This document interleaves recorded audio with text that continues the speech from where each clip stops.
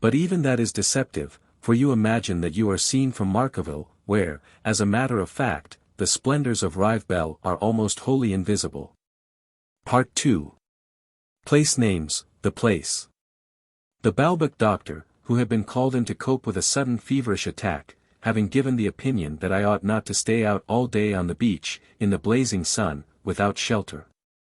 And having written out various prescriptions for my use, my grandmother took his prescriptions with a show of respect in which I could at once discern her firm resolve not to have any of them made up. But did pay attention to his advice on the matter of hygiene, and accepted an offer from Madame de Villeparisis to take us for drives in her carriage. After this I would spend the mornings, until luncheon, going to and fro between my own room and my grandmother's. Hers did not look out directly upon the sea, as mine did, but was lighted from 3 of its 4 sides, with views of a strip of the front, of a well inside the building, and of the country inland, and was furnished differently from mine. With armchairs upholstered in a metallic tissue with red flowers from which seemed to emanate the cool and pleasant odor that greeted me when I entered the room. And at that hour when the sun's rays, coming from different aspects and, as it were, from different hours of the day, broke the angles of the wall, thrust in a reflection of the beach, made of the chest of drawers a festal altar. Variegated as a bank of field flowers, attached to the wall the wings, folded, quivering, warm, of a radiance that would, at any moment, resume its flight, warmed like a bath a square of provincial carpet before the window overlooking the well, which the sun festooned and patterned like a climbing vine, added to the charm and complexity of the room's furniture by seeming to pluck and scatter the petals of the silken flowers on the chairs, and to make their silver threads stand out from the fabric. This room in which I lingered for a moment before going to get ready for our drive suggested a prism in which the colors of the light that shone outside were broken up, or a hive in which the sweet juices of the day which I was about to taste were distilled, scattered, intoxicating, visible, a garden of hope which dissolved in a quivering haze of silver threads and rose leaves. But before all this I had drawn back my own curtains, impatient to know what sea it was that was playing that morning by the shore, like a nereid. For none of those seas ever stayed with us longer than a day. On the morrow there would be another, which sometimes resembled its predecessor. But I never saw the same one twice. There were some that were of so rare a beauty that my pleasure on catching sight of them was enhanced by surprise. By what privilege, on one morning rather than another, did the window on being uncurtained disclose to my wondering eyes the nymph Glauconome, whose lazy beauty, gently breathing, had the transparence of a vaporous emerald beneath whose surface I could see teeming the ponderable elements that colored it? She made the sun join in her play, with a smile rendered languorous by an invisible haze which was not but a space kept vacant about her translucent surface, which, thus curtailed, became more appealing. Like those goddesses whom the sculptor carves in relief upon a block of marble, the rest of which he leaves unchiseled. So, in her matchless color, she invited us out over those rough terrestrial roads, from which, seated beside Madame de Villeparisis in her barouche, we should see, all day long and without ever reaching it, the coolness of her gentle palpitation. Madame de Villeparisis used to order her carriage early, so that we should have time to reach St. Mars-Lovetu, or the rocks of Ketholm, or some other goal which, for a somewhat lumbering vehicle, was far enough off to require the whole day. In my joy at the long drive we were going to take I would be humming some tune that I had heard recently as I strolled up and down until Madame de Villeparisis was ready. If it was Sunday hers would not be the only carriage drawn up outside the hotel. Several hired flies would be waiting there, not only for the people who had been invited to Feetern by Madame de Cambremer, but for those who, rather than stay at home all day, like children in disgrace, declared that Sunday was always quite impossible at Balbec and started off immediately after luncheon to hide themselves in some neighboring watering place or to visit one of the sights of the district. And indeed whenever, which was often, anyone asked Madame Blandace if she had been to the Cambremers, she would answer peremptorily, no. We went to the Falls of the Bee, as though that were the sole reason for her not having spent the day at Feetmean. The barrister would be charitable, and say, I envy you. I wish I had gone there instead, they must be well worth seeing. Beside the row of carriages, in front of the porch in which I stood waiting, was planted, like some shrub of a rare species, a young page who attracted the eye no less by the unusual and effective coloring of his hair than by his plant-like epidermis. Inside, in the hall, corresponding to the narthex, or church of the catechumens in a primitive basilica, through which persons who were not staying in the hotel were entitled to pass. The comrades of this outside page did not indeed work much harder than he, but did at least execute certain drilled movements. It is probable that in the early morning they helped with the cleaning. But in the afternoon they stood there only like a chorus who, even when there is nothing for them to do, remain upon the stage in order to strengthen the cast. The general manager, the same who had so terrified me, reckoned on increasing their number considerably next year, for he had big ideas. And this prospect greatly afflicted the manager of the hotel, who found that all these boys about the place only created a nuisance, by which he meant that they got in the visitors' way and were of no use to anyone. But between luncheon and dinner at least, between the exits and entrances of the visitors, they did fill an otherwise empty stage, like those pupils of Madame de Maintenon who, in the garb of young Israelites, carry on the action whenever Esther or Joad goes off. But the outside page, with his delicate tints, his tall, slender, fragile trunk, in proximity to whom I stood waiting for the marquise to come downstairs, preserved an immobility into which a certain melancholy entered. For his elder brothers had left the hotel for more brilliant careers elsewhere, and he felt keenly his isolation upon this alien soil. At last Madame de Villeparisis appeared. To stand by her carriage and to help her into it ought perhaps to have been part of the young page's duties. But he knew on the one hand that a person who brings her own servants to an hotel expects them to wait on her and is not as a rule lavish with her tips. And that generally speaking this was true also of the nobility of the old Faubourg Saint-Germain. Madame de Villeparisis was included in both these categories.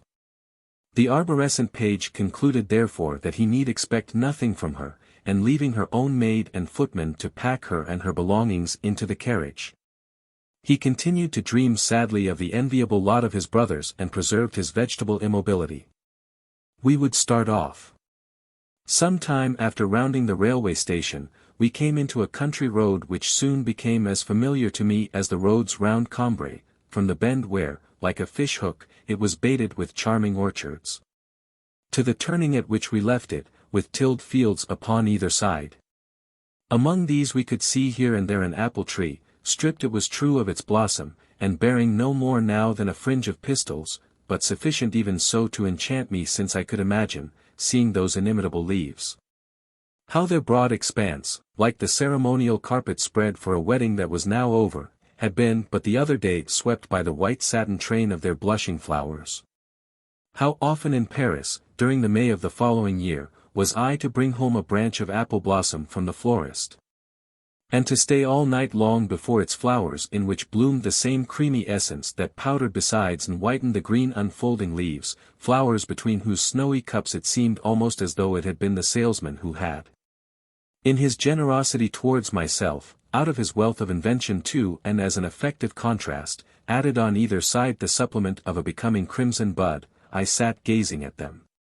I grouped them in the light of my lamp, for so long that I was often still there when the dawn brought to their whiteness the same flush with which it must at that moment have been tinging their sisters on the Balbec road, and I sought to carry them back in my imagination to that roadside.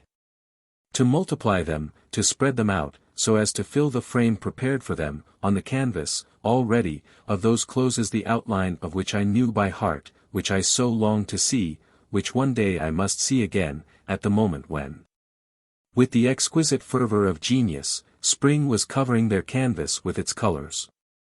Before getting into the carriage I had composed the seascape for which I was going to look out, which I had hoped to see with the sun radiant upon it, and which at Balbec I could distinguish only in too fragmentary a form, broken by so many vulgar intermissions that had no place in my dream, bathers, dressing boxes, pleasure yachts.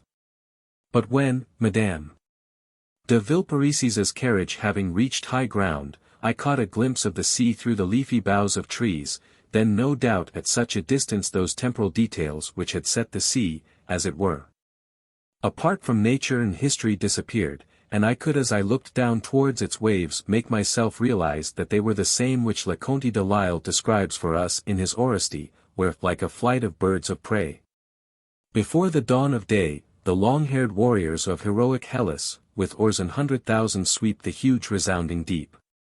But on the other hand I was no longer near enough to the sea, which seemed to me not a living thing now, but fixed. I no longer felt any power beneath its colors, spread like those of a picture among the leaves, through which it appeared as inconsistent as the sky and only of an intenser blue. Madame de Villeparisis, seeing that I was fond of churches, promised me that we should visit one day and another, and especially the church at Carcassonne, quite buried in all its old ivy. As she said with a wave of the hand which seemed tastefully to be clothing the absent front in an invisible and delicate screen of foliage. Madame de Villeparisis would often, with this little descriptive gesture, find just the right word to define the attraction and the distinctive features of an historic building, always avoiding technical terms, but incapable of concealing her thorough understanding of the things to which she referred. She appeared to seek an excuse for this erudition in the fact that one of her father's country houses, the one in which she had lived as a girl, was situated in a district in which there were churches similar in style to those round Balbec. So that it would have been unaccountable if she had not acquired a taste for architecture, this house being, incidentally, one of the finest examples of that of the Renaissance. But as it was also a regular museum, as moreover Chopin and Liszt had played there, Lamartine recited poetry, all the most famous artists for fully a century inscribed sentiments, scored melodies, made sketches in the family album, Madame de Villeparisis ascribed, whether from delicacy, good breeding, true modesty, or want of intelligence, only this purely material origin to her acquaintance with all the arts, and had come, apparently, to regard painting, music, literature and philosophy as the uppunnage of a young lady brought up on the most aristocratic lines in an historic building that was catalogued and starred. You would have said, listening to her, that she knew of no pictures that were not heirlooms. She was pleased that my grandmother liked a necklace which she wore, and which fell over her dress. It appeared in the portrait of an ancestress of her own by Titian which had never left the family, so that one could be certain of its being genuine. She would not listen to a word about pictures bought, heaven knew where, by a Croesus. She was convinced before you spoke that they were forgeries, and had so desired to see them. We knew that she herself painted flowers in water-color, and my grandmother, who had heard these praised, spoke to her of them. Madame de Villeparisis modestly changed the subject, but without shewing either surprise or pleasure more than would an artist whose reputation was established and to whom compliments meant nothing.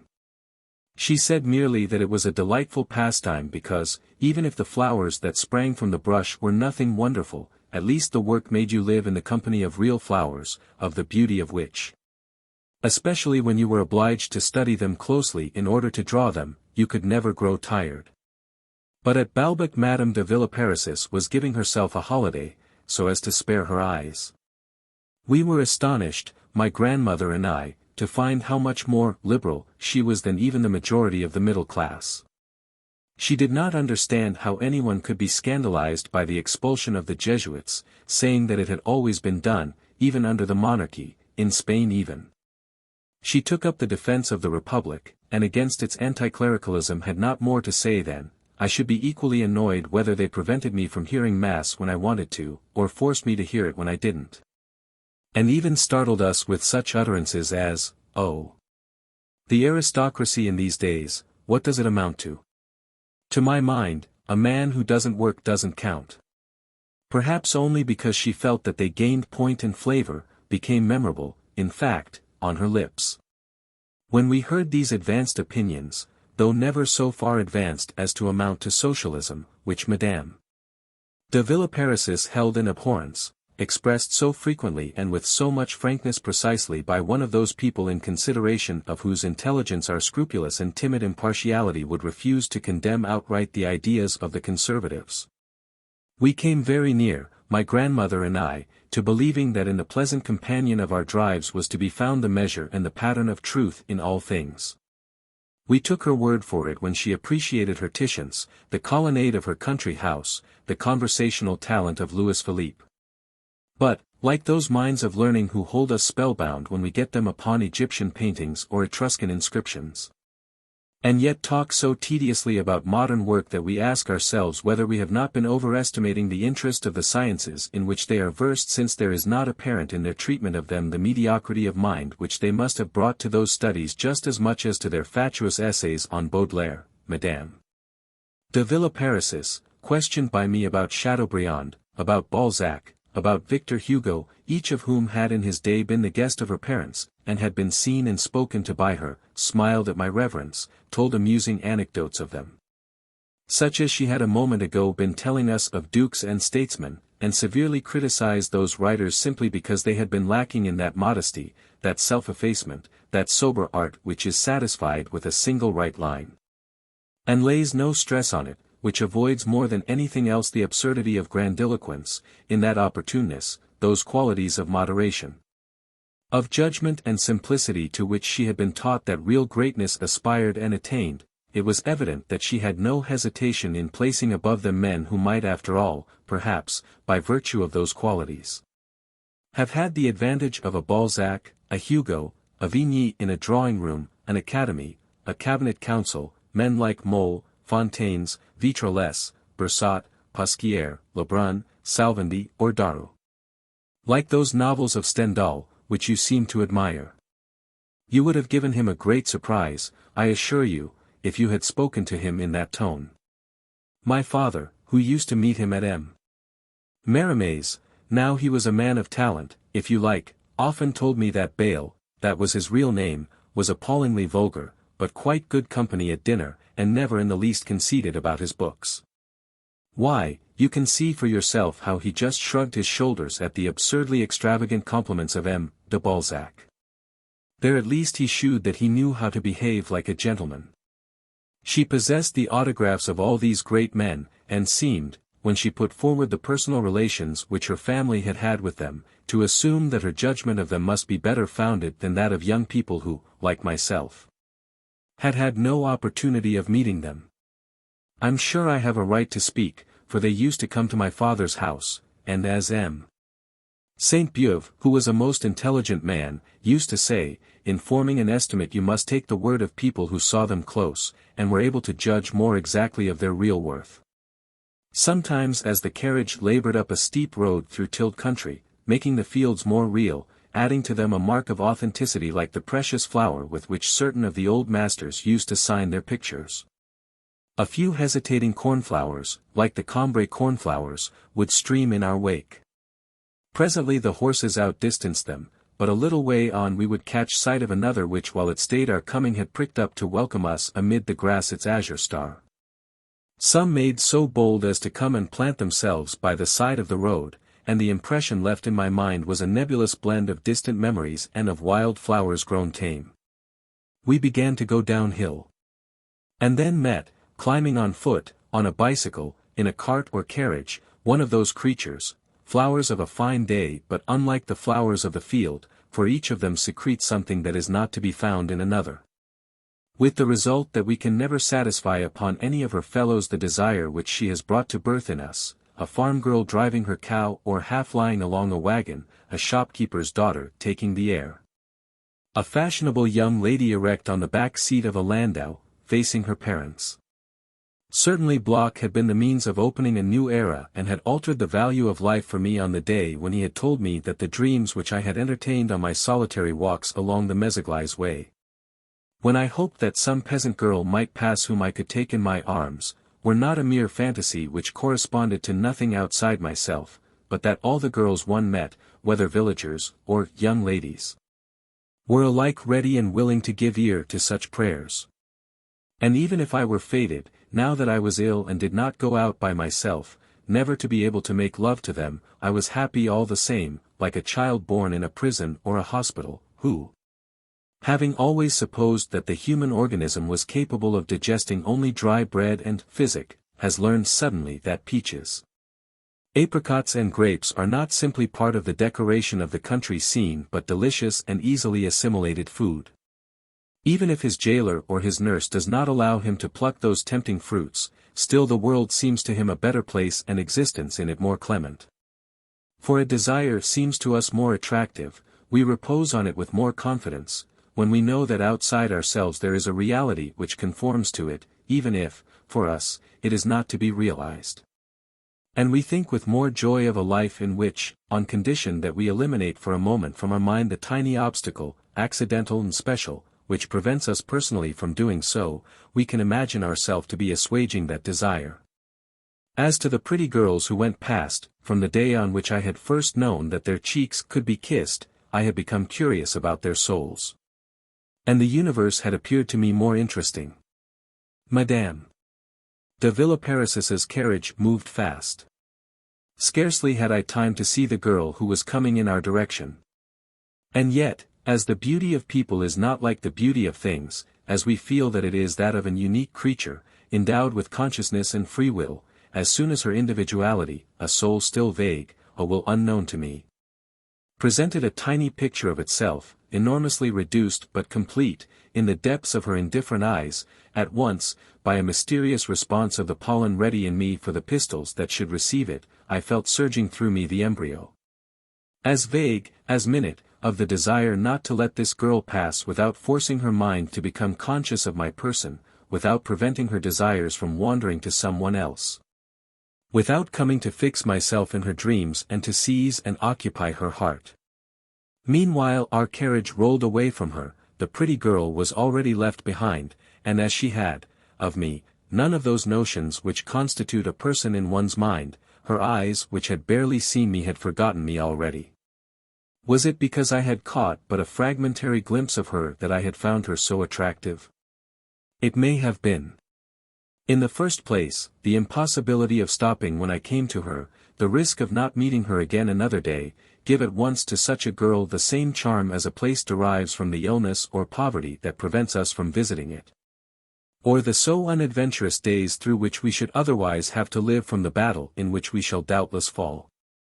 So that, if there were no such thing as habit, life must appear delightful to those of us who would at every moment be threatened with death, that is to say, to all mankind.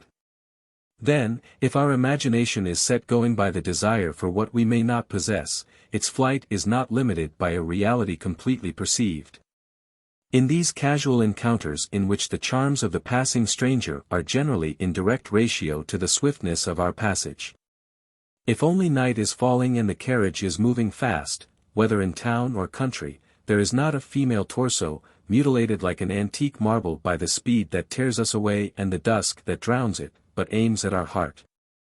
From every turning in the road, from the lighted interior of every shop, the arrows of beauty, that beauty of which we are sometimes tempted to ask ourselves whether it is, in this world, anything more than the complementary part that is added to a fragmentary and fugitive stranger by our imagination overstimulated by regret.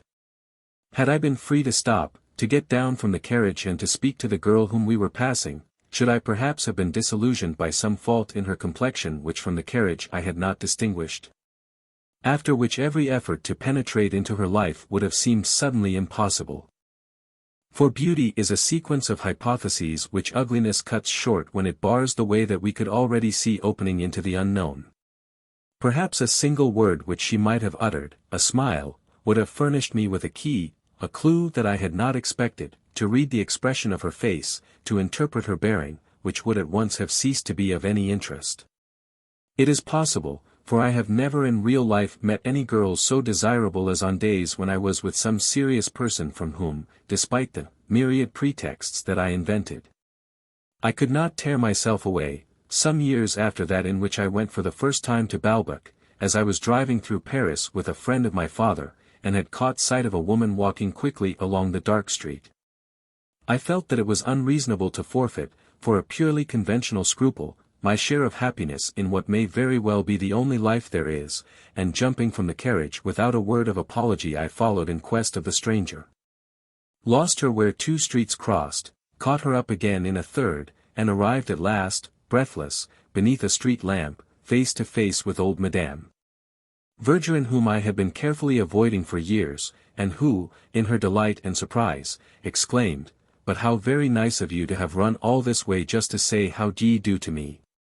That year at Balbec, at the moments of such encounters, I would assure my grandmother and Meade Villaparisis that I had so severe a headache that the best thing for me would be to go home alone on foot. But they would never let me get out of the carriage. And I must add that pretty girl, far harder to find again than an historic building, for she was nameless and had the power of locomotion, to the collection of all those whom I promised myself that I would examine more closely at a later date. One of them, however, happened to pass more than once before my eyes in circumstances which allowed me to believe that I should be able to get to know her when I chose. This was a milk girl who came from a farm with an additional supply of cream for the hotel. I fancied that she had recognized me also. And she did, in fact, look at me with an attentiveness which was perhaps due only to the surprise which my attentiveness caused her. And next day, a day on which I had been resting all morning, when Françoise came in about noon to draw my curtains, she handed me a letter which had been left for me downstairs. I knew no one at Balbec. I had no doubt that the letter was from the milk girl. Alas, it was only from Bergot who, as he happened to be passing, had tried to see me. But on hearing that I was asleep had scribbled a few charming lines for which the lift boy had addressed an envelope which I had supposed to have been written by the milk girl. I was bitterly disappointed, and the thought that it was more difficult, and more flattering to myself to get a letter from Bergot did not in the least console me for this particular letter's not being from her. As for the girl, I never came across her again any more than I came across those whom I had seen only from Madame de Villeparis's carriage. Seeing and then losing them all thus increased the state of agitation in which I was living, and I found a certain wisdom in the philosophers who recommend us to set a limit to our desires, if, that is, they refer to our desire for people. For that is the only kind that ends in anxiety, having for its object a being at once unknown and unconscious. To suppose that philosophy could refer to the desire for wealth would be too silly. At the same time I was inclined to regard this wisdom as incomplete, for I said to myself that these encounters made me find even more beautiful a world which thus caused to grow along all the country roads flowers at once rare and common. Fleeting treasures of the day, windfalls of the drive, of which the contingent circumstances that would never, perhaps, recur had alone prevented me from taking advantage, and which gave a new zest to life. But perhaps in hoping that, one day, with greater freedom, I should be able to find on other roads girls much the same. I was already beginning to falsify and corrupt what there is exclusively individual in the desire to live in the company of a woman whom one has found attractive. And by the mere fact that I admitted the possibility of making this desire grow artificially, I had implicitly acknowledged my illusion. The day on which Madame de Villaparisis took us to Carcassonne, where there was that church, covered in ivy, of which she had spoken to us, a church that, built upon rising ground, dominated both its village and the river that flowed beneath it, and had kept its own little bridge from the Middle Ages, my grandmother, thinking that I would like to be left alone to study the building at my leisure, suggested to her friend that they should go on and wait for me at the pastry cook's. In the village square which was clearly visible from where we were and, in its mellow bloom in the sunshine, seemed like another part of a whole that was all medieval. It was arranged that I should join them there later. In the mass of verdure before which I was left standing I was obliged, if I was to discover the church, to make a mental effort which involved my grasping more intensely the idea church.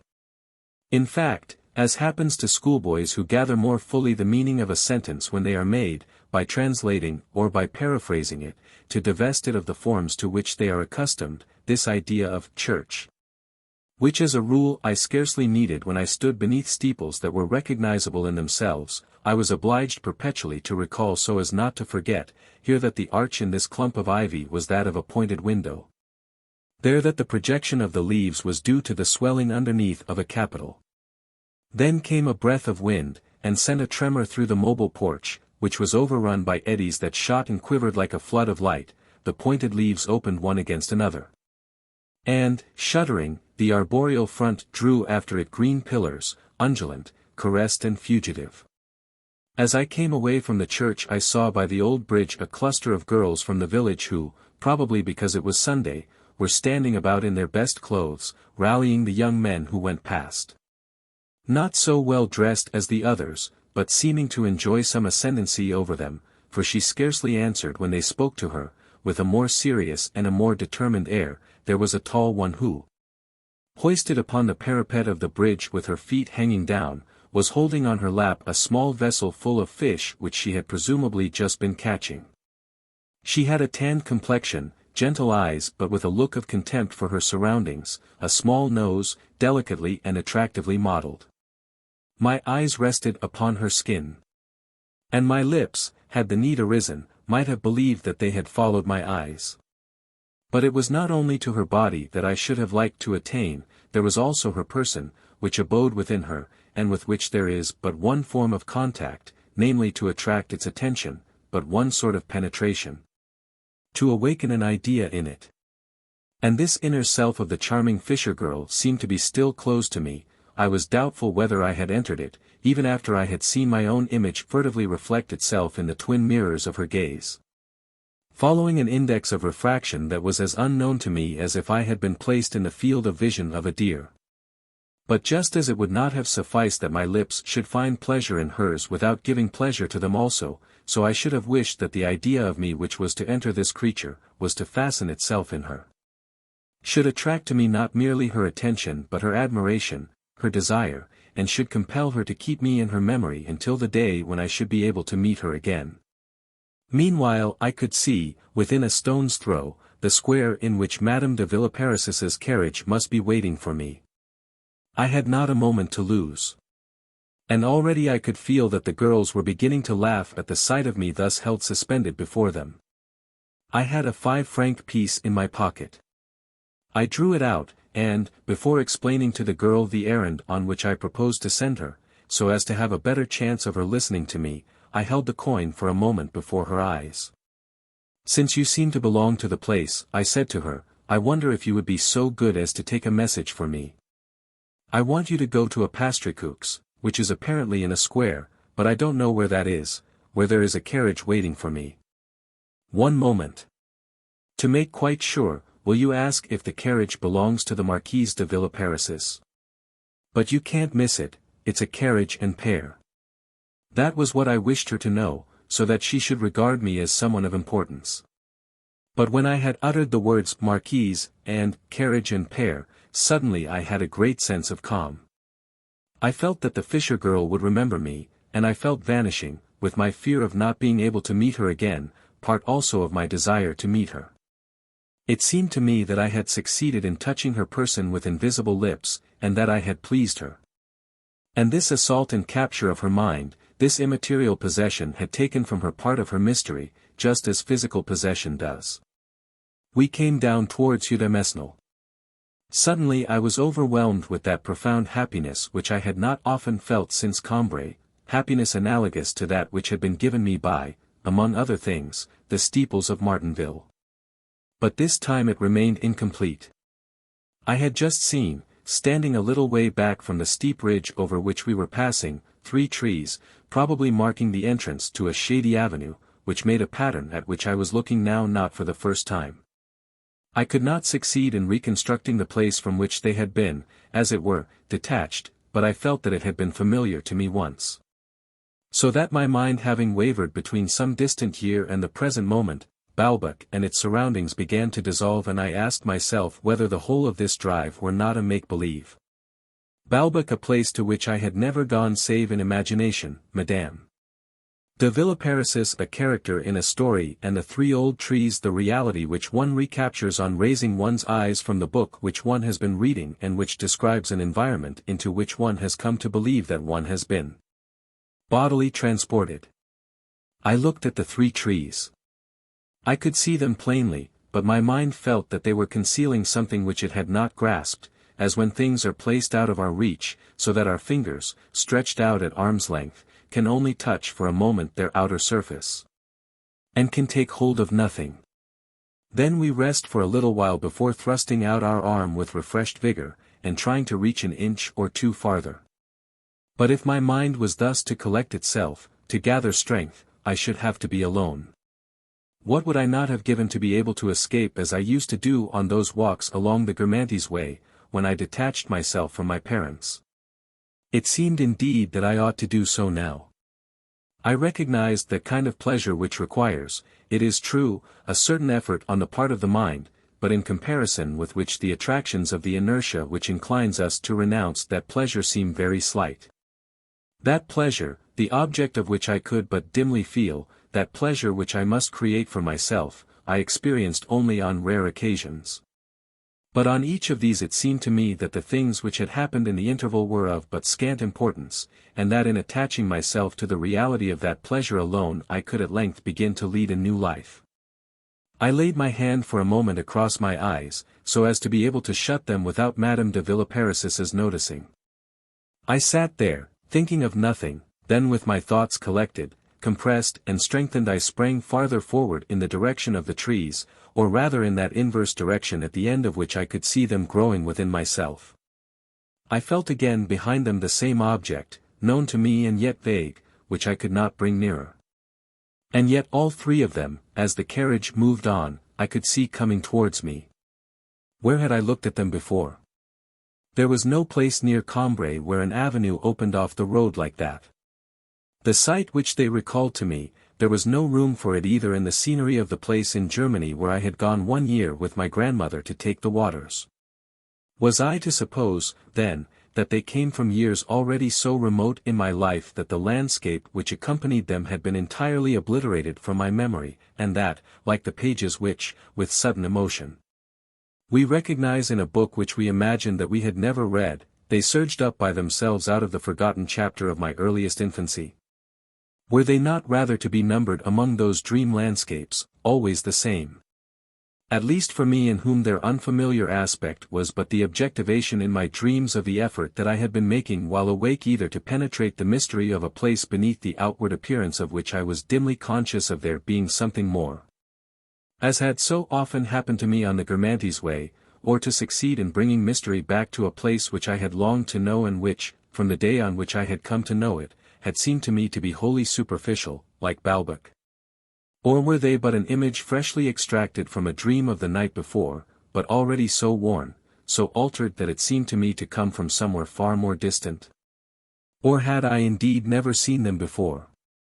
Did they conceal beneath their surface, like the trees, like the tufts of grass that I had seen beside the Guermantes way, a meaning as obscure, as hard to grasp as is a distant past, so that, whereas they are pleading with me that I would master a new idea, I imagined that I had to identify something in my memory? Or again were they concealing no hidden thought, and was it simply my strained vision that made me see them double in time as one occasionally sees things double in space? I could not tell. And yet all the time they were coming towards me. Perhaps some fabulous apparition, a ring of witches or of Norns who would propound their oracles to me. I chose rather to believe that they were phantoms of the past, dear companions of my childhood, vanished friends who recalled our common memories. Like ghosts they seemed to be appealing to me to take them with me, to bring them back to life. In their simple, passionate gesticulation I could discern the helpless anguish of a beloved person who has lost the power of speech, and feels that he will never be able to say to us what he wishes to say and we can never guess. Presently, at a crossroads, the carriage left them. It was bearing me away from what alone I believed to be true, what would have made me truly happy. It was like my life. I watched the trees gradually withdraw, waving their despairing arms, seeming to say to me, "What you fail to learn from us today, you will never know. If you allow us to drop back into the hollow of this road from which we sought to raise ourselves up to you, a whole part of yourself which we were bringing to you will fall forever into the abyss." And indeed if, in the course of time, I did discover the kind of pleasure and of disturbance which I had just been feeling once again, and if one evening, too late, but then for all time, I fastened myself to it. Of those trees themselves I was never to know what they had been trying to give me nor where else I had seen them. And when, the road having forked and the carriage with it, I turned my back on them and ceased to see them, with Madame de Villeparis's asking me what I was dreaming about, I was as wretched as though I had just lost a friend, had died myself, had broken faith with the dead or had denied my God. It was time to be thinking of home. Madame de Villeparis's, who had a certain feeling for nature, colder than that of my grandmother but capable of recognizing, even outside museums and noblemen's houses, the simple and majestic beauty of certain old and venerable things. Told her coachman to take us back by the old Balbec road, a road little used but planted with old elm trees which we thought quite admirable. Once we had got to know this road, for a change we would return, that is, if we had not taken it on the outward journey, by another which ran through the woods of Chantereine and Cantaloupe. The invisibility of the numberless birds that took up one another's song close beside us in the trees gave me the same sense of being at rest that one has when one shuts one's eyes. Chained to my back seat like Prometheus on his rock, I listened to my Oceanides.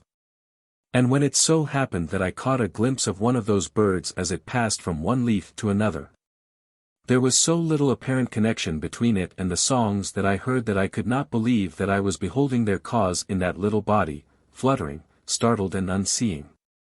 This road was like many others of the same kind which are to be found in France, climbing on a fairly steep gradient to its summit and then gradually falling for the rest of the way. At the time, I found no great attraction in it, I was only glad to be going home. But it became for me later on a frequent source of joy by remaining in my memory as a lodestone to which all the similar roads that I was to take, on walks or drives or journeys, would at once attach themselves without breach of continuity and would be able, thanks to it, to communicate directly with my heart. For as soon as the carriage or the motor car turned into one of these roads that seemed to be merely the continuation of the road along which I had driven with Madame de Villeparisis, the matter to which I found my consciousness directly applying itself, as to the most recent event in my past, would be, all the intervening years being quietly obliterated, the impressions that I had had on those bright summer afternoons and evenings, driving round Balbec, when the leaves smelt good, a mist rose from the ground. And beyond the village close at hand one could see through the trees the sun setting as though it had been merely some place farther along the road, a forest place and distant, which we should not have time to reach that evening. Harmonized with what I was feeling now in another place, on a similar road, surrounded by all the accessory sensations of breathing deep draughts of air, of curiosity, indolence, appetite, lightness of heart which were common to them both. And excluding all others, these impressions would be reinforced, would take on the consistency of a particular type of pleasure, and almost of a setting of life which, as it happened, I rarely had the luck to come across, but in which these awakened memories placed, amid the reality that my senses could perceive, no small part of a reality suggested, dreamed, unseizable, to give me, among those regions through which I was passing, more than an aesthetic feeling. A transient but exalted ambition to stay there and to live there always. How often since then, simply because I could smell green leaves, has not being seated on a back seat opposite Madame de Villeparisis, meeting the Princess de Luxembourg who waved a greeting to her from her own carriage. Coming back to dinner at the Grand Hotel appeared to me as one of those indescribable happinesses which neither the present or the future can restore to us, which we may taste once only in a lifetime. Often dusk would have fallen before we reached the hotel. Timidly I would quote to Madame de Villeparisis, pointing to the moon in the sky, some memorable expression of Chateaubriand or Vigny or Victor Hugo, shedding abroad that ancient secret of melancholy, or weeping like Diana by the brink of her streams, or the shadows nuptial, solemn and august. And so you think that good, do you? She would ask, inspired, as you call it. I must confess that I am always surprised to see people taking things seriously nowadays which the friends of those gentlemen, while doing ample justice to their merits, were the first to laugh at. People weren't so free then with the word inspired as they are now, when if you say to a writer that he has mere talent he thinks you're insulting him. You quote me a fine passage from M. de Chateaubriand about moonlight. You shall see that I have my own reasons for being refractory. M. de Chateaubriand used constantly to come to see my father. He was quite a pleasant person when you were alone with him, because then he was simple and amusing, but the moment he had an audience he would begin to pose, and then he became absurd. When my father was in the room, he pretended that he had flung his resignation in the king's face, and that he had controlled the voting in the conclave, forgetting that it was my father whom he had asked to beg the king to take him back. And that my father had heard him make the most idiotic forecasts of the papal election. You ought to have heard M. de Blocas on that famous conclave. He was a very different kind of man from M. de Chateaubriand. As to his fine phrases about the moon, they became part of our regular program for entertaining our guests. Whenever there was any moonlight about the house, if there was anyone staying with us for the first time, he would be told to take M. de Chateaubriand for a stroll after dinner. When they came in, my father would take his guest aside and say, "Well, and was M. de Chateaubriand very eloquent?" "Oh, yes. He's been talking about the moon." "Yes, how did you know?" "One moment, didn't he say," and then my father would quote the passage. "He did, but how in the world? And he spoke to you of the moonlight on the Roman Campagna? But, my dear sir, you're a magician." My father was no magician, but M. de Chateaubriand had the same little speech about the moon which he served up every time. At the mention of Vigny she laughed, the man who said, "I am the Comte Alfred de Vigny. One either is a comte or one isn't. It is not of the slightest importance." And then perhaps she discovered that it was after all, of some slight importance, for she went on, "For one thing I am by no means sure that he was, and in any case he was of the humblest origin. That gentleman who speaks in his verses of his esquire's crest. In such charming taste, is it not, and so interesting to his readers? Like Musset, a plain Paris cit, who laid so much stress on the golden falcon that surmounts my helm. As if you would ever hear a real gentleman say a thing like that. And yet Musset had some talent as a poet. But except Cinq-Mars I have never been able to read a thing by M. de Vigny. I get so bored that the book falls from my hands. M. Mole, who had all the cleverness and tact that were wanting in M. de Vigny, put him properly in his place when he welcomed him to the Academy. Do you mean to say you don't know the speech? It is a masterpiece of irony and impertinence. She found fault with Balzac, whom she was surprised to see her nephews admire, for having pretended to describe a society, in which he was never received and of which his descriptions were wildly improbable. As for Victor Hugo, she told us that M. de Bouillon, her father, who had friends among the young leaders of the Romantic movement, had been taken by some of them to the first performance of Hernani, but that he had been unable to sit through it. So ridiculous had he found the lines of that talented but extravagant writer who had acquired the title of major poet only by virtue of having struck a bargain. And as a reward for the not disinterested indulgence that he shewed to the dangerous errors of the socialists. We had now come in sight of the hotel, with its lights, so hostile that first evening, on our arrival, now protecting in kind, speaking to us of home. And when the carriage drew up outside the door, the porter, the pages, the lift boy, attentive, clumsy, vaguely uneasy at our lateness, were numbered, now that they had grown familiar. Among those beings who change so many times in the course of our life, as we ourselves change, but by whom, when they are for the time being the mirror of our habits, we find something attractive in the feeling that we are being faithfully reflected and in a friendly spirit. We prefer them to friends whom we have not seen for some time, for they contain more of what we actually are. Only the outside page, exposed to the sun all day, had been taken indoors for protection from the cold night air and swaddled in thick woolen garments which, combined with the orange effulgence of his locks and the curiously red bloom of his cheeks, made one, seeing him there through the glass front of the hall, think of a hothouse plant muffled up for protection from the frost. We got out of the carriage, with the help of a great many more servants than were required, but they were conscious of the importance of the scene and each felt obliged to take some part in it. I was always very hungry. And so, often, so as not to keep dinner waiting, I would not go upstairs first to the room which had succeeded in becoming so really mine that to catch sight of its long violet curtains and low bookcases was to find myself alone again with that self of which things, like people, gave me a reflected image. But we would all wait together in the hall until the head waiter came to tell us that our dinner was ready. And this gave us another opportunity of listening to Madame de Villeparisis. "But you must be tired of us by now," protested my grandmother. "Not at all. Why, I am delighted, what could be nicer, replied her friend with a winning smile, drawing out, almost intoning her words in a way that contrasted markedly with her customary simplicity of speech.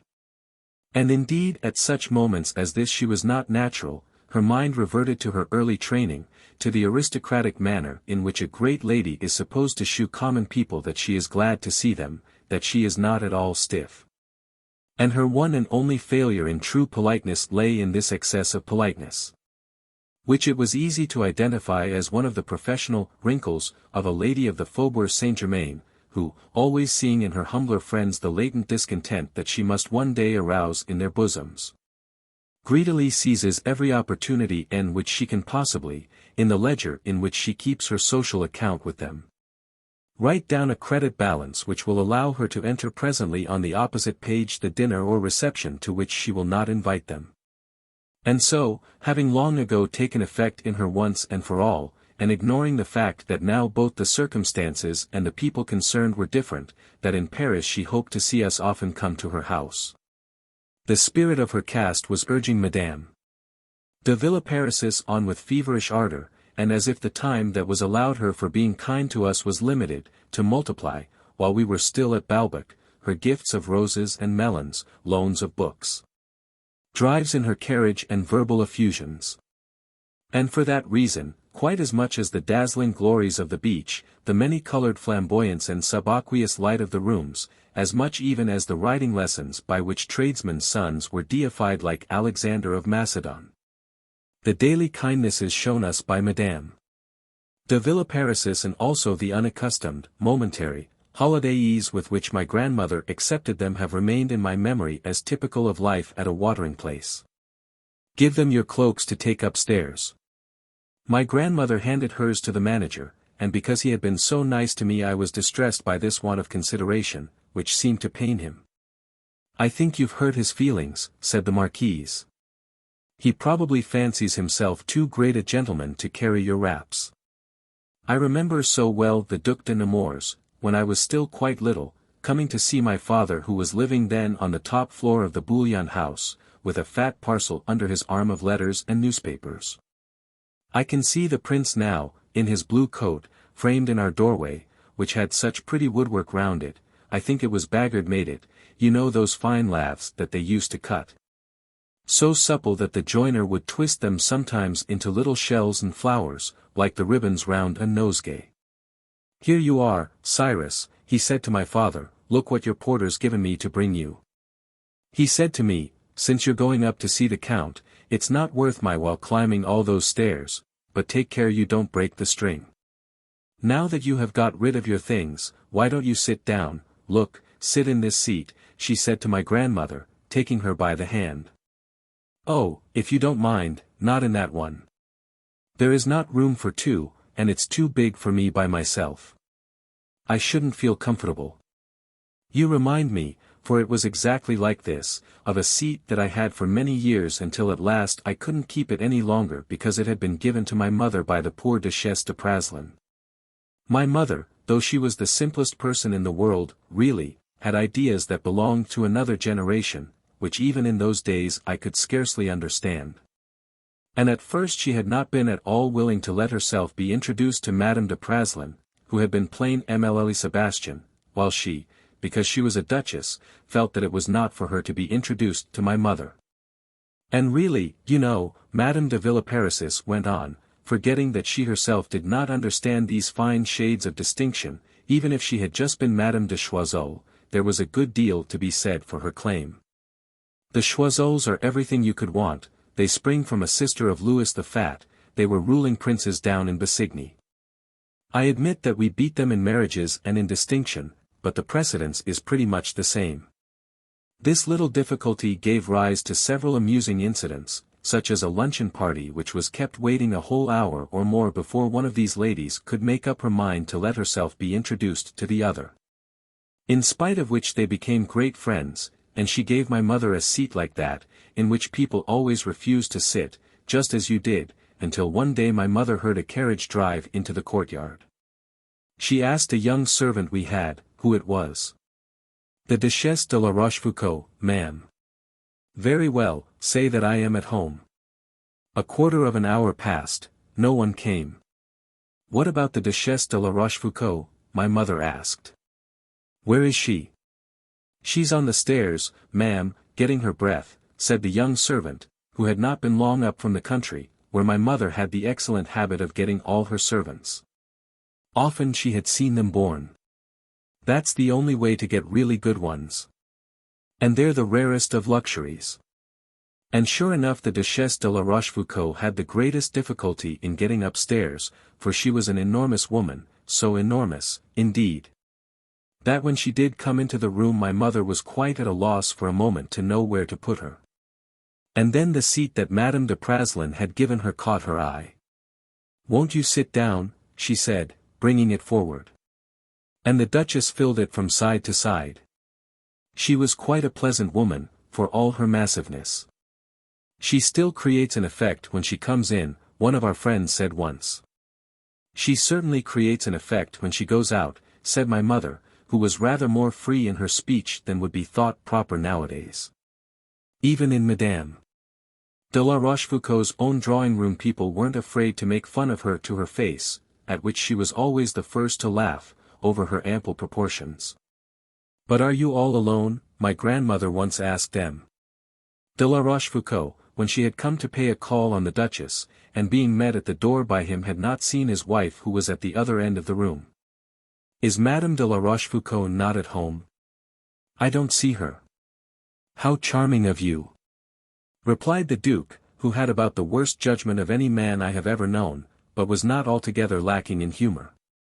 After dinner, when I had retired upstairs with my grandmother, I said to her that the qualities which attracted us in Madame de Villeparis's, her tact, her shrewdness, her discretion, her modesty in not referring to herself, were not, perhaps, of very great value, since those who possessed them in the highest degree were simply people like Mole and Loménie. And that if the want of them can make our social relations unpleasant, yet it did not prevent from becoming Chateaubriand, Vigny, Hugo, Balzac, a lot of foolish fellows who had no judgment, at whom it was easy to mock, like Bloch.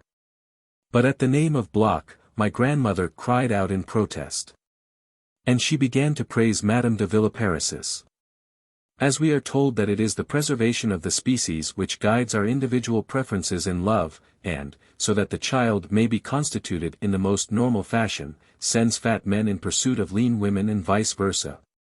So in some dim way it was the requirements of my happiness threatened by my disordered nerves, by my morbid tendency to melancholy, to solitude, that made her allot the highest place to the qualities of balance and judgment. Peculiar not only to Madame de Villeparis's but to a society in which our ancestors saw blossom the minds of a Dudon, a.m. de Remusat, not to mention a Busergent, a Joubert, a Savine, a type of mind that invests life with more happiness, with greater dignity than the converse refinements which brought a Baudelaire, a Poe, a Verlaine, a Rimbaud to sufferings. To a disrepute such as my grandmother did not wish for her daughter's child. I interrupted her with a kiss and asked her if she had noticed some expression which Madame de Villeparis had used and which seemed to point to a woman who thought more of her noble birth than she was prepared to admit. In this way I used to submit my impressions of life to my grandmother, for I was never certain what degree of respect was due to anyone until she had informed me. Every evening I would come to her with the mental sketches that I had made during the day of all those non-existent people who were not her. Once I said to her, I shouldn't be able to live without you. But you mustn't speak like that. Her voice was troubled. We must harden our hearts more than that, you know. Or what would become of you if I went away on a journey? But I hoped that you would be quite sensible and quite happy. I could manage to be sensible if you went away for a few days, but I should count the hours. But if I were to go away for months? At the bare suggestion of such a thing my heart was wrung, for years, for. We both remained silent. We dared not look one another in the face. And yet I was suffering more keenly from her anguish than from my own. And so I walked across to the window, and said to her, with a studied clearness of tone but with averted eyes. You know what a creature of habit I am. For the first few days after I have been parted from the people I love best, I am wretched. But though I go on loving them just as much, I grow used to their absence, life becomes calm, bearable, pleasant, I could stand being parted from them for months, for years. I was obliged to stop, and looked straight out of the window. My grandmother went out of the room for something.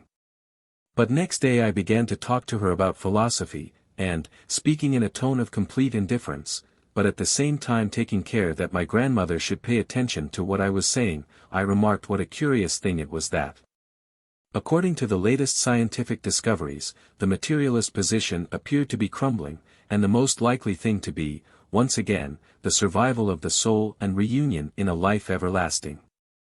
Maid Villaparisis gave us warning that presently she would not be able to see so much of us. A young nephew who was preparing for Saumur, and was meanwhile stationed in the neighborhood, at Doncières, was coming to spend a few weeks' furlough with her, and she would be devoting most of her time to him.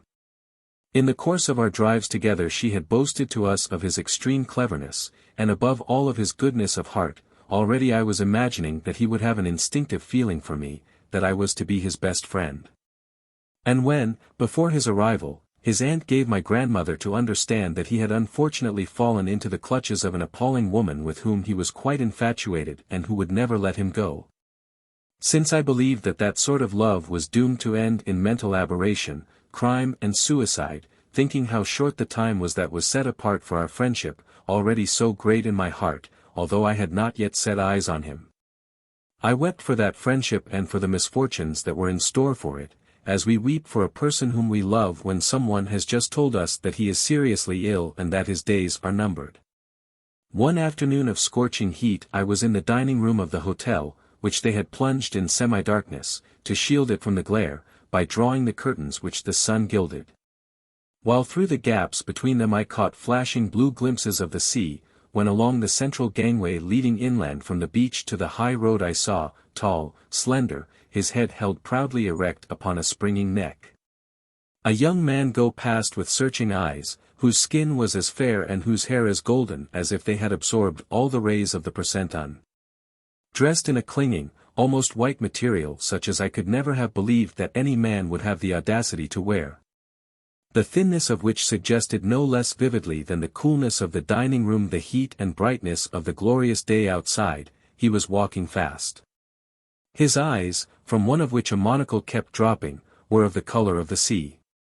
Everyone looked at him with interest as he passed, knowing that this young Marquis de Saint-Louis was famed for the smartness of his clothes.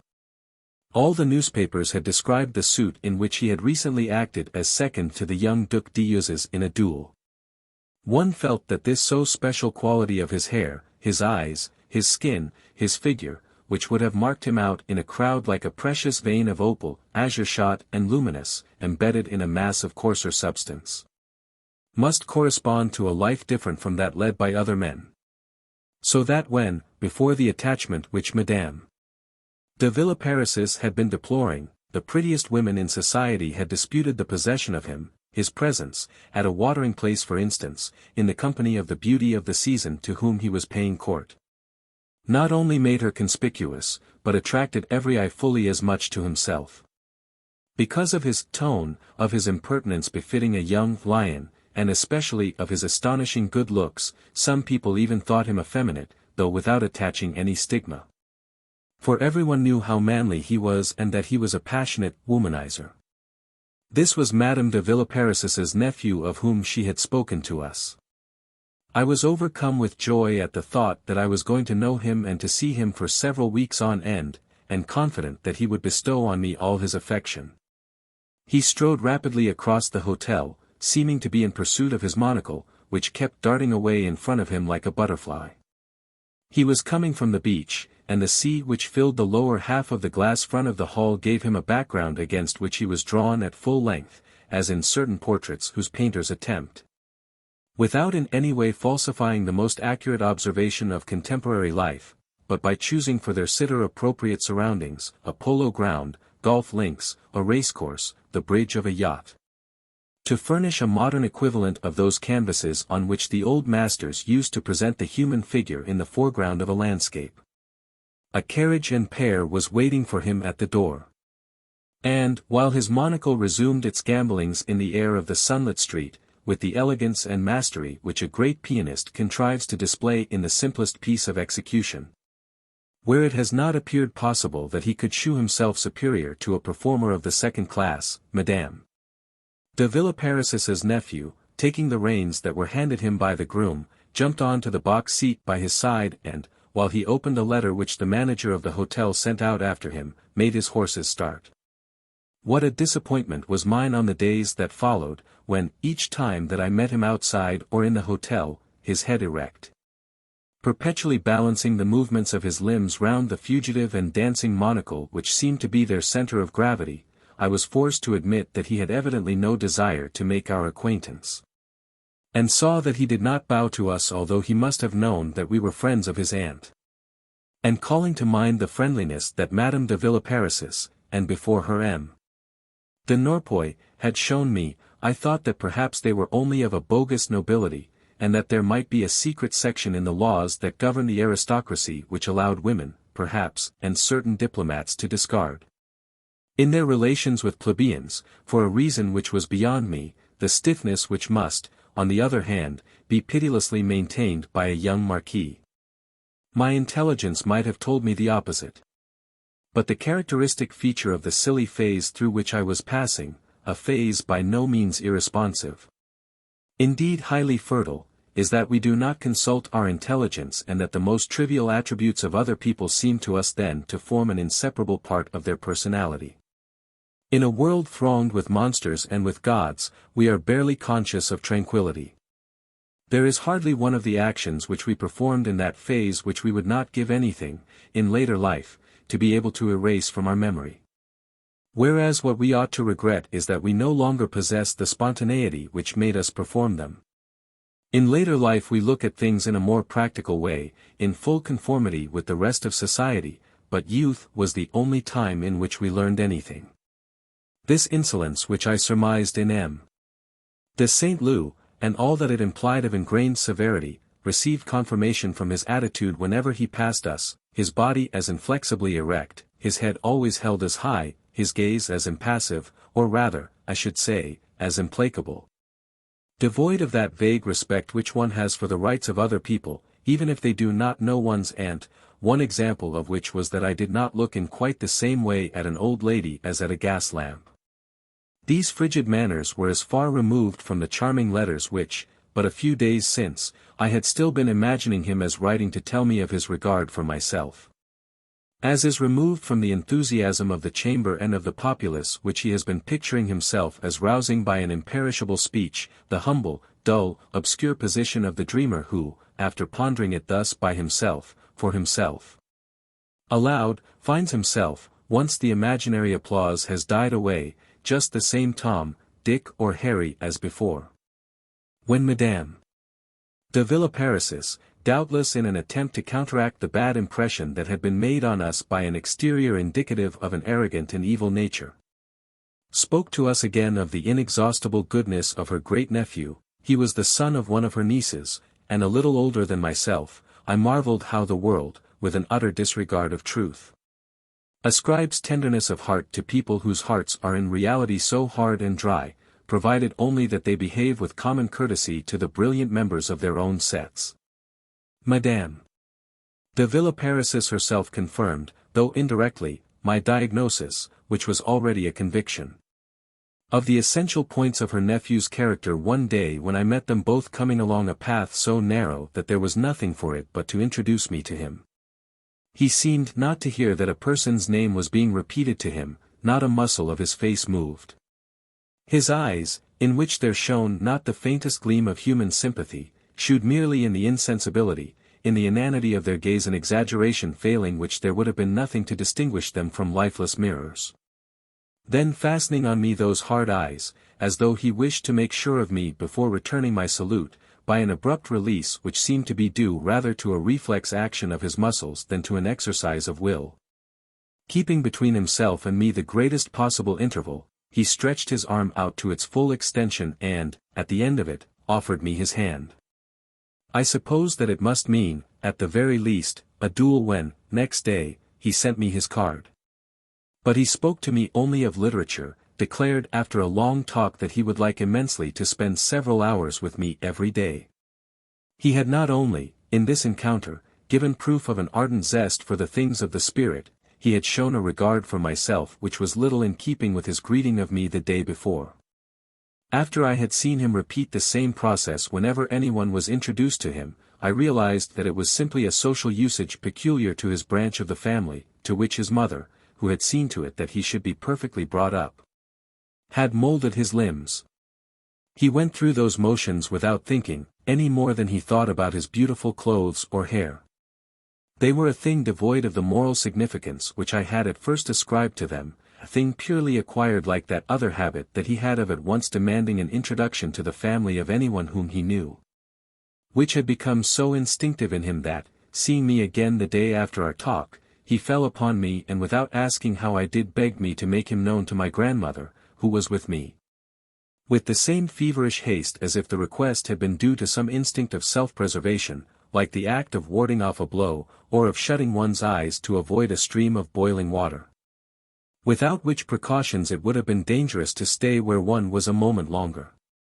The first rites of exorcism once performed, as a wicked fairy discards her outer form and endures all the most enchanting graces, I saw this disdainful creature become the most friendly, the most considerate young man that I had ever met. Good, I said to myself, I've been mistaken about him once already, I was taken in by a mirage. But I have corrected the first only to fall into a second, for he must be a great gentleman who has grown sick of his nobility and is trying to hide it. As a matter of fact, it was not long before all the exquisite breeding, all the friendliness of St. Loup were indeed to let me see another creature, but one very different from what I had suspected. This young man who had the air of a scornful, sporting aristocrat had in fact no respect, no interest save for and in the things of the spirit, and especially those modern manifestations of literature and art which seemed so ridiculous to his aunt. He was imbued, moreover, with what she called socialistic spoutings, was filled with the most profound contempt for his caste and spent long hours in the study of Nietzsche and Proudhon. He was one of those intellectuals, quick to admire what is good, who shut themselves up in a book, and are interested only in pure thought. Indeed, in St. Loup the expression of this highly abstract tendency, which removed him so far from my customary preoccupations, while it seemed to me touching, also annoyed me not a little. I may say that when I realized properly who had been his father, on days when I had been reading memoirs rich in anecdotes of that famous Comte de Marsantes, in whom were embodied the special graces of a generation already remote, the mind full of speculation, anxious to obtain fuller details of the life that M. de Marsantes had led, it used to infuriate me that Robert de St. Loup, instead of being content to be the son of his father, instead of being able to guide me through the old-fashioned romance of what had been that father's existence, had trained himself to enjoy Nietzsche and Proudhon. His father would not have shared my regret. He had been himself a man of brains, who had transcended the narrow confines of his life as a man of the world. He had hardly had time to know his son, but had hoped that his son would prove a better man than himself. And I really believe that, unlike the rest of the family, he would have admired his son, would have rejoiced at his abandoning what had been his own small diversions for austere meditations, and without saying a word. In his modesty as a great gentleman endowed with brains, he would have read in secret his son's favorite authors in order to appreciate how far Robert was superior to himself. There was, however, this rather painful consideration, that if M. de Marsantes, with his extremely open mind, would have appreciated a son so different from himself, Robert de St. Loup, because he was one of those who believe that merit is attached only to certain forms of art and life, had an affectionate but slightly contemptuous memory of a father who had spent all his time hunting and racing, who yawned at Wagner and raved over Offenbach. St. Loup had not the intelligence to see that intellectual worth has nothing to do with adhesion to any one aesthetic formula, and had for the intellectuality of M. de Marsantes much the same sort of scorn as might have been felt for Boieldieu or Labiche by a son of Boieldieu or Labiche who had become adepts in the most symbolic literature and the most complex music. I scarcely knew my father, he used to say.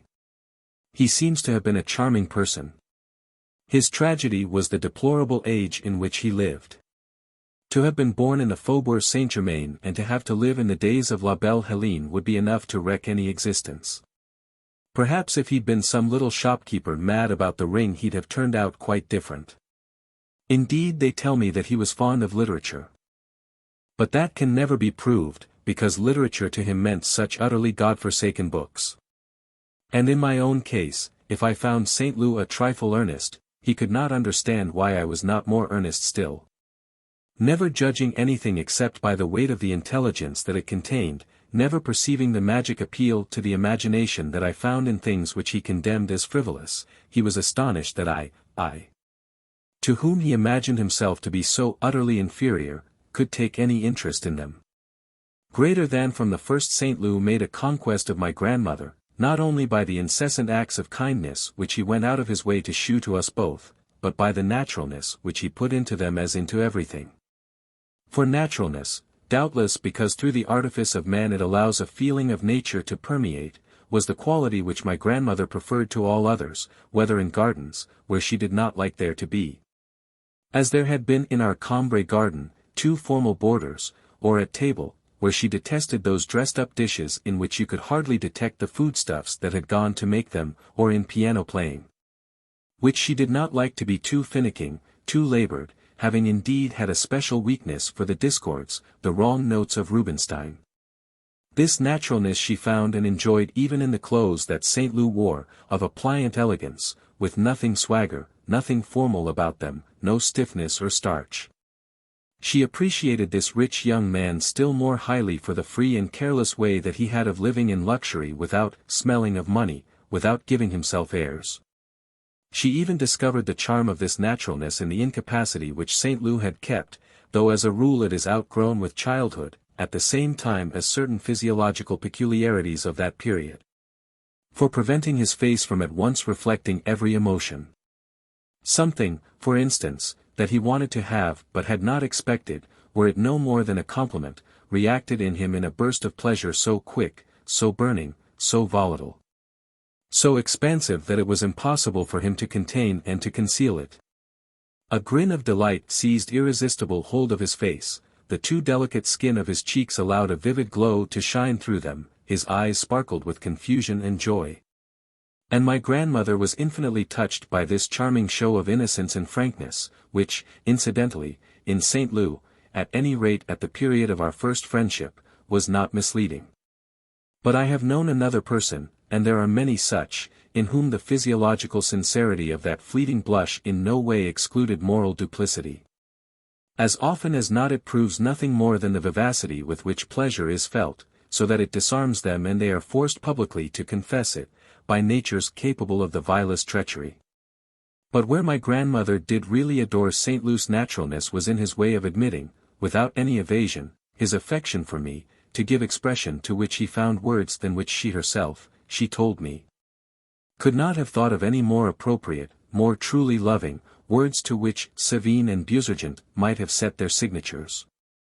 He was not afraid to make fun of my weaknesses, which he had discerned with an acuteness that made her smile, but as she herself would have done, lovingly, at the same time extolling my good qualities with a warmth, an impulsive freedom that shewed no sign of the reserve, the coldness by means of which young men of his age are apt to suppose that they give themselves importance.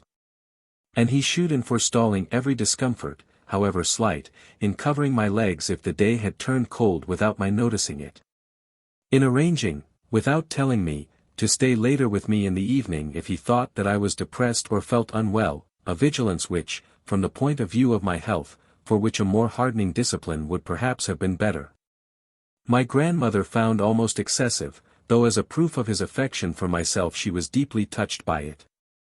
It was promptly settled between us that he and I were to be great friends forever, and he would say, our friendship, as though he were speaking of some important and delightful thing which had an existence independent of ourselves, and which he soon called, not counting his love for his mistress, the great joy of his life. These words made me rather uncomfortable and I was at a loss for an answer, for I did not feel when I was with him and talked to him, and no doubt it would have been the same with everyone else, any of that happiness which it was, on the other hand, possible for me to experience when I was by myself. For alone, at times, I felt surging from the depths of my being one or other of those impressions which gave me a delicious sense of comfort. But as soon as I was with someone else, when I began to talk to a friend, my mind at once turned about, it was towards the listener and not myself that it directed its thoughts. And when they followed this outward course they brought me no pleasure. Once I had left St. Loup, I managed, with the help of words, to put more or less in order the confused minutes that I had spent with him. I told myself that I had a good friend, that a good friend was a rare thing, and I tasted, when I felt myself surrounded by goods that were difficult to acquire, what was precisely the opposite of the pleasure that was natural to me. The opposite of the pleasure of having extracted from myself and brought to light something that was hidden in my inner darkness. If I had spent 2 or 3 hours in conversation with St. Loup, and he had expressed his admiration of what I had said to him, I felt a sort of remorse, or regret, or weariness at not having been left alone and ready, at last, to begin my work. But I told myself that one is not given intelligence for one's own benefit only, that the greatest of men have longed for appreciation. That I could not regard as wasted hours in which I had built up an exalted idea of myself in the mind of my friend. I had no difficulty in persuading myself that I ought to be happy in consequence, and I hoped all the more anxiously that this happiness might never be taken from me simply because I had not yet been conscious of it. We fear more than the loss of everything else the disappearance of the goods that have remained beyond our reach, because our heart has not taken possession of them. I felt that I was capable of exemplifying the virtues of friendship better than most people, because I should always place the good of my friends before those personal interests to which other people were devoted but which did not count for me. But not of finding happiness in a feeling which, instead of multiplying the differences that there were between my nature and those of other people, as there are among all of us, would cancel them. At the same time my mind was distinguishing in St. Loup a personality more collective than his own, that of the noble, which like an indwelling spirit moved his limbs, ordered his gestures and his actions. Then, at such moments, although in his company, I was as much alone as I should have been gazing at a landscape the harmony of which I could understand. He was no more then than an object the properties of which, in my musing contemplations, I sought to explore. The perpetual discovery in him of this pre-existent, this aeonial creature, this aristocrat who was just what Robert aspired not to be, gave me a keen delight, but one that was intellectual and not social. In the moral and physical agility which gave so much grace to his kindnesses, in the ease with which he offered my grandmother his carriage and made her get into it, in the alacrity with which he sprang from the box. When he was afraid that I might be cold, to spread his own cloak over my shoulders. I felt not only the inherited litheness of the mighty hunters who had been for generations the ancestors of this young man who made no pretense save to intellectuality, their scorn of wealth which, subsisting in him side by side with his enjoyment of it simply because it enabled him to entertain his friends more lavishly, made him so carelessly shower his riches at their feet. I felt in him especially the certainty or the illusion in the minds of those great lords of being better than other people, thanks to which they had not been able to hand down to St. Loup that anxiety to shew that one is just as good, that dread of seeming inferior, of which he was indeed wholly unconscious, but which mars with so much ugliness, so much awkwardness, the most sincere overtures of a plebeian. Sometimes I found fault with myself for thus taking pleasure in my friend as in a work of art. That is to say, in regarding the play of all the parts of his being as harmoniously ordered by a general idea from which they depended but which he did not know, so that it added nothing to his own good qualities, to that personal value, intellectual and moral, to which he attached so high a price. And yet that idea was to a certain extent their determining cause. It was because he was a gentleman that that mental activity, those socialist aspirations, which made him seek the company of young students, arrogant and ill-dressed, connoted in him something really pure and disinterested which was not to be found in them. Looking upon himself as the heir of an ignorant and selfish caste, he was sincerely anxious that they should forgive in him that aristocratic origin which they, on the contrary, found irresistibly attractive and on account of which they sought to know him, though with a show of coldness and indeed of insolence towards him. He was thus led to make advances to people from whom my parents, faithful to the sociological theories of Combray, would have been stupefied at his not turning away in disgust.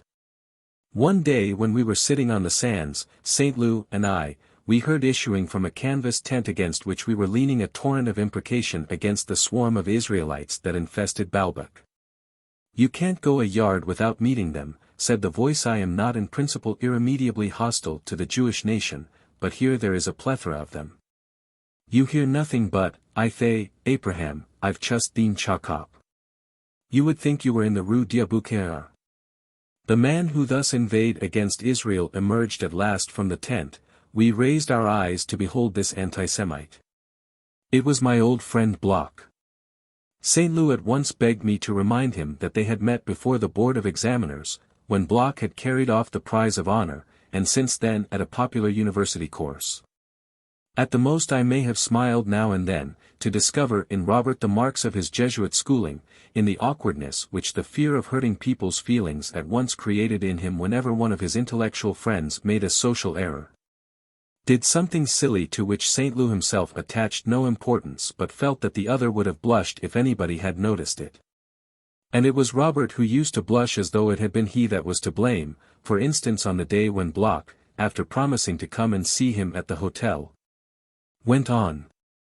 "As I cannot endure to be kept waiting among all the false splendor of these great caravanserais, and the Hungarian band would make me ill, you must tell the liftboy to make them shut up, and to let you know at once." Personally, I was not particularly anxious that Bloch should come to the hotel. He was at Balbec not by himself, unfortunately, but with his sisters, and they in turn had innumerable relatives and friends staying there. Now this Jewish colony was more picturesque than pleasant. Balbec was in this respect like such countries as Russia or Romania, where the geography books teach us that the Israelite population does not enjoy anything approaching the same esteem and has not reached the same stage of assimilation as, for instance, in Paris.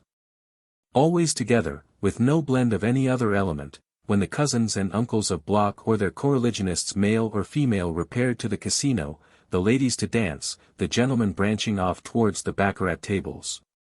They formed a solid troop, homogeneous within itself, and utterly dissimilar to the people who watched them go past and found them there again every year without ever exchanging a word or a sign with them, whether these were on the Cambermer's list, or the presiding magistrate's little group, professional or business people, or even simple corn chandlers from Paris, whose daughters, handsome, proud, derisive and French as the statues at Rheims, would not care to mix with that horde of ill-bred tomboys, who carried their zeal for seaside fashion so far as to be always apparently on their way home from shrimping or out to dance the tango.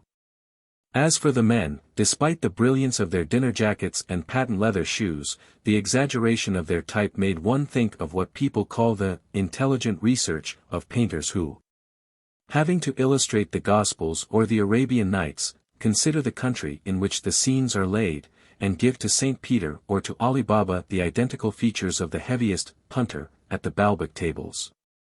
Bloch introduced his sisters, who, though he silenced their chatter with the utmost rudeness, screamed with laughter at the mildest sallies of this brother, their blindly worshipped idol.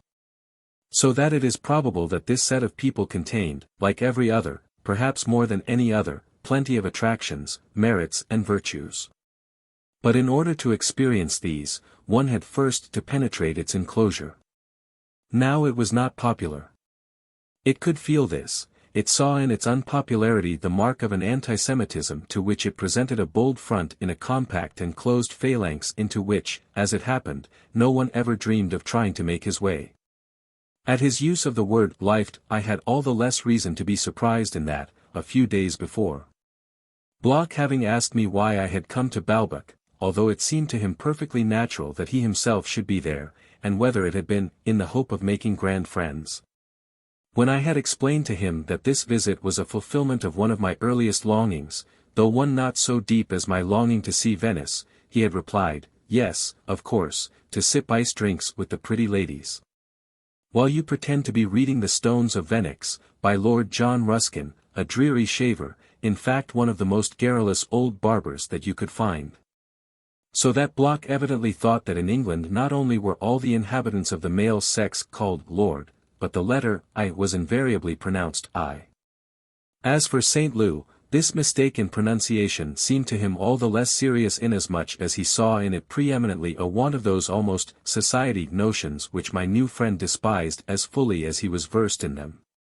But the fear lest Bloch, discovering one day that one says Venice and that Ruskin was not a lord, should retrospectively imagine that Robert had been laughing at him, made the latter feel as guilty as if he had been found wanting in the indulgence with which, as we have seen, he overflowed, so that the blush which would no doubt one day dye the cheek of Bloch on the discovery of his error, Robert already, by anticipation and reflex action, could feel mounting to his own. For he fully believed that Bloch attached more importance than he to this mistake. Which Bloch proved to be true some time later, when he heard me pronounce the word lift, by breaking in with, "Oh, you say lift, do you?" And then, in a dry and lofty tone, "Not that it is of the slightest importance." A phrase that is like a reflex action of the body, the same in all men whose self-esteem is great, in the gravest circumstances as well as in the most trivial, betraying there as clearly as on this occasion how important the thing in question seems to him who declares that it is of no importance. A tragic phrase at times, the first to escape, and then how heartbreaking, the lips of every man at all proud from whom we have just taken the last hope to which he still clung by refusing to do him a service. "Oh, well, it's not of the slightest importance, I shall make some other arrangement," the other arrangement which it is not of the slightest importance that he should be driven to adopt being often suicide. Apart from this, Bloch made me the prettiest speeches. He was certainly anxious to be on the best of terms with me. And yet he asked me, "Is it because you've taken a fancy to raise yourself to the peerage that you run after de Saint Louis? You must be going through a fine crisis of snobbery. Tell me, are you a snob?" I think so, what? Not that his desire to be friendly had suddenly changed. But what is called, in not too correct language, ill-breeding was his defect, and therefore the defect which he was bound to overlook, all the more that by which he did not believe that other people could be shocked. In the human race the frequency of the virtues that are identical in us all is not more wonderful than the multiplicity of the defects that are peculiar to each one of us. Undoubtedly, it is not common sense that is the commonest thing in the world, but human kindness. In the most distant, the most desolate ends of the earth, we marvel to see it blossom of its own accord, as in a remote valley a poppy like the poppies in the world beyond. Poppies which it has never seen as it has never known aught but the wind that, now and again, stirring the folds of its scarlet cloak, disturbs its solitude. Even if this human kindness, paralyzed by self-interest, is not exercised, it exists none the less, and whenever any inconstant egoist does not restrain its action, when, for example, he is reading a novel or a newspaper, it will bud, blossom, grow. Even in the heart of him who, cold-blooded in real life, has retained a tender heart, as a lover of fiction, for the weak, the righteous and the persecuted.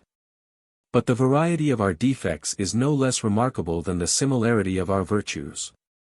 Each of us has his own, so much so that to continue loving him we are obliged not to take them into account but to ignore them and look only to the rest of his character. The most perfect person in the world has a certain defect which shocks us or makes us angry. One man is of rare intelligence, sees everything from an exalted angle, never speaks evil of anyone, but will pocket and forget letters of supreme importance which it was he himself who asked you to let him post for you. And will then miss a vital engagement without offering you any excuse, with a smile, because he prides himself upon never knowing the time. Another is so refined, so gentle, so delicate in his conduct that he never says anything about you before your face except what you are glad to hear. But you feel that he refrains from uttering, that he keeps buried in his heart, where they grow bitter, very different opinions.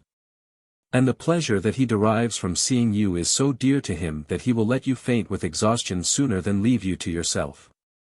A third has more sincerity, but carries it so far that he feels bound to let you know, when you have pleaded the state of your health as an excuse for not having been to see him, that you were seen going to the theatre and were reported to be looking well, or else that he has not been able to profit entirely by the action which you have taken on his behalf, which, by the way, 3 other of his friends had already offered to take, so that he is only moderately indebted to you.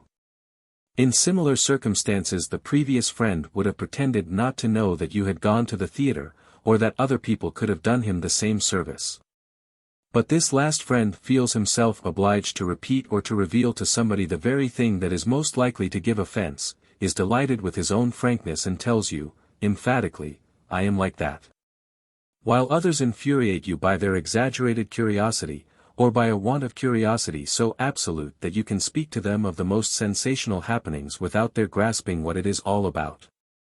And others again take months to answer you if your letter has been about something that concerns yourself and not them, or else, if they write that they are coming to ask you for something and you dare not leave the house for fear of missing them. Do not appear, but leave you in suspense for weeks because, not having received from you the answer which their letter did not in the least expect, they have concluded that you must be cross with them. And others, considering their own wishes and not yours, talk to you without letting you get a word in if they are in good spirits and want to see you, however urgent the work you may have in hand. But if they feel exhausted by the weather or out of humor, you cannot get a word out of them, they meet your efforts with an inert languor and no more take the trouble to reply, even in monosyllables, to what you say to them than if they had not heard you.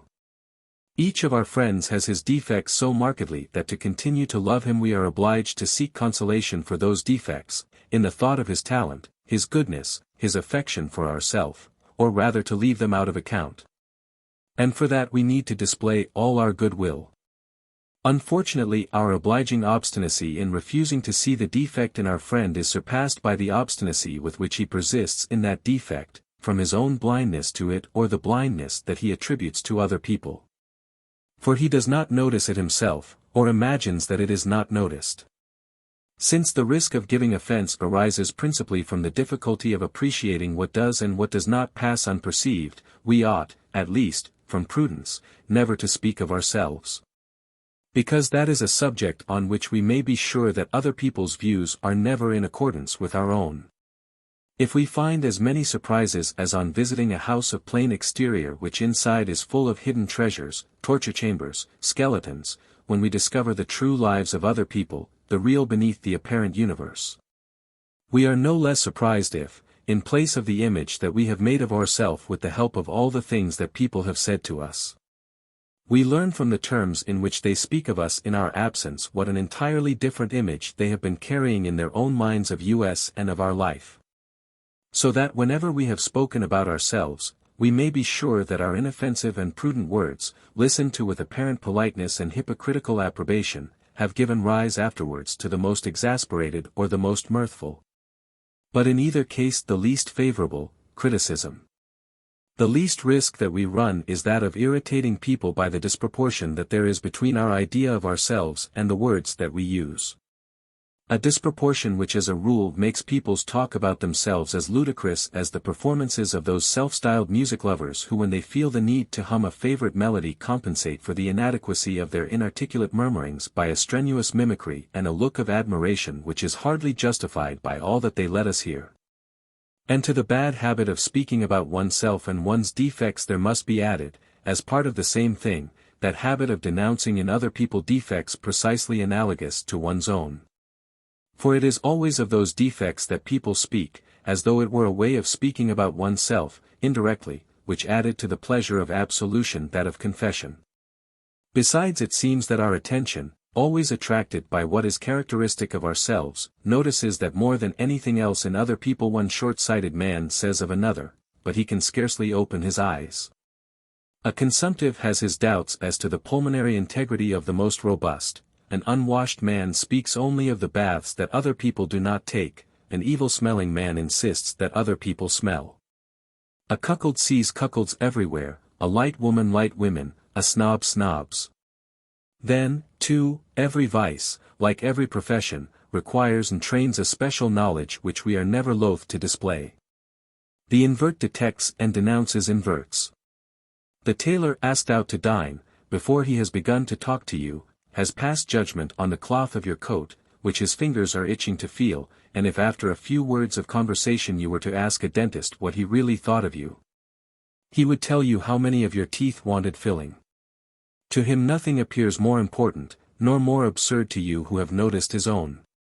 And it is not only when we speak of ourselves that we imagine other people to be blind, we behave as though they were.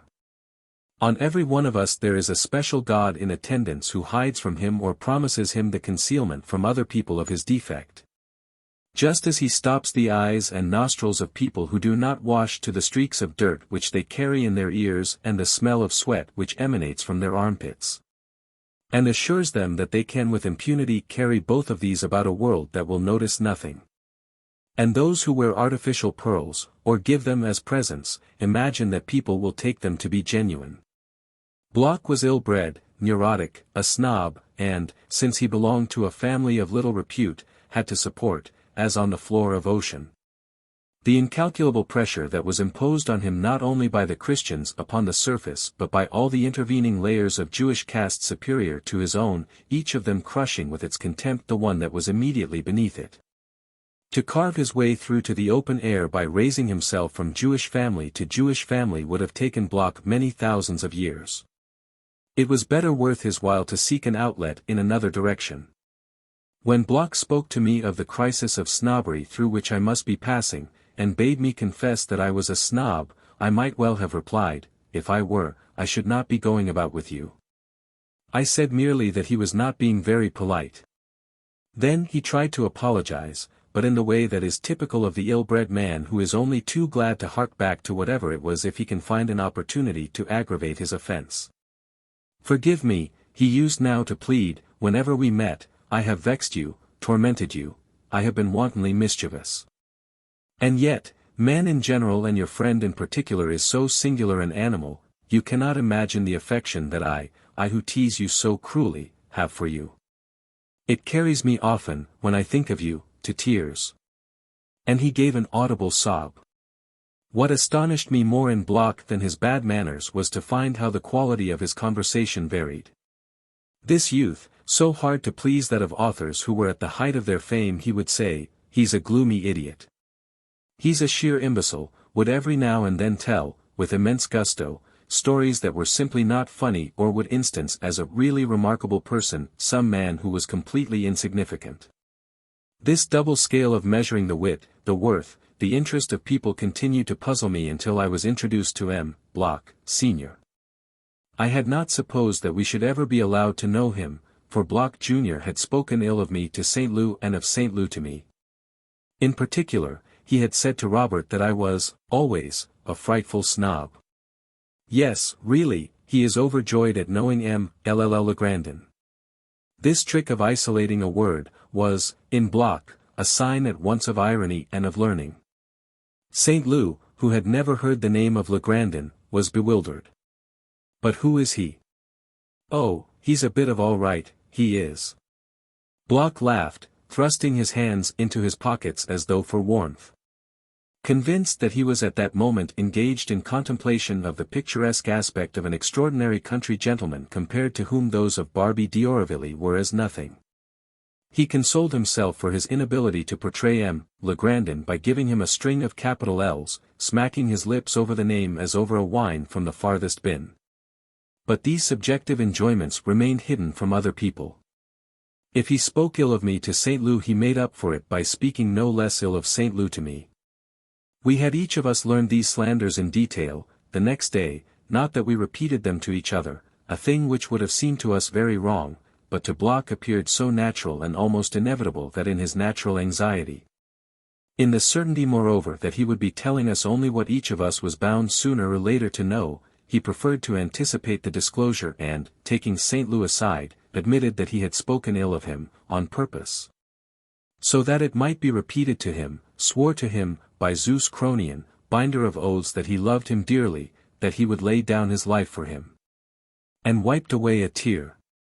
The same day, he contrived to see me alone, made his confession, declared that he had acted in my interest, because he felt that a certain kind of social intercourse was fatal to me and that I was worthy of better things. Then, clasping me by the hand, with the sentimentality of a drunkard, albeit his drunkenness was purely nervous, believe me, he said, and may the black cur seize me this instant and bear me across the portals of Hades, hateful to men. If yesterday, when I thought of you, of Cambrai, of my boundless affection for you, of afternoon hours in class which you do not even remember, I did not lie awake weeping all night long. Yes, all night long, I swear it, and alas, I know, for I know the human soul, you will not believe me. I did indeed not believe him, and to his words which, I felt, he was making up on the spur of the moment, and expanding as he went on, his swearing, by cur, added no great weight, the Hellenic cult being in Bloch purely literary. Besides, whenever he began to grow sentimental and wished his hearer to grow sentimental over a falsehood, he would say, I swear it, more for the hysterical satisfaction of lying than to make people think that he was speaking the truth. I did not believe what he was saying, but I bore him no ill will for that, for I had inherited from my mother and grandmother their incapacity for resentment even of far worse offenders, and their habit of never condemning anyone. Besides, he was not altogether a bad youth, this Bloch, he could be, and was at times quite charming. And now that the race of Cambrai, the race from which sprang creatures absolutely unspoiled like my grandmother and mother, seems almost extinct, as I have hardly any choice now save between honest brutes, insensible and loyal, in whom the mere sound of their voices shews at once that they take absolutely no interest in one's life, and another kind of men who so long as they are with one understand one, cherish one, grow sentimental even to tears. Take their revenge a few hours later by making some cruel joke at one's expense, but return to one, always just as comprehending, as charming, as closely assimilated, for the moment, to oneself. I think that it is of this latter sort that I prefer if not the moral worth at any rate the society. You cannot imagine my grief when I think of you, Bloch went on. When you come to think of it, it is a rather Jewish side of my nature, he added ironically, contracting his pupils as though he had to prepare for the microscope an infinitesimal quantity of Jewish blood. And as might, but never would, have said a great French noble who among his ancestors, all Christian, might nevertheless have included Samuel Bernard, or further still, the Blessed Virgin from whom, it is said, the Levy family claimed descent. Coming out. I rather like, he continued, to find room among my feelings for the share, not that it is more than a very tiny share, which may be ascribed to my Jewish origin. He made this statement because it seemed to him at once clever and courageous to speak the truth about his race, a truth which at the same time he managed to water down to a remarkable extent. Like misers who decide to pay their debts but have not the courage to pay more than half.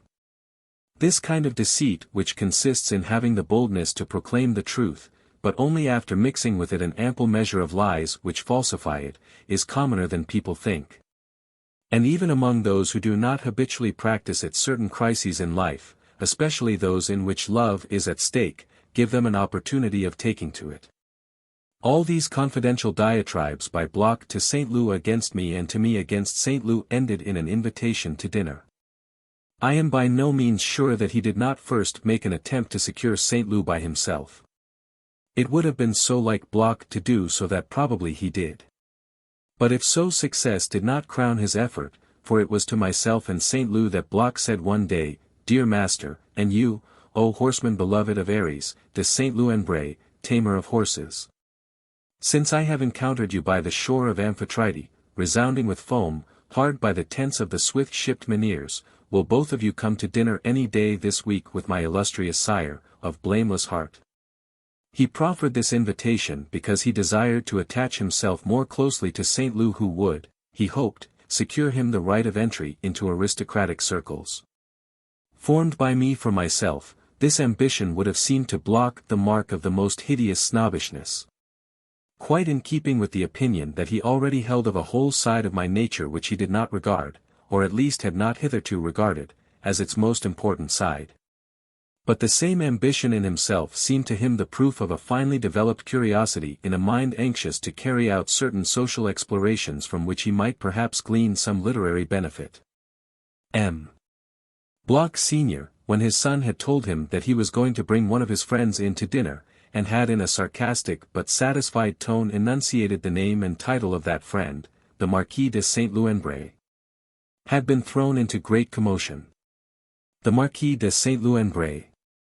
I'll be jiggered, he had exclaimed, using the oath which was with him the strongest indication of social deference. And he cast at a son capable of having formed such an acquaintance an admiring glance which seemed to say, really, it is astounding. Can this prodigy be indeed a child of mine? Which gave my friend as much pleasure as if his monthly allowance had been increased by 50 francs. For Bloch was not in his element at home and felt that his father treated him like a lost sheep because of his lifelong admiration for Le Comte de Lisle, Heredia and other Bohemians. But to have got to know Saint Louis, whose father had been chairman of the Suez Canal Board, I'll be jiggered, was an indisputable score. What a pity, indeed, that they had left in Paris, for fear of its being broken on the journey, the stereoscope. Alone among men, M. Bloch Sr. had the art, or at least the right to exhibit it. He did this, moreover, on rare occasions only, and then to good purpose, on evenings when there was a full-dress affair, with hired waiters. So that from these exhibitions of the stereoscope there emanated, for those who were present, as it were a special distinction, a privileged position. And for the master of the house who gave them a reputation such as talent confers on a man, which could not have been greater had the photographs been taken by M. Bloch himself and the machine his own invention. You weren't invited to Solomon's yesterday, one of the family would ask another. No. I was not one of the elect. What was on? Oh, a great how-do-you-do, the stereoscope, the whole box of tricks. Indeed. If they had the stereoscope, I'm sorry I wasn't there. They say Solomon is quite amazing when he works it. It can't be helped, said M. Bloch now to his son, it's a mistake to let him have everything at once. That would leave him nothing to look forward to. He had actually thought, in his paternal affection and in the hope of touching his son's heart, of sending for the instrument, but there was not time, or rather they had thought there would not be. For we were obliged to put off the dinner because St. Loup could not leave the hotel, where he was waiting for an uncle who was coming to spend a few days with Madame de Villeparisis. Since, for he was greatly addicted to physical culture, and especially to long walks, it was largely on foot, spending the night in wayside farms, that this uncle was to make the journey from the country house in which he was staying. The precise date of his arrival at Balbec was by no means certain. And St. Loup, afraid to stir out of doors, even entrusted me with the duty of taking to Incauville, where the nearest telegraph office was, the messages that he sent every day to his mistress. The uncle for whom we were waiting was called Palamede, a name that had come down to him from his ancestors, the princes of Sicily. And later on when I found, as I read history, belonging to this or that podesta or prince of the church, the same Christian name, a fine Renaissance medal, some said, a genuine antique, that had always remained in the family.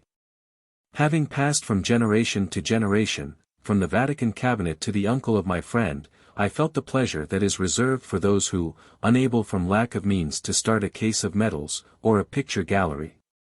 Look out for old names, names of localities, instructive and picturesque as an old map, a bird's eye view, a signboard or a return of customs.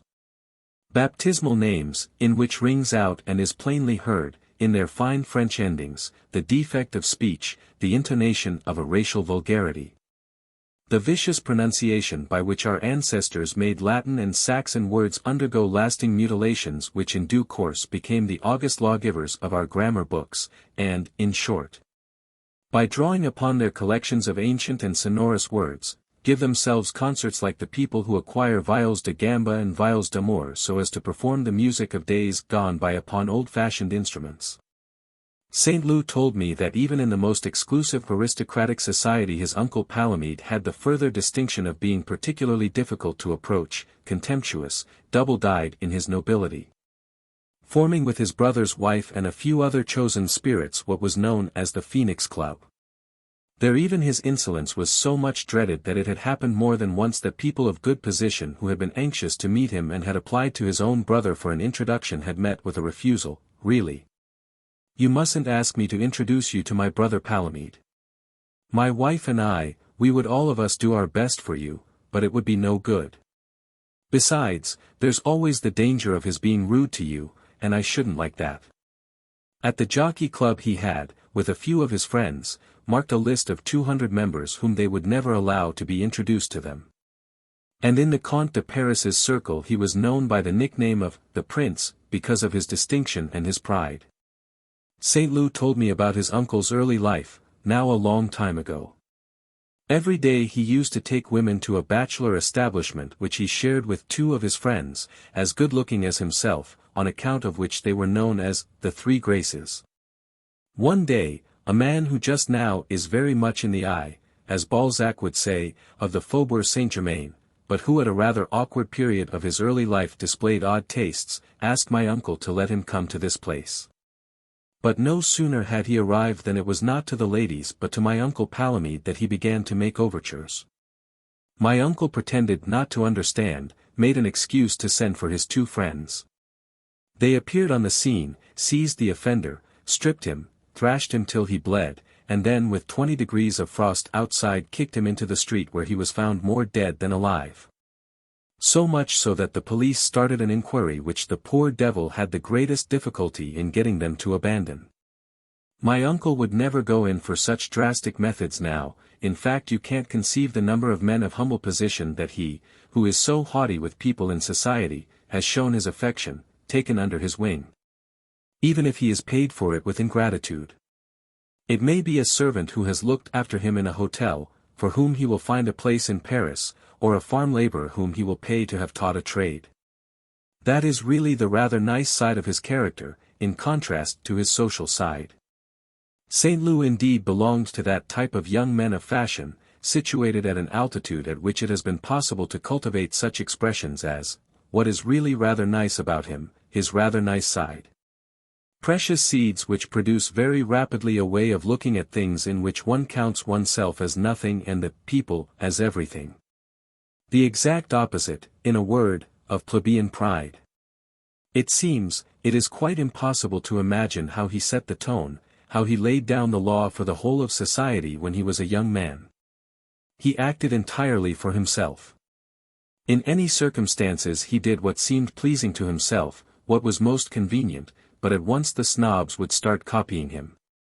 If he felt thirsty at the play, and sent out from his box for a drink, the little sitting rooms behind all the boxes would be filled, a week later, with refreshments. One wet summer, when he had a touch of rheumatism, he ordered an ulster of a loose but warm vicuna wool, which is used only for traveling rugs, and kept the blue and orange striped shoeing. The big tailors at once received orders from all their customers for blue and orange ulsters of rough wool.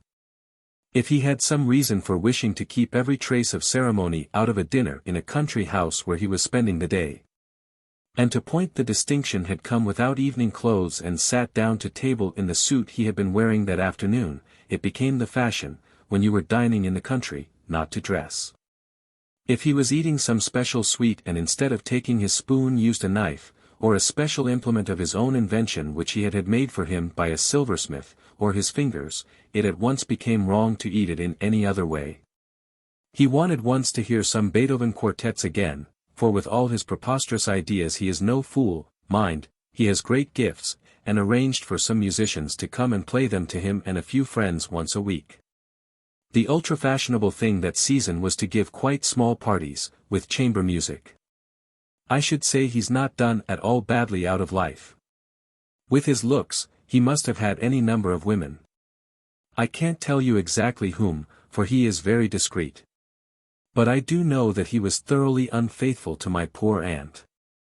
Not that that prevented his being always perfectly charming to her, and her adoring him. He was in mourning for her for years. When he is in Paris, he still goes to the cemetery nearly every day. The morning after Robert had told me all these things about his uncle, while he waited for him, and waited, as it happened, in vain, as I was coming by myself past the casino on my way back to the hotel. I had the sensation of being watched by somebody who was not far off.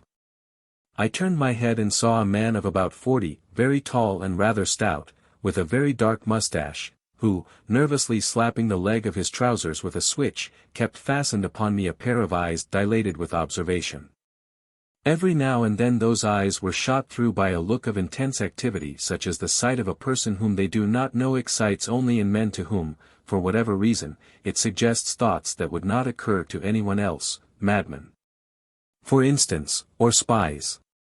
He trained upon me a supreme stare at once bold, prudent, rapid and profound, like a last shot which one fires at an enemy at the moment when one turns to flee, and, after first looking all round him, suddenly adopting an absent and lofty air, by an abrupt revolution of his whole body turned to examine a playbill on the wall in the reading of which he became absorbed, while he hummed a tune and fingered the moss rose in his buttonhole.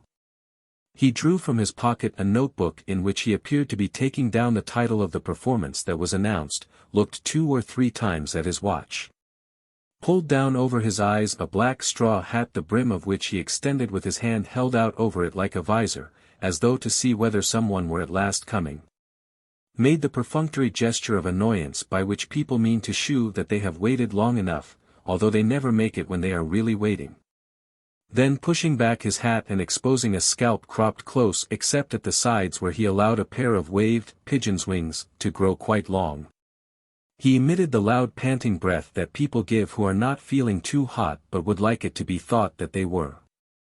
He gave me the impression of a hotel crook, who had been watching my grandmother and myself for some days, and while he was planning to rob us had just discovered that I had surprised him in the act of spying.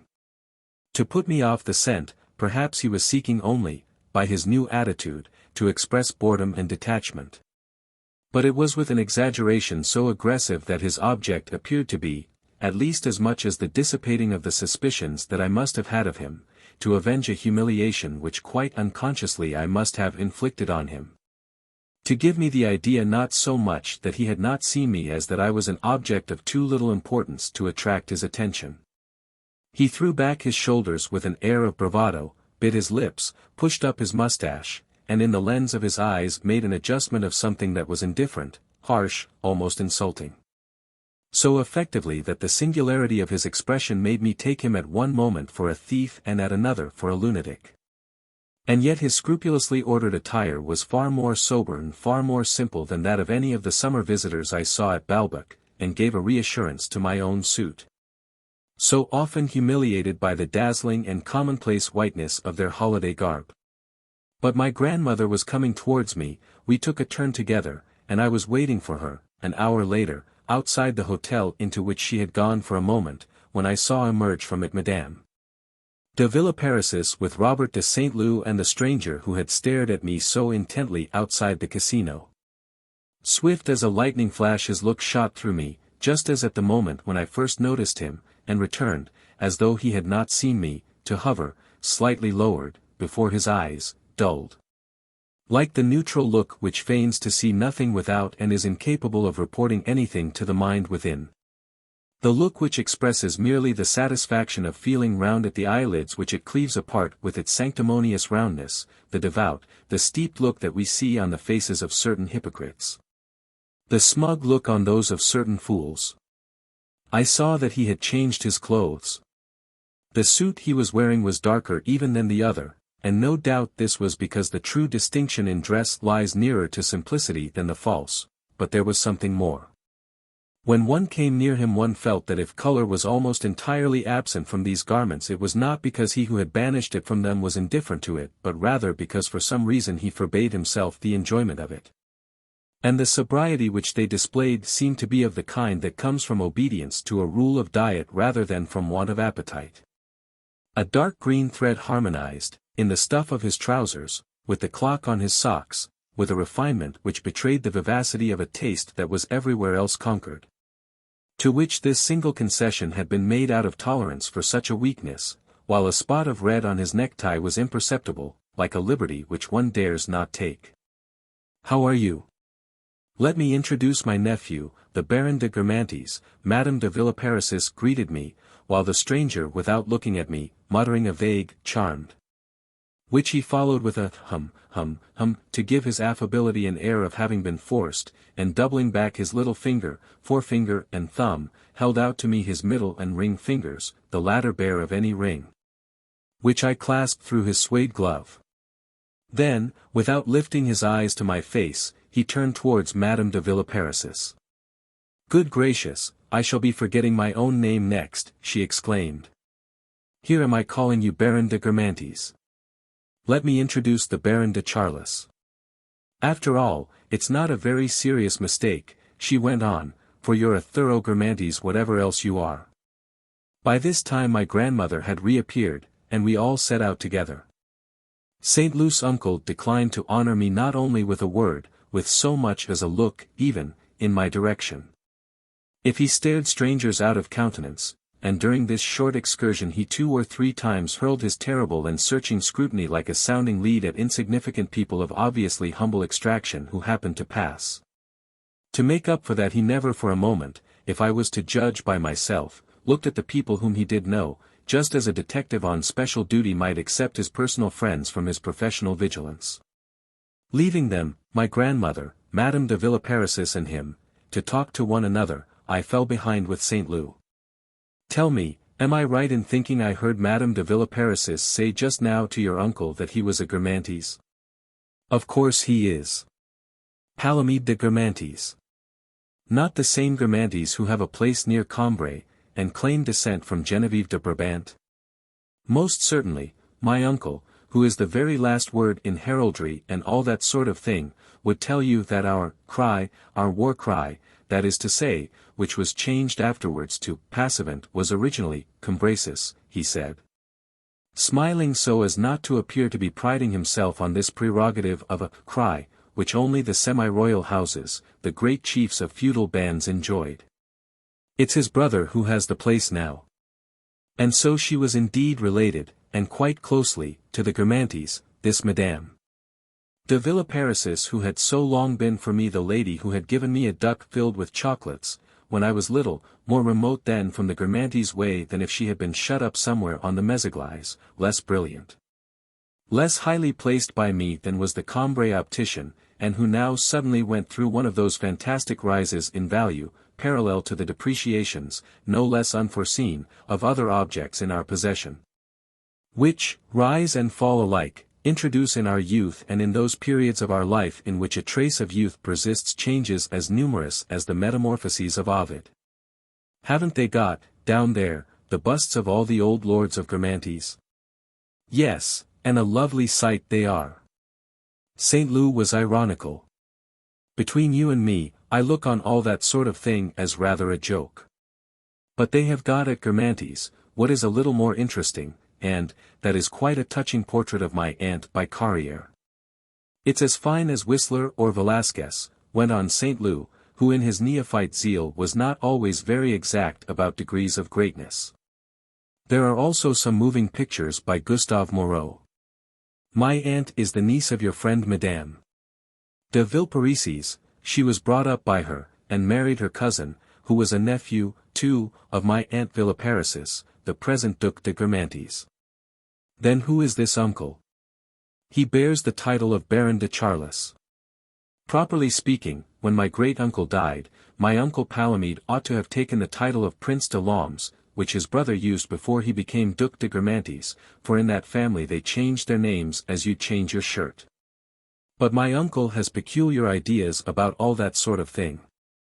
And as he feels that people are rather apt to overdo the Italian prince and grandee of Spain business nowadays, though he had 6 titles of prince to choose from, he has remained Baron de Charles, as a protest. And with an apparent simplicity which really covers a good deal of pride. In these days, he says, everybody is prince something or other, one really must have a title that will distinguish one. I shall call myself prince when I wish to travel incognito. According to him there is no older title than the Charles barony. To prove to you that it is earlier than the Montmorency title, though they used to claim, quite wrongly, to be the premier barons of France when they were only premier in the heat of France, where their fief was. My uncle will explain to you for hours on end and enjoy doing it, because, although he's a most intelligent man, really gifted, he regards that sort of thing as quite a live topic of conversation. St. Lou smiled again.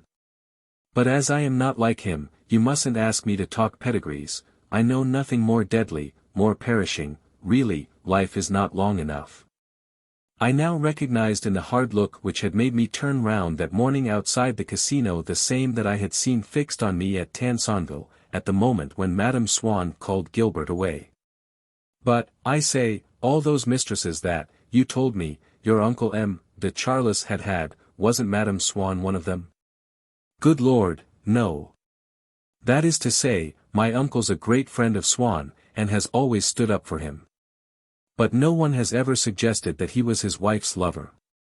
You would make a great sensation in Paris society if people thought you believed that.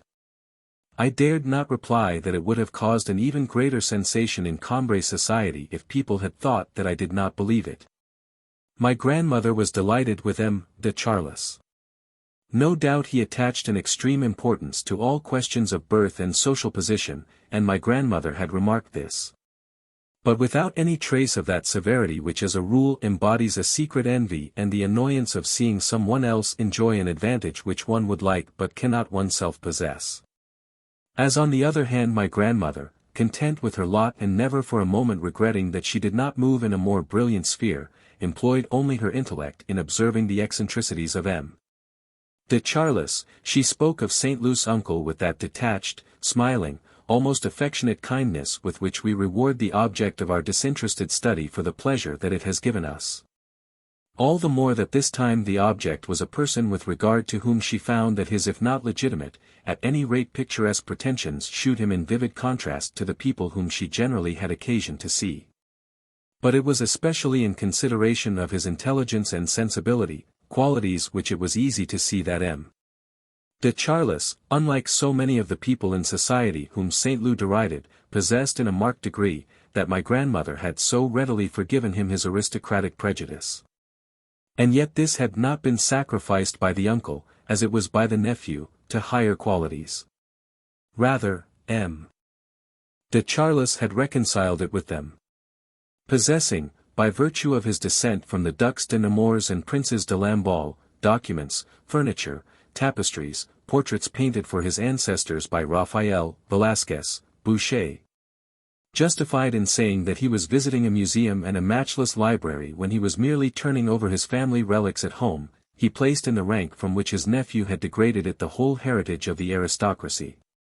Perhaps also, being less metaphysical than St. Loup, less satisfied with words, more of a realist in his study of men, he did not care to neglect a factor that was essential to his prestige in their eyes and, if it gave certain disinterested pleasures to his imagination, could often be a powerfully effective aid to his utilitarian activities. No agreement can ever be reached between men of his sort and those who obey the ideal within them which urges them to strip themselves bare of such advantages so that they may seek only to realize that ideal, similar in that respect to the painters. The writers who renounce their virtuosity, the artistic peoples who modernize themselves, warrior peoples who take the initiative in a move for universal disarmament, absolute governments which turn democratic and repeal their harsh laws. Though as often as not the sequel fails to reward their noble effort. For the men lose their talent, the nations their secular predominance, pacificism often multiplies wars and indulgence criminality. If St. Luc's efforts toward sincerity and emancipation were only to be commended as most noble, to judge by their visible result, one could still be thankful that they had failed to bear fruit in M. de Charles, who had transferred to his own home much of the admirable paneling from the Guermantes house, instead of substituting, like his nephew, modern style of decoration, employing Lebourg or Guillemot. It was none the less true that M. de Charles's ideal was highly artificial, and, if the epithet can be applied to the word ideal, as much social as artistic. In certain women of great beauty and rare culture whose ancestresses, 2 centuries earlier, had shared in all the glory and grace of the old order, he found a distinction which made him take pleasure only in their society. And no doubt the admiration for them which he had protested was sincere, but countless reminiscences, historical and artistic, called forth by their names, entered into and formed a great part of it. Just as suggestions of classical antiquity are one of the reasons for the pleasure which a booklover finds in reading an ode of Horace that is perhaps inferior to poems of our own day which would leave the same booklover cold. Any of these women by the side of a pretty commoner was for him what are, hanging beside a contemporary canvas representing a procession or a wedding, those old pictures the history of which we know, from the Pope or King who ordered them.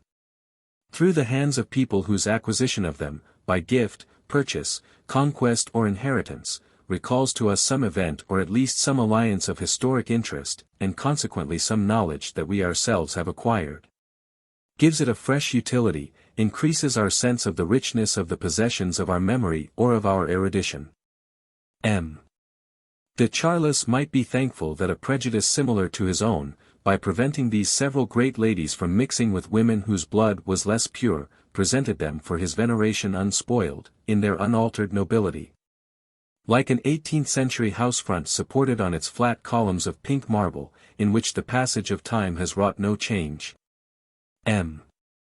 De Charles praised the true nobility of mind and heart which characterized these women, playing upon the word in a double sense by which he himself was taken in, and in which lay the falsehood of this bastard conception. Of this medley of aristocracy, generosity and art, but also its seductiveness, dangerous to people like my grandmother. To whom the less refined but more innocent prejudice of a nobleman who cared only about quarterings and took no thought for anything besides would have appeared too silly for words. Whereas she was defenseless as soon as a thing presented itself under the externals of a mental superiority, so much so, indeed, that she regarded princes as enviable above all other men because they were able to have a La Bruyere, a Fenelon as their tutors. Outside the Grand Hotel the three Guermantes left us. They were going to luncheon with the Princesse de Luxembourg. While my grandmother was saying goodbye to Madame de Villeparisis and Saint Leu to my grandmother, M. De Charles who, so far, had not uttered a word to me, drew back a little way from the group and, when he reached my side, said, "I shall be taking tea this evening after dinner in my Aunt Villeparisis's room. I hope that you will give me the pleasure of seeing you there, and your grandmother." With which he rejoined the Marquise. Although it was Sunday there were no more carriages waiting outside the hotel now than at the beginning of the season. The solicitor's wife, in particular, had decided that it was not worth the expense of hiring one every time simply because she was not going to the Cambermers, and contented herself with staying in her room. "Is Madame Blandace not well?" her husband was asked. "We haven't seen her all day. She has a slight headache, it's the heat, there's thunder coming. The least thing upsets her, but I expect you will see her this evening. I've told her she ought to come down. It can't do her any harm." I had supposed that in thus inviting us to take tea with his aunt, whom I never doubted that he would have warned that we were coming, M. De Charles wished to make amends for the impoliteness which he had shown me during our walk that morning. But when, on our entering Madame de Villeparisis' room, I attempted to greet her nephew, even although I walked right round him, while in shrill accents he was telling a somewhat spiteful story about one of his relatives, I did not succeed in catching his eye. I decided to say "good evening" to him, and fairly loud, to warn him of my presence. But I realized that he had observed it, for before ever a word had passed my lips, just as I began to bow to him, I saw his two fingers stretched out for me to shake without his having turned to look at me or paused in his story. He had evidently seen me, without letting it appear that he had, and I noticed then that his eyes, which were never fixed on the person to whom he was speaking, strayed perpetually in all directions. Like those of certain animals when they are frightened, or those of street hawkers who, while they are bawling their patter and displaying their illicit merchandise, keep a sharp lookout, though without turning their heads, on the different points of the horizon from any of which may appear, suddenly, the police. At the same time I was a little surprised to find that Madame de Villeparisis, while glad to see us, did not seem to have been expecting us, and I was still more surprised to hear M. de Charles say to my grandmother, "Ah, that was a capital idea of yours to come and pay us a visit, charming of them, is it not, my dear aunt?" No doubt he had noticed his aunt's surprise at our entry and thought, as a man accustomed to set the tone, to strike the right note, that it would be enough to transform that surprise into joy were he to shew that he himself felt it. That it was indeed the feeling which our arrival there ought to have prompted. In which he calculated wisely, for Madame de Villeparisis, who had a high opinion of her nephew and knew how difficult it was to please him, appeared suddenly to have found new attractions in my grandmother and continued to make much of her. But I failed to understand how M. de Charlus could, in the space of a few hours, have forgotten the invitation, so curt but apparently so intentional, so premeditated, which he had addressed to me that same morning. Or why he called a capital idea on my grandmother's part an idea that had been entirely his own. With a scruple of accuracy which I retained until I had reached the age at which I realized that it is not by asking him questions that one learns the truth of what another man has had in his mind. And that the risk of a misunderstanding which will probably pass unobserved is less than that which may come from a purblind insistence. But, sir, I reminded him, you remember, surely, that it was you who asked me if we would come in this evening. Not a sound, not a movement betrayed that M. de Charlus had so much as heard my question. Seeing which I repeated it, like a diplomat, or like young men after a misunderstanding who endeavor, with untiring and unrewarded zeal, to obtain an explanation which their adversary is determined not to give them. Still M. de Charlus answered me not a word. I seemed to see hovering upon his lips the smile of those who from a great height pass judgment on the characters and breeding of their inferiors.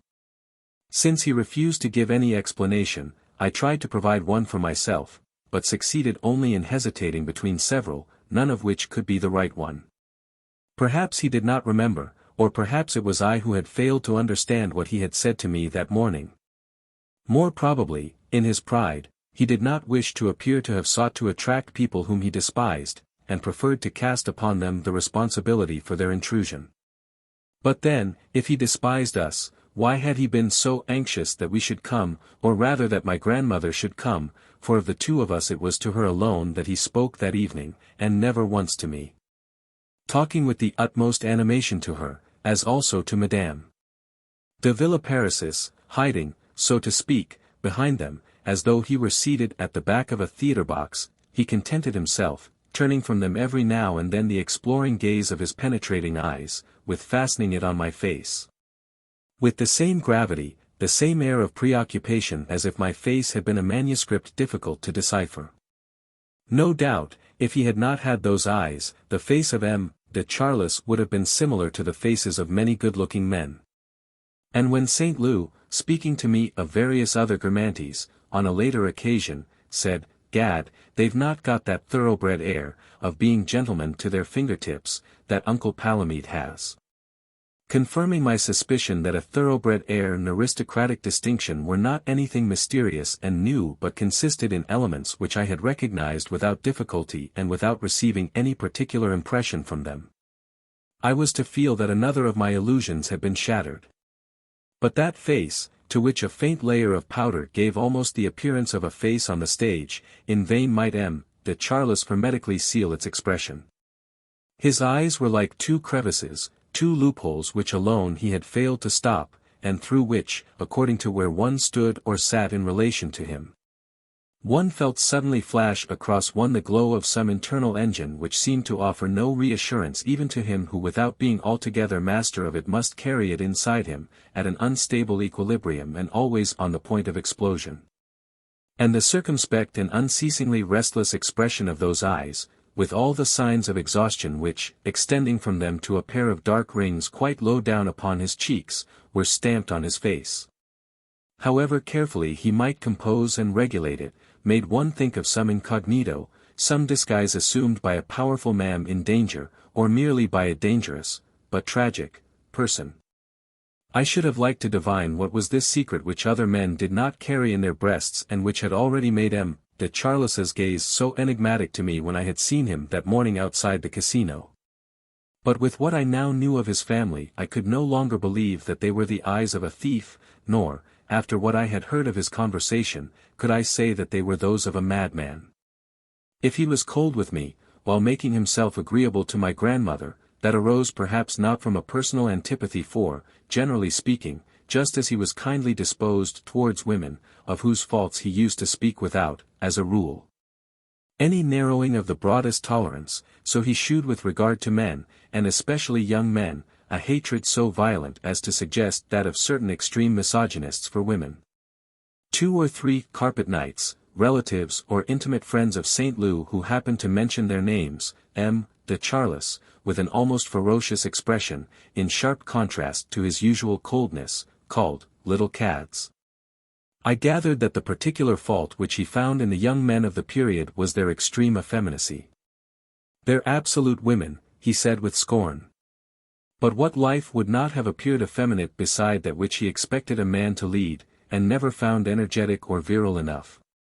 He himself, when he walked across country, after long hours on the road would plunge his heated body into frozen streams.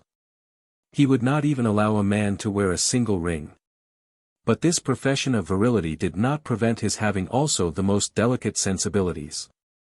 When Madame de Villeparisis asked him to describe to my grandmother some country house in which Madame de Sévigné had stayed, adding that she could not help feeling that there was something rather literary about that lady's distress at being parted from that tiresome Madame de Grignan. On the contrary, he retorted, I can think of nothing more true. Besides, it was a time in which feelings of that sort were thoroughly understood. The inhabitant of La Fontaine's monumental, running to see his friend who had appeared to him in a dream, and had looked sad, the pigeon finding that the greatest of evils is the absence of the other pigeon, seemed to you perhaps, my dear aunt, as exaggerated as Madame de Sévigné's impatience for the moment when she will be alone with her daughter. It is so fine what she says when she leaves her, this parting gives a pain to my soul which I feel like an ache in my body. In absence one is liberal with the hours. One anticipates a time for which one is longing. My grandmother was in ecstasies at hearing the letters thus spoken of, exactly as she would have spoken of them herself. She was astonished that a man could understand them so thoroughly. She found in M. de Charles a delicacy, a sensibility that were quite feminine. We said to each other afterwards, when we were by ourselves and began to discuss him together, that he must have come under the strong influence of a woman, his mother, or in later life his daughter if he had any children. A mistress, perhaps, I thought to myself, remembering the influence that St. Loup seemed to have had over him, which enabled me to realize the point to which men can be refined by the women with whom they live. Once she was with her daughter, he had probably nothing to say to her, put in Madame de Villeparisis. Most certainly she had, if it was only what she calls things so slight that nobody else would notice them but you and me. And anyhow she was with her. And Le Bruyère tells us that that is everything. To be with the people one loves, to speak to them, not to speak to them, it is all the same. He is right, that is the only form of happiness, added M. de Charles in a mournful voice, and that happiness, alas, life is so ill arranged that one very rarely tastes it. Madame de Sévigné was after all less to be pitied than most of us. She spent a great part of her life with the person whom she loved. You forget that it was not love, in her case, the person was her daughter. But what matters in life is not whom or what one loves, he went on, in a judicial, peremptory, almost a cutting tone, it is the fact of loving. What Madame de Sévigné felt for her daughter has a far better claim to rank with the passion that Racine described in Andromaque or Phèdre than the commonplace relations young Sévigné had with his mistresses. It's the same with a mystic's love for his God. The hard and fast lines with which we circumscribe love arise solely from our complete ignorance of life. You think all that of Andromaque and Phèdre, do you? St. Loup asked his uncle in a faintly contemptuous tone. There is more truth in a single tragedy of Racine than in all the dramatic works of Monsieur Victor Hugo, replied M. de Charles. People really are overwhelming, St. Loup murmured in my ear. Preferring Racine to Victor, you may say what you like, it's epoch-making. He was genuinely distressed by his uncle's words, but the satisfaction of saying, you may say what you like and, better still, epoch-making, consoled him. In these reflections upon the sadness of having to live apart from the person whom one loves, which were to lead my grandmother to say to me that Madame de Villeparis's nephew understood certain things quite as well as his aunt, but in a different way, and moreover had something about him that set him far above the average clubman, M. de Charles not only allowed a refinement of feeling to appear such as men rarely shew. His voice itself, like certain contralto voices which have not been properly trained to the right pitch, so that when they sing it sounds like a duet between a young man and a woman, singing alternately, mounted. When he expressed these delicate sentiments, to its higher notes, took on an unexpected sweetness and seemed to be embodying choirs of betrothed maidens, of sisters, who poured out the treasures of their love. But the bevy of young girls, whom M. de Charles in his horror of every kind of effeminacy would have been so distressed to learn that he gave the impression of sheltering thus within his voice, did not confine themselves to the interpretation, the modulation of scraps of sentiment. Often while M. de Charles was talking one could hear their laughter, shrill, fresh laughter of schoolgirls or coquettes quizzing their partners with all the archness of clever tongues and pretty wits. He told us how a house that had belonged to his family, in which Marie Antoinette had slept, with a park laid out by Lenotre, was now in the hands of the Israels, the wealthy financiers, who had bought it. Israel, at least that is the name these people go by, which seems to me a generic, a racial term rather than a proper name. One cannot tell. Possibly people of that sort do not have names, and are designated only by the collective title of the tribe to which they belong. It is of no importance. But fancy, after being a home of the Guermantes, to belong to Israel's. His voice rose. It reminds me of a room in the chateau of Blois where the caretaker who was shooing me over said, "This is where Mary Stuart used to say her prayers, I use it to keep my brooms in." Naturally I wish to know nothing more of this house that has let itself be dishonored, any more than of my cousin Clara de Chimay after she left her husband. But I keep a photograph of the house, when it was still unspoiled, just as I keep one of the princess before her large eyes had learned to gaze on anyone but my cousin. A photograph acquires something of the dignity which it ordinarily lacks when it ceases to be a reproduction of reality and shews us things that no longer exist. I could give you a copy, since you are interested in that style of architecture, he said to my grandmother. At that moment, noticing that the embroidered handkerchief which he had in his pocket was shewing some colored threads. He thrust it sharply down out of sight with the scandalized air of a prudish but far from innocent lady concealing attractions which, by an excess of scrupulosity, she regards as indecent. Would you believe, he went on, that the first thing the creatures did was to destroy Lenotre's park, which is as bad as slashing a picture by Poussin. For that alone, these Israels ought to be in prison. It is true, he added with a smile, after a moment's silence, that there are probably plenty of other reasons why they should be there.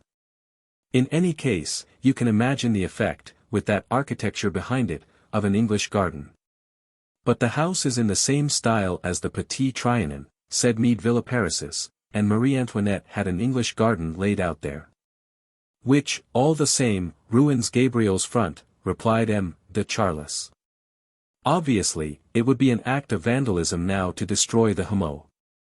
But whatever may be the spirit of the age, I doubt, all the same, whether, in that respect, a whim of Madame Israel has the same importance as the memory of the Queen. Meanwhile my grandmother had been making signs to me to go up to bed, in spite of the urgent appeals of Saint Leu who, to my utter confusion, had alluded in front of M. de Charles to the depression that used often to come upon me at night before I went to sleep, which his uncle must regard as betokening a sad want of virility. I lingered a few moments still, then went upstairs, and was greatly surprised when, a little later, having heard a knock at my bedroom door and asked who was there, I heard the voice of M. de Charles saying dryly, "It is Charles. May I come in, sir?" "Sir," he began again in the same tone as soon as he had shut the door, "my nephew was saying just now that you were apt to be worried at night before going to sleep, and also that you were an admirer of Bergot's books. As I had one here in my luggage which you probably do not know, I have brought it to help you to while away these moments in which you are not comfortable." I thanked M. de Charles with some warmth and told him that, on the contrary, I had been afraid that what Saint Leu had said to him about my discomfort when night came would have made me appear in his eyes more stupid even than I was. "No, why?" he answered, in a gentler voice. "You have not, perhaps, any personal merit, so few of us have. But for a time at least you have youth, and that is always a charm. Besides, sir, the greatest folly of all is to laugh at or to condemn in others what one does not happen oneself to feel. I love the night, and you tell me that you are afraid of it. I love the scent of roses, and I have a friend whom it throws into a fever. Do you suppose that I think, for that reason, that he is inferior to me? I try to understand everything and I take care to condemn nothing. After all, you must not be too sorry for yourself. I do not say that these moods of depression are not painful. I know that one can be made to suffer by things which the world would not understand. But at least you have placed your affection wisely, in your grandmother. You see a great deal of her.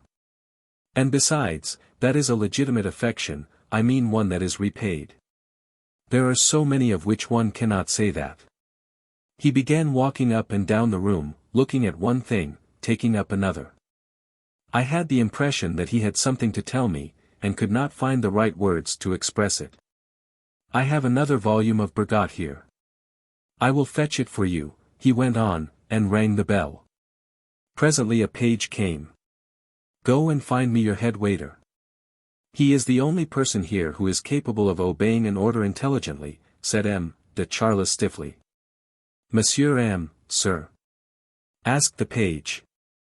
I cannot tell you his name. Yes, I remember now, I did hear him called M. Run along, I am in a hurry. He won't be a minute, sir, I saw him downstairs just now, said the page, anxious to appear efficient. There was an interval of silence. The page returned. Sir, M. has gone to bed. But I can take your message. No, you have only to get him out of bed. But I can't do that, sir, he doesn't sleep here. Then you can leave us alone. But, sir, I said when the page had gone, you are too kind, 1 volume of Bergot will be quite enough. That is just what I was thinking.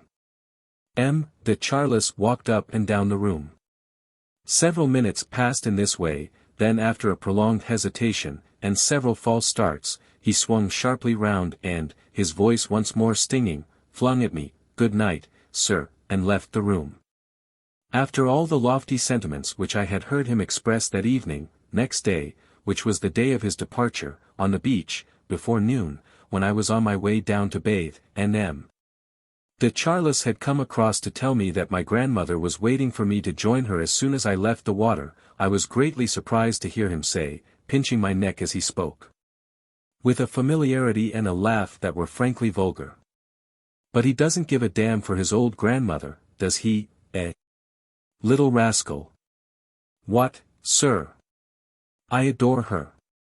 Sir, he said, stepping back a pace, and with a glacial air, you are still young, you should profit by your youth to learn 2 things. First, to refrain from expressing sentiments that are too natural not to be taken for granted, and secondly not to dash into speech to reply to things that are said to you before you have penetrated their meaning. If you had taken this precaution a moment ago you would have saved yourself the appearance of speaking at cross purposes like a deaf man, thereby adding a second absurdity to that of having anchors embroidered on your bathing dress. I have lent you a book by Bergot which I require. See that it is brought to me within the next hour by that head waiter with the silly and inappropriate name, who, I suppose, is not in bed at this time of day.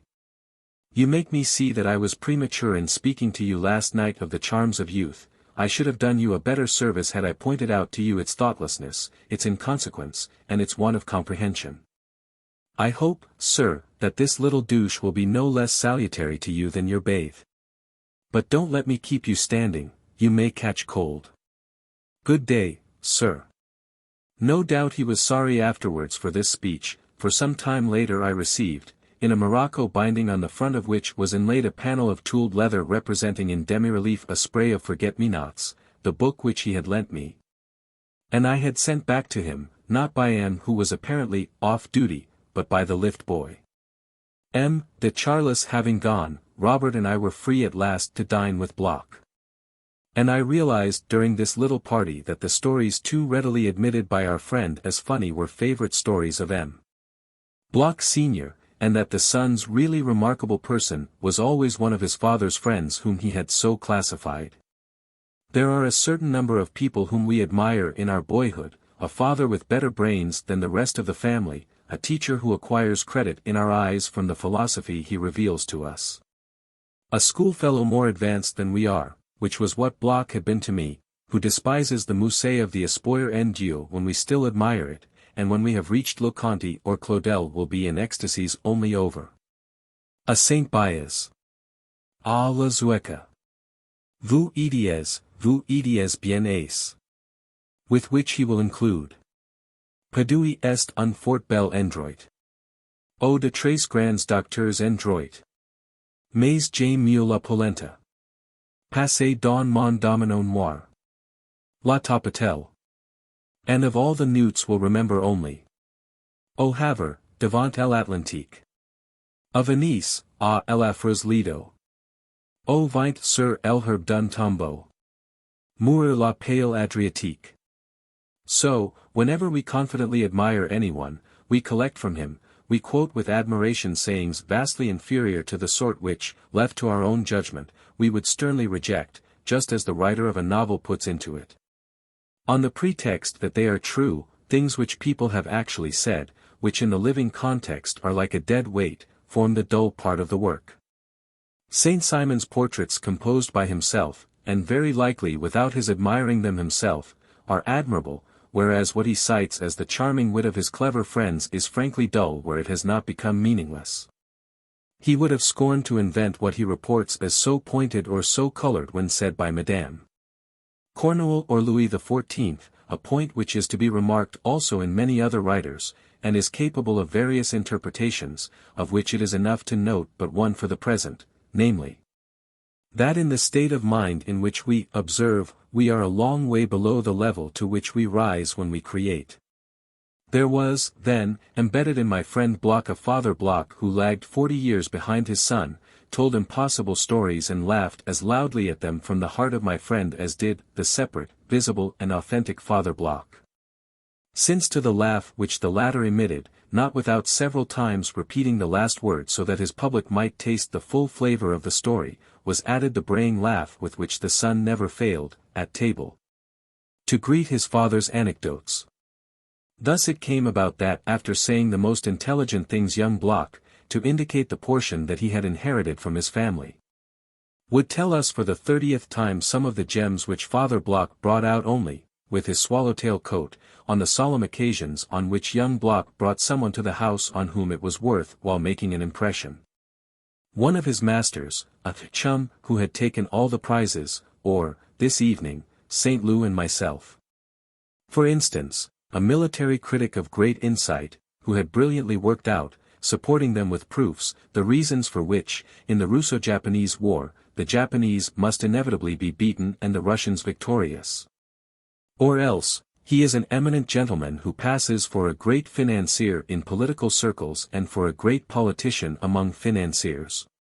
These stories were interchangeable with one about Baron de Rothschild and one about Sir Rufus Israels, who were brought into the conversation in an equivocal manner which might let it be supposed that M. Bloch knew them personally.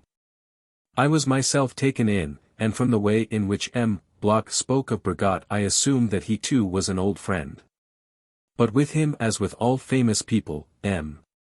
Bloch knew them only, without actually knowing them, from having seen them at a distance in the theatre or in the street. He imagined, moreover, that his appearance, his name, his personality were not unknown to them, and that when they caught sight of him they had often to repress a stealthy inclination to bow. People in society, because they know men of talent, original characters, and have them to dine in their houses, do not on that account understand them any better. But when one has lived to some extent in society, the silliness of its inhabitants makes one too anxious to live, suppose too high a standard of intelligence in the obscure circles in which people know only, without actually knowing. I was to discover this when I introduced the topic of Bergot. M. Bloch was not the only one who was a social success at home. My friend was even more so with his sisters, whom he continually questioned in a hectoring tone, burying his face in his plate, all of which made them laugh until they cried. They had adopted their brother's language, and spoke it fluently, as if it had been obligatory and the only form of speech that people of intelligence might use. When we arrived, the eldest sister said to one of the younger ones, go, tell our sage father and our venerable mother. Puppies, said Bloch, I present to you the Cavalier Saint Loup, hurler of javelins, who is come for a few days from Doncières to the dwellings of polished stone, fruitful in horses. And, since he was as vulgar as he was literary, his speech ended as a rule in some pleasantry of a less Homeric kind. See, draw closer your pepla with fair clasps, what is all that I see? Does your mother know you're out? And the Mrs. Bloch subsided in a tempest of laughter. I told their brother how much pleasure he had given me by recommending me to read Bergot, whose books I had loved. M. Bloch Sr., who knew Bergot only by sight, and Bergot's life only from what was common gossip, had a manner quite as indirect of making the acquaintance of his books, by the help of criticisms that were apparently literary. He lived in the world of very nearlies, where people salute the empty air and arrive at wrong judgments. Inexactitude, incompetence do not modify their assurance, quite the contrary. It is the propitious miracle of self-esteem that, since few of us are in a position to enjoy the society of distinguished people, or to form intellectual friendships, those to whom they are denied still believe themselves to be the best endowed of men, because the optics of our social perspective make every grade of society seem the best to him who occupies it, and beholds as less favored than himself. Less fortunate and therefore to be pitied, the greater men whom he names and calumniates without knowing, judges and despises without understanding them. Even in cases where the multiplication of his modest personal advantages by his self-esteem would not suffice to assure a man the dose of happiness, superior to that accorded to others, which is essential to him. Envy is always there to make up the balance. It is true that if envy finds expression in scornful phrases, we must translate, I have no wish to know him, by, I have no means of knowing him. That is the intellectual sense. But the emotional sense is indeed, I have no wish to know him. The speaker knows that it is not true, but he does not, all the same, say it simply to deceive, he says it because it is what he feels, and that is sufficient to bridge the gulf between them, that is to say to make him happy. Self-centeredness thus enabling every human being to see the universe spread out in a descending scale beneath himself who is its lord. M. Bloch afforded himself the luxury of being pitiless when in the morning, as he drank his chocolate, seeing Bergot's signature at the foot of an article in the newspaper which he had scarcely opened. He disdainfully granted the writer an audience soon cut short, pronounced sentence upon him, and gave himself the comforting pleasure of repeating after every mouthful of the scalding brew, that fellow Bergot has become unreadable. My word, what a bore the creature can be. I really must stop my subscription. How involved it all is, bread and butter nonsense. And he helped himself to another slice.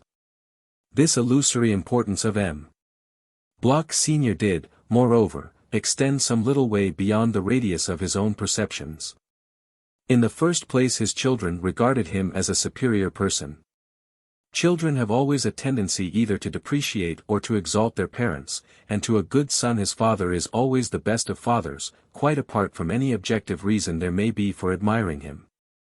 Now, such reasons were not altogether lacking in the case of M. Bloch, who was an educated man, shrewd, affectionate towards his family. In his most intimate circle they were all the more proud of him because, if, in society, people are judged by a standard, which is incidentally absurd, and according to false but fixed rules, by comparison with the aggregate of all the other fashionable people, in the subdivisions of middle-class life, on the other hand, the dinners, the family parties all turn upon certain people who are pronounced good company, amusing, and who in society would not survive a second evening. Moreover, in such an environment where the artificial values of the aristocracy do not exist, their place is taken by distinctions even more stupid. Thus it was that in his family circle, and even among the remotest branches of the tree, an alleged similarity in his way of wearing his mustache and in the bridge of his nose led to M. Bloch's being called the deux diamels double. In the world of club pages, the one who wears his cap on one side and his jacket tightly buttoned, so as to give himself the appearance, he imagines, of a foreign officer, is he not also a personage of a sort to his comrades? The resemblance was the faintest, but you would have said that it conferred a title. When he was mentioned, it would always be, Bloch. Which one? The Due d'Aumale, as people say, Princess Marat? Which one? The Queen of Naples. And there were certain other minute marks which combined to give him, in the eyes of the cousinhood, an acknowledged claim to distinction. Not going the length of having a carriage of his own, M.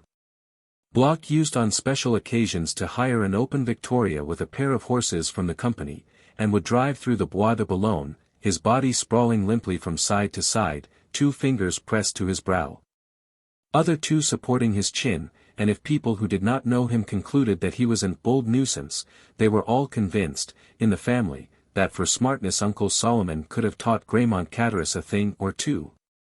He was one of those people who when they die, because for years they have shared a table in a restaurant on the boulevard with its news editor, are described as well-known Paris figures in the social column of the Radical. M. Bloch told St. Loup and me that Bergot knew so well why he, M. Bloch, always cut him that as soon as he caught sight of him, at the theatre or in the club, he avoided his eye. St. Loup blushed, for it had occurred to him that this club could not be the Jockey, of which his father had been chairman. On the other hand, it must be a fairly exclusive club, for M. Bloch had said that Bergot would never have got into it if he had come up now. So it was not without the fear that he might be underrating his adversary, that St. Loup asked whether the club in question were the Rue Royale, which was considered lowering by his own family, and to which he knew that certain Israelites had been admitted. No, replied M. Bloch in a tone at once careless, proud and ashamed, it is a small club, but far more pleasant than a big one, the Ganaches. We're very strict there, don't you know? Isn't Sir Rufus Israels the chairman? Bloch Jr. asked his father, so as to give him the opportunity for a glorious lie, never suspecting that the financier had not the same eminence in St. Lou's eyes as in his. The fact of the matter was that the Ganaches Club boasted not Sir Rufus Israels but one of his staff, but as this man was on the best of terms with his employer, he had at his disposal a stock of the financier's cards, and would give one to M. Bloch whenever he wished to travel on a line of which Sir Rufus was a director, the result of which was that old Bloch would say, I'm just going round to the club to ask Sir Rufus for a line to the company. And the card enabled him to dazzle the guards on the trains. The Mrs. Bloch were more interested in Bergot and, reverting to him rather than pursue the subject of the Ganaches, the youngest asked her brother, in the most serious tone imaginable, for she believed that there existed in the world, for the designation of men of talent, no other terms than those which he was in the habit of using. Is he really an amazing good egg, this Bergot? Is he in the category of the great lads, good eggs like Villiers and Catullus? I've met him several times at dress rehearsals, said M. Nissim Bernard. He is an uncouth creature, a sort of Schlemmel. There was nothing very serious in this allusion to Chamisso's story, but the epithet Schlemmel formed part of that dialect, half German, half Jewish, the use of which delighted M. Bloch in the family circle, but struck him as vulgar and out of place before strangers. And so he cast a reproving glance at his uncle. He has talent, said Bloch. Ah! His sister sighed gravely, as though to imply that in that case there was some excuse for me. All writers have talent, said M. Bloch scornfully. In fact it appears, went on his son, raising his fork, and screwing up his eyes with an air of impish irony, that he is going to put up for the Academy. Go on. He hasn't enough to shoe them, replied his father, who seemed not to have for the Academy the same contempt as his son and daughters. He's not big enough. Besides, the Academy is a salon, and Bergot has no polish, declared the uncle, whose heiress Madame Bloch was, a mild and inoffensive person whose surname, Bernard, might perhaps by itself have quickened my grandfather's powers of diagnosis, but would have appeared too little in harmony with a face which looked as if it had been brought back from Darius's palace and restored by Madame Delafoy, had not, chosen by some collector desirous of giving a crowning touch of Orientalism to this figure from Susa, his first name, Nissim, stretched out above it the pinions of an androcephalous bull from Khorsabad. But M. Bloch never stopped insulting his uncle, whether it was that he was excited by the unresisting good humor of his butt, or that the rent of the villa being paid by M.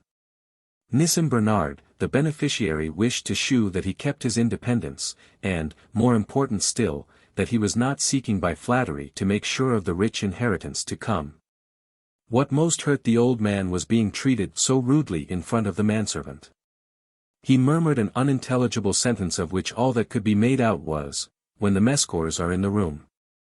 Mescors, in the Bible, means the servant of God.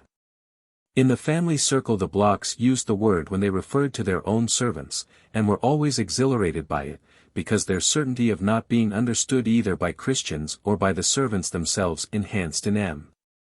Nissim Bernard and M. Bloch their twofold distinction of being masters and at the same time Jews. But this latter source of satisfaction became a source of displeasure when there was company. At such times M. Bloch, hearing his uncle say Mescors, felt that he was making his oriental side too prominent. Just as a light of love who has invited some of her sisters to meet her respectable friends is annoyed if they allude to their profession or use words that do not sound quite nice. Therefore, so far from his uncle's requests producing any effect on M. Bloch, he, beside himself with rage, could contain himself no longer. He let no opportunity pass of scarifying his wretched uncle. Of course, when there is a chance of saying anything stupid, one can be quite certain that you won't miss it. "You would be the first to lick his boots if he were in the room," shouted M. Bloch, while M. Nissim Bernard in sorrow lowered over his plate the ringlet beard of King Sargon. My friend, when he began to grow his beard, which also was blue-black and crimped, became very like his great-uncle. "What? Are you the son of the Marquis de Marsantes?" "Why, I knew him very well," said M. Nissim Bernard to St. Lou. I suppose that he meant the word knew in the sense in which Bloch's father had said that he knew Bergot, namely by sight. But he went on, "Your father was one of my best friends." Meanwhile Bloch had turned very red, his father was looking intensely cross, the Misses Bloch were choking with suppressed laughter. The fact was that in M. Nissim Bernard the love of ostentation which in M. Bloch and his children was held in cheek, had engendered the habit of perpetual lying. For instance, if he was staying in an hotel, M. Nissim Bernard, as M. Bloch equally might have done, would have his newspapers brought to him always by his valet in the dining room, in the middle of luncheon, when everybody was there, so that they should see that he travelled with a valet. But to the people with whom he made friends in the hotel the uncle used to say what the nephew would never have said, that he was a senator. He might know quite well that they would sooner or later discover that the title was usurped. He could not, at the critical moment, resist the temptation to assume it. M. Bloch suffered acutely from his uncle's lies and from all the embarrassments that they led to. "Don't pay any attention to him, he talks a great deal of nonsense," he whispered to St. Lou, whose interest was all the more whetted, for he was curious to explore the psychology of liars. A greater liar even than the Ithacon Odysseus, albeit Athene called him the greatest liar among mortals, his son completed the indictment. "Well, upon my word," cried M. Nissim Bernard, "if I'd only known that I was going to sit down to dinner with my old friend's son. Why, I have a photograph still of your father at home, in Paris, and any number of letters from him. He used always to call me uncle, nobody ever knew why. He was a charming man, sparkling. I remember so well a dinner I gave at Nice, there were Sardou, Labiche, Augier, Molière, Racine, Corneille, M.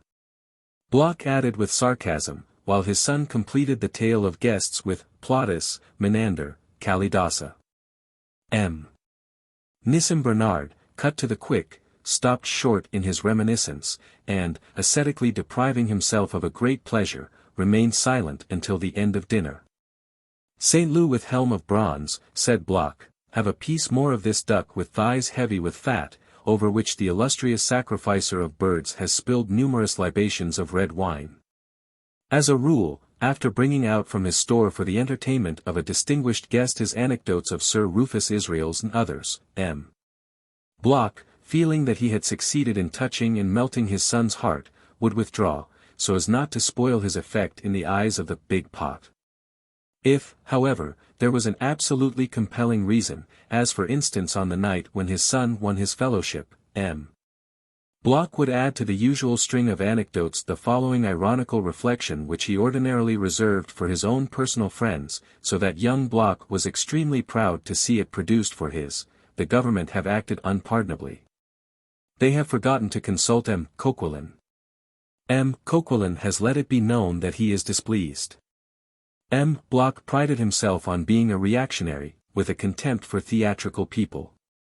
But the Misses Bloch and their brother reddened to the tips of their ears, so much impressed were they when Bloch senior, to shew that he could be regal to the last in his entertainment of his son's two chums, gave the order for champagne to be served, and announced casually that, as a treat for us, he had taken 3 stalls for the performance which a company from the opera comic was giving that evening at the casino. He was sorry that he had not been able to get a box. They had all been taken. However, he had often been in the boxes, and really one saw and heard better down by the orchestra. All very well, only, if the defect of his son, that is to say the defect which his son believed to be invisible to other people, was coarseness, the father's was avarice. And so it was in a decanter that we were served with, under the name of champagne, a light sparkling wine, while under that of orchestra stalls he had taken 3 in the pit, which cost half as much. Miraculously persuaded by the divine intervention of his defect that neither at table nor in the theatre, where the boxes were all empty, would the defect be noticed. When M. Bloch had let us moisten our lips in the flat glasses which his son dignified with the style and title of craters with deeply hollowed flanks, he made us admire a picture to which he was so much attached that he had brought it with him to Balbec. He told us that it was a Rubens. St. Loup asked innocently if it was signed. M. Bloch replied, blushing, that he had had the signature cut off to make it fit the frame, but that it made no difference, as he had no intention of selling the picture. Then he hurriedly bade us good night, in order to bury himself in the Journal Officiel, back numbers of which littered the house, and which, he informed us, he was obliged to read carefully on account of his parliamentary position, as to the precise nature of which, however, he gave us no enlightenment. I shall take a muffler, said Bloch, for Zephyrus and Boreas are disputing to which of them shall belong the fish-teeming sea, and should we but tarry a little after the show is over, we shall not be home before the first flush of Eos. The rosy-fingered. By the way, he asked St. Loup when we were outside, and I trembled, for I realized at once that it was of M. The Charles that Bloch was speaking in that tone of irony, who was that excellent old card dressed in black that I saw you walking with, the day before yesterday, on the beach? That was my uncle. St. Loup was ruffled. Unfortunately, a floater was far from seeming to Bloch a thing to be avoided. He shook with laughter. Heartiest congratulations, I ought to have guessed, he has an excellent style, the most priceless dial of an old gaga of the highest lineage. You are absolutely mistaken, he is an extremely clever man, retorted St. Loup, now furious. I am sorry about that, it makes him less complete. All the same, I should like very much to know him, for I flatter myself I could write some highly adequate pieces about old buffers like that. Just to see him go by, he's killing. But I should leave out of account the caricaturable side, which really is hardly worthy of an artist enamored of the plastic beauty of phrases, of his mug, which, you'll forgive me, doubled me up for a moment with joyous laughter. And I should bring into prominence the aristocratic side of your uncle, who after all has a distinct bovine effect, and when one has finished laughing does impress one by his great air of style. But, he went on, addressing myself this time, there is also a matter of a very different order about which I have been meaning to question you, and every time we are together, some god, blessed denizen of Olympus, makes me completely forget to ask for a piece of information which might before now have been and is sure some day to be of the greatest use to me.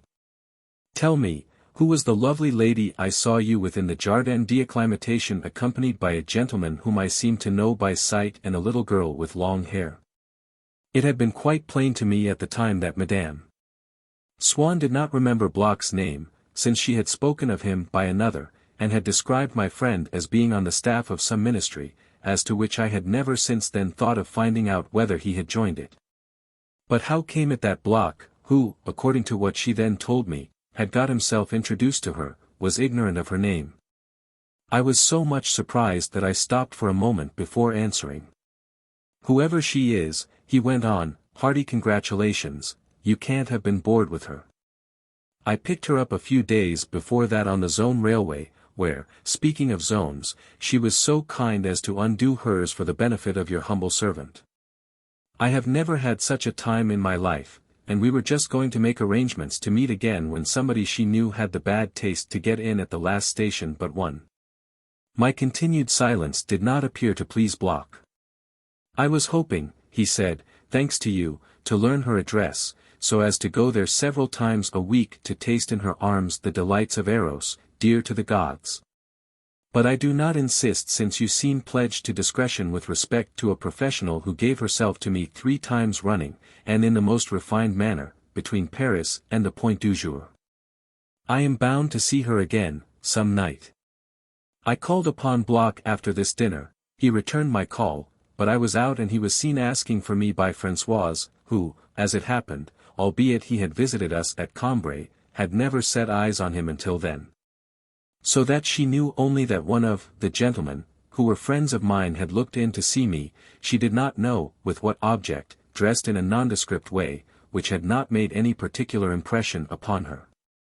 Now though I knew quite well that certain of Françoise's social ideas must forever remain impenetrable by me, ideas based, perhaps, partly upon confusions between words, between names which she had once and for all time mistaken for one another, I could not restrain myself, who had long since abandoned the quest for enlightenment in such cases, from seeking, and seeking, moreover, in vain, to discover what could be the immense significance that the name of Bloch had for Françoise. For no sooner had I mentioned to her that the young man whom she had seen was M. Bloch than she recoiled several paces, so great were her stupor and disappointment. "What? Is that M. Bloch?" she cried, thunderstruck, as if so portentous a personage ought to have been endowed with an appearance which made you know, as soon as you saw him, that you were in the presence of one of the great ones of the earth. And, like someone who has discovered that an historical character is not up to the level of his reputation, she repeated in an impressed tone, in which I could detect latent, for future growth, the seeds of a universal skepticism, "What? Is that M. Bloch? Well, really, you would never think it, to look at him." She seemed also to bear me a grudge, as if I had always overdone the praise of Bloch to her. At the same time she was kind enough to add, "Well, he may be M. Bloch, and all that. I'm sure master can say he's every bit as good." She had presently, with respect to St. Lou, whom she worshipped, a disillusionment of a different kind and of less severity. She discovered that he was a Republican. Now for all that, when speaking, for instance, of the Queen of Portugal, she would say with that disrespect which is, among the people, the supreme form of respect, Amélie, Philippe's sister, Françoise was a royalist. But when it came to a marquis who had dazzled her at first sight, and who was for the Republic, seemed no longer real. And she shewed the same ill humor as if I had given her a box which she had believed to be made of gold, and had thanked me for it effusively, and then a jeweler had revealed to her that it was only plated. She at once withdrew her esteem from St. Lou, but soon afterwards restored it to him, having reflected that he could not, being the Marquis de St. Lou, be a Republican, that he was just pretending, in his own interest. For with such a government as we had it might be a great advantage to him. From that moment her coldness towards him, her resentment towards myself ceased. And when she spoke of St. Lou she said, "He is a hypocrite," with a broad and friendly smile which made it clear that she considered him again just as much as when she first knew him, and that she had forgiven him. As a matter of fact, St. Lou was absolutely sincere and disinterested, and it was this intense moral purity which, not being able to find entire satisfaction in a selfish sentiment such as love, nor on the other hand meeting in him the impossibility, which existed in me, for instance, of finding its spiritual nourishment elsewhere than in himself, rendered him truly capable, just as I was incapable, of friendship. Françoise was no less mistaken about Saint Loup when she complained that he had that sort of air, as if he did not look down upon the people, but that it was all just a pretense, and you had only to see him when he was in a temper with his groom. It had indeed sometimes happened that Robert would scold his groom with a certain amount of brutality, which proved that he had the sense not so much of the difference as of the equality between classes and masses. But, he said in answer to my rebuke of his having treated the man rather harshly, why should I go out of my way to speak politely to him? Isn't he my equal? Isn't he just as near to me as any of my uncles and cousins? You seem to think that I ought to treat him with respect, as an inferior. You talk like an aristocrat, he added scornfully. And indeed if there was a class to which he shewed himself prejudiced and hostile, it was the aristocracy. So much so that he found it as hard to believe in the superior qualities of a man in society as he found it easy to believe in those of a man of the people. When I mentioned the Princess de Luxembourg, whom I had met with his aunt. An old trout, was his comment. Like all that lot. She's a sort of cousin of mine, by the way. Having a strong prejudice against the people who frequented it, he went rarely into society, and the contemptuous or hostile attitude which he adopted towards it served to increase, among all his near relatives, the painful impression made by his intimacy with a woman on the stage, a connection which, they declared, would be his ruin, blaming it specially for having bred in him that spirit of denigration, that bad spirit, and for having led him astray. After which it was only a matter of time before he would have dropped out altogether. And so, many easygoing men of the Faubourg Saint-Germain were without compunction when they spoke of Robert's mistress. Those girls do their job, they would say, they are as good as anybody else. But that one? No, thank you, we cannot forgive her. She has done too much harm to a fellow we were fond of. Of course, he was not the first to be caught in that snare. But the others amused themselves like men of the world, continued to think like men of the world about politics, about everything.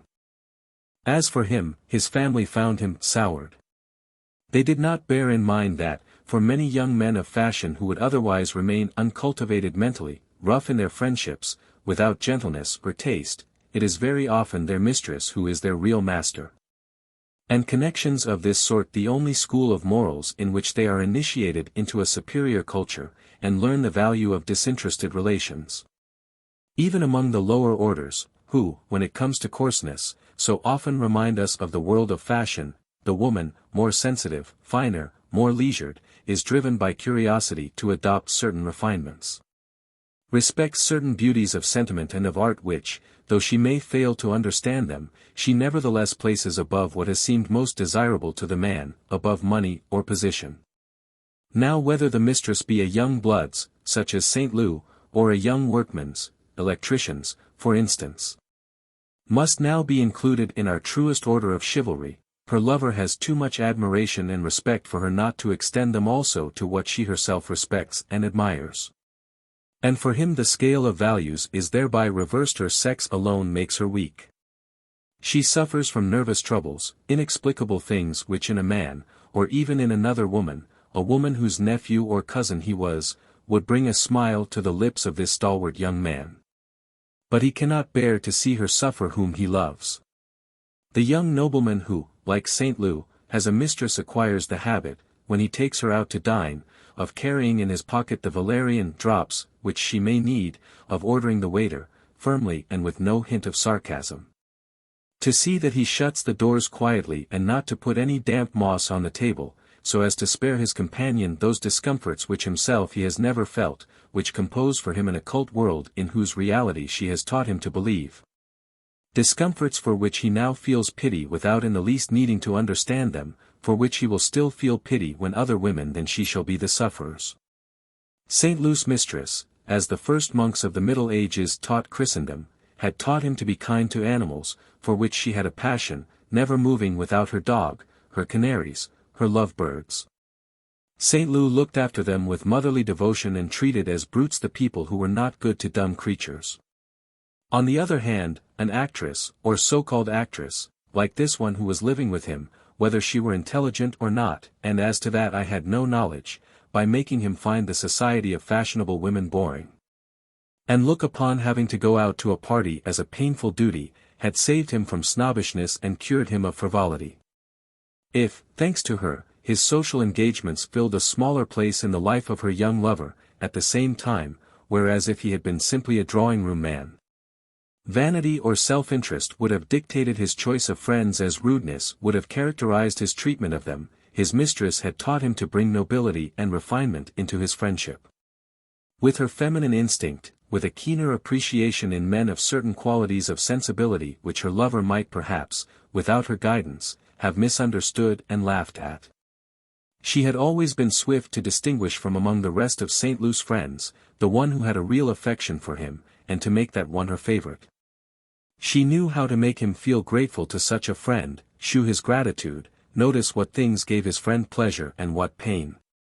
And presently St. Lou, without any more need of her to prompt him, began to think of all these things by himself, and at Balbec, where she was not with him, for me whom she had never seen, whom he had perhaps not yet so much as mentioned in his letters to her, of his own accord would pull up the window of a carriage in which I was sitting, take out of the room the flowers that made me feel unwell.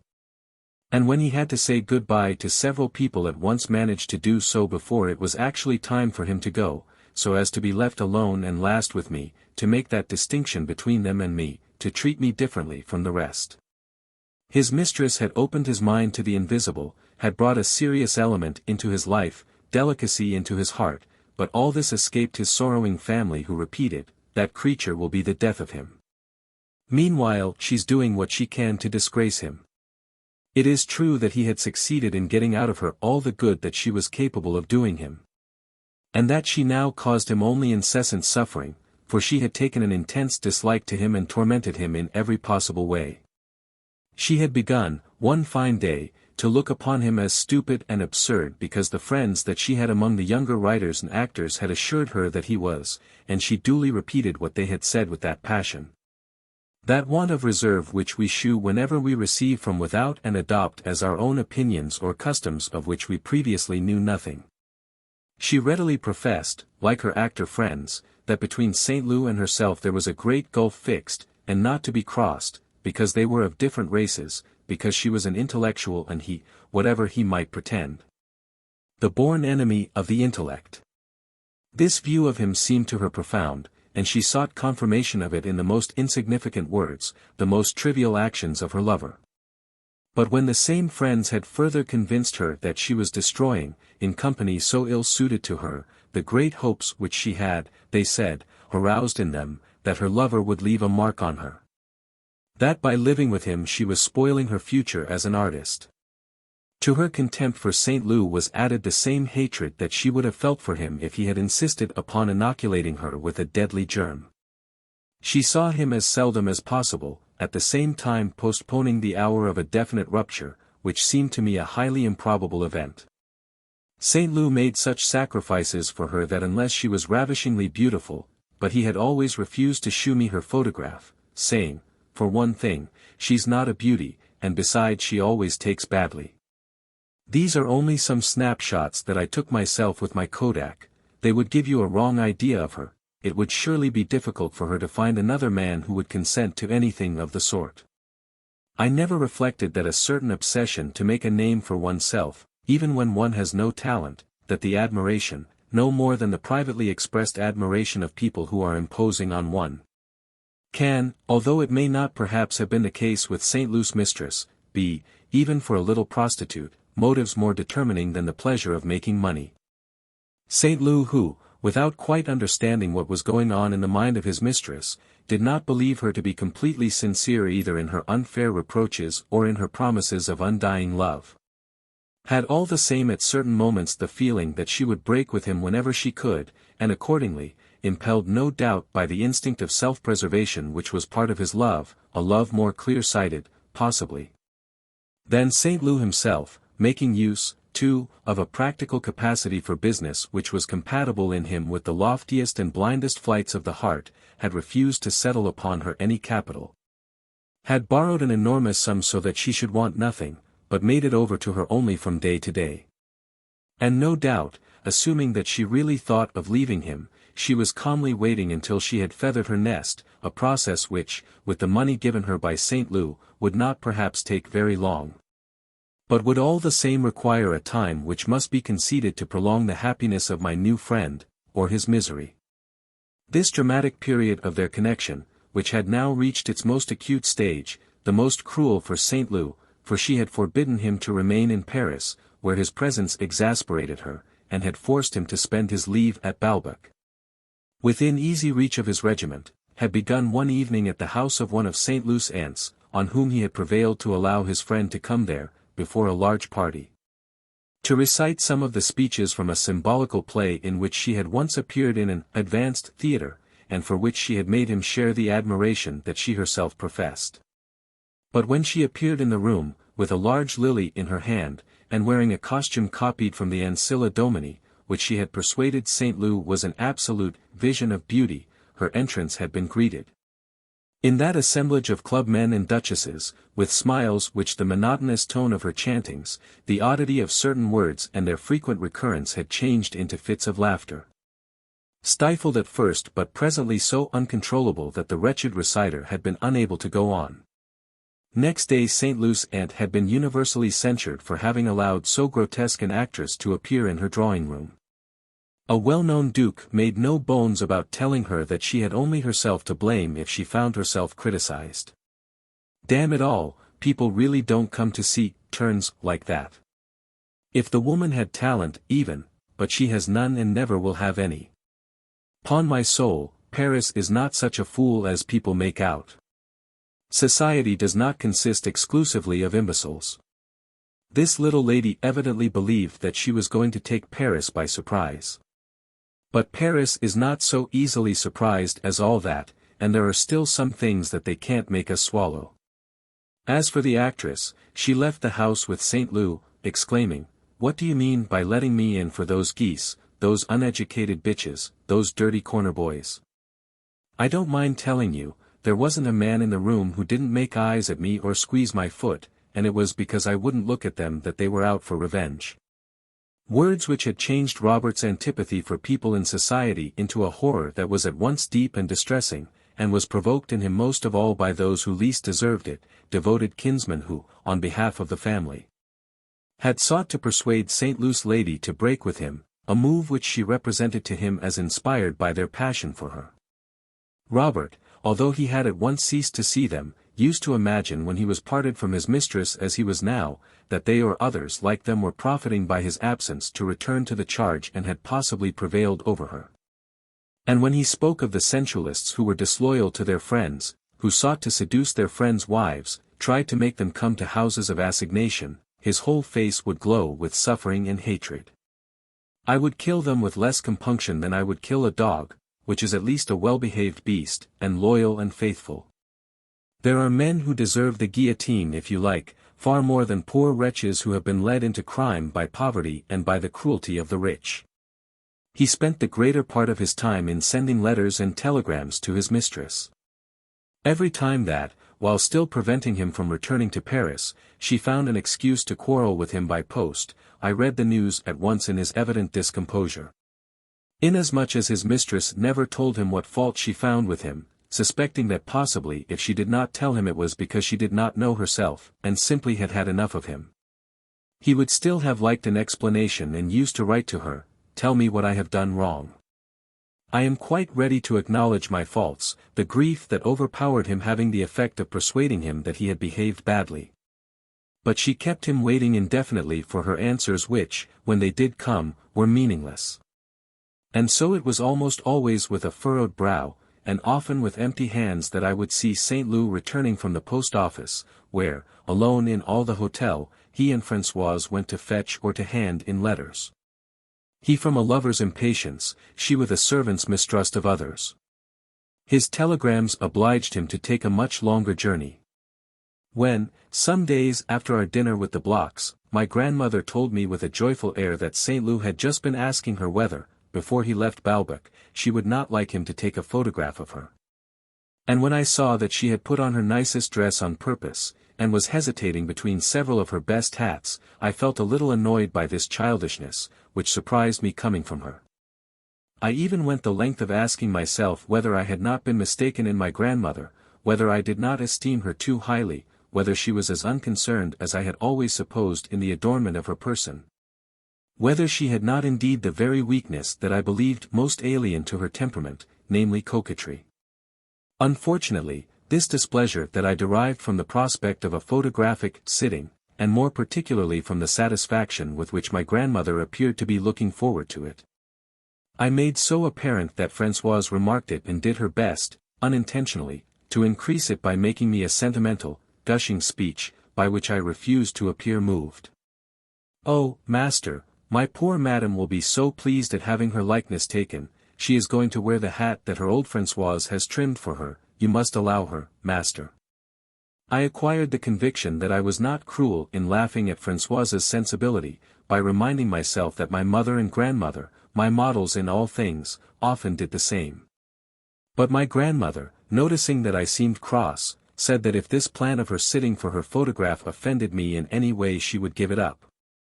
I would not let her. I assured her that I saw no harm in it, and left her to adorn herself, but, thinking that I shewed my penetration and strength of mind, I added a few stinging words of sarcasm, intended to neutralize the pleasure which she seemed to find in being photographed, so that if I was obliged to see my grandmother's magnificent hat, I succeeded at least in driving from her face that joyful expression which ought to have made me glad. But alas, it too often happens, while the people we love best are still alive, that such expressions appear to us as the exasperating manifestation of some unworthy freak of fancy rather than as the precious form of the happiness which we should dearly like to procure for them. My ill humor arose more particularly from the fact that, during the last week, my grandmother had appeared to be avoiding me, and I had not been able to have her to myself for a moment, either by night or day. When I came back in the afternoon to be alone with her for a little I was told that she was not in the hotel, or else she would shut herself up with Françoise for endless confabulations which I was not permitted to interrupt. And when, after being out all evening with St. Loup, I had been thinking on the way home of the moment at which I should be able to go to my grandmother and to kiss her. In vain might I wait for her to knock on the partition between us the 3 little taps which would tell me to go in and say good night to her. I heard nothing. At length I would go to bed, a little resentful of her for depriving me, with an indifference so new and strange in her, of a joy on which I had so much counted. I would lie still for a while, my heart throbbing as in my childhood, listening to the wall which remained silent, until I cried myself to sleep. Seascape, with frieze of girls. That day, as for some days past, St. Loup had been obliged to go to Doncier's, where, until his leave finally expired, he would be on duty now until late every afternoon. I was sorry that he was not at Balbec. I had seen alight from carriages and pass, some into the ballroom of the casino, others into the ice cream shop, young women who at a distance had seemed to me lovely. I was passing through one of those periods of our youth, unprovided with any one definite love, vacant, in which at all times and in all places, as a lover the woman by whose charms he is smitten, we desire, we seek, we see beauty. Let but a single real feature, the little that one distinguishes of a woman seen from afar or from behind, enable us to project the form of beauty before our eyes, we imagine that we have seen her before, our heart beats, we hasten in pursuit, and will always remain half persuaded that it was she, provided that the woman has vanished. It is only if we manage to overtake her that we realize our mistake. Besides, as I grew more and more delicate, I was inclined to overrate the simplest pleasures because of the difficulties that sprang up in the way of my attaining them. Charming women I seemed to see all round me, because I was too tired, if it was on the beach, too shy if it was in a casino or at a pastry cook's, to go anywhere near them. And yet if I was soon to die I should have liked first to know the appearance at close quarters, in reality of the prettiest girls that life had to offer. Even although it should be another than myself or no one at all who was to take advantage of the offer. I did not, in fact, appreciate the desire for possession that underlay my curiosity. I should have had the courage to enter the ballroom if St. Loup had been with me. Left by myself, I was simply hanging about in front of the Grand Hotel until it was time for me to join my grandmother, when, still almost at the far end of the paved front, along which they projected in a discordant spot of color. I saw coming towards me 5 or 6 young girls, as different in appearance and manner from all the people whom one was accustomed to see at Balbec as could have been, landed there none knew whence. A flight of gulls which performed with measured steps upon the sands, the dawdlers using their wings to overtake the rest, a movement the purpose of which seems as obscure to the human bathers, whom they do not appear to see, as it is clearly determined in their own birdish minds. One of these strangers was pushing as she came, with one hand, her bicycle, 2 others carried golf clubs. And their attire generally was in contrast to that of the other girls at Balbec, some of whom, it was true, went in for games, but without adopting any special outfit.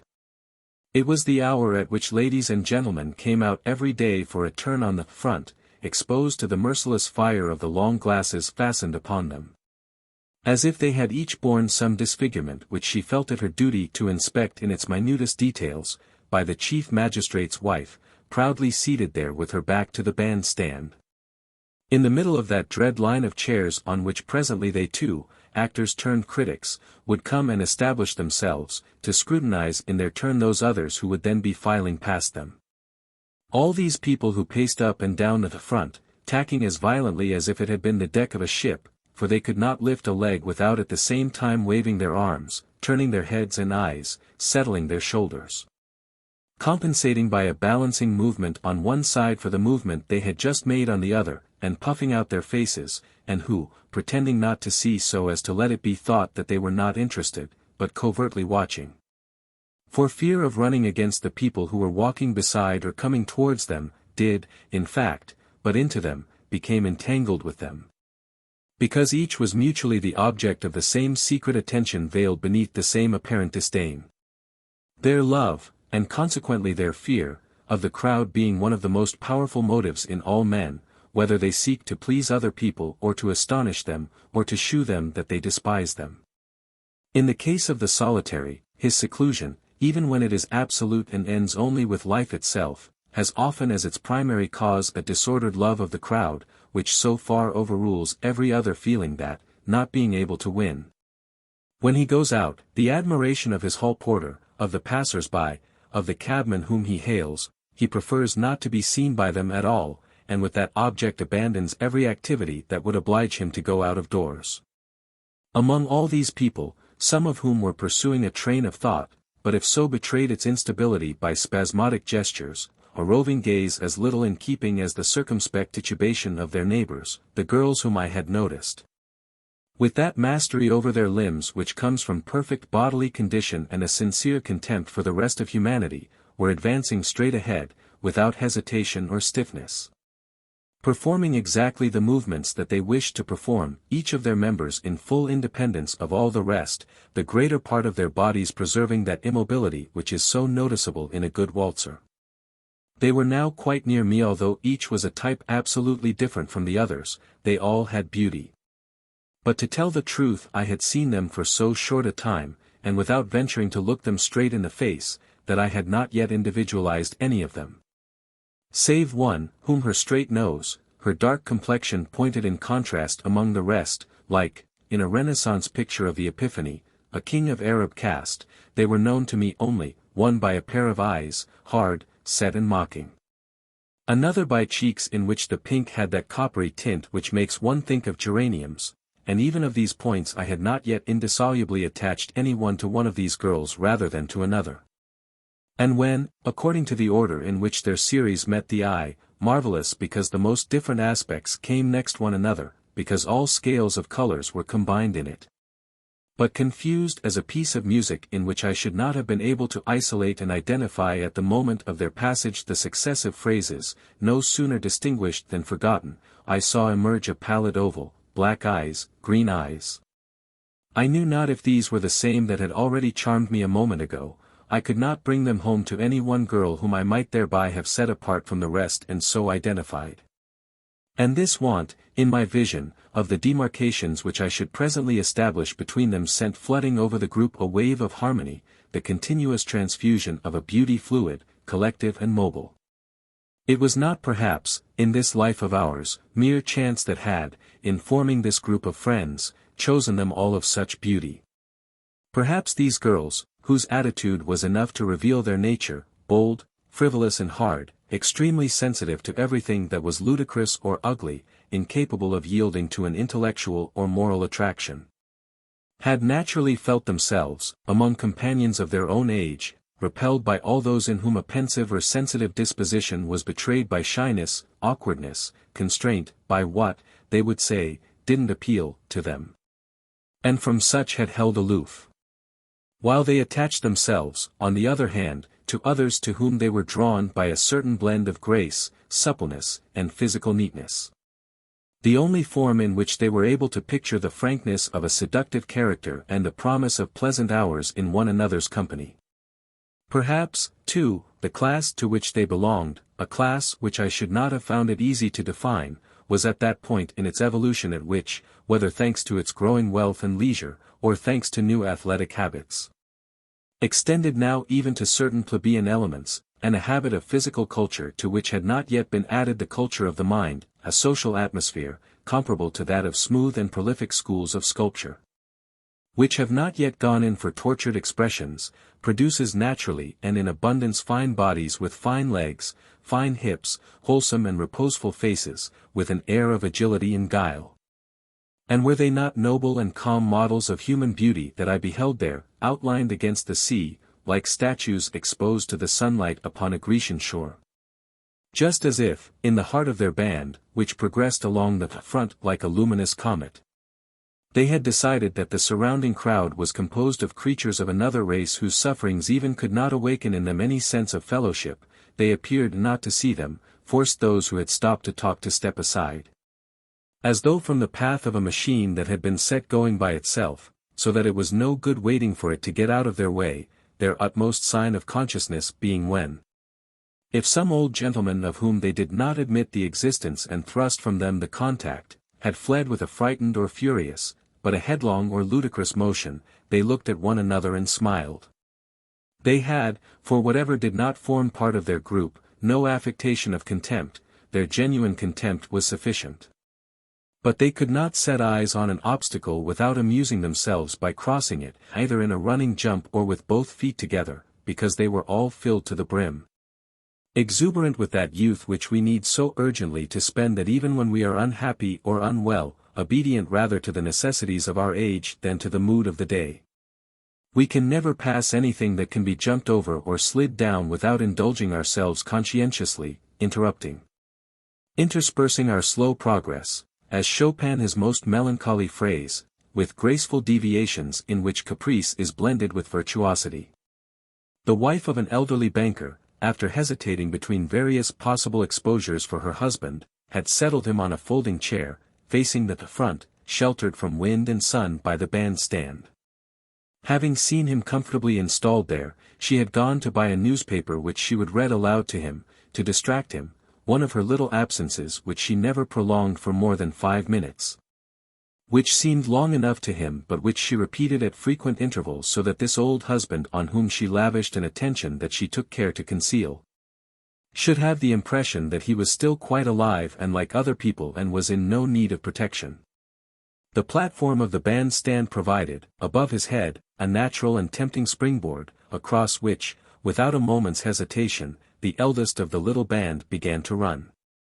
She jumped over the terrified old man, whose yachting cap was brushed by the nimble feet, to the great delight of the other girls, especially of a pair of green eyes in a dashing face, which expressed, for that bold act, an admiration and a merriment in which I seemed to discern a trace of timidity, a shamefaced and blustering timidity which did not exist in the others. "Oh, the poor old man, he makes me sick, he looks half dead," said a girl with a croaking voice, but with more sarcasm than sympathy. They walked on a little way, then stopped for a moment in the middle of the road, with no thought whether they were impeding the passage of other people, and held a council, a solid body of irregular shape, compact, unusual and shrill, like birds that gather on the ground at the moment of flight. Then they resumed their leisurely stroll along the front, against a background of sea. By this time their charming features had ceased to be indistinct and impersonal. I had dealt them like cards into so many heaps to compose, failing their names, of which I was still ignorant, the big one who had jumped over the old banker. The little one who stood out against the horizon of sea with her plump and rosy cheeks, her green eyes, the one with the straight nose and dark complexion, in such contrast to all the rest. Another, with a white face like an egg on which a tiny nose described an arc of a circle like a chicken's beak. Yet another, wearing a hooded cape, which gave her so poverty-stricken an appearance.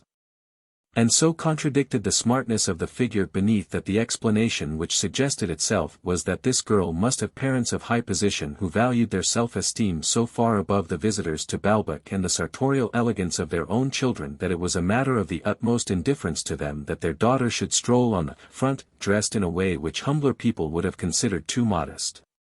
A girl with brilliant, laughing eyes and plump, colorless cheeks, a black polo cap pulled down over her face, who was pushing a bicycle with so exaggerated a movement of her hips, with an air borne out by her language, which was so typically of the gutter and was being shouted so loud, when I passed her, although among her expressions I caught that irritating live my own life, that, abandoning the hypothesis which her friend's hooded cape had made me construct, I concluded instead that all these girls belonged to the population which frequents the racing tracks, and must be the very juvenile mistresses of professional bicyclists.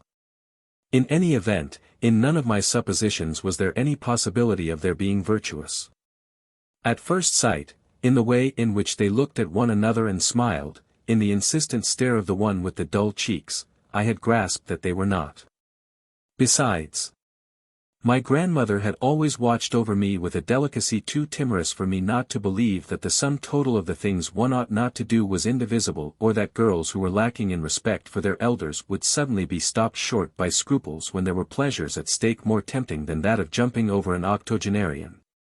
Though they were now separately identifiable, still the mutual response which they gave one another with eyes animated by self-sufficiency and the spirit of comradeship, in which were kindled at every moment now the interest now the insolent indifference with which each of them sparkled according as her glance fell on one of her friends or on passing strangers, that consciousness, moreover, of knowing one another intimately enough always to go about together, by making them a band apart established between their independent and separate bodies, as slowly they advanced, a bond invisible but harmonious, like a single warm shadow. A single atmosphere making of them a whole as homogeneous in its parts as it was different from the crowd through which their procession gradually wound. For an instant, as I passed the dark one with the fat cheeks who was wheeling a bicycle, I caught her smiling, sidelong glance, aimed from the center of that inhuman world which enclosed the life of this little tribe, an inaccessible, unknown world to which the idea of what I was could certainly never attain nor find a place in it.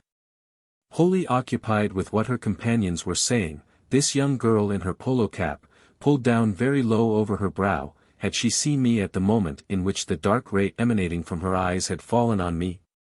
In the heart of what universe did she distinguish me? It would have been as hard for me to say as, when certain peculiarities are made visible, thanks to the telescope, in a neighboring planet, it is difficult to arrive at the conclusion that human beings inhabit it, that they can see us, or to say what ideas the sight of us can have aroused in their minds. If we thought that the eyes of a girl like that were merely two glittering sequins of mica, we should not be athirst to know her and to unite her life to ours. But we feel that what shines in those reflecting discs is not due solely to their material composition. That it is, unknown to us, the dark shadows of the ideas that the creature is conceiving, relative to the people and places that she knows, the turf of racecourses, the sand of cycling tracks over which, peddling on past fields and woods, she would have drawn me after her, that little Peri, more seductive to me than she of the Persian paradise, the shadows, too, of the home to which she will presently return, of the plans that she is forming or that others have formed for her. And above all that it is she, with her desires, her sympathies, her revulsions, her obscure and incessant will. I knew that I should never possess this young cyclist if I did not possess also what there was in her eyes. And it was consequently her whole life that filled me with desire. A sorrowful desire because I felt that it was not to be realized, but exhilarating, because what had hitherto been my life, having ceased of a sudden to be my whole life, being no more now than a little part of the space stretching out before me, which I was burning to cover and which was composed of the lives of these girls, offered me that prolongation, that possible multiplication of oneself which is happiness. And no doubt the fact that we had, these girls and I, not one habit, as we had not one idea, in common, was to make it more difficult for me to make friends with them and to please them. But perhaps, also, it was thanks to those differences, to my consciousness that there did not enter into the composition of the nature and actions of these girls a single element that I knew or possessed. That there came in place of my satiety a thirst, like that with which a dry land burns, for a life which my soul, because it had never until now received one drop of it, would absorb all the more greedily in long draughts. With a more perfect imbibition. I had looked so closely at the dark cyclist with the bright eyes that she seemed to notice my attention, and said to the biggest of the girls something that I could not hear. To be honest, this dark one was not the one that pleased me most, simply because she was dark and because, since the day on which, from the little path by Tansonville, I had seen Gilberte, a girl with reddish hair and a golden skin had remained for me the inaccessible ideal. But Gilberte herself, had I not loved her principally because she had appeared to me haloed with that aureole of being the friend of Bregat, of going with him to look at old cathedrals? And in the same way could I not rejoice at having seen this dark girl look at me, which made me hope that it would be easier for me to get to know her first, for she would introduce me to the others. To the pitiless one who had jumped over the old man's head, to the cruel one who had said, "He makes me sick, poor old man." To all of them in turn, among whom, moreover, she had the distinction of being their inseparable companion. And yet the supposition that I might some day be the friend of one or other of these girls, that their eyes, whose incomprehensible gaze struck me now and again, playing upon me unawares, like the play of sunlight upon a wall, might ever, by a miraculous alchemy, allow to interpenetrate among their ineffable particles the idea of my existence, some affection for my person. That I myself might some day take my place among them in the evolution of their course by the sea's edge, that supposition appeared to me to contain within it a contradiction as insoluble as if, standing before some classical frieze or a fresco representing a procession, I had believed it possible for me, the spectator, to take my place, beloved of them, among the godlike hierophants. The happiness of knowing these girls was, then, not to be realized. Certainly it would not have been the first of its kind that I had renounced. I had only to recall the numberless strangers whom, even at Balbec, the carriage bowling away from them at full speed had forced me for ever to abandon. And indeed the pleasure that was given me by the little band, as noble as if it had been composed of Hellenic virgins, came from some suggestion that there was in it of the flight of passing figures along a road. This fleetingness of persons who are not known to us, who force us to put out from the harbor of life, in which the women whose society we frequent have all, in course of time, laid bare their blemishes, urges us into that state of pursuit in which there is no longer anything to arrest the imagination. But to strip our pleasures of imagination is to reduce them to their own dimensions, that is to say to nothing. Offered me by one of those procuresses, whose good offices, all the same, the reader has seen that I by no means scorned, withdrawn from the element which gave them so many fine shades and such vagueness, these girls would have enchanted me less. We must have imagination, awakened by the uncertainty of being able to attain our object, to create a goal which hides our other goal from us. And by substituting for sensual pleasures the idea of penetrating into a life prevents us from recognizing that pleasure, from tasting its true savor, from restricting it to its own range. There must be, between us and the fish which, if we saw it for the first time cooked and served on a table, would not appear worth the endless trouble, craft and stratagem that are necessary if we are to catch it, interposed. During our afternoons with the rod, the ripple to whose surface come wavering, without our quite knowing what we intend to do with them, the burnished gleam of flesh, the indefiniteness of a form, in the fluidity of a transparent and flowing azure. These girls benefited also by that alteration of social values characteristic of seaside life. All the advantages which, in our ordinary environment, extend and magnify our importance, we there find to have become invisible, in fact to be eliminated. While on the other hand the people whom we suppose, without reason, to enjoy similar advantages appear to us amplified to artificial dimensions. This made it easy for strange women generally, and today for these girls in particular, to acquire an enormous importance in my eyes, and impossible to make them aware of such importance as I might myself possess. But if there was this to be said for the excursion of the little band, that it was but an excerpt from the innumerable flight of passing women, which had always disturbed me. Their flight was here reduced to a movement so slow as to approach immobility. Now, precisely because, in a phase so far from rapid, faces no longer swept past me in a whirlwind, but calm and distinct still appeared beautiful, I was prevented from thinking as I had so often thought when Madame de Villeparis's carriage bore me away that, at closer quarters, if I had stopped for a moment, certain details, a pitted skin, drooping nostrils, a silly gape, a grimace of a smile, an ugly figure might have been substituted in the face and body of the woman, for those that I had doubtless imagined. For there had sufficed a pretty outline, a glimpse of a fresh complexion, for me to add, in entire good faith, a fascinating shoulder, a delicious glance of which I carried in my mind for ever a memory or a preconceived idea. These rapid decipherings of a person whom we see in motion exposing us thus to the same errors as those two rapid readings in which, on a single syllable and without waiting to identify the rest, we base instead of the word that is in the text a wholly different word with which our memory supplies us. It could not be so with me now. I had looked well at them all. Each of them I had seen, not from every angle and rarely in full face, but all the same in two or three aspects different enough to enable me to make either the correction or the verification. To take a proof of the different possibilities of line and color that are hazarded at first sight, and to see persist in them, through a series of expressions, something unalterably material. I could say to myself with conviction that neither in Paris nor at Balbec, in the most favorable hypotheses of what might have happened, even if I had been able to stop and talk to them, the passing women who had caught my eye. Had there ever been one whose appearance, followed by her disappearance without my having managed to know her, had left me with more regret than would these, had given me the idea that her friendship might be a thing so intoxicating. Never, among actresses nor among peasants nor among girls from a convent school had I beheld anything so beautiful, impregnated with so much that was unknown, so inestimably precious, so apparently inaccessible. They were, of the unknown and potential happiness of life, an illustration so delicious and in so perfect a state that it was almost for intellectual reasons that I was desperate with the fear that I might not be able to make.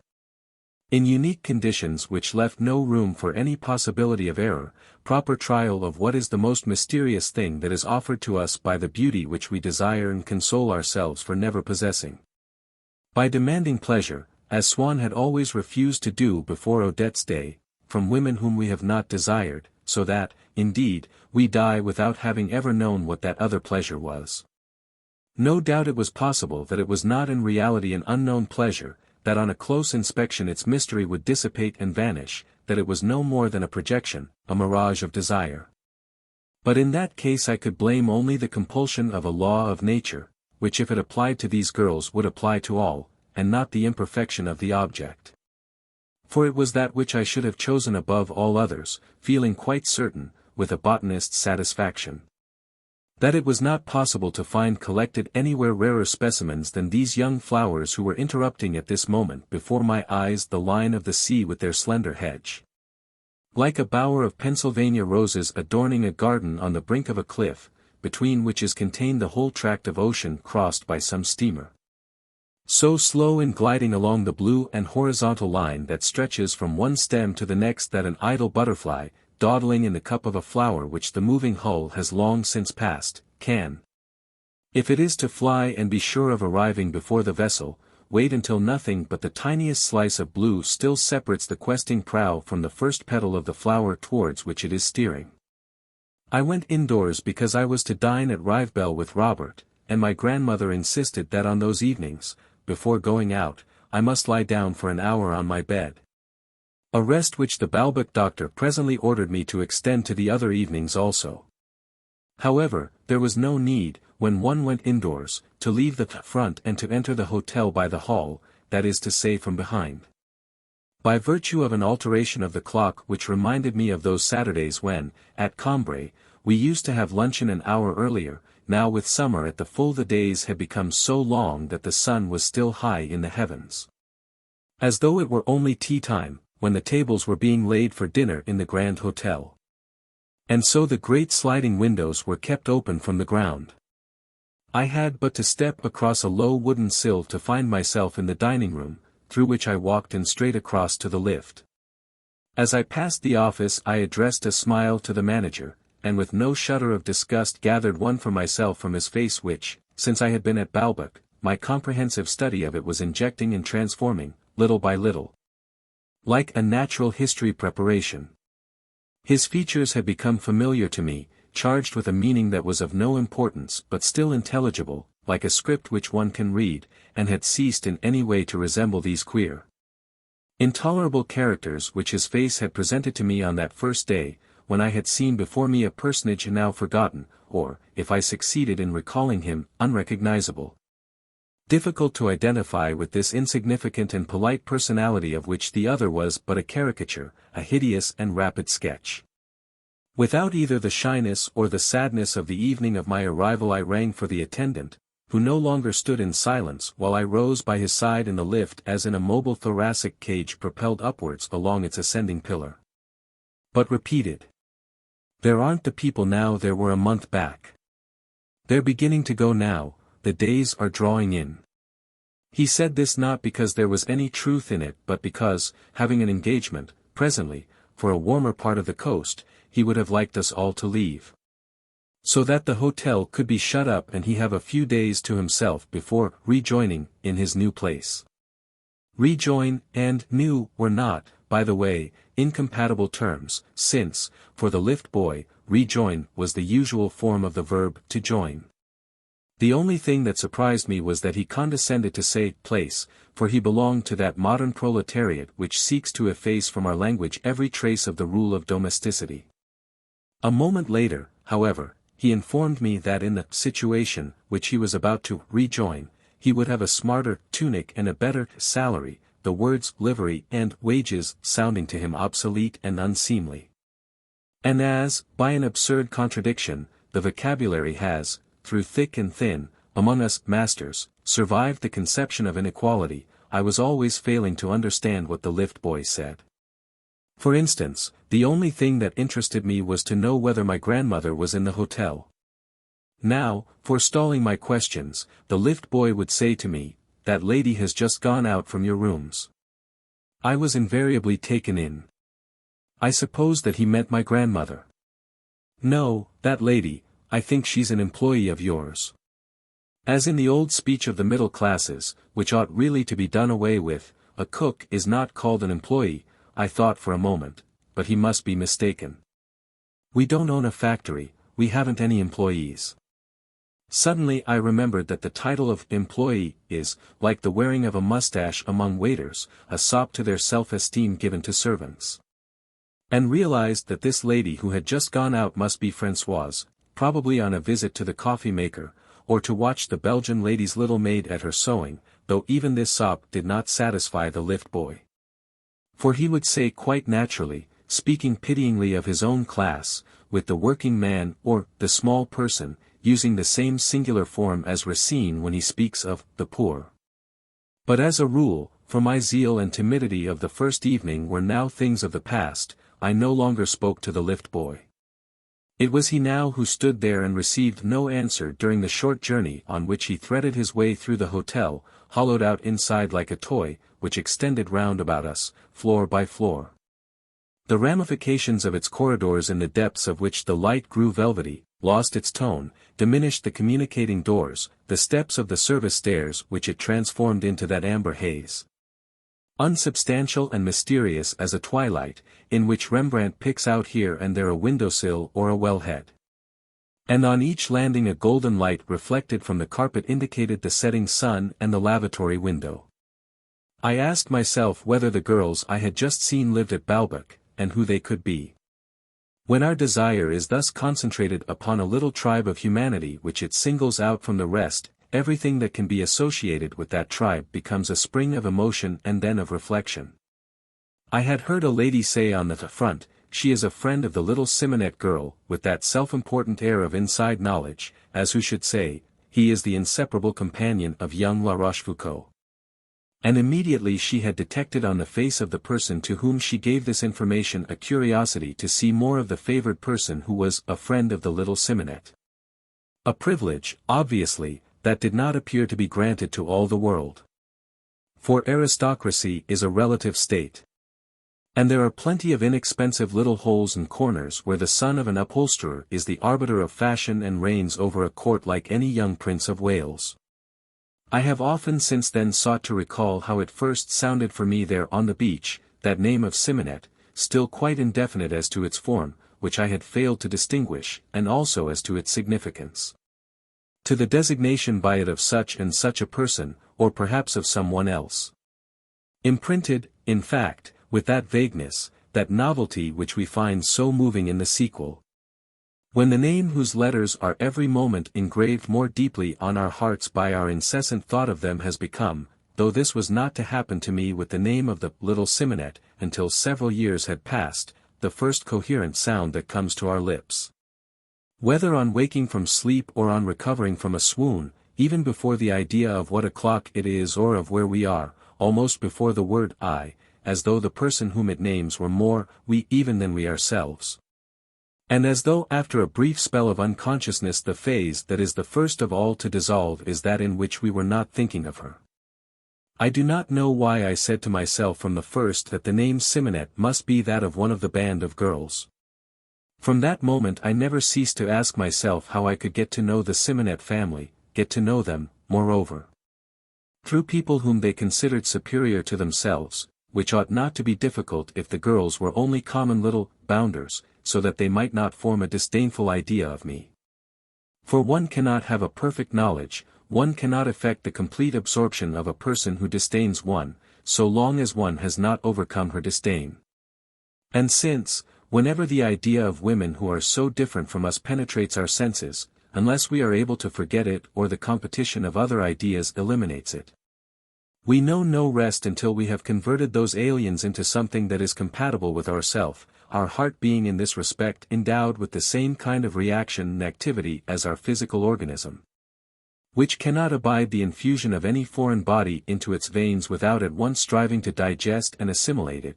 The little Simonet must be the prettiest of them all, she who, I felt moreover, might yet become my mistress.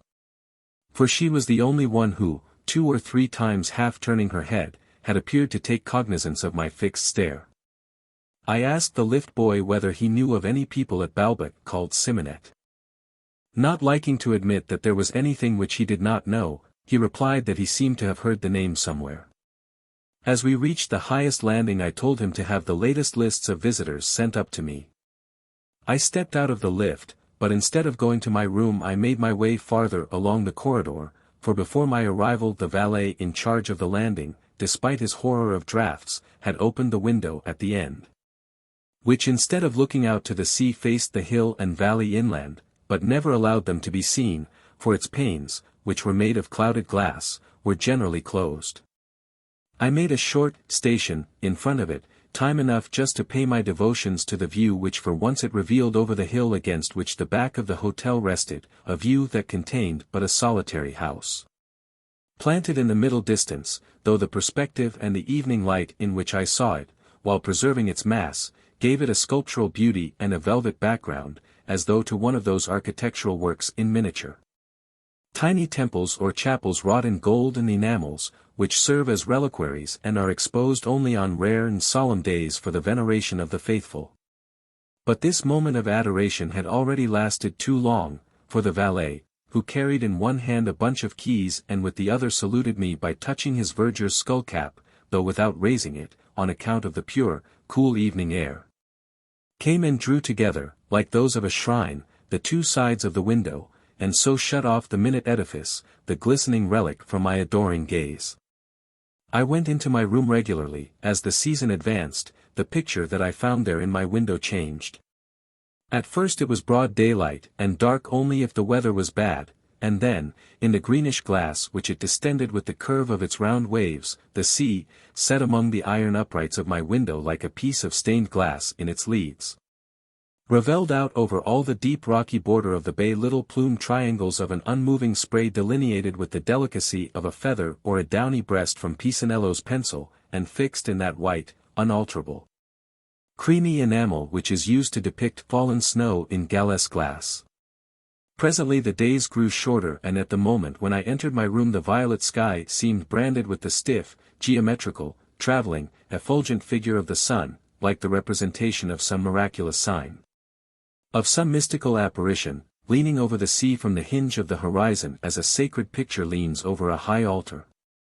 While the different parts of the western sky exposed in the glass fronts of the low mahogany bookcases that ran along the walls, which I carried back in my mind to the marvelous painting from which they had been detached, seemed like those different scenes which some old master executed long ago for a confraternity upon a shrine, whose separate panels are now exhibited side by side upon the wall of a museum gallery, so that the visitor's imagination alone can restore them to their place on the predella of the reredos.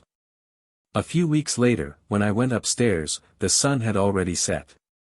Like the one that I used to see at Cambrai, behind the Calvary, when I was coming home from a walk and looking forward to going down to the kitchen before dinner, a band of red sky over the sea, compact and clear-cut as a layer of aspic over meat. Then, a little later, over a sea already cold and blue like a grey mullet. A sky of the same pink as the salmon that we should presently be ordering at Rivebelle reawakened the pleasure which I was to derive from the act of dressing to go out to dinner. Over the sea, quite near the shore, were trying to rise, one beyond another, at wider and wider intervals, vapors of a pitchy blackness but also of the polish and consistency of agate, of a visible weight, so much so that the highest among them, poised at the end of their contorted stem and overreaching the center of gravity of the pile that had hitherto supported them, seemed on the point of bringing down in ruin this lofty structure already half the height of the sky, and of precipitating it into the sea. The sight of a ship that was moving away like a nocturnal traveler gave me the same impression that I had had in the train of being set free from the necessity of sleep and from confinement in a bedroom.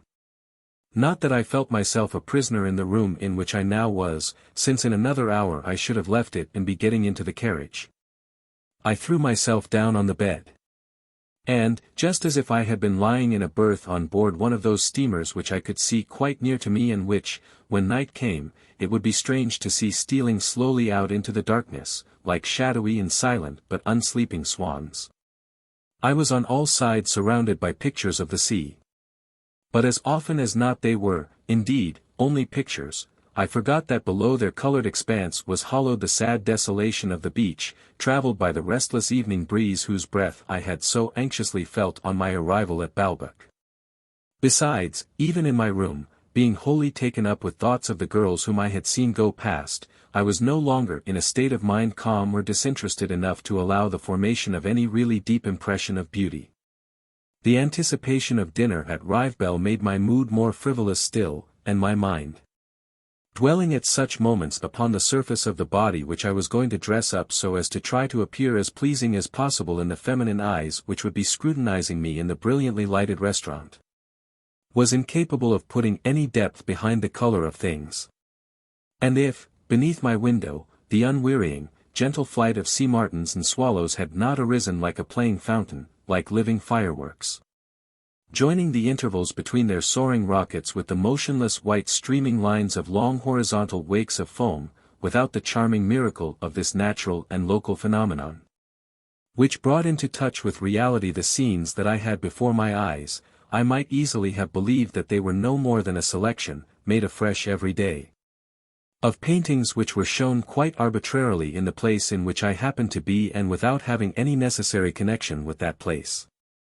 At one time it was an exhibition of Japanese color prints. Beside the neat disk of sun, red and round as the moon, a yellow cloud seemed a lake against which black swords were outlined like the trees upon its shore. A bar of a tender pink which I had never seen again after my first paintbox swelled out into a river on either bank of which boats seemed to be waiting high and dry for someone to push them down and set them afloat. And with the contemptuous, bored, frivolous glance of an amateur or a woman hurrying through a picture gallery between two social engagements, I would say to myself, curious sunset, this. It's different from what they usually are, but after all I've seen them just as fine, just as remarkable as this. I had more pleasure on evenings when a ship, absorbed and liquefied by the horizon so much the same in color as herself, an impressionist exhibition this time, that it seemed to be also of the same matter. Appeared as if someone had simply cut out with a pair of scissors her bows and the rigging in which she tapered into a slender filigree from the vaporous blue of the sky. Sometimes the ocean filled almost the whole of my window, when it was enlarged and prolonged by a band of sky edged at the top only by a line that was of the same blue as the sea, so that I supposed it all to be still sea. And the change in color due only to some effect of light and shade. Another day the sea was painted only in the lower part of the window, all the rest of which was so filled with innumerable clouds, packed one against another in horizontal bands, that its panes seemed to be intended for some special purpose or to illustrate a special talent of the artist, to present a cloud study, while the fronts of the various bookcases shewing similar clouds but in another part of the horizon and differently colored by the light, appeared to be offering as it were the repetition, of which certain of our contemporaries are so fond, of one and the same effect always observed at different hours but able now in the immobility of art to be seen all together in a single room. Drawn in pastel and mounted under glass. And sometimes to a sky and sea uniformly grey a rosy touch would be added with an exquisite delicacy. While a little butterfly that had gone to sleep at the foot of the window seemed to be attaching with its wings at the corner of this harmony in grey and pink, in the Whistler manner the favourite signature of the Chelsea master. The pink vanished, there was nothing now left to look at. I rose for a moment and before lying down again drew close the inner curtains. Above them I could see from my bed the ray of light that still remained, growing steadily fainter and thinner, but it was without any feeling of sadness. Without any regret for its passing that I thus allowed to die above the curtains the hour at which, as a rule, I was seated at table, for I knew that this day was of another kind than ordinary days, longer. Like those Arctic days which night interrupts for a few minutes only. I knew that from the chrysalis of the dusk was preparing to emerge, by a radiant metamorphosis, the dazzling light of the Rivebelle restaurant. I said to myself, it is time, I stretched myself on the bed, and rose, and finished dressing. And I found a charm in these idle moments, lightened of every material burden, in which while down below the others were dining I was employing the forces accumulated during the inactivity of this last hour of the day only in drying my washed body.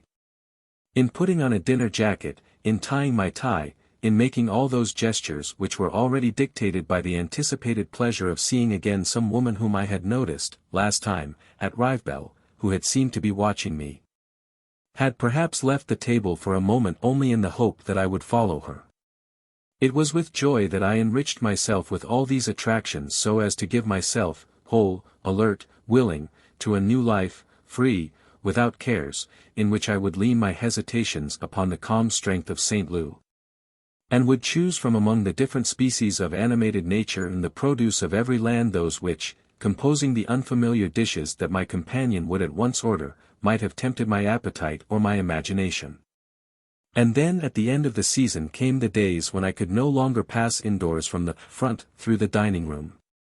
Its windows stood open no more, for it was night now outside and the swarm of poor folk and curious idlers, attracted by the blaze of light which they might not reach, hung in black clusters chilled by the north wind to the luminous sliding walls of that buzzing hive of glass. There was a knock at my door, it was M who had come upstairs in person with the latest lists of visitors. M could not go away without telling me that Dreyfus was guilty 1,000 times over. It will all come out, he assured me, not this year, but next. It was a gentleman who's very thick with the general staff, told me. I asked him if they wouldn't decide to bring it all to light at once, before the year is out. He laid down his cigarette, and went on, acting the scene for my benefit, and, shaking his head in his forefinger as his informant had done, as much as to say, we mustn't expect too much. Not this year, M, those were his very words, putting his hand on my shoulder, it isn't possible. But next Easter, yes. And M tapped me gently on my shoulder, saying, "You see, I'm letting you have it exactly as he told me, whether because he was flattered at this act of familiarity by a distinguished person or so that I might better appreciate, with a full knowledge of the facts, the worth of the arguments and our grounds for hope." It was not without a slight throb of the heart that on the first page of the list I caught sight of the words, Simonet and family. I had in me a store of old dream memories which dated from my childhood, and in which all the tenderness that existed in my heart, but, when my heart felt it, was not distinguishable from anything else, was wafted to me by a person as different as possible from myself. This person, once again I fashioned her, utilizing for the purpose the name Simonet and the memory of the harmony that had reigned between the young bodies which I had seen displaying themselves on the beach, in a sportive procession worthy of Greek art or of Giotto. I knew not which of these girls was Mlle Simonet, if indeed any of them were so named, but I did know that I was loved by Mlle Simonet and that I was going, with St. Lou's help, to attempt to know her. Unfortunately, having on that condition only obtained an extension of his leave, he was obliged to report for duty every day at Doncier's, but to make him forsake his military duty I had felt that I might count more even than on his friendship for myself, on that same curiosity, as a human naturalist, which I myself had so often felt, even without having seen the person mentioned. And simply on hearing someone say that there was a pretty cashier at a fruiterer's, to acquaint myself with a new variety of feminine beauty. But that curiosity I had been wrong in hoping to excite in St. Louis by speaking to him of my band of girls. For it had been and would long remain paralyzed in him by his love for that actress whose lover he was. And even if he had felt it lightly stirring him he would have repressed it, from an almost superstitious belief that on his own fidelity might depend that of his mistress. And so it was without any promise from him that he would take an active interest in my girls that we started out to dine at Rivebelle. At first, when we arrived there, the sun used just to have set, but it was light still. In the garden outside the restaurant, where the lamps had not yet been lighted, the heat of the day fell and settled, as though in a vase along the sides of which the transparent, dusky jelly of the air seemed of such consistency that a tall rose tree fastened against the dim wall which it streaked with pink veins, looked like the arborescence that one sees at the heart of an onyx.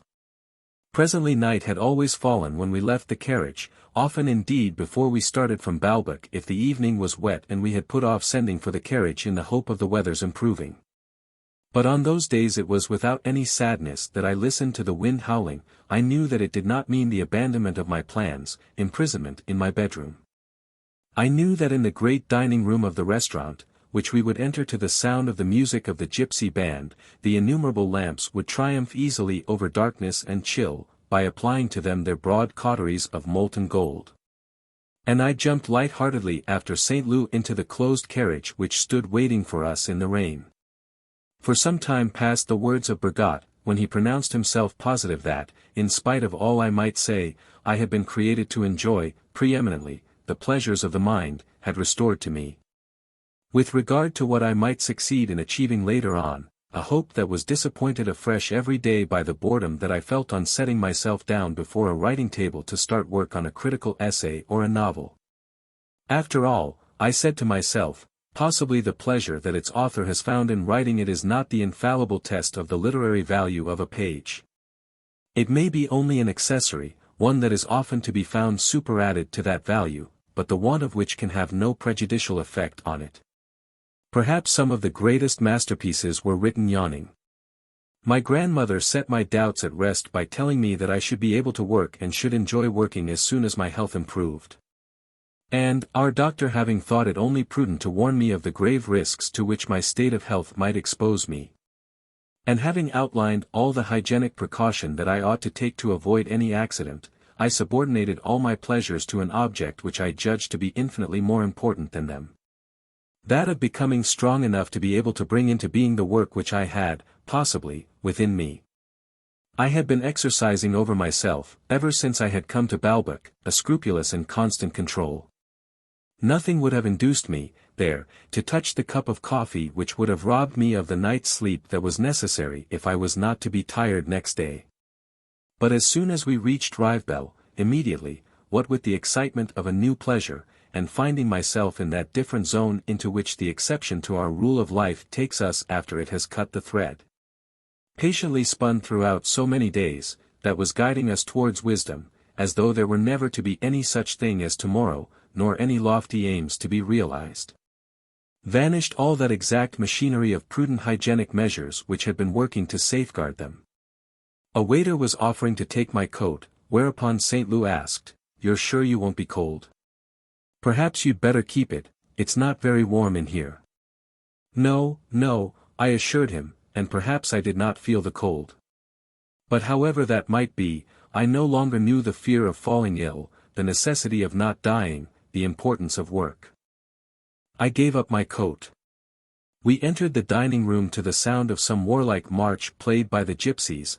We advanced between 2 rows of tables laid for dinner as along an easy path of glory, and, feeling a happy glow imparted to our bodies by the rhythms of the orchestra which rendered us its military honors, gave us this unmerited triumph, we concealed it beneath a grave and frozen mien, beneath a languid, casual gait. So as not to be like those music-hall mashers, who, having wedded a ribald verse to a patriotic air, come running on to the stage with the martial countenance of a victorious general. Greater than from that moment I was a new man, who was no longer my grandmother's grandson and would remember her only when it was time to get up and go, but the brother, for the time being, of the waiters who were going to bring us our dinner. The dose of beer, all the more, that of champagne, which at Balbec I should not have ventured to take in a week, albeit to my calm and lucid consciousness the flavor of those beverages represented a pleasure clearly appreciable. Since it was also one that could easily be sacrificed, I now imbibed at a sitting, adding to it a few drops of port wine, too much distracted to be able to taste it. And I gave the violinist who had just been playing the 2 louis which I had been saving up for the last month with a view to buying something, I could not remember what. Several of the waiters, set going among the tables, were flying along at full speed, each carrying on his outstretched palms a dish which it seemed to be the object of this kind of race not to let fall. And in fact the chocolate soufflés arrived at their destination unspilled, the potatoes à l'anglaise, in spite of the pace which ought to have sent them flying, came arranged as at the start round the Paul hack lamb. I noticed one of these servants, very tall, plumed with superb black locks, his face dyed in a tint that suggested rather certain species of rare birds than a human being, who, running without pause, and, one would have said, without purpose, from one end of the room to the other, made me think of one of those macaws which fill the big aviaries in zoological gardens with their gorgeous coloring and incomprehensible agitation. Presently the spectacle assumed an order, in my eyes at least, growing at once more noble and more calm. All this dizzy activity became fixed in a quiet harmony. I looked at the round tables whose innumerable assemblage filled the restaurant like so many planets as planets are represented in old allegorical pictures. Moreover, there seemed to be some irresistibly attractive force at work among these diverse stars, and at each table the diners had eyes only for the tables at which they were not sitting, except perhaps some wealthy amphitryon who, having managed to secure a famous author, was endeavoring to extract from him, thanks to the magic properties of the turning table, a few unimportant remarks at which the ladies marveled. The harmony of these astral tables did not prevent the incessant revolution of the countless servants who, because instead of being seated like the diners they were on their feet, performed their evolutions in a more exalted sphere. No doubt they were running, one to fetch the hors d'oeuvres, another to change the wine or with clean glasses. But despite these special reasons, their perpetual course among the round tables yielded, after a time, to the observer the law of its dizzy but ordered circulation. Seated behind a bank of flowers, 2 horrible cashiers, busy with endless calculations, seemed 2 witches occupied in forecasting by astrological signs the disasters that might from time to time occur in this celestial vault fashioned according to the scientific conceptions of the Middle Ages. And I rather pitied all the diners because I felt that for them the round tables were not planets and that they had not cut through the scheme of things one of those sections which deliver us from the bondage of appearances and enable us to perceive analogies.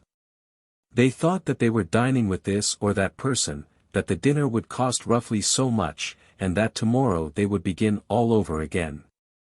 And they appeared absolutely unmoved by the progress through their midst of a train of young assistants who, having probably at that moment no urgent duty, advanced processionally bearing rolls of bread in baskets. Some of them, the youngest, stunned by the cuffs which the head waiters administered to them as they passed, fixed melancholy eyes upon a distant dream and were consoled only if some visitor from the Balbec hotel in which they had once been employed, recognizing them, said a few words to them, telling them in person to take away the champagne which was not fit to drink, an order that filled them with pride. I could hear the twinging of my nerves, in which there was a sense of comfort independent of the external objects that might have produced it, a comfort which the least shifting of my body or of my attention was enough to make me feel. Just as to a shut-eye a slight pressure gives the sensation of color. I had already drunk a good deal of port wine, and if I now asked for more it was not so much with a view to the comfort which the additional glasses would bring me as an effect of the comfort produced by the glasses that had gone before. I allowed the music itself to guide to each of its notes my pleasure which, meekly following, rested on each in turn. If, like one of those chemical industries by means of which are prepared in large quantities bodies which in a state of nature come together only by accident and very rarely, this restaurant at Rivebelle united at one and the same moment more women to tempt me with beckoning vistas of happiness than the hazard of walks and drives would have made me encounter in a year. On the other hand, this music that greeted our ears, arrangements of waltzes, of German operettas, of music-hall songs, all of them quite new to me, was itself like an ethereal resort of pleasure superimposed upon the other and more intoxicating still. For these tunes, each as individual as a woman, were not keeping, as she would have kept, for some privileged person, the voluptuous secret which they contained. They offered me their secrets, ogled me, came up to me with affected or vulgar movements, accosted me, caressed me as if I had suddenly become more seductive, more powerful and more rich. I indeed found in these tunes an element of cruelty, because any such thing as a disinterested feeling for beauty, a gleam of intelligence was unknown to them, for them physical pleasures alone existed. And they are the most merciless of hells. The most gateless and imprisoning for the jealous wretch to whom they present that pleasure which the woman he loves is enjoying with another, as the only thing that exists in the world for her who is all the world to him. But while I was humming softly to myself the notes of this tune, and returning its kiss, the pleasure peculiar to itself which it made me feel became so dear to me that I would have left my father and mother, to follow it through the singular world which it constructed in the invisible, in lines instinct with alternate languor and vivacity. Although such a pleasure as this is not calculated to enhance the value of the person to whom it comes, for it is perceived by him alone, and although whenever, in the course of our life, we have failed to attract a woman who has caught sight of us, she could not tell whether at that moment we possessed this inward and subjective felicity which, consequently, could in no way have altered the judgment that she passed on us. I felt myself more powerful, almost irresistible. It seemed to me that my love was no longer something unattractive, at which people might smile, but had precisely the touching beauty, the seductiveness of this music, itself comparable to a friendly atmosphere in which she whom I loved and I were to meet, suddenly grown intimate. This restaurant was the resort not only of light women, it was frequented also by people in the very best society, who came there for afternoon tea or gave big dinner parties.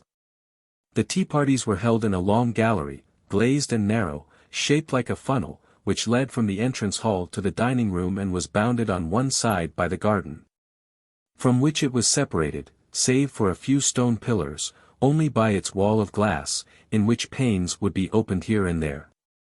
The result of which, apart from ubiquitous draughts, was sudden and intermittent bursts of sunshine, a dazzling light that made it almost impossible to see the tea drinkers, so that when they were installed there, at tables crowded pair after pair the whole way along the narrow gully, as they were shot with colors at every movement they made in drinking their tea or in greeting one another, you would have called it a reservoir. A stewpond in which the fisherman has collected all his glittering catch, and the fish, half out of water and bathed in sunlight, dazzle the eye as they mirror an ever-changing iridescence. A few hours later, during dinner, which, naturally, was served in the dining room, the lights would be turned on, although it was still quite light out of doors, so that one saw before one's eyes, in the garden. Among summer houses glimmering in the twilight, like pale spectres of evening, alleys whose greyish verdure was pierced by the last rays of the setting sun and, from the lamplit room in which we were dining, appeared through the glass, no longer. As one would have said of the ladies who had been drinking tea there in the afternoon, along the blue and gold corridor. Caught in a glittering and dripping net, but like the vegetation of a pale and green aquarium of gigantic size seen by a supernatural light. People began to rise from table. And if each party while their dinner lasted, albeit they spent the whole time examining, recognizing, naming the party at the next table, had been held in perfect cohesion about their own. The attractive force that had kept them gravitating round their host of the evening lost its power at the moment when, for coffee, they repaired to the same corridor that had been used for the tea parties. It often happened that in its passage from place to place some party on the march dropped one or more of its human corpuscles who, having come under the irresistible attraction of the rival party, detached themselves for a moment from their own. In which their places were taken by ladies or gentlemen who had come across to speak to friends before hurrying off with an "I really must fly, I'm dining with them. So and so." And for the moment you would have been reminded, looking at them, of two separate nosegays that had exchanged a few of their flowers. Then the corridor too began to empty. Often, since even after dinner there was still a little light left outside, they left this long corridor unlighted, and, skirted by the trees that overhung it on the other side of the glass. It suggested a pleached alley in a wooded and shady garden. Here and there, in the gloom, a fair diner lingered. As I passed through this corridor one evening on my way out I saw, sitting among a group of strangers, the beautiful Princess de Luxembourg. I raised my hat without stopping. She remembered me, and bowed her head with a smile. In the air, far above her bowed head, but emanating from the movement, rose melodiously a few words addressed to myself, which must have been a somewhat amplified good evening, intended not to stop me but simply to complete the gesture. To make it a spoken greeting. But her words remained so indistinct and the sound which was all that I caught was prolonged so sweetly and seemed to me so musical that it seemed as if among the dim branches of the trees a nightingale had begun to sing. If it so happened that, to finish the evening with a party of his friends whom we had met, St. Loup decided to go on to the casino of a neighboring village, and, taking them with him, put me in a carriage by myself. I would urge the driver to go as fast as he possibly could, so that the minutes might pass less slowly which I must spend without having anyone at hand to dispense me from the obligation myself to provide my sensibility, reversing the engine, so to speak, and emerging from the passivity in which I was caught and held as in the teeth of a machine, with those modifications which, since my arrival at Rivebelle, I had been receiving from other people. The risk of collision with a carriage coming the other way along those lanes where there was barely room for one and it was dark as pitch, the insecurity of the soil, crumbling in many places, at the cliff's edge. The proximity of its vertical drop to the sea, none of these things exerted on me the slight stimulus that would have been required to bring the vision and the fear of danger within the scope of my reasoning. For just as it is not the desire to become famous but the habit of being laborious that enables us to produce a finished work, so it is not the activity of the present moment but wise reflections from the past that help us to safeguard the future. But if already, before this point, on my arrival at Rivebelle, I had flung irretrievably away from me those crutches of reason and self-control which help our infirmity to follow the right road. If I now found myself the victim of a sort of moral ataxy, the alcohol that I had drunk, by unduly straining my nerves, gave to the minutes as they came a quality, a charm which did not have the result of leaving me more ready, or indeed more resolute to inhibit them, prevent their coming. For while it made me prefer them 1,000 times to anything else in my life, my exaltation made me isolate them from everything else. I was confined to the present, as heroes are or drunkards. Eclipsed for the moment, my past no longer projected before me that shadow of itself which we call our future. Placing the goal of my life no longer in the realization of the dreams of that past, but in the felicity of the present moment, I could see nothing now of what lay beyond it.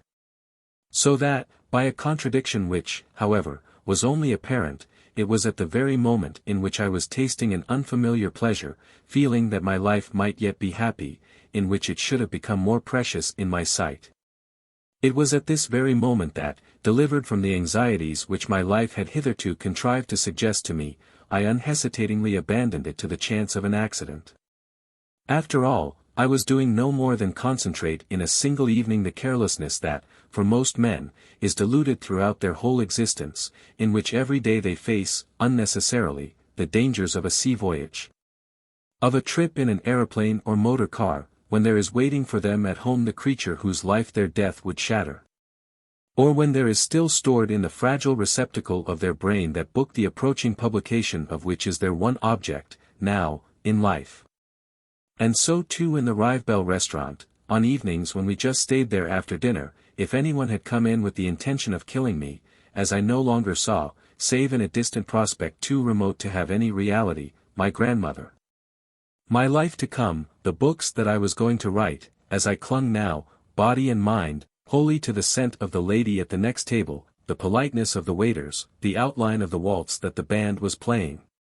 As I was glued to my immediate sensation, with no extension beyond its limits, nor any object other than not to be separated from it, I should have died in and with that sensation.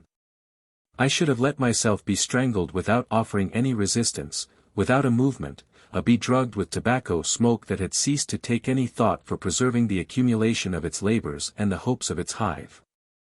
I ought here to add that this insignificance into which the most serious matters subsided, by contrast with the violence of my exaltation, came in the end to include Marcel Simonet and her friends.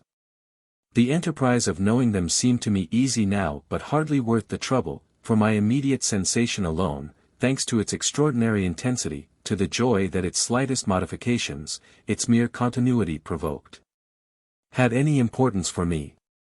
All the rest, parents, work, pleasures, girls at Balbec weighed with me no more than does a flake of foam in a strong wind that will not let it find a resting place.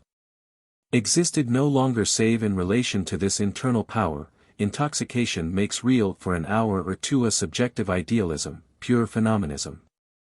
Nothing is left now but appearances, nothing exists save as a function of our sublime self. This is not to say that a genuine love, if we have one, cannot survive in such conditions.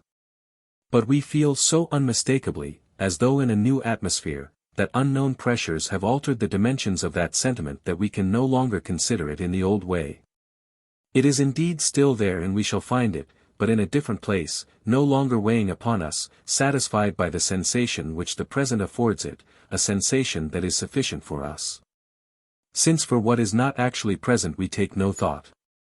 Unfortunately the coefficient which thus alters our values alters them only in the hour of intoxication. The people who had lost all their importance, whom we scattered with our breath like soap bubbles, will tomorrow resume their density. We shall have to try afresh to settle down to work which this evening had ceased to have any significance. A more serious matter still, these mathematics of the morrow, the same as those of yesterday, in whose problems we shall find ourselves inexorably involved, it is they that govern us even in these hours, and we alone are unconscious of their rule. If there should happen to be, near us, a woman, virtuous or inimical. That question so difficult an hour ago, to know whether we should succeed in finding favor with her, seems to us now 1,000,000 times easier of solution without having become easier in any respect, for it is only in our own sight, in our own inward sight, that we have altered. And she is as much annoyed with us at this moment as we shall be next day at the thought of our having given 100 francs to the messenger, and for the same reason which in our case has merely been delayed in its operation. Namely the absence of intoxication. I knew none of the women who were at Rivebelle and, because they formed a part of my intoxication just as its reflections formed part of a mirror, appeared to me now 1,000 times more to be desired than the less and less existent Marcel Simonet. One of them, young, fair, by herself, with a sad expression on a face framed in a straw hat trimmed with field flowers, gazed at me for a moment with a dreamy air and struck me as being attractive. Then it was the turn of another, and of a third. Finally of a dark one with glowing cheeks. Almost all of them were known, if not to myself, to St. Lou. He had, in fact, before he made the acquaintance of his present mistress, lived so much in the restricted world of amorous adventure that all the women who would be dining on these evenings at Rivebelle, where many of them had appeared quite by chance, having come to the coast, some to join their lovers, others in the hope of finding fresh lovers there was scarcely one that he did not know from having spent, or if not he, one or other of his friends, at least one night in their company. He did not bow to them if they were with men, and they, albeit they looked more at him than at anyone else, for the indifference which he was known to feel towards every woman who was not his mistress gave him in their eyes an exceptional interest, appeared not to know him. But you could hear them whispering, "That's young St. Louis, it seems he's still quite gone on that girl of his. Got it bad, he has. What a dear boy. I think he's just wonderful, and what style. Some girls do have all the luck, don't they? And he's so nice in every way. I saw a lot of him when I was with d'Orleans. They were quite inseparable, those two. He was going the pace, that time. But he's given it all up now, she can't complain. She's had a good run of luck, that she can say. And I ask you, what in the world can he see in her? He must be a bit of a chump, when all's said and done. She's got feet like boats, whiskers like an American, and her undies are filthy. I can tell you, a little shop girl would be ashamed to be seen in her knickers. Do just look at his eyes a moment, you would jump into the fire for a man like that. Hush, don't say a word, he's seen me, look, he's smiling. Oh, he remembers me all right. Just you mention my name to him, and see what he says. Between these girls and him I surprised a glance of mutual understanding. I should have liked him to introduce me to them, so that I might ask them for assignations and they give them to me, even if I had been unable to keep them. For otherwise their appearance would remain for all time devoid, in my memory, of that part of itself, just as though it had been hidden by a veil, which varies in every woman, which we cannot imagine in any woman until we have actually seen it in her, and which is apparent only in the glance that she directs at us, that acquiesces in our desire and promises that it shall be satisfied. And yet, even when thus reduced, their aspect was for me far more than that of women whom I should have known to be virtuous, and it seemed to me not to be, like theirs, flat, with nothing behind it, fashioned in one piece with no solidity. It was not, of course, for me what it must be for St. Louis who, by an act of memory, beneath the indifference, transparent to him, of the motionless features which affected not to know him, or beneath the dull formality of the greeting that might equally well have been addressed to anyone else, could recall, could see, through dishevelled locks, a swooning mouth, a pair of half-closed eyes. A whole silent picture like those that painters, to cheat their visitors' senses, drape with a decent covering. Undoubtedly, for me who felt that nothing of my personality had penetrated the surface of this woman or that, or would be borne by her upon the unknown ways which she would tread through life, those faces remained sealed. But it was quite enough to know that they did open, for them to seem to me of a price which I should not have set on them had they been but precious metals, instead of lockets within which were hidden memories of love. As for Robert, scarcely able to keep in his place at table, concealing beneath a courtier's smile his warrior's thirst for action, when I examined him I could see how closely the vigorous structure of his triangular face must have been modeled on that of his ancestors' faces. A face devised rather for an ardent bowman than for a delicate student. Beneath his fine skin the bold construction, the feudal architecture were apparent. His head made one think of those old dungeon keeps on which the disused battlements are still to be seen, although inside they have been converted into libraries. On our way back to Balbec, of those of the fair strangers to whom he had introduced me I would repeat to myself without a moment's interruption, and yet almost unconsciously, "What a delightful woman," as one chimes in with the refrain of a song. I admit that these words were prompted rather by the state of my nerves than by any lasting judgment. It was nevertheless true that if I had had 1,000 francs on me and if there had still been a jeweller's shop open at that hour, I should have bought the lady a ring. When the successive hours of our life are thus displayed against two widely dissimilar backgrounds, we find that we give away too much of ourselves to all sorts of people who next day will not interest us in the least. But we feel that we are still responsible for what we said to them overnight, and that we must honor our promises. As on these evenings I came back later than usual to the hotel, it was with joy that I recognized, in a room no longer hostile, the bed on which, on the day of my arrival, I had supposed that it would always be impossible for me to find any rest. Whereas now my weary limbs turned to it for support. So that, in turn, thighs, hips, shoulders burrowed into, trying to adhere at every angle to, the sheets that covered its mattress, as if my fatigue, like a sculptor, had wished to take a cast of an entire human body. But I could not go to sleep. I felt the approach of morning, peace of mind, health of body, were no longer mine. In my distress it seemed that never should I recapture them. I should have had to sleep for a long time if I were to overtake them. But then, had I begun to doze, I must in any event be awakened in a couple of hours by the symphonic concert on the beach. Suddenly I was asleep, I had fallen into that deep slumber in which are open to us a return to childhood, the recapture of past years, of lost feelings, the disincarnation, the transmigration of the soul, the evoking of the dead. The illusions of madness, retrogression towards the most elementary of the natural kingdoms, for we say that we often see animals in our dreams. But we forget almost always that we are ourselves then an animal deprived of that reasoning power which projects upon things the light of certainty.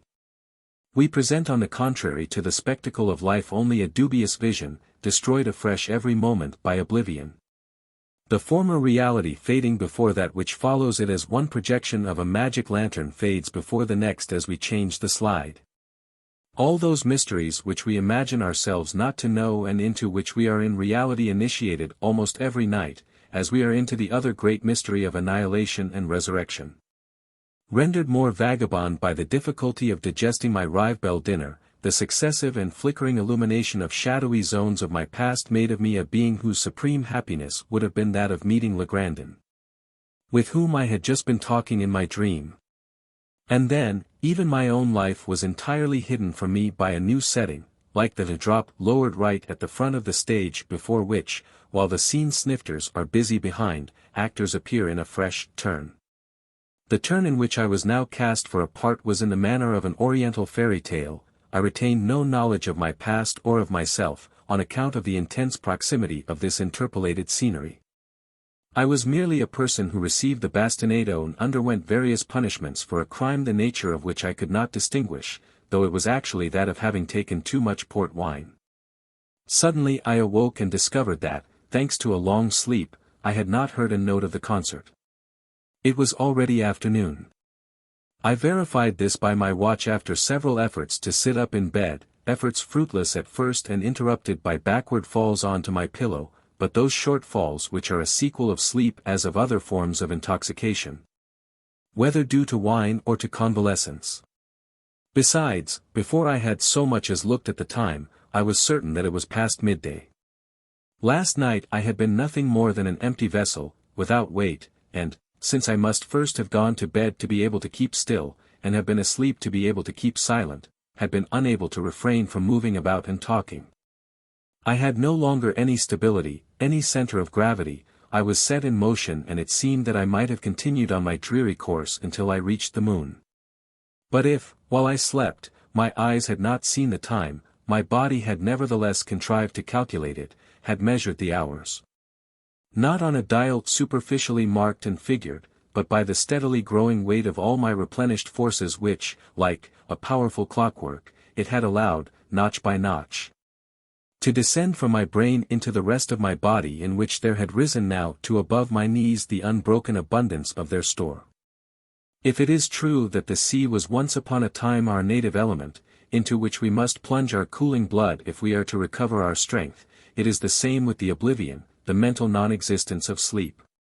We seem then to absent ourselves for a few hours from time, but the forces which we have gathered in that interval without expending them, measure it by their quantity as accurately as the pendulum of the clock or the crumbling pyramid of the sandglass. Nor does one emerge more easily from such sleep than from a prolonged spell of wakefulness, so strongly does everything tend to persist. And if it is true that certain narcotics make us sleep, to have slept for any time is an even stronger narcotic, after which we have great difficulty in making ourselves wake up.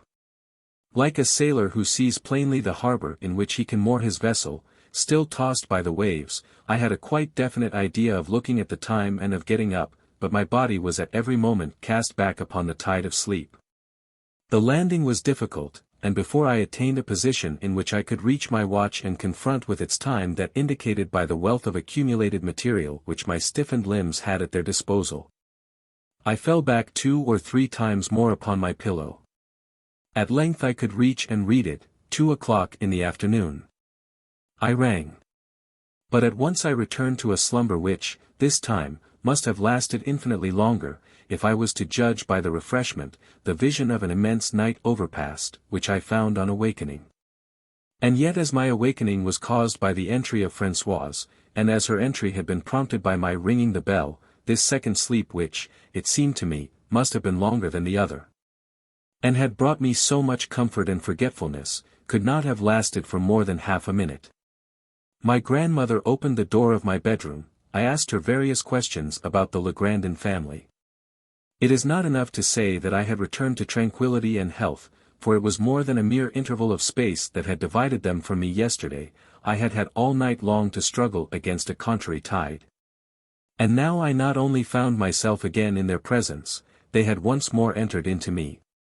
At certain definite and still somewhat painful points beneath the surface of my empty head which would one day be broken, letting my ideas escape for all time. Those ideas had once again taken their proper places and resumed that existence by which hitherto, alas, they had failed to profit. Once again I had escaped from the impossibility of sleeping, from the deluge, the shipwreck of my nervous storms. I feared now not at all the menaces that had loomed over me the evening before, when I was dismantled of repose.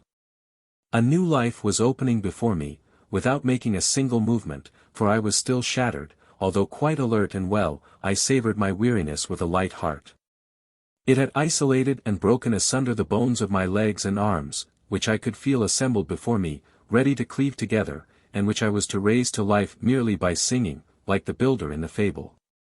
Suddenly I thought of the fair girl with the sad expression whom I had seen at Rivebelle, where she had looked at me for a moment. Many others, in the course of the evening, had seemed to me attractive. Now she alone arose from the dark places of my memory. I had felt that she noticed me, had expected one of the waiters to come to me with a whispered message from her. St. Loup did not know her and fancied that she was respectable. It would be very difficult to see her constantly. But I was prepared to make any sacrifice. I thought now only of her. Philosophy distinguishes often between free and necessary acts.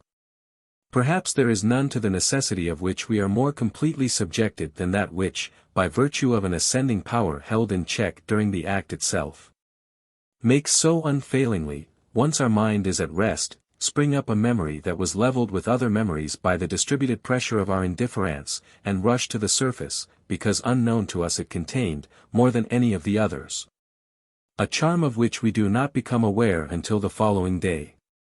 And perhaps there is not, either, any act so free, for it is still unprompted by habit, by that sort of mental hallucination which, when we are in love, facilitates the invariable reappearance of the image of one particular person. This was the day immediately following that on which I had seen file past me against a background of the beautiful procession of young girls. I put questions about them to a number of the visitors in the hotel, people who came almost every year to Balbec. They could tell me nothing. Later on, a photograph shewed me why. Who could ever recognize now in them, scarcely and yet quite definitely beyond an age in which one changes so utterly, that amorphous, delicious mass, still wholly infantine, of little girls who, only a few years back, might have been seen sitting in a ring on the sand round a tent. A sort of white and vague constellation in which one would have distinguished a pair of eyes that sparkled more than the rest, a mischievous face, flaxen hair. Only to lose them again and to confound them almost at once in the indistinct and milky nebula. No doubt, in those earlier years that were still so recent, it was not, as it had been yesterday when they appeared for the first time before me, one's impression of the group, but the group itself that had been lacking in clearness.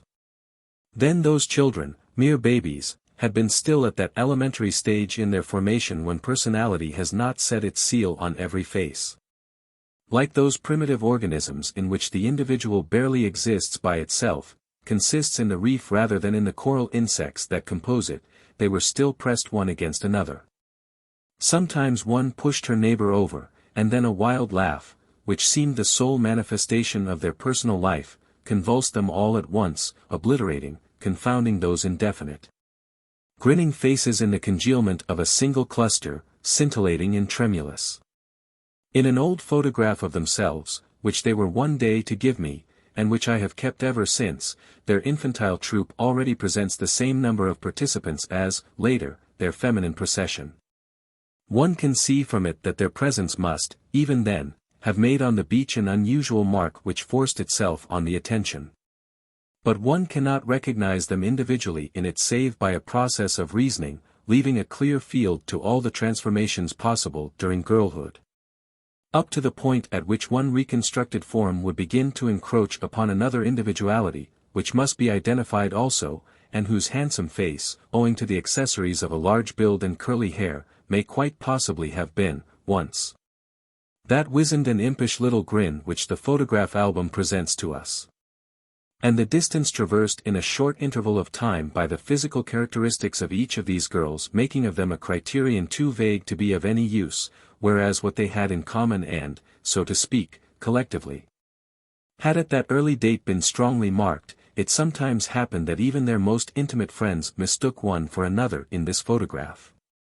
So much so that the question could in the last resort be settled only by some detail of costume which one of them could be certain that she herself, and not any of the others, had worn. Since those days, so different from the day on which I had just seen them strolling along the front, so different and yet so close in time, they still gave way to fits of laughter, as I had observed that afternoon. But to laughter of a kind that was no longer the intermittent and almost automatic laughter of childhood, a spasmodic discharge which, in those days, had continually sent their heads dipping out of the circle. As the clusters of minnows in the Vivonne used to scatter and vanish only to gather again a moment later. Each countenance was now mistress of itself, their eyes were fixed on the goal towards which they were marching. And it had taken, yesterday, the indecision and tremulousness of my first impression to make me confuse vaguely, as their childish hilarity and the old photograph had confused, the spores now individualized and disjoined of the pale madrepore.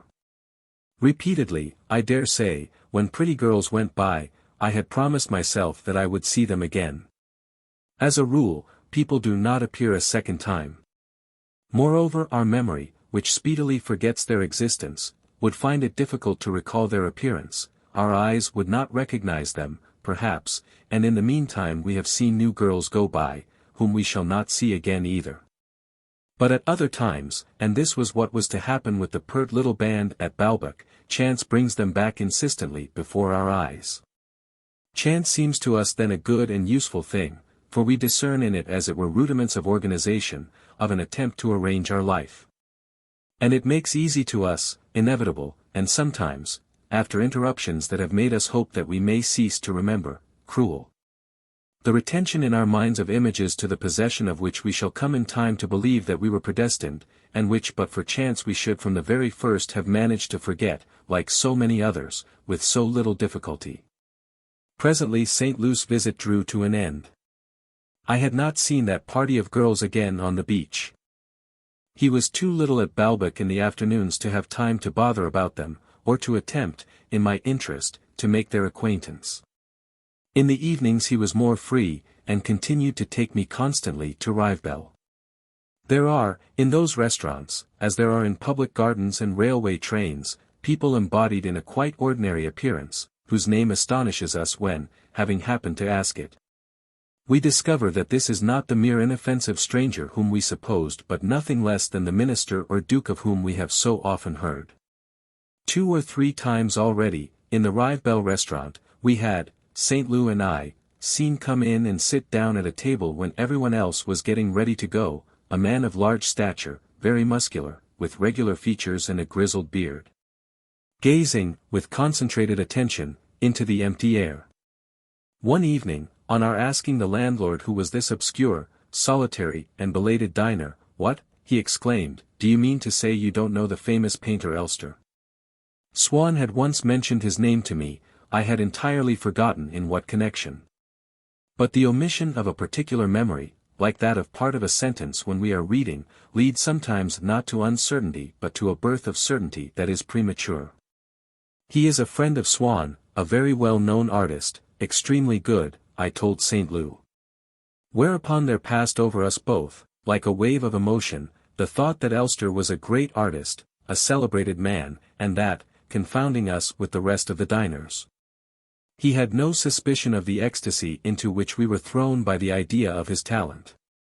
Doubtless, his unconsciousness of our admiration and of our acquaintance with Swann would not have troubled us had we not been at the seaside.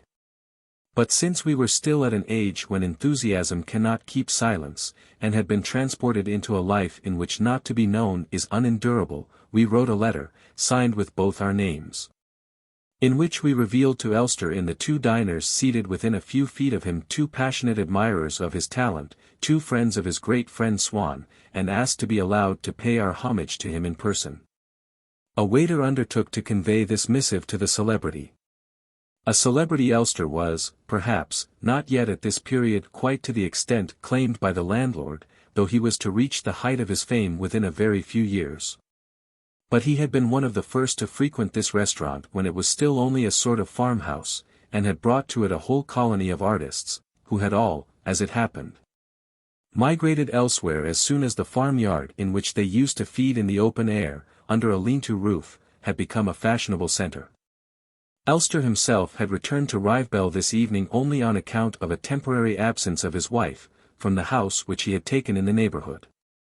But great talent, even when its existence is not yet recognized, will inevitably provoke certain phenomena of admiration, such as the landlord had managed to detect in the questions asked by more than one English lady visitor. A thirst for information as to the life led by Elster, or in the number of letters that he received from abroad. Then the landlord had further remarked that Elster did not like to be disturbed when he was working, that he would rise in the middle of the night and take a little model down to the water's edge to pose for him, nude, if the moon was shining. And had told himself that so much labor was not in vain, nor the admiration of the tourists unjustified when he had, in one of Elster's pictures, recognized a wooden cross which stood by the roadside as you came into Rivebelle. "It's all right," he would repeat with stupefaction, "there are all the four beams. Oh, he does take a lot of trouble." And he did not know whether a little sunrise over the sea which Elster had given him might not be worth a fortune. We watched him read our letter, put it in his pocket, finish his dinner, begin to ask for his things, get up to go. And we were so convinced that we had shocked him by our overture that we would now have hoped, as keenly as at first we had dreaded, to make our escape without his noticing us. We did not bear in mind for a single instant a consideration which should, nevertheless, have seemed to us most important, namely that our enthusiasm for Elster, on the sincerity of which we should not have allowed the least doubt to be cast, which we could indeed have supported with the evidence of our breathing arrested by expectancy, our desire to do no matter what that was difficult or heroic for the great man, was not, as we imagined it to be, admiration. Since neither of us had ever seen anything that he had painted, our feeling might have as its object the hollow idea of a great artist, but not a body of work which was unknown to us. It was, at the most, admiration in the abstract, the nervous envelope, the sentimental structure of an admiration without content. That is to say, a thing as indissolubly attached to boyhood as are certain organs which have ceased to exist in the adult man. We were still boys. Elster meanwhile was reaching the door when suddenly he turned and came towards us. I was transported by a delicious thrill of terror such as I could not have felt a few years later, because, while age diminishes our capacity, familiarity with the world has meanwhile destroyed in us any inclination to provoke such strange encounters, to feel that kind of emotion. In the course of the few words that Elster had come back to say to us, sitting down at our table, he never gave any answer on the several occasions on which I spoke to him of Swann. I began to think that he did not know him. He asked me, nevertheless, to come and see him at his Balbec studio, an invitation which he did not extend to St. Lou, and which I had earned, as I might not, perhaps, from Swann's recommendation, had Elster been intimate with him. For the part played by disinterested motives is greater than we are inclined to think in people's lives, by a few words which made him think that I was devoted to the arts.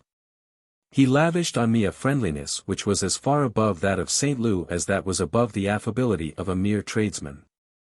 Compared with that of a great artist, the friendliness of a great gentleman, charming as it may be, has the effect of an actor's playing a part, of being feigned. St. Loup sought to please, Elster loved to give himself. Everything that he possessed, ideas, work, and the rest which he counted for far less, he would have given gladly to anyone who could understand him.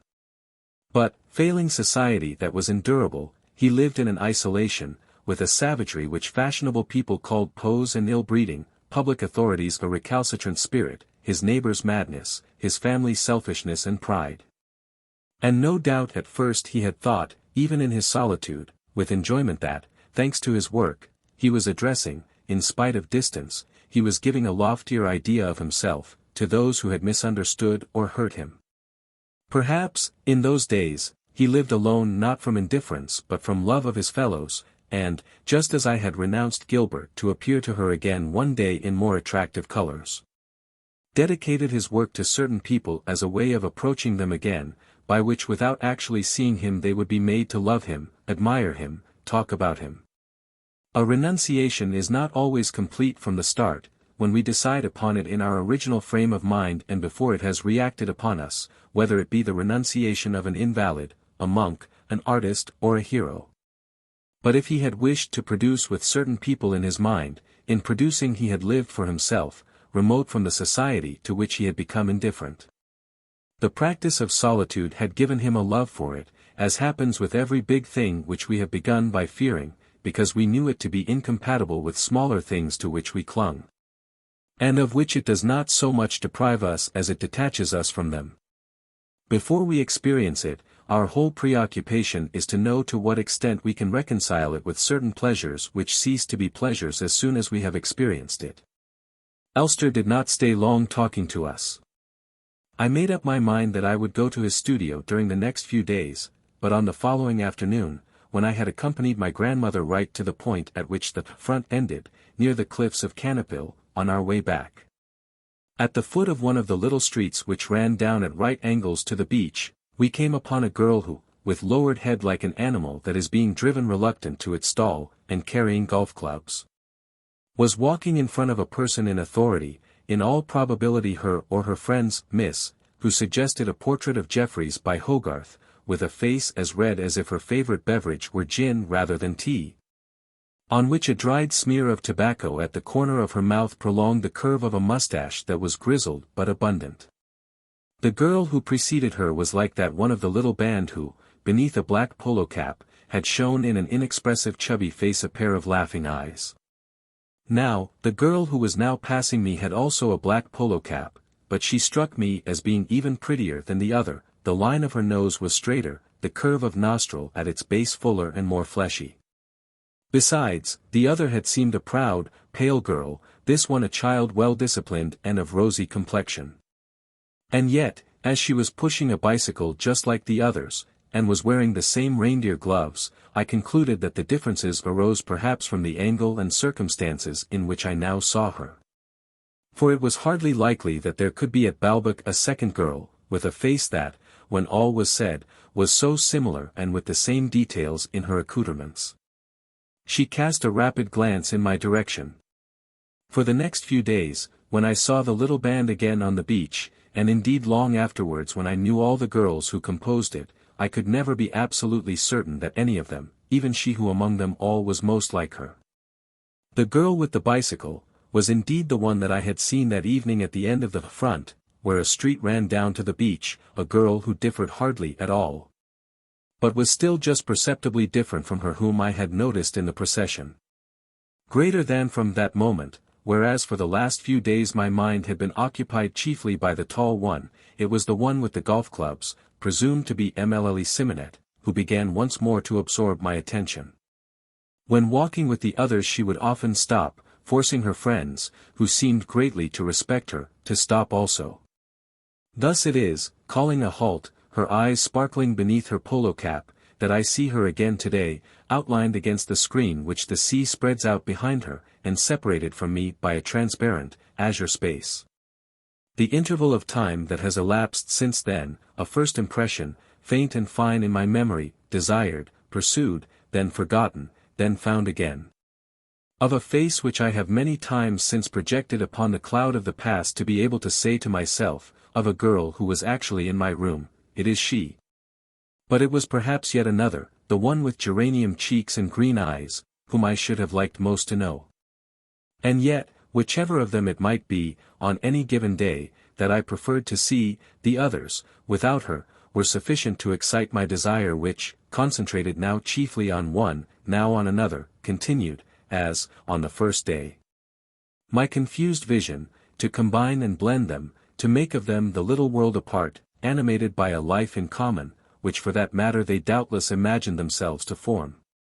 And I should have penetrated, in becoming a friend of one of them, like a cultivated pagan or a meticulous Christian going among barbarians, into a rejuvenating society in which reigned health, unconsciousness of others, sensual pleasures, cruelty, unintellectuality and joy. My grandmother, who had been told of my meeting with Elster, and rejoiced at the thought of all the intellectual profit that I might derive from his friendship, considered it absurd and none too polite of me not to have gone yet to pay him a visit. But I could think only of the little band, and being uncertain of the hour at which the girls would be passing along the front, I dared not absent myself. My grandmother was astonished, too, at the smartness of my attire, for I had suddenly remembered suits which had been lying all this time at the bottom of my trunk. I put on a different one every day, and had even written to Paris ordering new hats and neckties. It adds a great charm to life in a watering place like Balbec if the face of a pretty girl, a vendor of shells, cakes or flowers, painted in vivid colors in our mind, is regularly, from early morning, the purpose of each of those leisured, luminous days which we spend upon the beach. They become then, and for that reason, albeit unoccupied by any business, as alert as working days, pointed, magnetized, raised slightly to meet an approaching moment, that in which, while we purchase sand cakes, roses, ammonites, we will delight in seeing upon a feminine face its colors displayed as purely as on a flower. But at least, with these little traffickers, first of all we can speak to them, which saves us from having to construct with our imagination their aspects other than those with which the mere visual perception of them furnishes us. And to recreate their life, magnifying its charm, as when we stand before a portrait. Moreover, just because we speak to them, we can learn where and at what time it will be possible to see them again. Now I had none of these advantages with respect to the little band. Their habits were unknown to me. When on certain days I failed to catch a glimpse of them, not knowing the cause of their absence I sought to discover whether it was something fixed and regular, if they were to be seen only every other day, or in certain states of the weather. Or if there were days on which no one ever saw them. I imagined myself already friends with them, and saying, "But you weren't there the other day." "Weren't we?" "Oh, no, of course not, that was because it was a Saturday. On Saturdays we don't ever come, because..." If it were only as simple as that, to know that on Black Saturday it was useless to torment oneself, that one might range the beach from end to end, sit down outside the pastry cook's and pretend to be nibbling an éclair. Poke into the curiosity shop, wait for bathing time, the concert, high tide, sunset, night, all without seeing the longed-for little band. But the fatal day did not, perhaps, come once a week. It did not, perhaps, of necessity fall on Saturdays.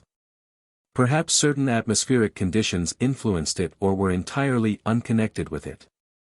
How many observations, patient but not at all serene, must one accumulate of the movements, to all appearance irregular, of those unknown worlds before being able to be sure that one has not allowed oneself to be led astray by mere coincidence?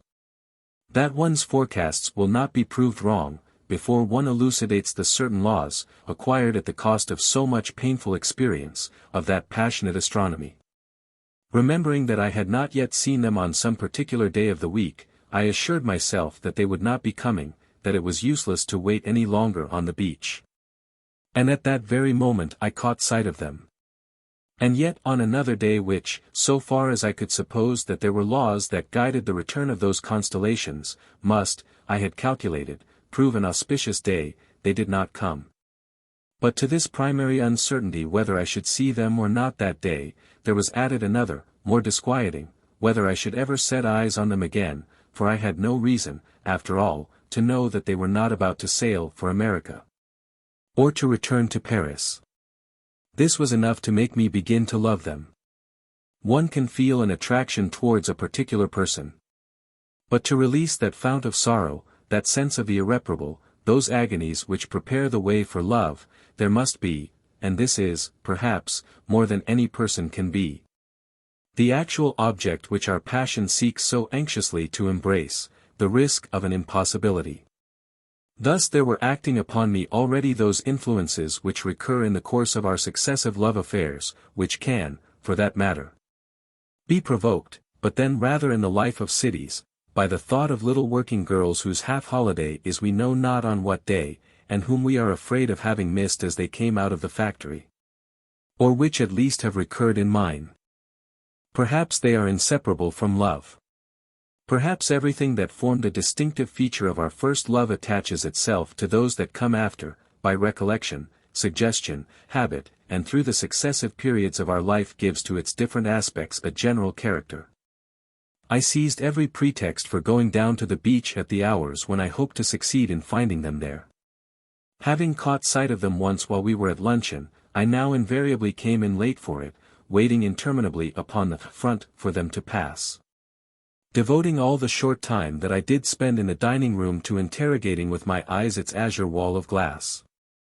Rising long before the dessert, so as not to miss them should they have gone out at a different hour, and chafing with irritation at my grandmother, when, with unwitting malevolence, she made me stay with her past the hour that seemed to me propitious. I tried to prolong the horizon by setting my chair aslant. If, by chance, I did catch sight of no matter which of the girls, since they all partook of the same special essence, it was as if I had seen projected before my face in a shifting, diabolical hallucination a little of the unfriendly and yet passionately coveted dream which, but a moment ago, had existed only, where it lay stagnant for all time, in my brain. I was in love with none of them, loving them all, and yet the possibility of meeting them was in my daily life the sole element of delight, alone made to burgeon in me those high hopes by which every obstacle is surmounted. Hopes ending often in fury if I had not seen them. For the moment, these girls eclipsed my grandmother in my affection.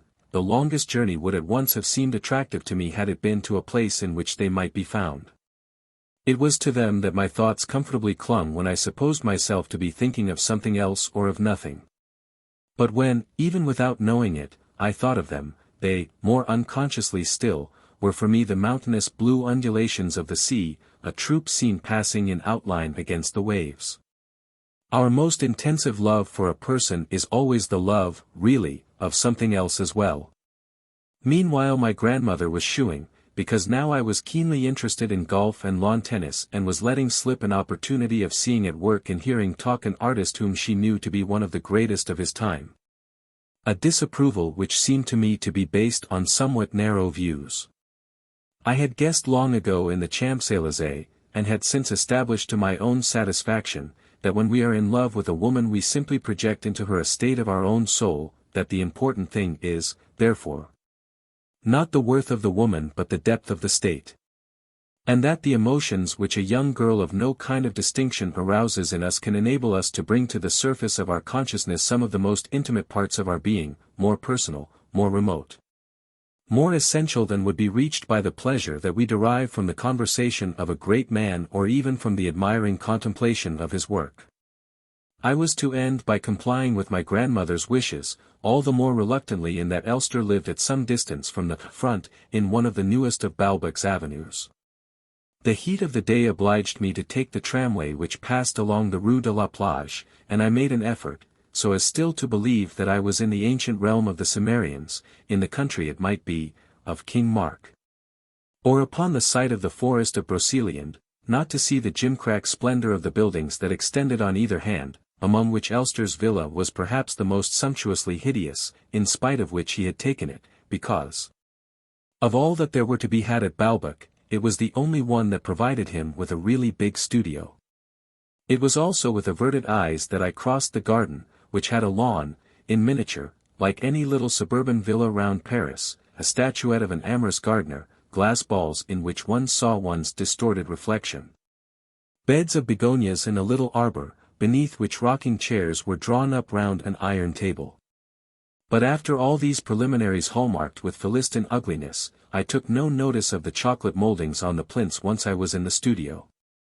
I felt perfectly happy, for, with the help of all the sketches and studies that surrounded me, I foresaw the possibility of raising myself to a poetical understanding, rich in delights, of many forms which I had not, hitherto, isolated from the general spectacle of reality. And Elster's studio appeared to me as the laboratory of a sort of new creation of the world in which, from the chaos that is all the things we see, he had extracted.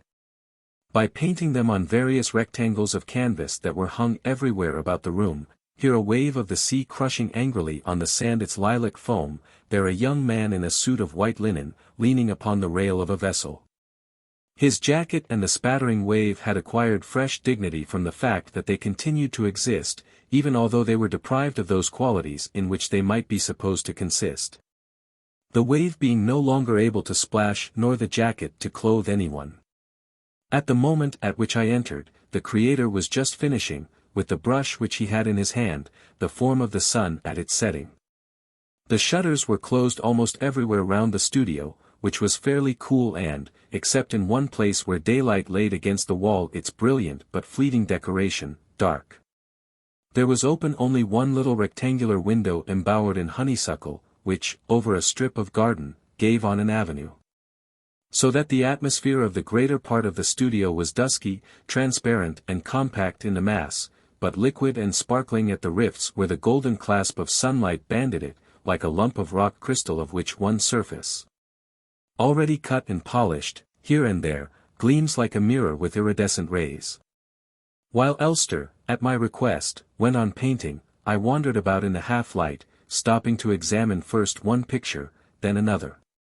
Most of those that covered the walls were not what I should chiefly have liked to see of his work, paintings in what an English art journal which lay about on the reading-room table in the Grand Hotel called his first and second manners.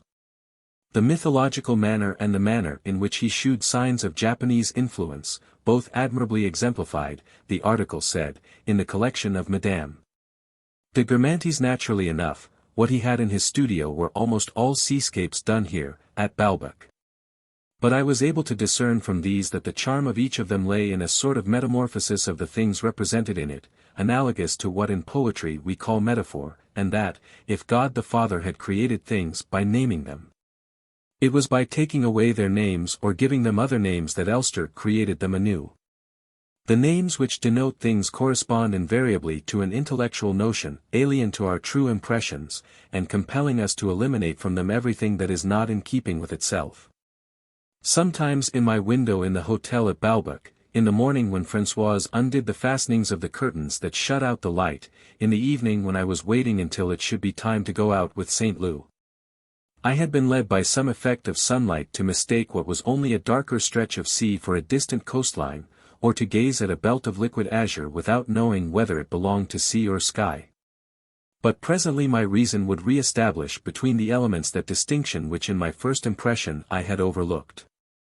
In the same way I used, in Paris, in my bedroom, to hear a dispute, almost a riot, in the street below, until I had referred back to its cause, a carriage for instance that was rattling towards me, this noise, from which I now eliminated the shrill and discordant vociferations which my ear had really heard but which my reason knew that wheels did not produce. But the rare moments in which we see nature as she is, with poetic vision, it was from those that Elster's work was taken. One of his metaphors that occurred most commonly in the seascapes which he had round him was precisely that which, comparing land with sea, suppressed every line of demarcation between them.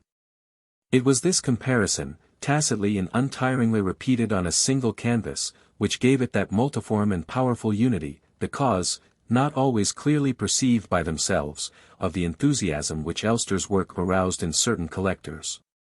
It was, for instance, for a metaphor of this sort, in a picture of the harbour of Carcathwit, a picture which he had finished a few days earlier and at which I now stood gazing my fill, that Elster had prepared the mind of the spectator by employing for the little town, only marine terms, and urban terms for the sea.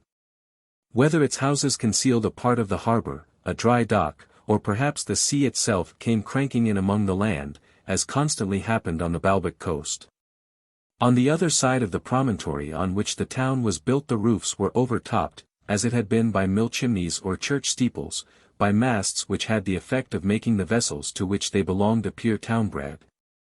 Built on land, an impression which was strengthened by the sight of other boats, moored along the jetty but in such serried ranks that you could see men talking across from one deck to another without being able to distinguish the dividing line. The chink of water between them, so that this fishing fleet seemed less to belong to the water than, for instance, the churches of Crickbeck which, in the far distance, surrounded by water on every side because you saw them without seeing the town, in a powdery haze of sunlight and crumbling waves, seemed to be emerging from the waters, blown in alabaster or in sea foam, and, enclosed in the band of a party-coloured rainbow, to form an unreal, a mystical picture. On the beach in the foreground the painter had arranged that the eye should discover no fixed boundary, no absolute line of demarcation between earth and ocean. The men who were pushing down their boats into the sea were running as much through the waves as along the sand, which, being wet, reflected their hulls as if they were already in the water. The sea itself did not come up in an even line but followed the irregularities of the shore, which the perspective of the picture increased still further, so that a ship actually at sea, half hidden by the projecting works of the arsenal, seemed to be sailing across the middle of the town. Women who were gathering shrimps among the rocks had the appearance, because they were surrounded by water and because of the depression which, after the ring-like barrier of rocks, brought the beach, on the side nearest the land, down to sea level, of being in a marine grotto overhung by ships and waves, open yet unharmed in the path of a miraculously averted tide. If the whole picture gave this impression of harbours in which the sea entered into the land, in which the land was already subaqueous and the population amphibian, the strength of the marine element was everywhere apparent. And round about the rocks, at the mouth of the harbour, where the sea was rough, you felt from the muscular efforts of the fishermen and the obliquity of the boats leaning over at an acute angle, compared with the calm erectness of the warehouse on the harbour, the church, the houses of the town to which some of the figures were returning while others were coming out to fish, that they were riding bareback on the water, as it might be a swift and fiery animal whose rearing, but for their skill, must have unseated them. A party of holiday-makers were putting gaily out to sea in a boat that tossed like a jaunting car on a rough road. Their boatman, blithe but attentive, also, to what he was doing, trimmed the bellying sail, every one kept in his place, so that the weight should not be all on one side of the boat, which might capsize. And so they went racing over sunlit fields into shadowy places, dashing down into the troughs of waves. It was a fine morning in spite of the recent storm. Indeed, one could still feel the powerful activities that must first be neutralized in order to attain the easy balance of the boats that lay motionless, enjoying sunshine and breeze. In parts where the sea was so calm that its reflections had almost more solidity and reality than the floating hulls, vaporized by an effect of the sunlight, parts which the perspective of the picture dovetailed in among others. Or rather you would not have called them other parts of the sea. For between those parts there was as much difference as there was between one of them and the church rising from the water, or the ships behind the town. Your reason then set to work and made a single element of what was here black beneath a gathering storm, a little farther all of one color with the sky and as brightly burnished, and elsewhere so bleached by sunshine, haze and foam, so compact, so terrestrial, so circumscribed with houses that you thought of some white stone causeway or of a field of snow, up the surface of which it was quite frightening to see a ship go climbing high and dry, as a carriage climbs dripping from a ford. But which a moment later, when you saw on the raised and broken surface of the solid plain boats drunkenly heaving, you understood, identical in all these different aspects, to be still the sea. Although we are justified in saying that there can be no progress, no discovery in art, but only in the sciences. And that the artist who begins afresh upon his own account an individual effort cannot be either helped or hindered by the efforts of all the others, we must nevertheless admit that, in so far as art brings into prominence certain laws. Once an industry has taken those laws and vulgarised them, the art that was first in the field loses, in retrospect, a little of its originality. Since Elster began to paint, we have grown familiar with what are called admirable photographs of scenery and towns. If we press for a definition of what their admirers mean by the epithet, we shall find that it is generally applied to some unusual picture of a familiar object, a picture different from those that we are accustomed to see. Unusual and yet true to nature, and for that reason doubly impressive to us because it startles us, makes us emerge from our habits and at the same time brings us back to ourselves by recalling to us an earlier impression. For instance, one of these magnificent photographs will illustrate a law of perspective, will shew us some cathedral which we are accustomed to see in the middle of a town. Taken instead from a selected point of view from which it will appear to be 30 times the height of the houses and to be thrusting a spur out from the bank of the river, from which it is actually a long way off. Now the effort made by Elster to reproduce things not as he knew them to be but according to the optical illusions of which our first sight of them is composed, had led him exactly to this point. He gave special emphasis to certain of these laws of perspective, which were thus all the more striking, since his art had been their first interpreter. A river, because of the windings of its course, a bay because of the apparent contact of the cliffs on either side of it, would look as though there had been hollowed out in the heart of the plain or of the mountains a lake absolutely landlocked on every side. In a picture of a view from Balbec painted upon a scorching day in summer an inlet of the sea appeared to be enclosed in walls of pink granite, not to be the sea, which began farther out. The continuity of the ocean was suggested only by the gulls which, wheeling over what, when one looked at the picture, seemed to be solid rock, whereas a matter of fact inhaling the moist vapor of the shifting tide.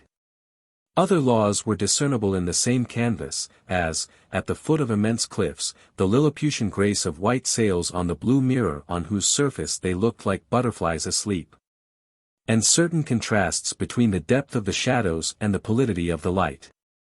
This play of light and shade, which also photography has rendered commonplace, had interested Elster so much that at one time he had painted what were almost mirages, in which a castle crowned with a tower appeared as a perfect circle of castle prolonged by a tower at its summit, and at its foot by an inverted tower. Whether because the exceptional purity of the atmosphere on a fine day gave the shadow reflected in the water the hardness and brightness of the stone, or because the morning mists rendered the stone as vaporous as the shadow. And similarly, beyond the sea, behind a line of woods, began another sea roseate with the light of the setting sun, which was, in fact, the sky. The light, as it were precipitating new solids, thrust back the hull of the boat on which it fell behind the other hull that was still in shadow, and rearranged like the steps of a crystal staircase what was materially a plain surface, but was broken up by the play of light and shade upon the morning sea. A river running beneath the bridges of a town was caught from a certain point of view so that it appeared entirely dislocated, now broadened into a lake, now narrowed into a rivulet, broken elsewhere by the interruption of a hill crowned with trees among which the burgher would repair at evening to taste the refreshing breeze. And the rhythm of this disintegrated town was assured only by the inflexible uprightness of the steeples which did not rise but rather, following the plumb line of the pendulum marking its cadence as in a triumphal march, seemed to hold in suspense beneath them all the confused mass of houses that rose vaguely in the mist along the banks of the crushed, disjointed stream. And, since Elster's earliest work belonged to the time in which a painter would make his landscape attractive by inserting a human figure, on the cliff's edge or among the mountains, the road, that half-human part of nature, underwent, like river or ocean, the eclipses of perspective. And whether a sheer wall of mountain, or the mist blown from a torrent, or the sea prevented the eye from following the continuity of the path, visible to the traveler but not to us, the little human personage in old-fashioned attire seemed often to be stopped short on the edge of an abyss, the path which he had been following ending there, while 1,000 feet above him in those pine forests. It was with a melting eye and comforted heart that we saw reappear the thread-like whiteness of its dusty surface, hospitable to the wayfaring foot, whereas from us the side of the mountain had hidden, where it turned to avoid waterfall or gully. The intervening bends. The effort made by Elster to strip himself, when face to face with reality, of every intellectual concept, was all the more admirable in that this man who, before sitting down to paint, made himself deliberately ignorant, forgot, in his honesty of purpose, everything that he knew, since what one knows ceases to exist by itself, had in reality an exceptionally cultivated mind. When I confessed to him the disappointment that I had felt upon seeing the porch at Balbec, "What," he had exclaimed, "you were disappointed by the porch? Why, it's the finest illustrated Bible that the people have ever had. That Virgin, and all the has-reliefs telling the story of her life, they are the most loving, the most inspired expression of that endless poem of adoration and praise in which the Middle Ages extolled the glory of the Madonna. If you only knew, side by side with the most scrupulous accuracy in rendering the sacred text, what exquisite ideas the old carver had, what profound thoughts, what delicious poetry. A wonderful idea, that great sheet in which the angels are carrying the body of the Virgin, too sacred for them to venture to touch it with their hands. I mentioned to him that this theme had been treated also at Saint André de Champs. He had seen photographs of the porch there, and agreed, but pointed out that the bustling activity of those little peasant figures, all hurrying at once towards the Virgin, was not the same thing as the gravity of those two great angels. Almost Italian, so springing, so gentle, the angel who is carrying the Virgin's soul, to reunite it with her body. In the meeting of the Virgin with Elizabeth, Elizabeth's gesture when she touches the Virgin's womb and marvels to feel that it is great with child. And the bandaged arm of the midwife who had refused, unless she touched, to believe the Immaculate Conception, and the linen cloth thrown by the Virgin to St. Thomas to give him a proof of the resurrection. That veil, too, which the Virgin tears from her own bosom to cover the nakedness of her Son, from whose side the Church receives in a chalice the wine of the sacrament, while, on his other side the synagogue, whose kingdom is at an end, has its eyes bandaged, holds a half-broken scepter and lets fall, with the crown that is slipping from its head, the tables of the old law. And the husband who, on the day of judgment, as he helps his young wife to rise from her grave, lays her hand against his own heart to reassure her, to prove to her that it is indeed beating, is that such a trumpery idea, do you think? So stale and commonplace? And the angel who is taking away the sun and the moon, henceforth useless, since it is written that the light of the cross shall be 7 times brighter than the light of the firmament.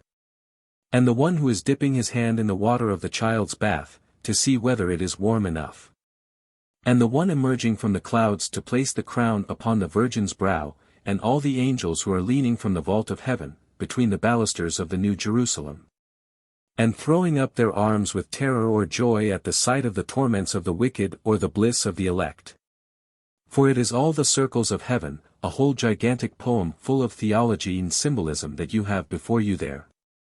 It is fantastic, mad, divine, 1,000 times better than anything you will see in Italy, where for that matter this very tympanum has been carefully copied by sculptors with far less genius. There never was a time when genius was universal. That is all nonsense, it would be going beyond the age of gold. The fellow who carved that front, you may make up your mind that he was every bit as great, that he had just as profound ideas as the men you admire most at the present day. I could shew you what I mean if we went there together. There are certain passages from the Office of the Assumption which have been rendered with a subtlety of expression that Redon himself has never equalled. This vast celestial vision of which he spoke to me, this gigantic theological poem which, I understood, had been inscribed there in stone, yet when my eyes, big with desire, had opened to gaze upon the front of Balbec Church, it was not these things that I had seen. I spoke to him of those great statues of saints, which, mounted on scaffolds, formed a sort of avenue on either side. It starts from the mists of antiquity to end in Jesus Christ, he explained. You see on one side his ancestors after the Spirit, on the other the kings of Judah, his ancestors after the flesh. All the ages are there. And if you had looked more closely at what you took for scaffolds you would have been able to give names to the figures standing on them. At the feet of Moses you would have recognized the calf of gold, at Abraham's the ram and at Joseph's the demon counseling Potiphar's wife. I told him also that I had gone there expecting to find an almost Persian building, and that this had doubtless been one of the chief factors in my disappointment.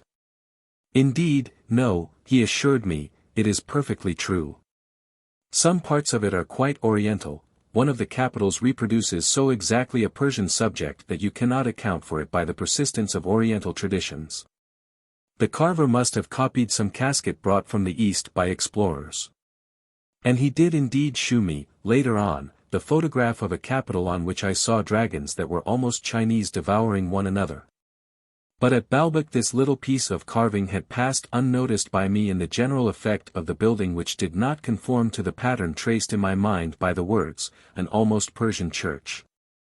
The intellectual pleasures which I enjoyed in this studio did not in the least prevent me from feeling, although they enveloped us as it were in spite of ourselves, the warm polish, the sparkling gloom of the place itself, and through the little window framed in honeysuckle, in the avenue that was quite rustic, the resisting dryness of the sun-parched earth, screened only by the diaphanous gauze woven of distance and of a tree-cast shade. Perhaps the unaccountable feeling of comfort which this summer day was giving me came like a tributary to swell the flood of joy that had surged in me at the sight of Elster's Carcathwit harbour. I had supposed Elster to be a modest man, but I realized my mistake on seeing his face cloud with melancholy when, in a little speech of thanks, I uttered the word fame. Men who believe that their work will last, as was the case with Elster, form the habit of placing that work in a period when they themselves will have crumbled into dust. And thus, by obliging them to reflect on their own extinction, the thought of fame saddens them because it is inseparable from the thought of death. I changed the conversation in the hope of driving away the cloud of ambitious melancholy with which unwittingly I had loaded Elster's brow. Someone advised me once, I began, thinking of the conversation we had had with Legrandin at Cambrai, as to which I was glad of an opportunity of learning Elster's views, not to visit Brittany. Because it would not be wholesome for a mind with a natural tendency to dream. Not at all, he replied. When the mind has a tendency to dream, it is a mistake to keep dreams away from it, to ration its dreams. So long as you distract your mind from its dreams, it will not know them for what they are. You will always be being taken in by the appearance of things, because you will not have grasped their true nature. If a little dreaming is dangerous, the cure for it is not to dream less but to dream more, to dream all the time. One must have a thorough understanding of one's dreams if one is not to be troubled by them. There is a way of separating one's dreams from one's life which so often produces good results that I ask myself whether one ought not, at all costs, to try it, simply as a preventive, just as certain surgeons make out that we ought to avoid the risk of appendicitis later on, to have all our appendices taken out when we are children. Elster and I had meanwhile been walking about the studio, and had reached the window that looked across the garden on to a narrow avenue, a side street that was almost a country lane. We had gone there to breathe the cooler air of the late afternoon. I supposed myself to be nowhere near the girls of the little band, and it was only by sacrificing for once the hope of seeing them that I had yielded to my grandmother's prayers and had gone to see Elster. For where the thing is to be found that we are seeking we never know, and often we steadily, for a long time, avoid the place to which, for quite different reasons, everyone has been asking us to go. But we never suspect that we shall there see the very person of whom we are thinking. I looked out vaguely over the country road which, outside the studio, passed quite close to it but did not belong to Elster. Suddenly there appeared on it, coming along it at a rapid pace, the young bicyclist of the little band, with, over her dark hair, her polo cap pulled down towards her plump cheeks, her eyes merry and almost importunate. And on that auspicious path, miraculously filled with promise of delights, I saw her beneath the trees throw to Elster the smiling greeting of a friend. A rainbow that bridged the gulf for me between our terraqueous world and regions which I had hitherto regarded as inaccessible. She even came up to give her hand to the painter, though without stopping, and I could see that she had a tiny beauty spot on her chin. "Do you know that girl, sir?" I asked Elster, realizing that he could if he chose make me known to her, could invite us both to the house. And this peaceful studio with its rural horizon was at once filled with a surfeit of delight such as a child might feel in a house where he was already happily playing when he learned that, in addition, out of that bounteousness which enables lovely things and noble hosts to increase their gifts beyond all measure, there was being prepared for him a sumptuous repast. Elster told me that she was called Albertine Simonet, and gave me the names also of her friends, whom I described to him with sufficient accuracy for him to identify them almost without hesitation. I had, with regard to their social position, made a mistake, but not the mistake that I usually made at Balbec.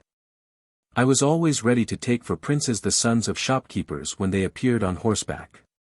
This time I had placed in an interloping class the daughters of a set of respectable people, extremely rich, belonging to the world of industry and business.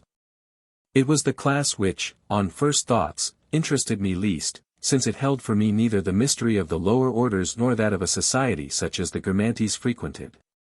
And no doubt if an inherent quality, a rank which they could never forfeit, had not been conferred on them, in my dazzled eyes, by the glaring vacuity of the seaside life all round them, I should perhaps not have succeeded in resisting and overcoming the idea that they were the daughters of prosperous merchants. I could not help marveling to see how the French middle class was a wonderful studio full of sculpture of the noblest and most varied kind. What unimagined types, what richness of invention in the character of their faces, what firmness, what freshness, what simplicity in their features. The shrewd old money-changers from whose loins these Dianas and these nymphs had sprung seemed to me to have been the greatest of statuaries. Before I had time to register the social metamorphosis of these girls, so are these discoveries of a mistake. These modifications of the notion one has of a person instantaneous as a chemical combination, there was already installed behind their faces, so street Arab in type that I had taken them for the mistresses of racing bicyclists, of boxing champions. The idea that they might easily be connected with the family of some lawyer or other whom we knew. I was barely conscious of what was meant by Albertine Simonet, she had certainly no conception of what she was one day to mean to me. Even the name, Simonet, which I had already heard spoken on the beach, if I had been asked to write it down I should have spelt with a double N, never dreaming of the importance which this family attached to there being but one in their name. In proportion as we descend the social scale our snobbishness fastens on to mere nothings which are perhaps no more null than the distinctions observed by the aristocracy, but, being more obscure, more peculiar to the individual, take us more by surprise. Possibly there had been Simonets who had done badly in business, or something worse still even. The fact remains that the Simonets never failed, it appeared, to be annoyed if anyone doubled their N. They wore the air of being the only Simonets in the world with one N instead of two, and were as proud of it, perhaps, as the Montmorency family were of being the premier barons of France. I asked Elster whether these girls lived at Balbec. Yes, he told me, some of them at any rate. The villa in which one of them lived was at that very spot, right at the end of the beach, where the cliffs of Canopille began. As this girl was a great friend of Albertine Simonet, this was another reason for me to believe that it was indeed the latter whom I had met that day when I was with my grandmother. There were of course so many of those little streets running down to the beach, and all at the same angle, that I could not have pointed out exactly which of them it had been. One would like always to remember a thing accurately, but at the time one's vision was clouded, and yet that Albertine and the girl whom I had seen going to her friend's house were one and the same person was a practical certainty. In spite of which, whereas the countless images that have since been furnished me by the dark young golfer, however different they may have been from one another, have overlaid one another, because I now know that they all belong to her.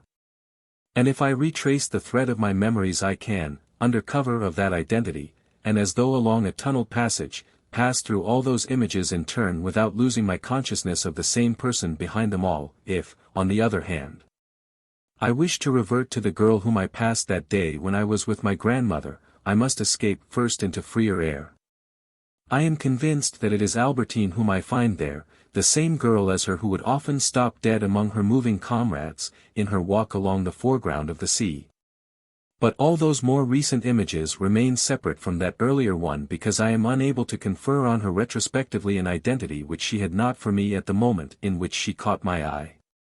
Whatever assurance I may derive from the law of probabilities, that girl with plump cheeks who stared at me so boldly from the angle of the little street and the beach, and by whom I believe that I might have been loved, I have never, in the strict sense of the words, seen again.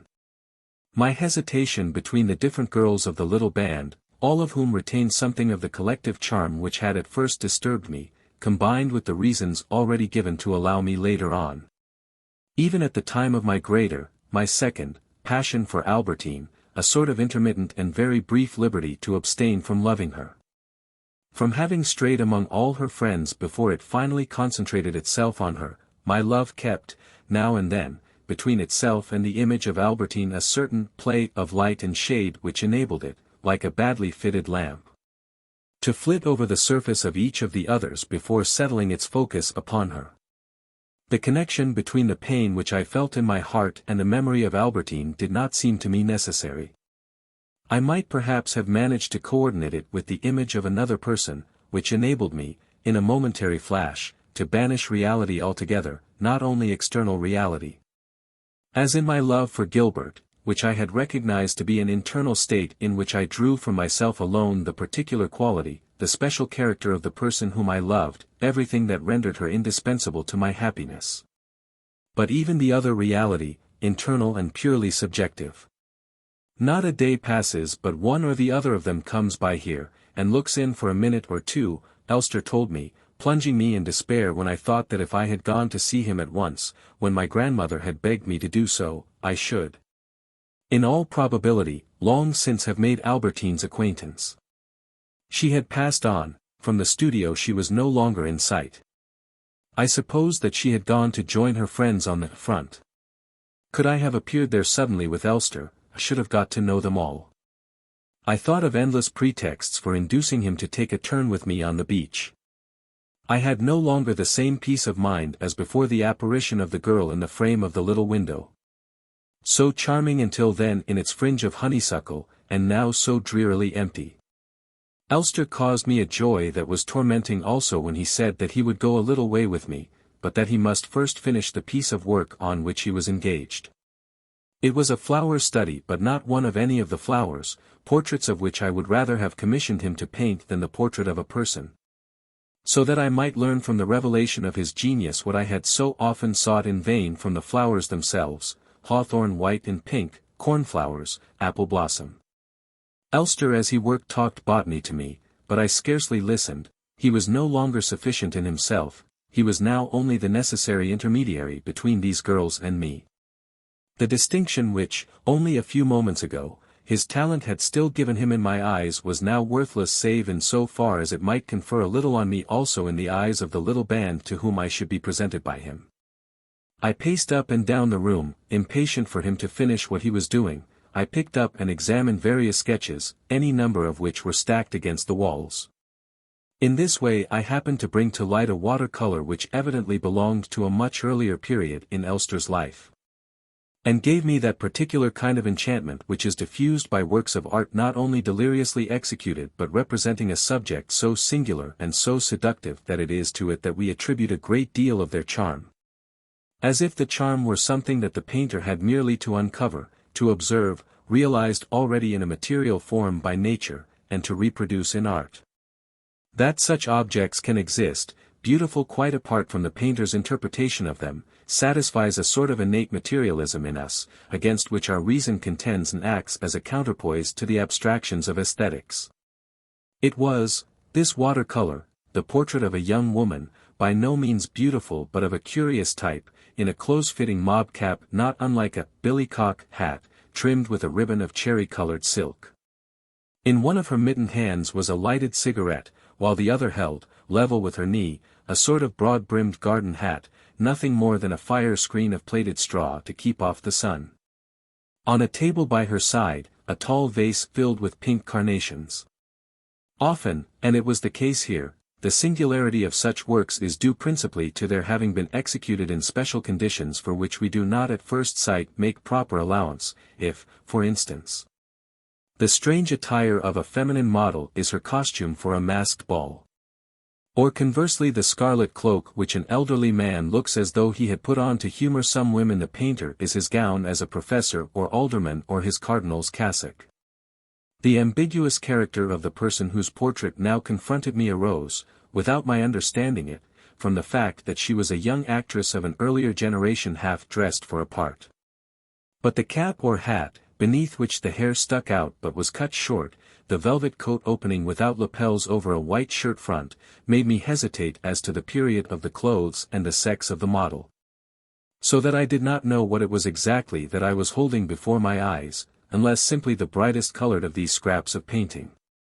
And the pleasure which it afforded me was disturbed only by the fear that Elster, by delaying further, would make me miss the girls, for the sun was now declining and hung low in the little window. Nothing in this watercolor was merely stated there as a fact and painted because of its utility to the composition, the costume because the young woman must be wearing something, the vase to hold the flowers. The glass of the vase, cherished for its own sake, seemed to be holding the water in which the stems of the carnations were dipped in something as limpid, almost as liquid as itself. The woman's dress encompassed her in a manner that had an independent, a brotherly charm, and, if the works of man can compete in charm with the wonders of nature, as delicate, as pleasing to the touch of the eye. As freshly painted as the fur of a cat, the petals of a flower, the feathers of a dove. The whiteness of the shirt front, fine as driven rain, with its gay pleats gathered into little bells like lilies of the valley, was starred with bright gleams of light from the room. As sharply edged and as finely shaded as though they had been posies of flowers stitched on the woven lawn. And the velvet of the coat, brilliant with a milky sheen, had here and there a roughness, a scoring, a shagginess on its surface which made one think of the crumpled brightness of the carnations in the vase. But above all one felt that Elster, sublimely indifferent to whatever immoral suggestion there might be in this disguise of a young actress for whom the talent with which she would play her part on the stage was doubtless of less importance than the irritant attraction which she would offer to the jaded or depraved senses of some of her audience, had on the contrary fastened upon those ambiguous points as on an aesthetic element which deserved to be brought into prominence, and which he had done everything in his power to emphasize. Along the lines of the face, the latent sex seemed to be on the point of confessing itself to be that of a somewhat boyish girl, then vanished and farther on reappeared with a suggestion rather of an effeminate youth, vicious and pensive. Then fled once more to remain uncapturable. The dreamy sadness in the expression of her eyes, by the mere fact of its contrast with the accessories belonging to the world of love-making and play-acting, was not the least disturbing element in the picture. One imagined moreover that it must be feigned, and that the young person who seemed ready to submit to caresses in this provoking costume had probably thought it effective to enhance the provocation with this romantic expression of a secret longing. An unspoken grief. At the foot of the picture was inscribed, Miss Sacrapant, October, 1872. I could not contain my admiration. "Oh, it's nothing, only a rough sketch I did when I was young. It was a costume for a variety show. It's all ages ago now. And what has become of the model?" A bewilderment provoked by my words preceded on Elster's face the indifferent, absent-minded air which, a moment later, he displayed there. "Quick, give it to me," he cried. "I hear Madame Elster coming, and, though, I assure you, the young person in the billycock hat never played any part in my life, still there's no point in my wife's coming in and finding it staring her in the face. I have kept it only as an amusing sidelight on the theatre of those days." And, before putting it away behind the pile, Elster, who perhaps had not set eyes on the sketch for years, gave it his careful scrutiny. "I must keep just the head," he murmured, "the lower part is really too shockingly bad, the hands are a beginner's work." I was miserable at the arrival of Madame Elster, who could only delay us still further. The window sill was already aglow. Our excursion would be a pure waste of time. There was no longer the slightest chance of our seeing the girls, consequently it mattered now not at all how soon Madame Elster left us or how long she stayed. Not that she did stay for any length of time. I found her most tedious. She might have been beautiful, once, at 20, driving an ox in the Roman Campagna, but her dark hair was streaked with grey and she was common without being simple. Because she believed that a pompous manner and majestic attitudes were required by her statuesque beauty, which, however, advancing age had robbed of all its charm. She was dressed with the utmost simplicity. And it was touching, but at the same time surprising to hear Elster, whenever he opened his mouth, and with a respectful gentleness, as if merely uttering the words moved him to tenderness and veneration, repeat, "My beautiful Gabrielle." Later on, when I had become familiar with Elster's mythological paintings, Madame Elster acquired beauty in my eyes also. I understood then that to a certain ideal type illustrated by certain lines, certain arabesques which reappeared incessantly throughout his work, to a certain canon of art he had attributed a character that was almost divine. Since the whole of his time, all the mental effort of which he was capable, in a word his whole life he had consecrated to the task of distinguishing those lines as clearly and of reproducing them as faithfully as possible. What such an ideal inspired in Elster was indeed a cult so solemn, so exacting that it never allowed him to be satisfied with what he had achieved.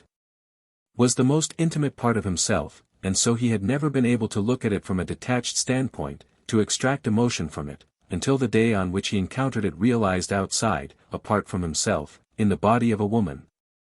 The body of her who in due course became Madame Elster, and in whom he had been able, as one is able only with something that is not oneself, to find it meritorious, moving, godlike.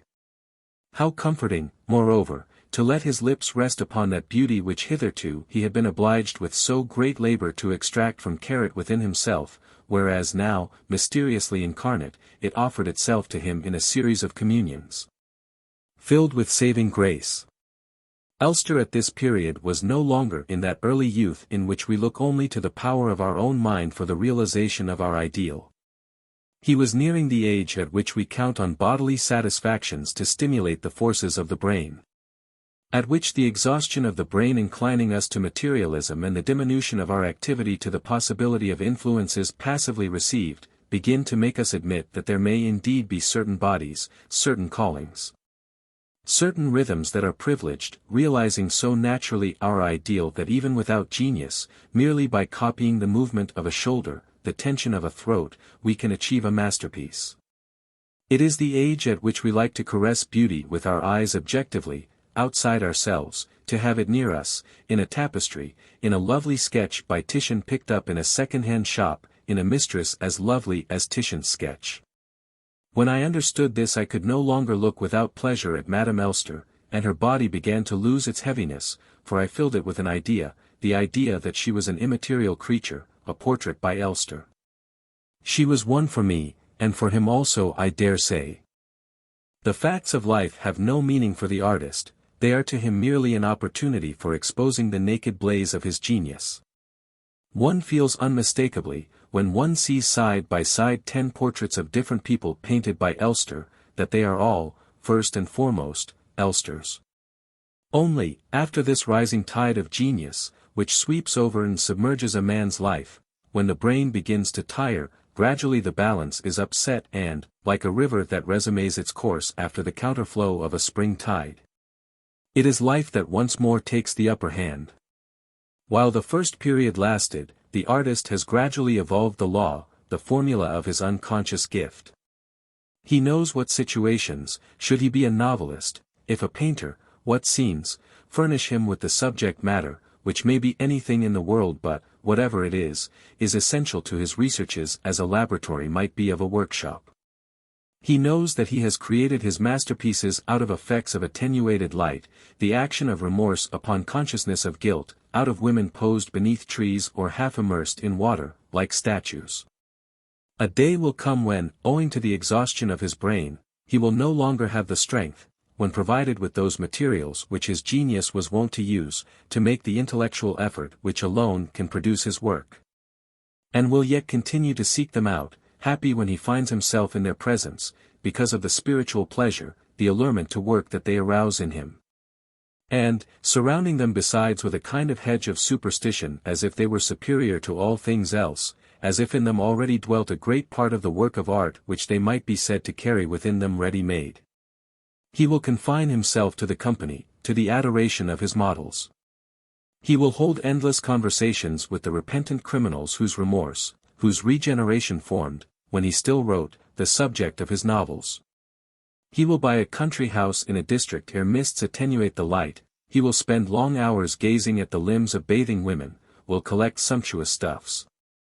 And thus the beauty of life, a phase that has to some extent lost its meaning, a stage beyond the boundaries of art at which I had already seen Swann come to rest, was that also which, by a slackening of the creative ardor, idolatry of the forms which had inspired it, desire to avoid effort, must ultimately arrest in Elster's progress.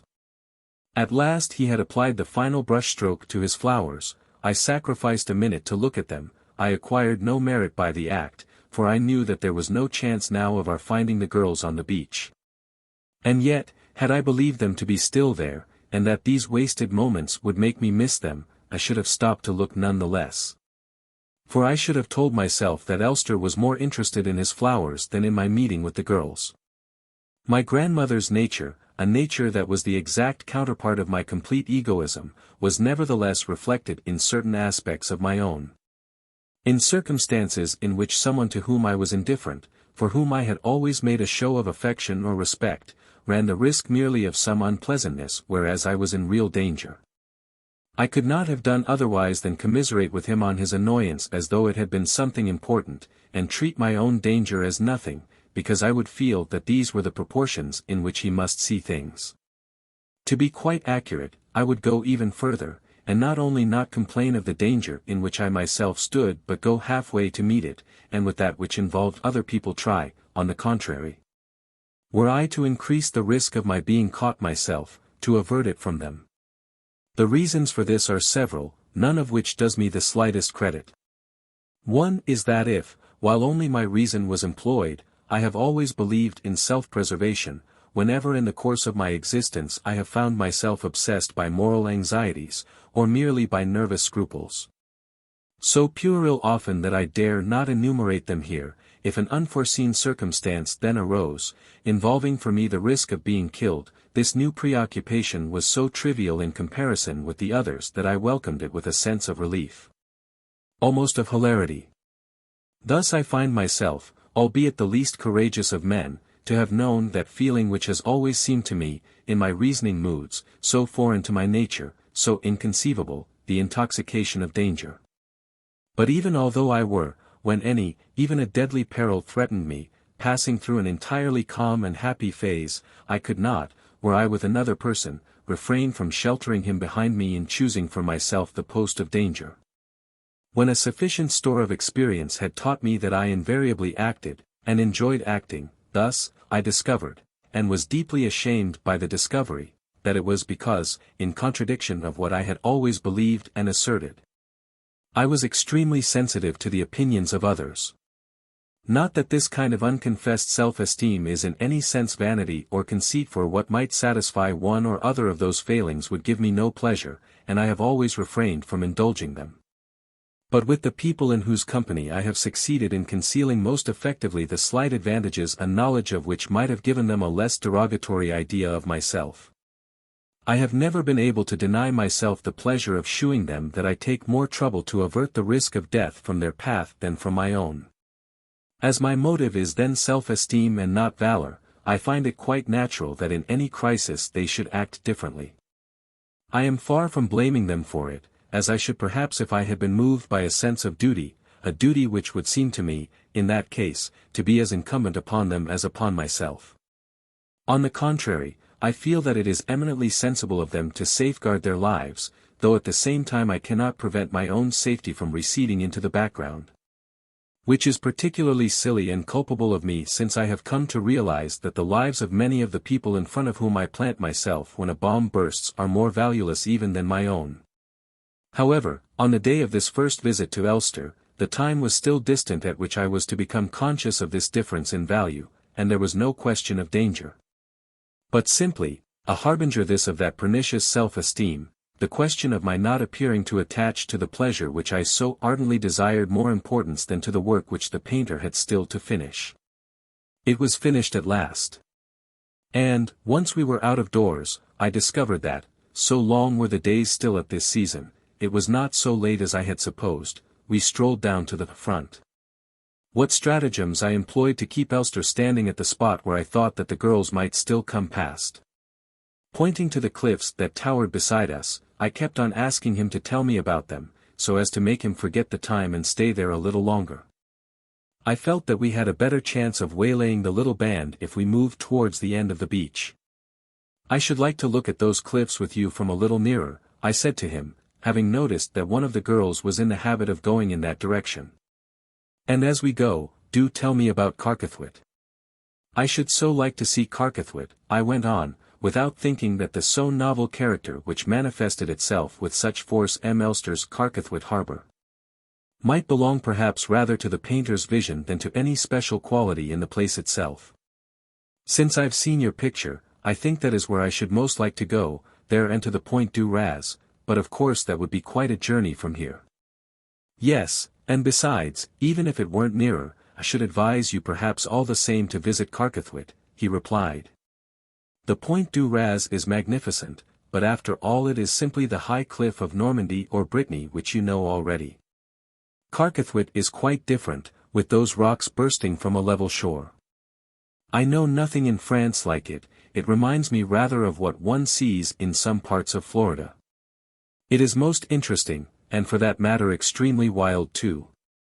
It is between Clitorps and Niham, you know how desolate those parts are, the sweep of the coastline is delicious. Here, the coastline is like anywhere else, but along there I can't tell you what charm it has, what softness." Night was falling.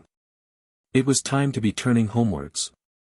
I was escorting Elster in the direction of his villa when suddenly, as it were Mephistopheles springing up before Faust, there appeared at the end of the avenue, like simply an objectification, unreal, diabolical.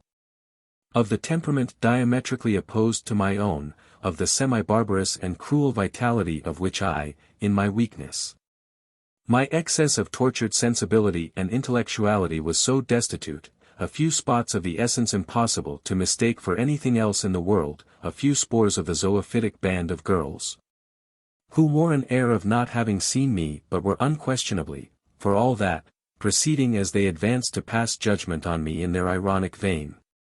Feeling that a collision between them and us was now inevitable, and that Elster would be certain to call me, I turned my back, like a bather preparing to meet the shock of a wave.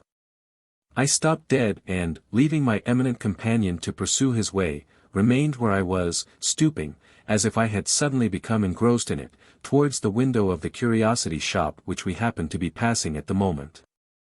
I was not sorry to give the appearance of being able to think of something other than these girls. And I was already dimly aware that when Elster did call me up to introduce me to them I should wear that sort of challenging expression which betokens not surprise but the wish to appear as though one were surprised. So far is every one of us a bad actor, or everyone else a good thought reader, that I should even go so far as to point a finger to my breast, as who should ask, "It is me, really, that you want?" And then run to join him, my head lowered in compliance and docility and my face coldly masking my annoyance at being torn from the study of old pottery in order to be introduced to people whom I had no wish to know.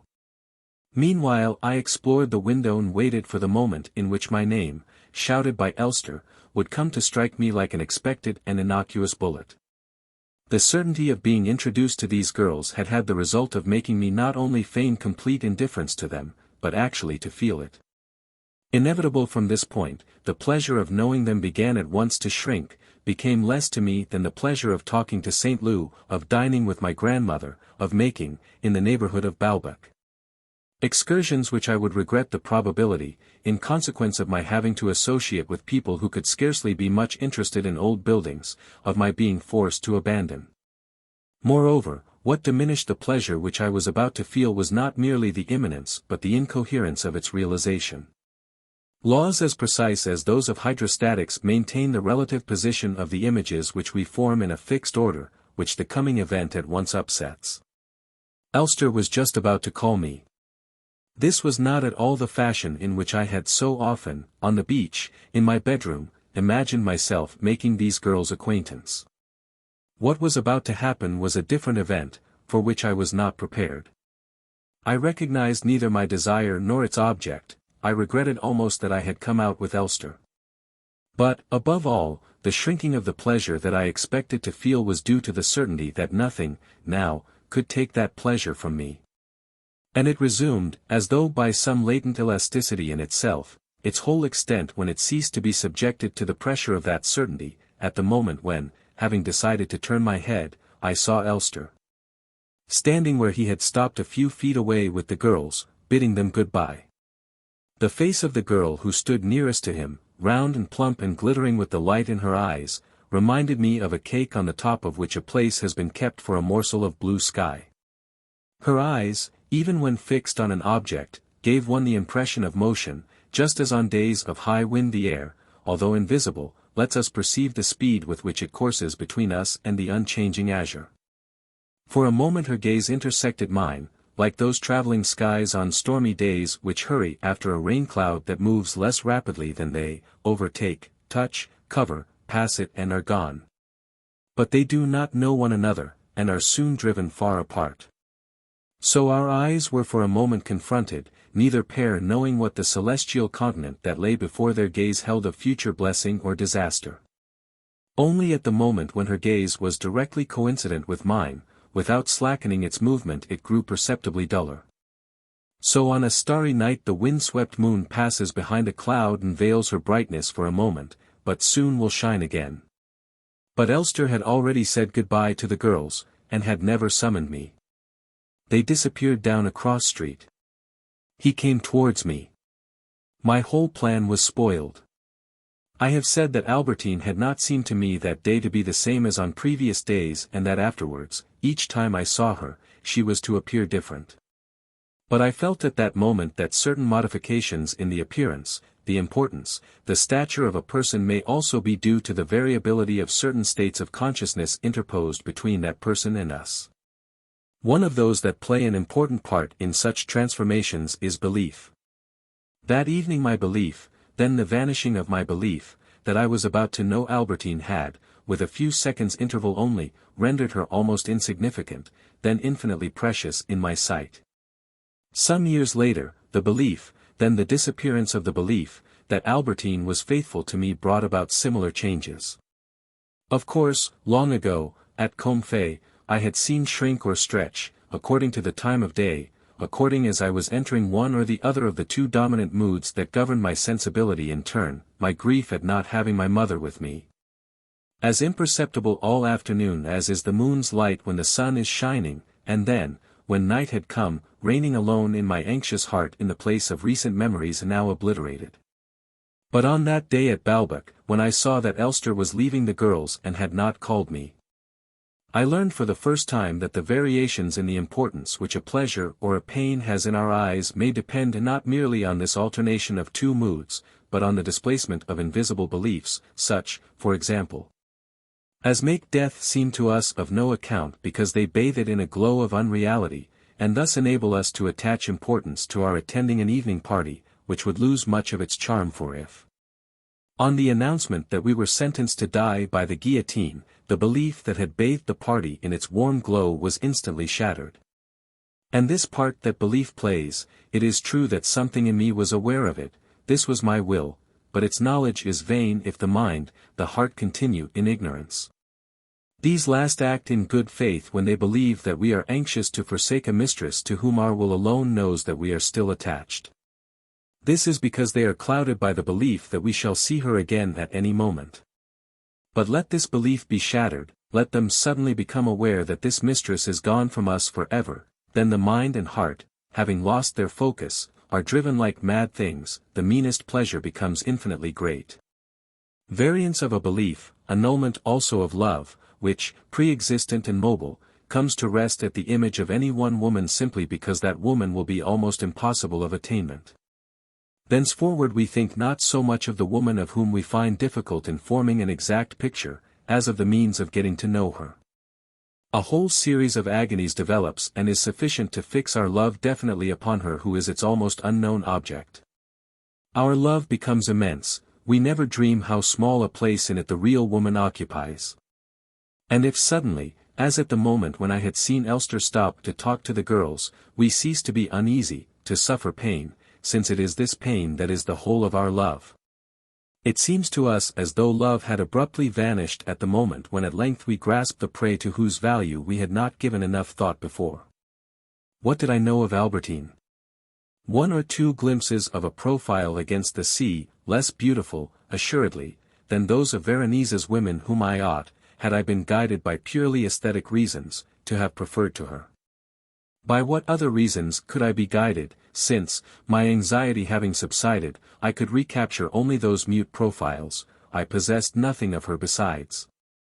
Since my first sight of Albertine I had meditated upon her daily, 1,000-fold, I had carried on with what I called by her name an interminable unspoken dialogue in which I made her question me, answer me, think and act. And in the infinite series of imaginary Albertines who followed one after the other in my fancy, hour after hour, the real Albertine, a glimpse caught on the beach, figured only at the head, just as the actress who creates a part, the star, appears. Out of a long series of performances, in the few first alone. That Albertine was scarcely more than a silhouette, all that was superimposed being of my own growth. So far when we are in love does the contribution that we ourselves make outweigh, even if we consider quantity only, those that come to us from the beloved object. And the same is true of love that is given its full effect. There are loves that manage not only to be formed but to subsist around a very little core, even among those whose prayer has been answered after the flesh. An old drawing master who had taught my grandmother had been presented by some obscure mistress with a daughter. The mother died shortly after the birth of her child, and the drawing master was so broken-hearted that he did not long survive her. In the last months of his life my grandmother and some of the Combray ladies, who had never liked to make any allusion in the drawing master's presence to the woman, with whom, for that matter, he had not officially lived and had had comparatively slight relations, took it into their heads to ensure the little girl's future by combining to purchase an annuity for her. It was my grandmother who suggested this. Several of her friends made difficulties. After all, was the child really such a very interesting case? Was she even the child of her reputed father? With women like that, it was never safe to say. Finally, everything was settled. The child came to thank the ladies. She was plain, and so absurdly like the old drawing master as to remove every shadow of doubt. Her hair being the only nice thing about her, one of the ladies said to her father, who had come with her, "What pretty hair she has." And thinking that now, the woman who had sinned being dead and the old man only half alive, a discreet allusion to that past of which they had always pretended to know nothing could do no harm, my grandmother added, "It runs in families." Did her mother have pretty hair like that? I don't know, was the old man's quaint answer. I never saw her except with a hat on. But I must not keep Elster waiting. I caught sight of myself in a glass. To add to the disaster of my not having been introduced to the girls, I noticed that my necktie was all crooked, my hat left long wisps of hair showing, which did not become me. But it was a piece of luck, all the same, that they should have seen me, even thus attired, in Elster's company and so could not forget me. Also that I should have put on, that morning, at my grandmother's suggestion, my smart waistcoat, when I might so easily have been wearing one that was simply hideous, and be carrying my best stick. For while an event for which we are longing never happens quite in the way we have been expecting, failing the advantages on which we supposed that we might count, others present themselves for which we never hoped, and make up for our disappointment. And we have been so dreading the worst that in the end we are inclined to feel that, taking one thing with another, chance has, on the whole, been rather kind to us. "I did so much want to know them," I said as I reached Elster. "Then why did you stand a mile away?" These were his actual words, not that they expressed what was in his mind, since, if his desire had been to grant mine, to call me up to him would have been quite easy, but perhaps because he had heard phrases of this sort in familiar use among common people when they are in the wrong, and because even great men are in certain respects much the same as common people. Take their everyday excuses from the same common stock just as they get their daily bread from the same baker. Or it may be that such expressions, which ought, one might almost say, to be read backwards, since their literal interpretation is the opposite of the truth, are the instantaneous effect, the negative exposure of a reflex action. They were in a hurry. It struck me that of course they must have stopped him from summoning a person who did not greatly attract them. Otherwise he would not have failed, after all the questions that I had put to him about them, and the interest which he must have seen that I took in them, to call me. "We were speaking just now of Carcathwit," he began, as we walked towards his villa. "I have done a little sketch, in which you can see much better how the beach curves. The painting is not bad, but it is different. If you will allow me, just to cement our friendship, I would like to give you the sketch," he went on, "for the people who refuse us the objects of our desire are always ready to offer us something else. I should very much like, if you have such a thing, a photograph of the little picture of Miss Sacripant." "Sacripant, that's not a real name, surely?" "It is the name of a character the sitter played in a stupid little musical comedy. But, I assure you, sir, I have never set eyes on her. You look as though you thought that I knew her." Elster was silent. "It isn't Madame Swann, before she was married?" I hazarded, in one of those sudden fortuitous stumblings upon the truth, which are rare enough in all conscience, and yet give, in the long run, a certain cumulative support to the theory of presentiments. Provided that one takes care to forget all the wrong guesses that would invalidate it. Elster did not reply. The portrait was indeed that of Odette de Crécy. She had preferred not to keep it for many reasons, some of them obvious. But there were others less apparent. The portrait dated from before the point at which Odette, disciplining her features, had made of her face and figure that creation the broad outlines of which her hairdressers, her dressmakers, she herself, in her way of standing, of speaking, of smiling, of moving her hands, her eyes, of thinking, were to respect throughout the years to come.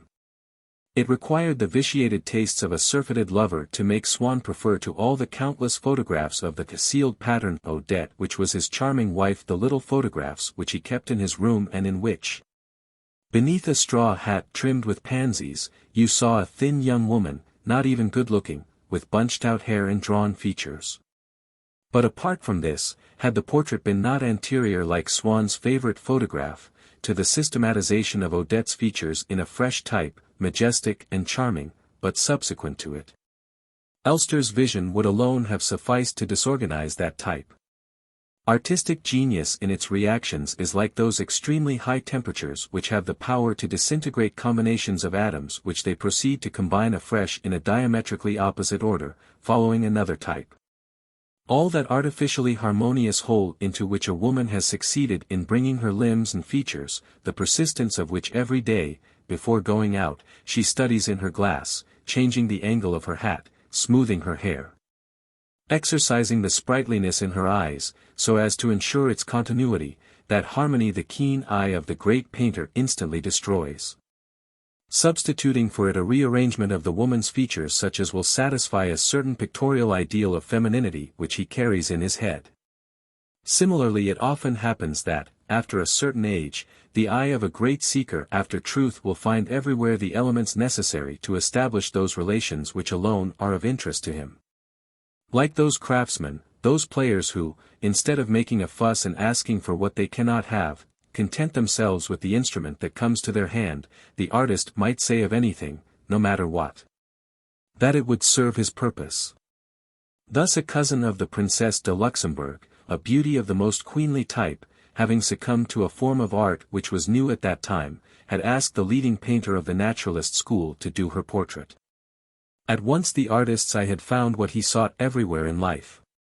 And on his canvas there appeared, in place of the proud lady, a street boy, and behind him a vast, sloping, purple background which made one think of the Place Pigalle.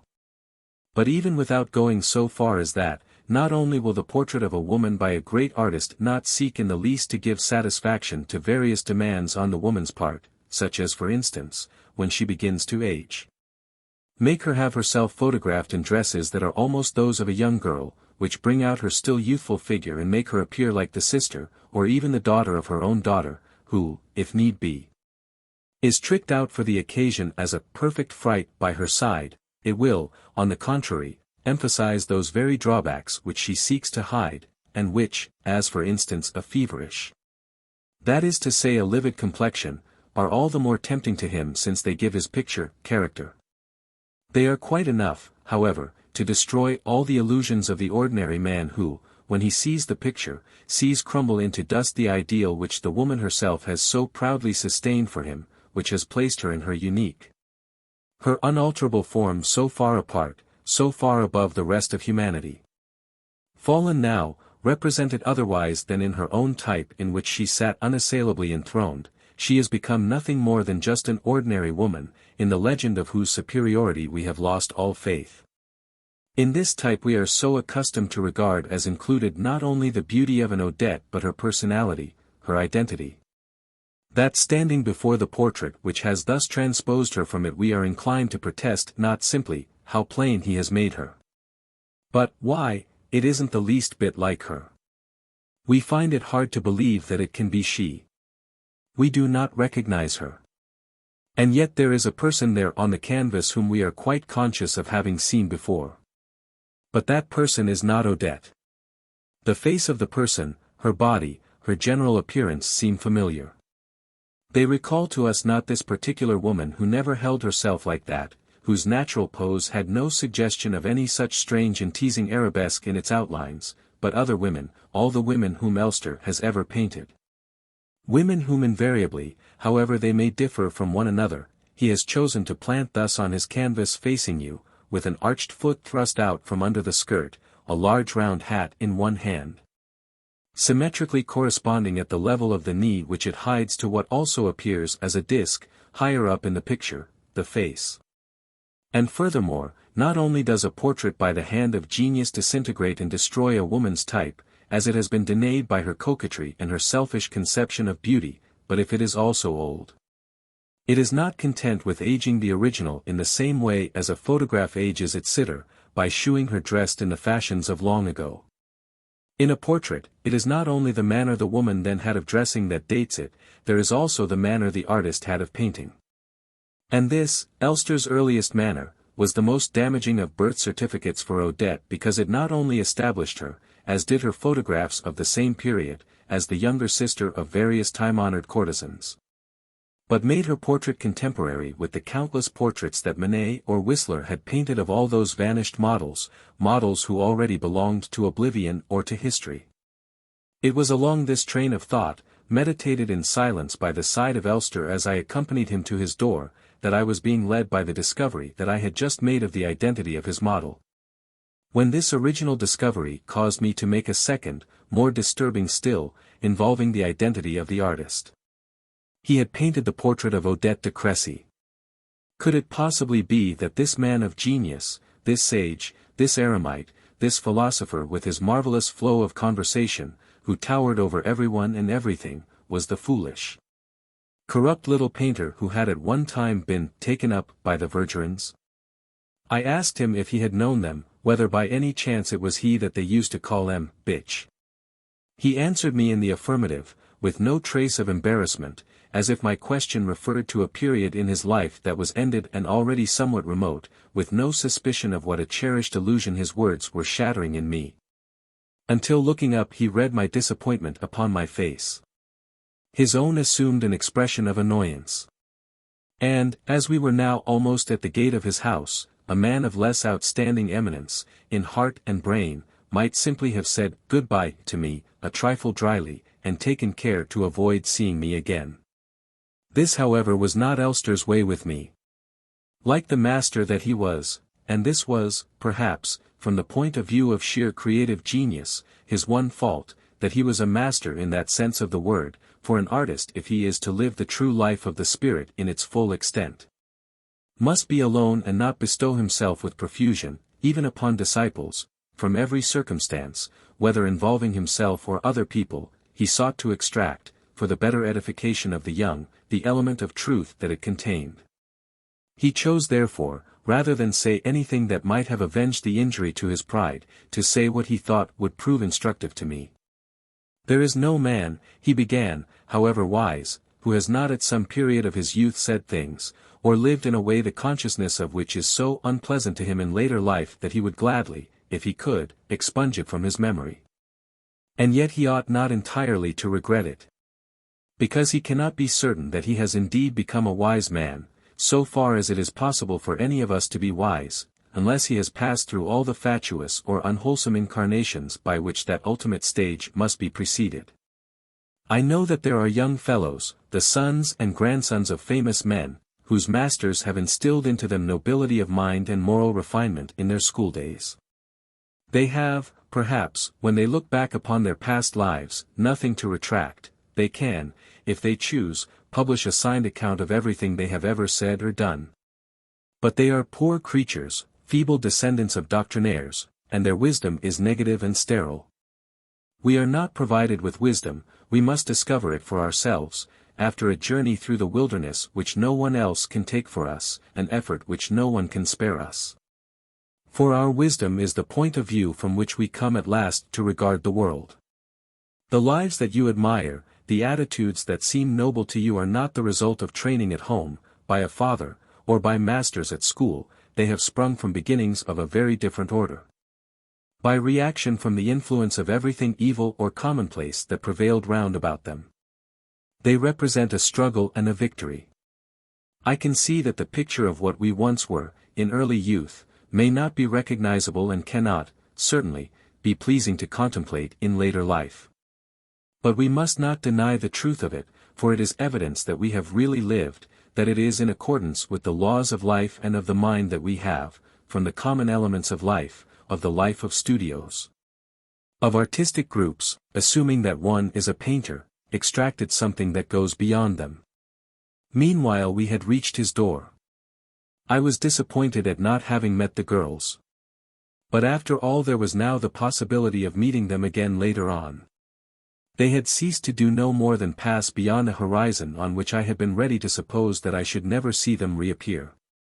Around them no longer swirled that sort of great eddy which had separated me from them, which had been merely the expression of the perpetually active desire, mobile, compelling, fed ever on fresh anxieties. Which was aroused in me by their inaccessibility, their flight from me, possibly forever. My desire for them, I could now set it at rest, hold it in reserve, among all those other desires the realization of which, as soon as I knew it to be possible, I would cheerfully postpone. I took leave of Elster, I was alone once again. Then all of a sudden, despite my recent disappointment, I saw in my mind's eye all that chain of coincidence which I had not supposed could possibly come about, that Elster should be a friend of those very girls. That they who only that morning had been to me merely figures in a picture with the sea for background had seen me walking in friendly intimacy with a great painter, who was now informed of my secret longing and would no doubt do what he could to assuage it.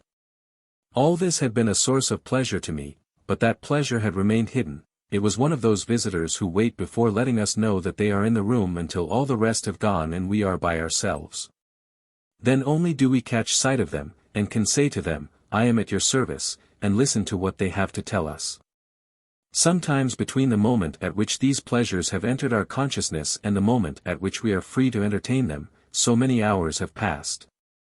We have in the interval seen so many people that we are afraid lest they should have grown tired of waiting. But they are patient, they do not grow tired, and as soon as the crowd has gone we find them there ready for us. Sometimes it is then we who are so exhausted that it seems as though our weary mind will not have the strength left to seize and retain those memories, those impressions for which our frail self is the one habitable place, the sole means of realization. And we should regret that failure, for existence to us is hardly interesting save on the days on which the dust of realities is shot with magic sand, on which some trivial incident of life becomes a spring of romance. Then a whole promontory of the inaccessible world rises clear in the light of our dream, and enters into our life in which, like the sleeper awakened, we actually see the people of whom we have been so ardently dreaming that we came to believe that we should never behold them save in our dreams. The sense of comfort that I drew from the probability of my now being able to meet the little band whenever I chose was all the more precious to me because I should not have been able to keep watch for them during the next few days, which would be taken up with preparations for St. Louis departure. My grandmother was anxious to offer my friend some proof of her gratitude for all the kindnesses that he had shown to her and myself. I told her that he was a great admirer of Proudhon, and this put it into her head to send for a collection of autograph letters by that philosopher which she had once bought. Saint Loup came to her room to look at them on the day of their arrival, which was also his last day at Balbec. He read them eagerly, fingering each page with reverence, trying to get the sentences by heart. And then, rising from the table, was beginning to apologize to my grandmother for having stayed so long, when he heard her say, "No, no, take them with you, they are for you to keep, that was why I sent for them, to give them to you." He was overpowered by a joy which he could no more control than we can a physical condition that arises without the intervention of our will. He blushed scarlet as a child who has just been whipped. And my grandmother was a great deal more touched to see all the efforts that he was making, without success, to control the joy that convulsed him than she would have been to hear any words of thanks that he could have uttered. But he, fearing that he had failed to shew his gratitude properly, begged me to make his excuses to her again, next day, leaning from the window of the little train of the local railway company which was to take him back to his regiment. The distance was, as a matter of fact, nothing. He had thought of going, as he had frequently done that summer, when he was to return the same evening and was not encumbered with luggage, by road. But this time he would have had, anyhow, to put all his heavy luggage in the train. And he found it simpler to take the train himself also, following the advice of the manager who, on being consulted, replied that, carriage or train, it was more or less equivocal. He meant us to understand that they were equivalent, in fact, very much what Françoise would have expressed as coming to as near as made no difference. Very well, Saint Loup had decided, I will take the little crawler. I should have taken it too, had I not been tired, and gone with my friend to Doncières. Failing this I kept on promising, all the time that we waited in the Balbec station, the time, that is to say, which the driver of the little train spent in waiting for unpunctual friends, without whom he refused to start. And also in seeking some refreshment for himself, to go over there and see him several times a week. As Bloch had come to the station also, much to Saint Loup's disgust, the latter, seeing that our companion could hear him begging me to come to luncheon, to dinner, to stay altogether at Doncières, finally turned to him and, in the most forbidding tone, intended to counteract the forced civility of the invitation and to prevent Bloch from taking it seriously, if you ever happen to be passing through Doncières any afternoon when I am off duty, you might ask for me at the barracks. But I hardly ever am off duty. Perhaps, also, Robert feared lest, if left to myself, I might not come, and, thinking that I was more intimate with Bloch than I made out, was providing me in this way with a travelling companion, one who would urge me on. I was afraid that this tone, this way of inviting a person while warning him not to come, might have wounded Bloch, and felt that Saint Loup would have done better, saying nothing. But I was mistaken, for after the train had gone, while we were walking back together as far as the crossroads at which we should have to part, one road going to the hotel, the other to the Bloch's villa. He never ceased from asking me on what day we should go to Doncières, for after all the civilities that Saint Loup had shown him, it would be too unmannerly on his part not to accept the invitation. I was glad that he had not noticed, or was so little displeased as to wish to let it be thought that he had not noticed on how far from pressing, how barely polite a note the invitation had been sounded. At the same time I should have liked Bloch, for his own sake, to refrain from making a fool of himself by going over at once to Doncières. But I dared not offer a piece of advice which could only have offended him by hinting that Saint Loup had been less pressing than himself impressed. He was a great deal too ready to respond, and even if all his faults of this nature were atoned for by remarkable qualities which others, with more reserve than he, would not possess, he carried indiscretion to a pitch that was almost maddening. The week must not, to hear him speak, pass without our going to Doncières, he said, for I think that he counted to some extent on my presence there as an excuse for his own. All the way home, opposite the gymnasium, in its grove of trees, opposite the lawn tennis courts, the mayor's office, the shellfish stall, he stopped me, imploring me to fix a day, and, as I did not, left me in a towering rage, saying, as your lordship pleases. For my part, I'm obliged to go since he has invited me. Saint Loup was still so much afraid of not having thanked my grandmother properly that he charged me once again to express his gratitude to her a day or two later in a letter I received from him from the town in which he was quartered. A town which seemed, on the envelope where the postmark had stamped its name, to be hastening to me across country, to tell me that within its walls, in the Louis XVI Cavalry Barracks, he was thinking of me. The paper was embossed with the arms of Marsantes, in which I could make out a lion, surmounted by a coronet formed by the cap of a peer of France. After a journey which, he wrote, passed pleasantly enough, with a book I bought at the station, by Arvid Barin, a Russian author, I fancy. It seemed to me remarkably well written for a foreigner, but you shall give me your critical opinion, you are bound to know all about it, you fount of knowledge who have read everything, here I am again in the thick of this debased existence. Where, alas, I feel a sad exile, not having here what I had to leave at Balbec. This life in which I cannot discover one affectionate memory, any intellectual attraction, an environment on which you would probably look with contempt, and yet it has a certain charm. Everything seems to have changed since I was last here, for in the interval one of the most important periods in my life, that from which our friendship dates, has begun. I hope that it may never come to an end. I have spoken of our friendship, of you, to one person only, to the friend I told you of, who has just paid me a surprise visit here. She would like immensely to know you, and I feel that you would get on well together, for she too is extremely literary. I, on the other hand, to go over in my mind all our talk, to live over again those hours which I never shall forget, have shut myself off from my comrades, excellent fellows, but altogether incapable of understanding that sort of thing. This remembrance of moments spent with you I should almost have preferred, on my first day here, to call up for my own solitary enjoyment, without writing. But I was afraid lest you, with your subtle mind and ultrasensitive heart, might, if you did not hear from me, needlessly torment yourself, if, that is to say, you still condescend to occupy your thoughts with this blunt trooper whom you will have a hard task to polish and refine, and make a little more subtle and worthier of your company. On the whole this letter, in its affectionate spirit, was not at all unlike those which, when I did not yet know St. Lou, I had imagined that he would write to me. In those daydreams from which the coldness of his first greeting had shaken me by bringing me face to face with an icy reality which was not, however, to endure.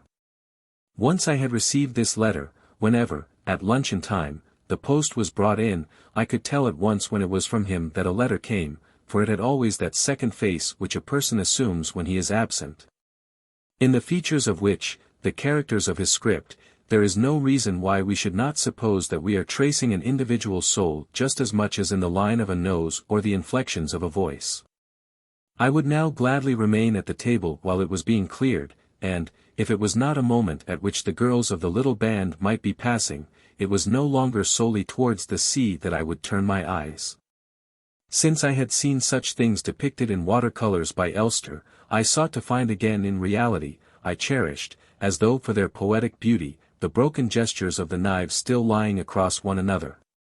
The swollen convexity of a discarded napkin upon which the sun would patch a scrap of yellow velvet, the half-empty glass which thus shewed to greater advantage the noble sweep of its curved sides, and, in the heart of its translucent crystal, clear as frozen daylight, a dreg of wine, dusky but sparkling with reflected lights, the displacement of solid objects, the transmutation of liquids by the effect of light and shade. The shifting color of the plums which passed from green to blue and from blue to golden yellow in the half-plundered dish, the chairs, like a group of old ladies, that came twice daily to take their places round the white cloth spread on the table as on an altar at which were celebrated the rites of the palate, where in the hollows of oyster shells a few drops of lustral water had gathered as in tiny holy water stoups of stone. I tried to find beauty there where I had never imagined before that it could exist, in the most ordinary things, in the profundities of still life. When, some days after St. Lou's departure, I had succeeded in persuading Elster to give a small tea party, at which I was to meet Albertine, that freshness of appearance, that smartness of attire, both, alas, fleeting, which were to be observed in me at the moment of my starting out from the Grand Hotel, and were due respectively to a longer rest than usual and to special pains over my toilet. I regretted my inability to reserve them, and also the credit accruing from Elster's friendship, for the captivation of some other, more interesting person. I regretted having to use them all up on the simple pleasure of making Albertine's acquaintance. My brain assessed this pleasure at a very low value now that it was assured me. But, inside, my will did not for a moment share this illusion, that will which is the persevering and unalterable servant of our successive personalities. Hiding itself in secret places, despised, downtrodden, untiringly faithful, toiling without intermission and with no thought for the variability of the self, its master, if only that master may never lack what he requires. Whereas at the moment when we are just about to start on a long-planned and eagerly awaited holiday, our brain, our nerves begin to ask themselves whether it is really worth all the trouble involved, the will. Knowing that those lazy masters would at once begin to consider their journey the most wonderful experience, if it became impossible for them to take it, the will leaves them explaining their difficulties outside the station, multiplying their hesitations, but busies itself with taking the tickets and putting us into the carriage before the train starts. It is as invariable as brain and nerves are fickle, but as it is silent, gives no account of its actions, it seems almost non-existent. It is by its dogged determination that the other constituent parts of our personality are led, but without seeing it, while they distinguish clearly all their own uncertainties. My nerves and brain then started a discussion as to the real value of the pleasure that there would be in knowing Albertine.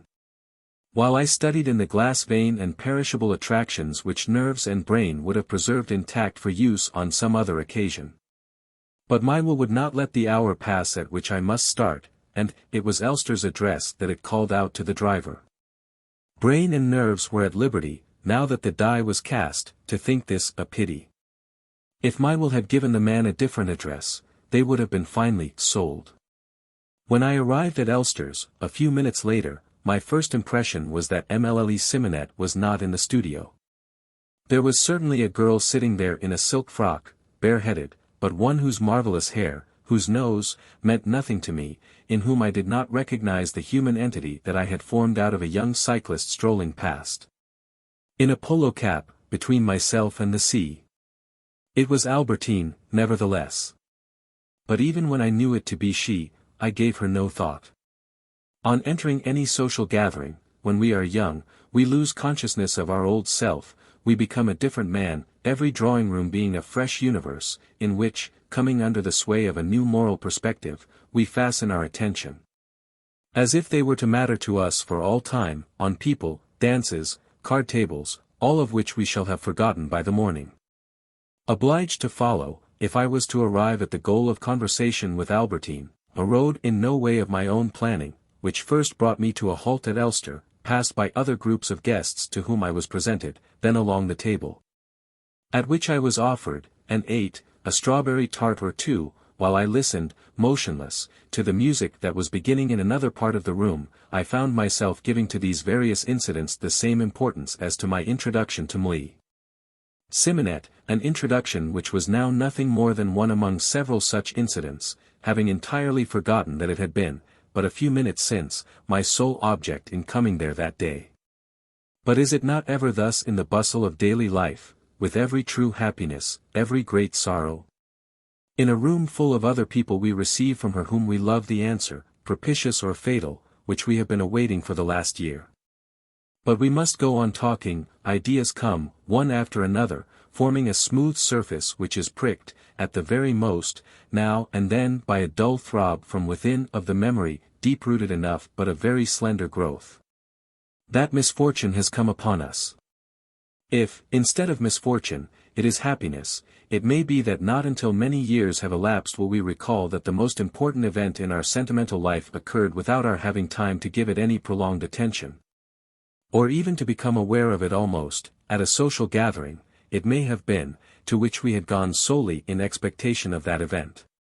When Elster asked me to come with him so that he might introduce me to Albertine, who was sitting a little farther down the room, I first of all finished eating a coffee éclair and, with a show of keen interest, asked an old gentleman whose acquaintance I had just made, and thought that I might, perhaps, offer him the rose in my buttonhole which he had admired, to tell me more about the old Norman fairs. This is not to say that the introduction which followed did not give me any pleasure, nor assume a definite importance in my eyes. But so far as the pleasure was concerned, I was not conscious of it, naturally, until some time later, when, once more in the hotel, and in my room alone, I had become myself again. Pleasure in this respect is like photography. What we take, in the presence of the beloved object, is merely a negative film. We develop it later, when we are at home, and have once again found at our disposal that inner darkroom, the entrance to which is barred to us so long as we are with other people. If my consciousness of the pleasure it had brought me was thus retarded by a few hours, the importance of this introduction I felt immediately. At such moments of introduction, for all that we feel ourselves to have been suddenly enriched, to have been furnished with a past that will admit us henceforward to pleasures which we have been pursuing for weeks past, but in vain.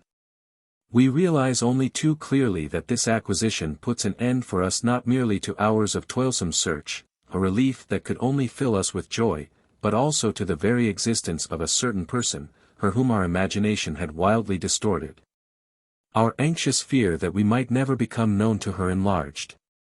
At the moment when our name sounds on the lips of the person introducing us, especially if he amplifies it, as Elster was now doing, with a flattering account of us, in that sacramental moment. As when in a fairy tale the magician commands a person suddenly to become someone else, she to whose presence we have been longing to attain vanishes. How could she remain the same when? For one thing, owing to the attention which the stranger is obliged to pay to the announcement of our name and the sight of our person, in the eyes that only yesterday were situated at an infinite distance, where we supposed that our eyes, wandering, uncontrolled, desperate, divergent, would never succeed in meeting them, the conscious gaze, the incommunicable thought which we have been seeking have been miraculously and quite simply replaced by our own image, painted in them as though behind the glass of a smiling mirror. If this incarnation of ourself in the person who seems to differ most from us is what does most to modify the appearance of the person to whom we have just been introduced, the form of that person still remains quite vague. And we are free to ask ourselves whether she will turn out to be a god, a table or a basin. But, as nimble as the wax modelers who will fashion a bust before our eyes in 5 minutes, the few words which the stranger is now going to say to us will substantiate her form. Will give her something positive and final that will exclude all the hypotheses by which, a moment ago, our desire, our imagination were being tempted. Doubtless, even before her coming to this party, Albertine had ceased to be to me simply that sole phantom worthy to haunt our life which is what remains of a passing stranger, of whom we know nothing and have caught but the barest glimpse. Her relation to Madame Bontemps had already restricted the scope of those marvelous hypotheses, by stopping one of the channels along which they might have spread. As I drew closer to the girl, and began to know her better, my knowledge of her underwent a process of subtraction, all the factors of imagination and desire giving place to a notion which was worth infinitely less, a notion to which, it must be admitted, there was added presently what was more or less the equivalent, in the domain of real life, of what joint stock companies give one, after paying interest on one's capital, and call a bonus. Her name, her family connections had been the original limit set to my suppositions. Her friendly greeting while, standing close beside her, I saw once again the tiny mole on her cheek, below her eye, marked another stage. Last of all, I was surprised to hear her use the adverb, perfectly, in place of quite, of two people whom she mentioned, saying of one, she is perfectly mad, but very nice for all that, and of the other, he is a perfectly common man. A perfect bore.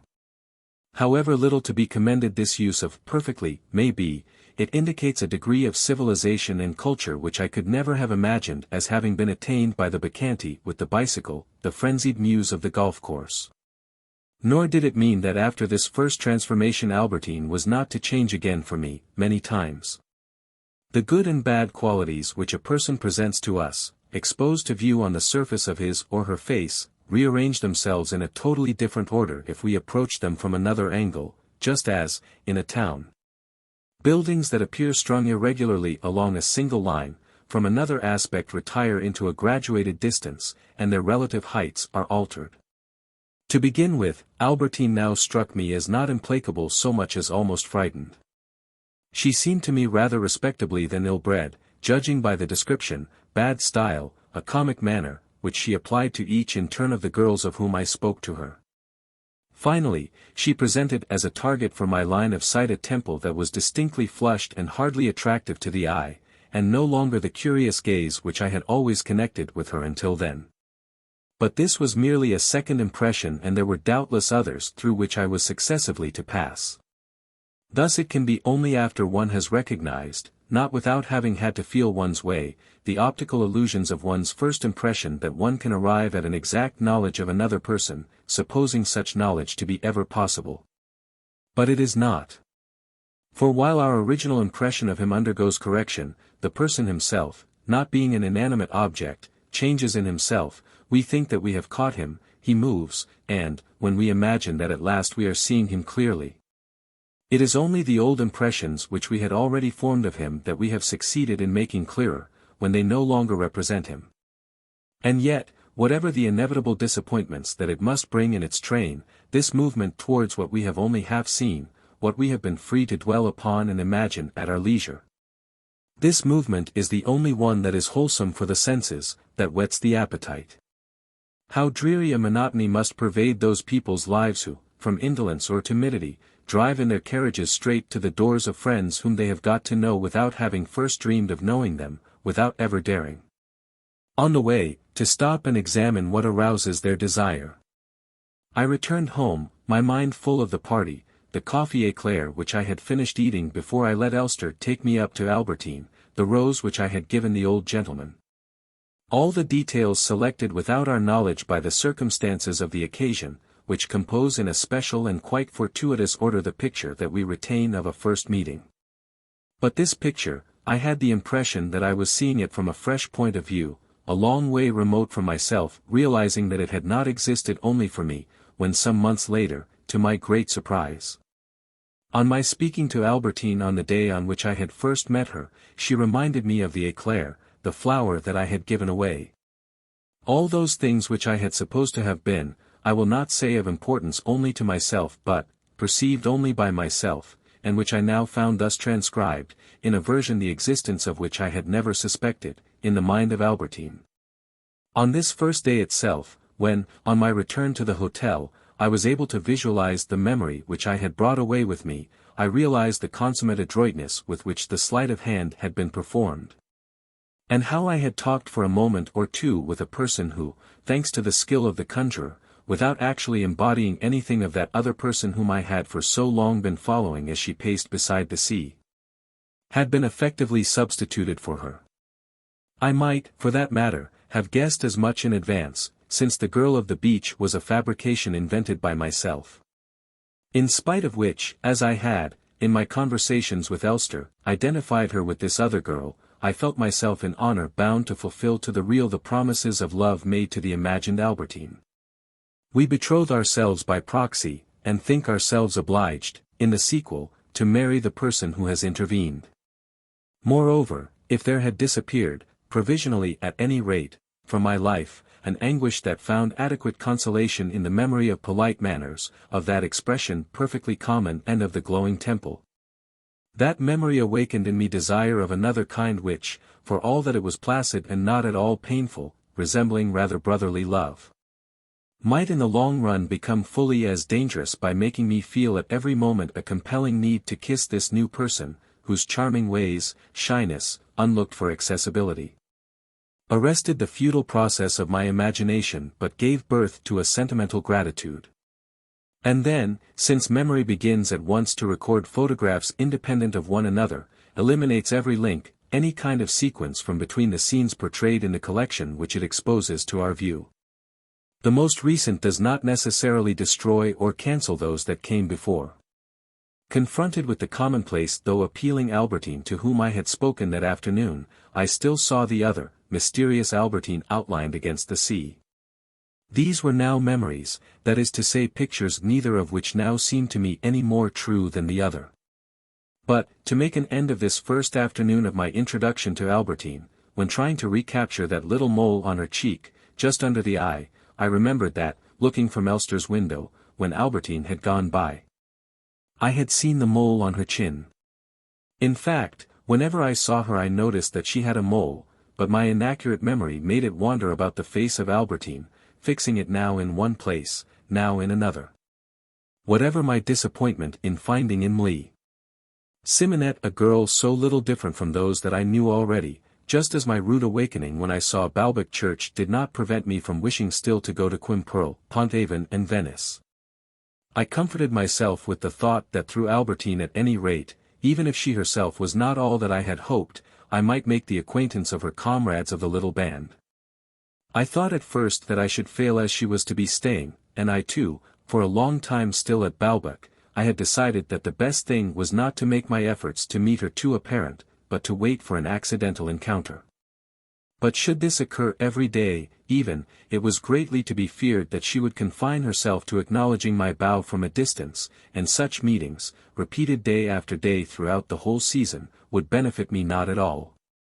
Shortly after this, one morning when it had been raining and was almost cold, I was accosted on the front by a girl wearing a close-fitting toque and carrying a muff. So different from the girl whom I had met at Elster's party that to recognize in her the same person seemed an operation beyond the power of the human mind. Mine was, nevertheless, successful in performing it, but after a momentary surprise which did not, I think, escape Albertine's notice. On the other hand, when I instinctively recalled the good breeding which had so impressed me before, she filled me with a converse astonishment by her rude tone and manners typical of the little band. Apart from these, her temple had ceased to be the optical center, on which the eye might comfortably rest, of her face, either because I was now on her other side, or because her toque hid it. Or else possibly because its inflammation was not a constant thing. "What weather," she began. "Really the perpetual summer of Balbec is all stuff and nonsense. You don't go in for anything special here, do you? We don't ever see you playing golf, or dancing at the casino. You don't ride, either. You must be bored stiff. You don't find it too deadly, staying about on the beach all day. I see, you just bask in the sun like a lizard, you enjoy that. You must have plenty of time on your hands. I can see you're not like me. I simply adore all sports. You weren't at the Saône races. We went in the tram, and I can quite believe you don't see the fun of going in an old tin pot like that. It took us 2 whole hours. I could have gone there and back 3 times on my bike. I, who had been lost in admiration of St. Loup when he, in the most natural manner in the world, called the little local train the crawler, because of the ceaseless windings of its line, was positively alarmed by the glibness with which Albertine spoke of the tram, and called it a tin pot. I could feel her mastery of a form of speech in which I was afraid of her detecting and scorning my inferiority. And yet the full wealth of the synonyms that the little band possessed to denote this railway had not yet been revealed to me.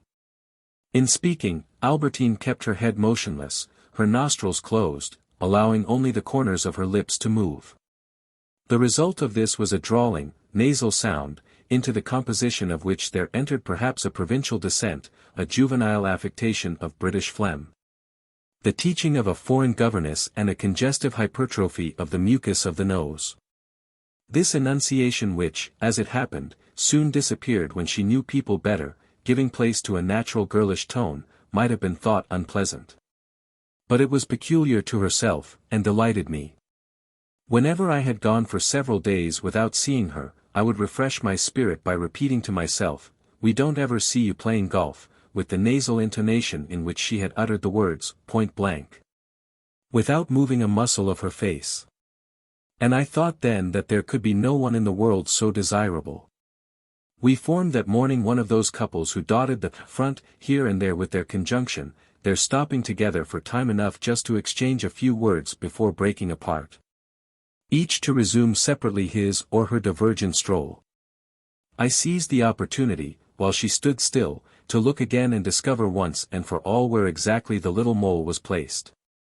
Then, just as a phrase of Vinteuil which had delighted me in the sonata, and which my recollection allowed to wander from the andante to the finale, until the day when, having the score in my hands, I was able to find it, and to fix it in my memory in its proper place, in the scherzo, so this mole, which I had visualized now on her cheek, now on her chin, came to rest forever on her upper lip, just below her nose. In the same way, too, do we come with amazement upon lines that we know by heart in a poem in which we never dreamed that they were to be found. At that moment, as if in order that against the sea there might multiply in freedom, in the variety of its forms, all the rich decorative whole which was the lovely unfolding of the train of maidens, at once golden and rosy, baked by sun and wind. Albertine's friends, with their shapely limbs, their supple figures, but so different one from another, came into sight in a cluster that expanded as it approached, advancing towards us, but keeping closer to the sea, along a parallel line. I asked Albertine's permission to walk for a little way with her. Unfortunately, all she did was to wave her hand to them in greeting. "But your friends will be disappointed if you don't go with them," I hinted, hoping that we might all walk together. A young man with regular features, carrying a bag of golf clubs, sauntered up to us. It was the baccarat player, whose fast ways so enraged the chief magistrate's wife. In a frigid, impassive tone, which he evidently regarded as an indication of the highest refinement, he bade Albertine good day. "Been playing golf, Octave?" she asked. "How did the game go? Were you in form?" "Oh, it's too sickening, I can't play for nuts," he replied. "Was André playing?" "Yes, she went round in 77. "Why, that's a record. I went round in 82 yesterday." He was the son of an immensely rich manufacturer who was to take an important part in the organization of the coming World's Fair. I was struck by the extreme degree to which, in this young man and in the other by no means numerous male friends of the band of girls, the knowledge of everything that pertained to clothes and how to wear them, cigars, English drinks, horses. A knowledge which he possessed in its minutest details with a haughty infallibility that approached the reticent modesty of the true expert, had been developed in complete isolation, unaccompanied by the least trace of any intellectual culture. He had no hesitation as to the right time and place for dinner jacket or pajamas, but neither had he any suspicion of the circumstances in which one might or might not employ this or that word, or even of the simplest rules of grammar. This disparity between the two forms of culture must have existed also in his father, the president of the syndicate that ran Balbec, for, in an open letter to the electors which he had recently had posted on all the walls, he announced, "I desired to see the mayor, to speak to him of the matter." He would not listen to my righteous plaint. Octave, at the casino, took prizes in all the dancing competitions, for Bostons, tangos and what not, an accomplishment that would entitle him, if he chose, to make a fine marriage in that seaside society where it is not figuratively but in sober earnest that the young women marry their dancing partners. He lighted a cigar with a "Do you mind?" to Albertine, as one who asks permission to finish, while going on talking, an urgent piece of work. For he was one of those people who can never be doing nothing, although there was nothing, for that matter, that he could ever be said to do. And as complete inactivity has the same effect on us, in the end, as prolonged overwork, and on the character as much as on the life of body and muscles. The unimpaired nullity of intellect that was enshrined behind Octave's meditative brow had ended by giving him, despite his air of unruffled calm, ineffectual longings to think which kept him awake at night. For all the world like an overwrought philosopher. Supposing that if I knew their male friends I should have more opportunities of seeing the girls, I had been on the point of asking for an introduction to Octave. I told Albertine this, as soon as he had left us, still muttering, "I couldn't play for nuts." I thought I would thus put into her head the idea of doing it next time. "But I can't," she cried, "introduce you to a tame cat like that. This place simply swarms with them. But what on earth would they have to say to you? That one plays golf quite well, and that's all there is to it. I know what I'm talking about, you'd find he wasn't at all your sort. Your friends will be cross with you if you desert them like this," I repeated, hoping that she would then suggest my joining the party. "Oh, no, they don't want me." We ran into Bloch, who directed at me a subtle, insinuating smile, and, embarrassed by the presence of Albertine, whom he did not know, or, rather, knew without knowing her, bent his head with a stiff, almost irritated jerk. "What's he called, that Ostrogoth?" Albertine asked. "I can't think why he should bow to me," he doesn't know me. And I didn't bow to him either. I had no time to explain to her, for, bearing straight down upon us, "Excuse me," he began, "for interrupting you, but I must tell you that I am going to Doncières tomorrow. I cannot put it off any longer without discourtesy. Indeed, I ask myself, what must de Saint Louis think of me? I just came to let you know that I shall take the 2 o'clock train. At your service." But I thought now only of seeing Albertine again, and of trying to get to know her friends, and Doncières, since they were not going there, and my going would bring me back too late to see them still on the beach. Seemed to me to be situated at the other end of the world. I told Bloch that it was impossible. "Oh, very well, I shall go alone. In the fatuous words of Master Hérout, I shall say to Saint Leu, to beguile his clericalism. My duty stands alone, by his in no way bound. Though he should choose to fail, yet faithful I'll be found." "I admit he's not a bad-looking boy," was Albertine's comment, "but he makes me feel quite sick." I had never thought that Bloch might be not a bad-looking boy. And yet, when one came to think of it, so he was. With his rather prominent brow, very aquiline nose, and his air of extreme cleverness and of being convinced of his cleverness, he had a pleasing face. But he could not succeed in pleasing Albertine. This was perhaps due, to some extent, to her own disadvantages, the harshness, the want of feeling of the little band, its rudeness towards everything that was not itself. And later on, when I introduced them, Albertine's antipathy for him grew no less. Bloch belonged to a section of society in which, between the free and easy customs of the smart set, and the regard for good manners which a man is supposed to shew who does not soil his hands, a sort of special compromise has been reached which differs from the manners of the world and is nevertheless a peculiarly unpleasant form of worldliness. When he was introduced to anyone he would bow with a skeptical smile, and at the same time with an exaggerated show of respect, and, if it was to a man, would say, "Pleased to meet you, sir," in a voice which ridiculed the words that it was uttering, though with a consciousness of belonging to someone who was no fool. Having sacrificed this first moment to a custom which he at once followed and derided, just as on the 1st of January he would greet you with a "many happy," he would adopt an air of infinite cunning, and would proffer subtle words which were often true enough but got on Albertine's nerves.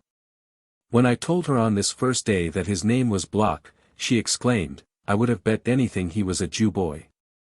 Trust them to put their foot in it."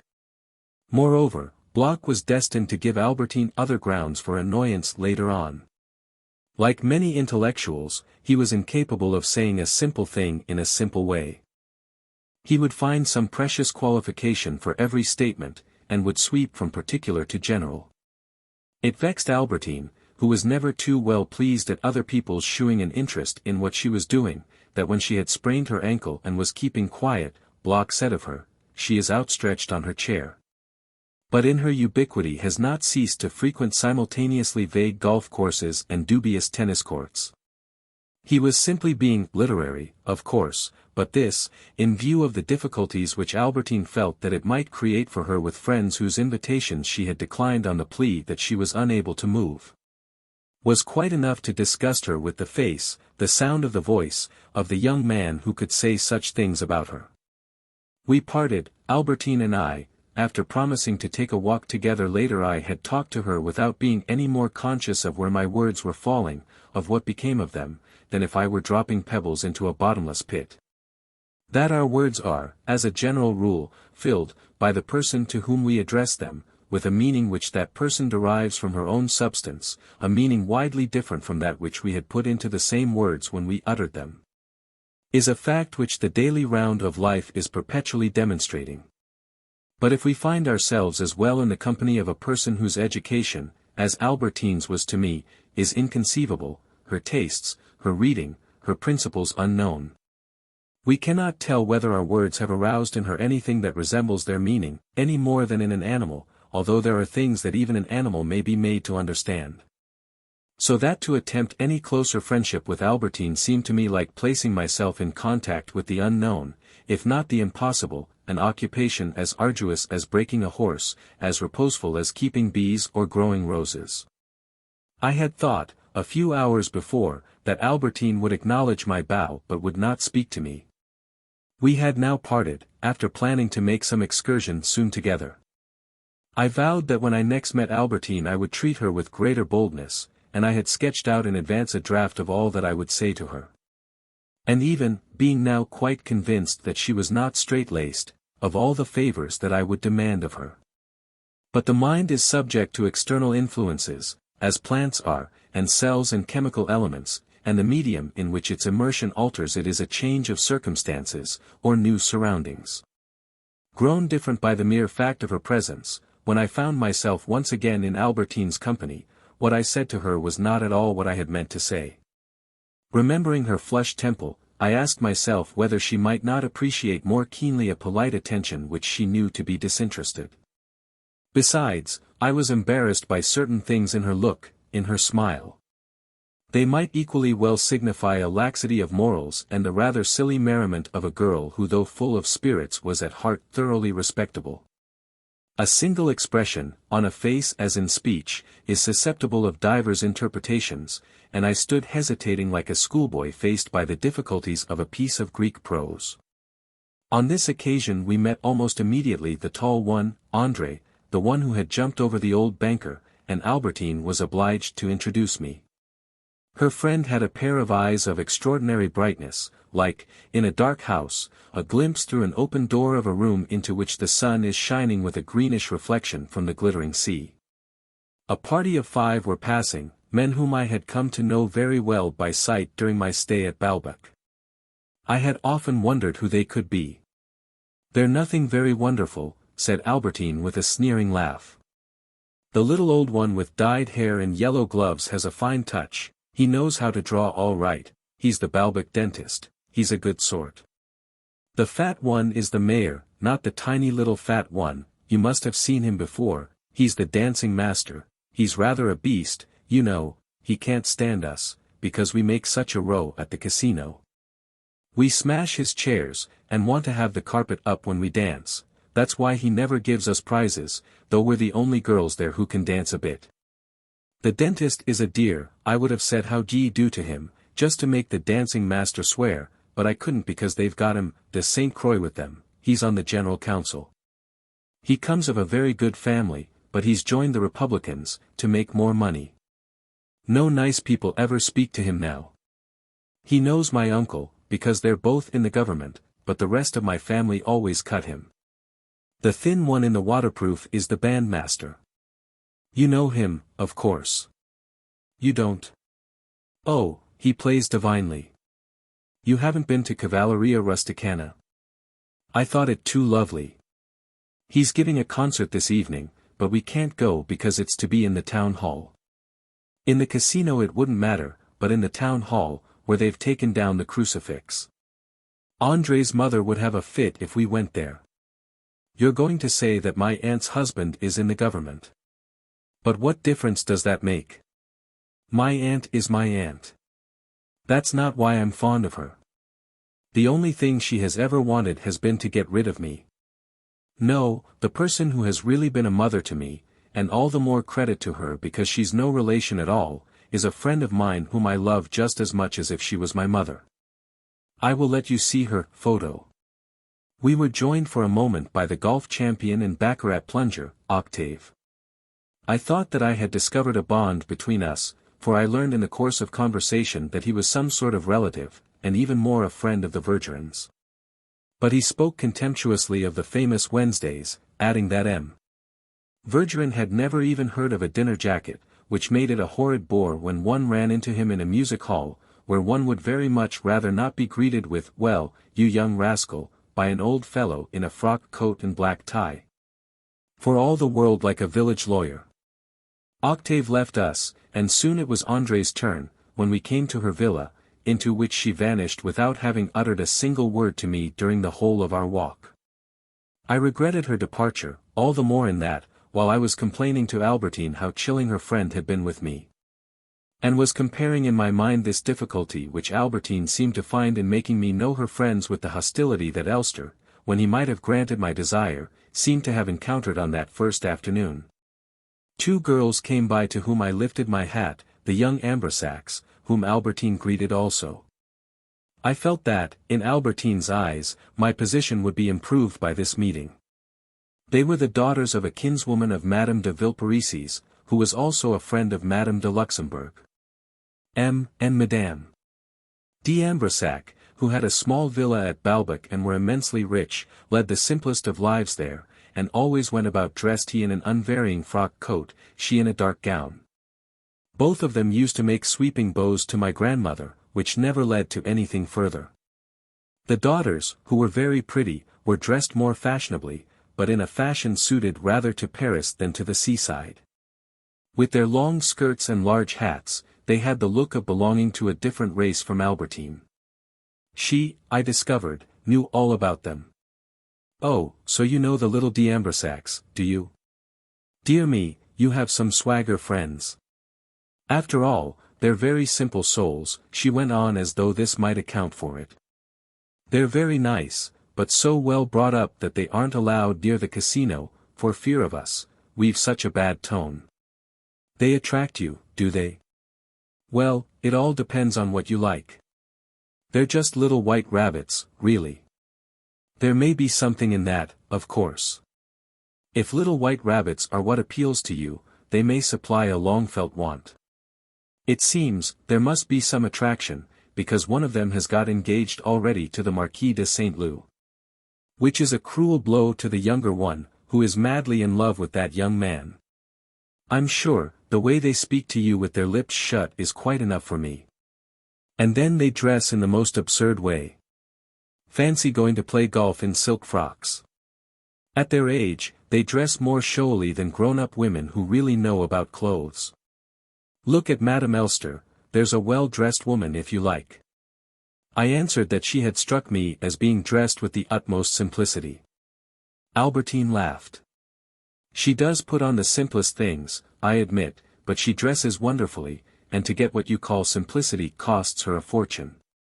Madame Elster's gowns passed unnoticed by any one who had not a sober and unerring taste in matters of attire. This was lacking in me. Elster possessed it in a supreme degree, or so Albertine told me. I had not suspected this, nor that the beautiful but quite simple objects which littered his studio were treasures long desired by him which he had followed from sale-room to sale-room, knowing all their history. Until he had made enough money to be able to acquire them. But as to this Albertine, being as ignorant as myself, could not enlighten me.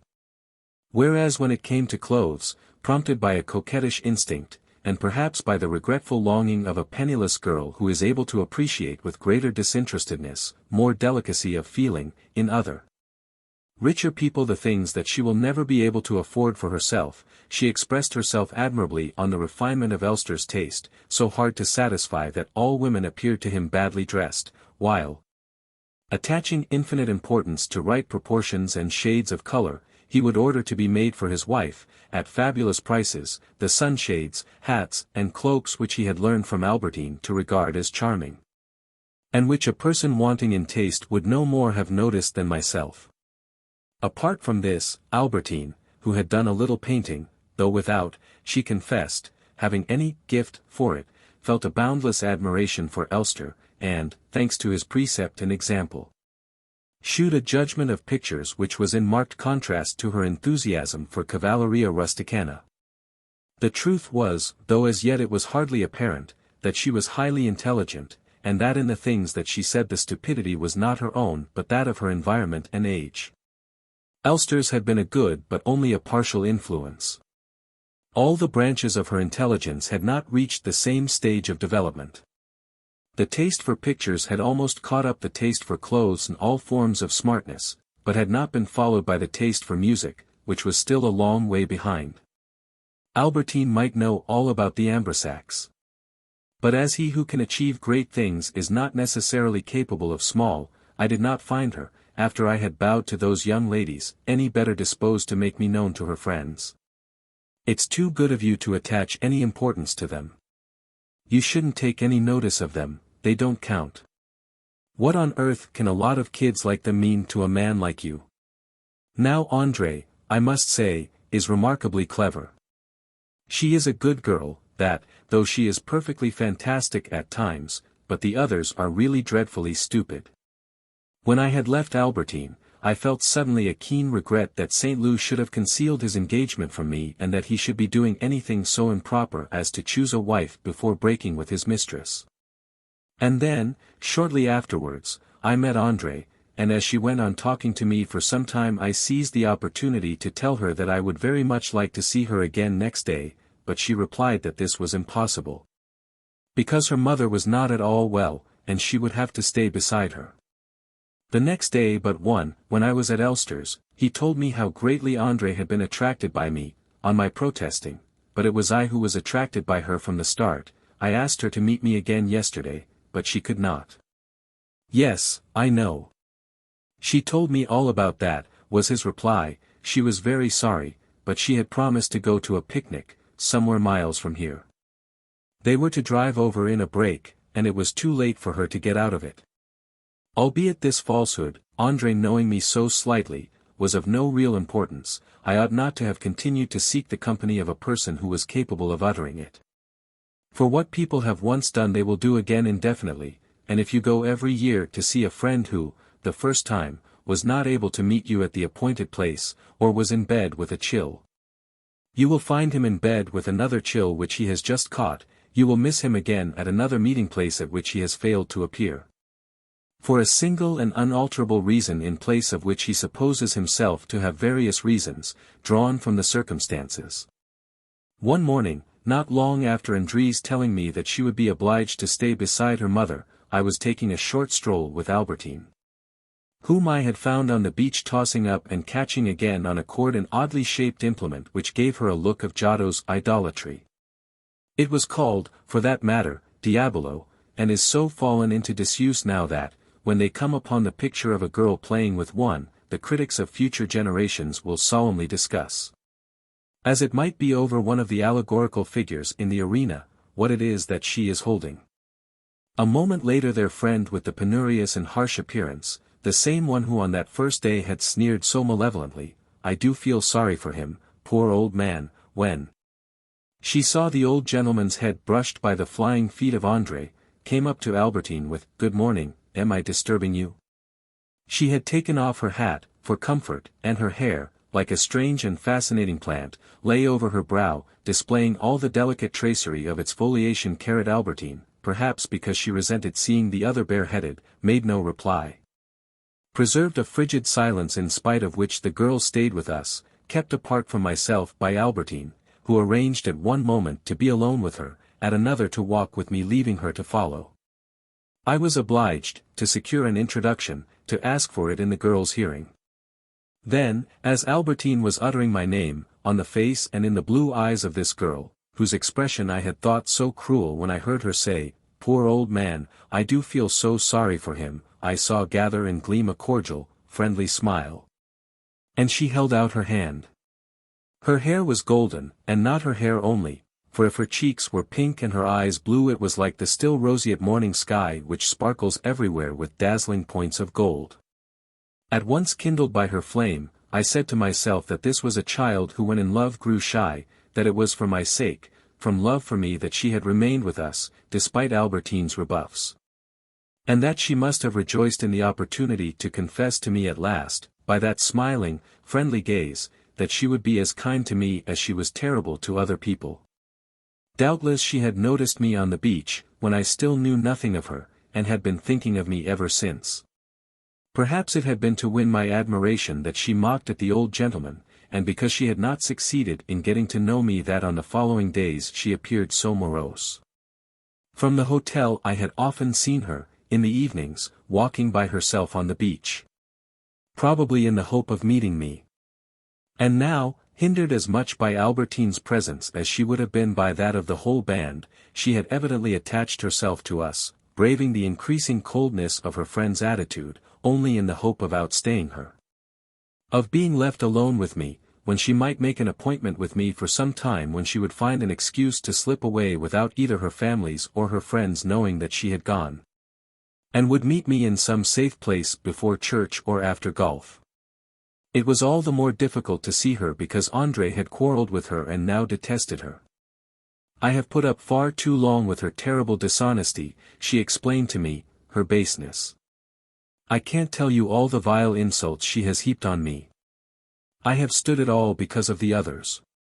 But her latest effort was really too much. And she told me of some foolish thing that this girl had done, which might indeed have injurious consequences to André herself.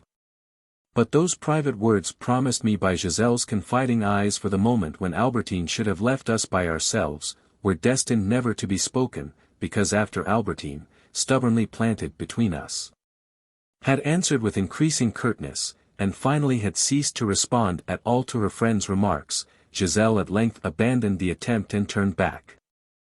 I found fault with Albertine for having been so disagreeable. It will teach her to be more careful how she behaves. She's not a bad kid, but she'd talk the head off a donkey. She's no business, either, to go poking her nose into everything. Why should she fasten herself onto us without being asked? In another minute, I'd have told her to go to blazes. Besides, I can't stand her going about with her hair like that, it's such bad form. I gazed at Albertine's cheeks as she spoke, and asked myself what might be the perfume, the taste of them. This time they were not cool, but glowed with a uniform pink, violet-tinted, creamy, like certain roses whose petals have a waxy gloss. I felt a passionate longing for them such as one feels sometimes for a particular flower. I hadn't noticed it, was all that I said. You stared at her hard enough. Anyone would have said you wanted to paint her portrait, she scolded, not at all softened by the fact that it was at herself that I was now staring so fixedly. I don't believe you would care for her, all the same. She's not in the least a flirt. You like little girls who flirt with you, I know. Anyhow, she won't have another chance of fastening onto us and being sent about her business. She's going off today to Paris. Are the rest of your friends going too? No. Only she and Miss, because she's got an exam coming, she's got to stay at home and swat for it, poor kid. It's not much fun for her, I don't mind telling you. Of course, you may be set a good subject, you never know. But it's a tremendous risk. One girl I know was asked, describe an accident that you have witnessed. That was a piece of luck. But I know another girl who got, state which you would rather have as a friend, Alceste or Felinti. I'm sure I should have dried up altogether. Apart from everything else, it's not a question to set to girls. Girls go about with other girls, they're not supposed to have gentlemen friends. This announcement, which shewed that I had but little chance of being admitted to the companionship of the band, froze my blood. But in any case, supposing it was set to boys, what on earth would you expect them to say to a question like that? Several parents wrote to the Gaulois, to complain of the difficult questions that were being set. The joke of it is that in a collection of prize-winning essays they gave two which treated the question in absolutely opposite ways. You see, it all depends on which examiner you get.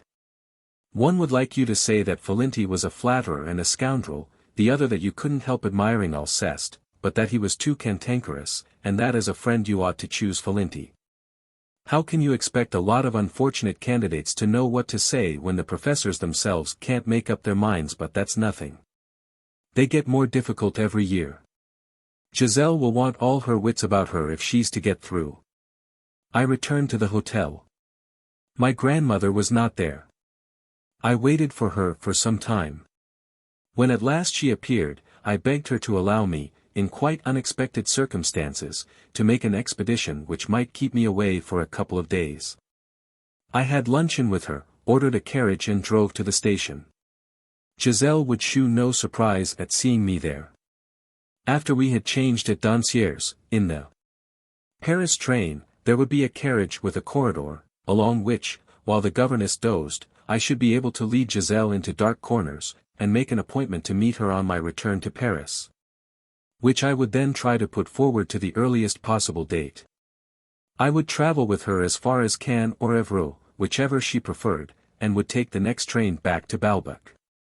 And yet, what would she have thought of me had she known that I had hesitated for a long time between her and her friends, that quite as much as with her I had contemplated falling in love with Albertine, with the bright-eyed girl, with Rosemonde. I felt a pang of remorse now that a bond of mutual affection was going to unite me with Giselle.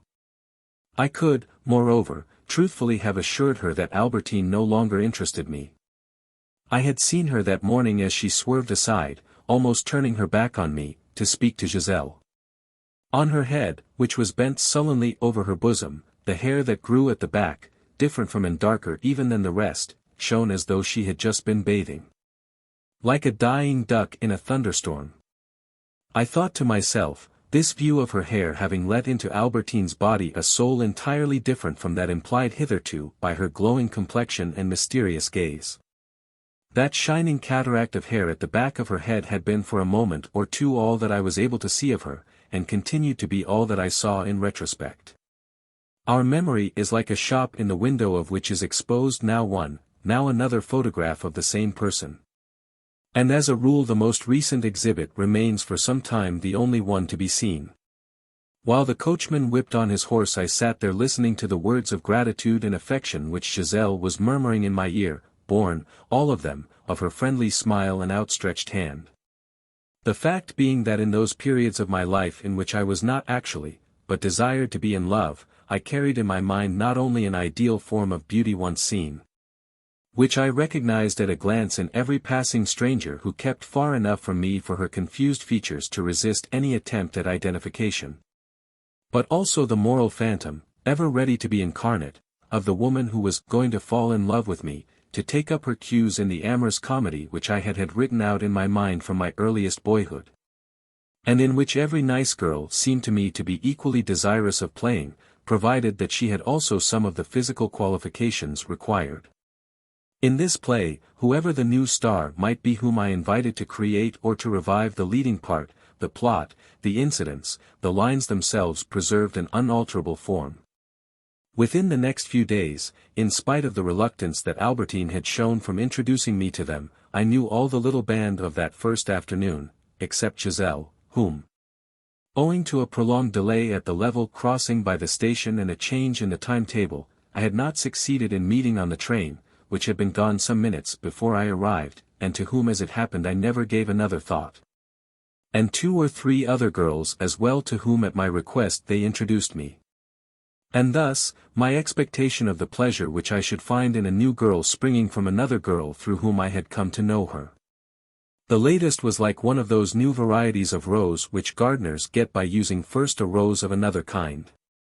And as I passed from blossom to blossom along this flowery chain, the pleasure of knowing one that was different would send me back to her to whom I was indebted for it, with a gratitude in which desire was mingled fully as much as in my new expectation. Presently I was spending all my time among these girls. Alas! In the freshest flower it is possible to discern those just perceptible signs which to the instructed mind indicate already what will be, by the desiccation or fructification of the flesh that is today in bloom, the ultimate form, immutable and already predestinate, of the autumnal seed. The eye rapturously follows a nose like a wavelet that deliriously curls the water's face at daybreak and seems not to move, to be capturable by the pencil, because the sea is so calm then that one does not notice its tidal flow. Human faces seem not to change while we are looking at them, because the revolution which they perform is too slow for us to perceive it.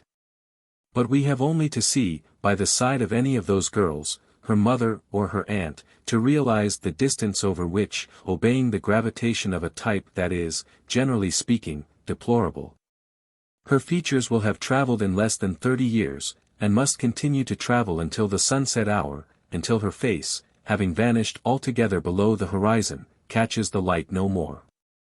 I knew that, as deep, as ineluctable as is their Jewish patriotism or Christian atavism in those who imagine themselves to be the most emancipated of their race, there dwelt beneath the rosy inflorescence of Albertine, Rosemonde, André. Unknown to themselves, held in reserve until the circumstances should arise, a coarse nose, a protruding jaw, a bust that would create a sensation when it appeared, but was actually in the wings, ready to come on. Just as it might be a burst of Dreyfusism, or clericalism, sudden, unforeseen, fatal, some patriotic, some feudal form of heroism emerging suddenly when the circumstances demand it from a nature anterior to that of the man himself. by means of which he thinks, lives, evolves, gains strength himself or dies, without ever being able to distinguish that nature from the successive phases which in turn he takes for it. Even mentally, we depend a great deal more than we think upon natural laws, and our mind possesses already, like some cryptogamous plant, every little peculiarity that we imagine ourselves to be selecting. For we can see only the derived ideas, without detecting the primary cause, Jewish blood, French birth or whatever it may be, that inevitably produce them, and which at a given moment we expose. And perhaps, while the former appear to us to be the result of deliberate thought, the latter that of an imprudent disregard for our own health, we take from our family, as the Papilionaceae take the form of their seed. As well the ideas by which we live as the malady from which we shall die. As on a plant whose flowers open at different seasons, I had seen, expressed in the form of old ladies, on this Balbec shore, those shriveled seed pods, those flabby tubers which my friends would one day be. But what matter? For the moment it was their flowering time. And so when Madame de Villeparisis asked me to drive with her I sought an excuse to be prevented. I never went to see Elster unless accompanied by my new friends. I could not even spare an afternoon to go to Doncier's, to pay the visit I had promised St. Lou. Social engagements, serious discussions, even a friendly conversation, had they usurped the place allotted to my walks with these girls, would have had the same effect on me as if, when the luncheon bell rang, I had been taken not to a table spread with food but to turn the pages of an album. The men, the youths, the women, old or mature, whose society we suppose that we shall enjoy, are borne by us only on an unsubstantial plane surface, because we are conscious of them only by visual perception restricted to its own limits. Whereas it is as delegates from our other senses that our eyes dart towards young girls. The senses follow, one after another, in search of the various charms, fragrant, tactile, savory, which they thus enjoy even without the aid of fingers and lips. And able, thanks to the art of transposition, the genius for synthesis in which desire excels, to reconstruct beneath the hue of cheeks or bosom the feel, the taste, the contact that is forbidden them. They give to these girls the same honeyed consistency as they create when they stand rifling the sweets of a rose garden, or before a vine whose clusters their eyes alone devour. If it rained, although the weather had no power to daunt Albertine, who was often to be seen in her waterproof spinning on her bicycle through the driving showers, we would spend the day in the casino. Where on such days it would have seemed to me impossible not to go. I had the greatest contempt for the young Ambrosacks, who had never set foot in it. And I willingly joined my friends in playing tricks on the dancing master. As a rule we had to listen to admonition from the manager, or from some of his staff, usurping dictatorial powers, because my friends, even André herself, whom on that account I had regarded when I first saw her as so Dionysiac a creature. Whereas in reality she was delicate, intellectual, and this year far from well. In spite of which her actions were controlled less by the state of her health than by the spirit of that age which overcomes every other consideration and confounds in a general gaiety the weak with the strong. Could not enter the outer hall of the rooms without starting to run, jumping over all the chairs, sliding back along the floor, their balance maintained by a graceful poise of their outstretched arms, singing the while, mingling all the arts. In that first bloom of youth, in the manner of those poets of ancient days for whom the different kinds were not yet separate, so that in an epic poem they would introduce rules of agriculture with theological doctrine. This André who had struck me when I first saw them as the coldest of them all, was infinitely more refined, more loving, more sensitive than Albertine, to whom she displayed the caressing, gentle affection of an elder sister. At the casino she would come across the floor to sit down by me, and knew instinctively, unlike Albertine, to refuse my invitation to dance, or even, if I was tired, to give up the casino and come to me instead at the hotel. She expressed her friendship for me, for Albertine, in terms which were evidence of the most exquisite understanding of the things of the heart, which may have been partly due to the state of her health.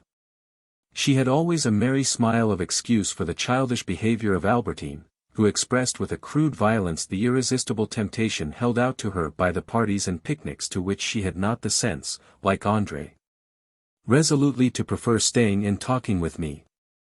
When the time came for her to go off to a luncheon party at the golf club, if we were all three together she would get ready to leave us, then, coming up to André, "Well, André, what are you waiting for now? You know we are lunching at the golf club." "No, I'm going to stay and talk to him," replied André, pointing to me. "But you know, Madame. Durix invited you," cried Albertine, as if André's intention to remain with me could be explained only by ignorance on her part where else and by whom she had been bidden. "Look here, my good girl, don't be such an idiot," André chid her. Albertine did not insist, fearing a suggestion that she too should stay with me. She tossed her head. "Just as you like," was her answer, uttered in the tone one uses to an invalid whose self-indulgence is killing him by inches. "I must fly. I'm sure your watch is slow," and off she went. "She is a dear girl, but quite impossible," said André, bathing her friend in a smile at once caressing and critical. If in this craze for amusement Albertine might be said to echo something of the old original Gilberte, that is because a certain similarity exists, although the type evolves, between all the women we love. A similarity that is due to the fixity of our own temperament, which it is that chooses them, eliminating all those who would not be at once our opposite and our complement, fitted that is to say to gratify our senses and to wring our heart. They are, these women, a product of our temperament, an image inversely projected, a negative of our sensibility. So that a novelist might, in relating the life of his hero, describe his successive love affairs in almost exactly similar terms, and thereby give the impression not that he was repeating himself but that he was creating. Since an artificial novelty is never so effective as a repetition that manages to suggest a fresh truth. He ought, moreover, to indicate in the character of the lover a variability which becomes apparent as the story moves into fresh regions, into different latitudes of life. And perhaps he would be stating yet another truth if while investing all the other persons of his story with distinct characters he refrained from giving any to the beloved. We understand the characters of people who do not interest us. How can we ever grasp that of a person who is an intimate part of our existence, whom after a little we no longer distinguish in any way from ourselves? Whose motives provide us with an inexhaustible supply of anxious hypotheses which we perpetually reconstruct. Springing from somewhere beyond our understanding, our curiosity as to the woman whom we love overleaps the bounds of that woman's character, which we might if we chose but probably will not choose to stop and examine. The object of our uneasy investigation is something more essential than those details of character comparable to the tiny particles of epidermis whose varied combinations form the florid originality of human flesh. Our intuitive radiography pierces them, and the images which it photographs for us, so far from being those of any single face, present rather the joyless universality of a skeleton. André, being herself extremely rich while the other was penniless and an orphan, with real generosity lavished on Albertine the full benefit of her wealth. As for her feelings towards Giselle, they were not quite what I had been led to suppose. News soon reached us of the young student, and when Albertine handed round the letter she had received, a letter intended by Giselle to give an account of her journey and to report her safe arrival to the little band. Pleading laziness as an excuse for not having written yet to the rest, I was surprised to hear André, for I imagined an irreparable breach between them, say, "I shall write to her tomorrow. Because if I wait for her to write I may have to wait for years, she's such a slacker." And, turning to myself, she added, "You saw nothing much in her, evidently, but she's a jolly nice girl, and besides I'm really very fond of her." From which I concluded that André's quarrels were apt not to last very long. Except on these rainy days, as we had always arranged to go on our bicycles along the cliffs, or on an excursion inland. An hour or so before it was time to start I would go upstairs to make myself smart and would complain if Françoise had not laid out all the things that I wanted. Now even in Paris she would proudly, angrily straighten a back which the years had begun to bend, at the first word of reproach, she so humble, she so modest and charming when her self-esteem was flattered. As this was the mainspring of her life, her satisfaction, her good humor were in direct ratio to the difficulty of the tasks imposed on her. Those which she had to perform at Balbec were so easy that she shewed almost all the time a discontent which was suddenly multiplied in hundredfold, with the addition of an ironic air of offended dignity when I complained, on my way down to join my friends, that my hat had not been brushed or my ties sorted. She who was capable of taking such endless pains, without in consequence assuming that she had done anything at all, on my simply remarking that a coat was not in its proper place. Not only did she boast of the care with which she had put it past sooner than let it go gathering the dust, but, paying a formal tribute to her own labors, lamented that it was little enough of a holiday that she was getting at Balbec, and that we would not find another person in the whole world who would consent to put up with such treatment. I can't think how anyone can leave things lying about the way you do. You just try and get anyone else to find what you want in such a mix-up. The devil himself would give it up as a bad job. Or else she would adopt a regal mien, scorching me with her fiery glance, and preserve a silence that was broken as soon as she had fastened the door behind her and was outside in the passage, which would then reverberate with utterances which I guessed to be insulting, though they remained as indistinct as those of characters in a play whose opening lines are spoken in the wings, before they appear on the stage. And even if nothing was missing and Françoise was in a good temper, still she made herself quite intolerable when I was getting ready to go out with my friends.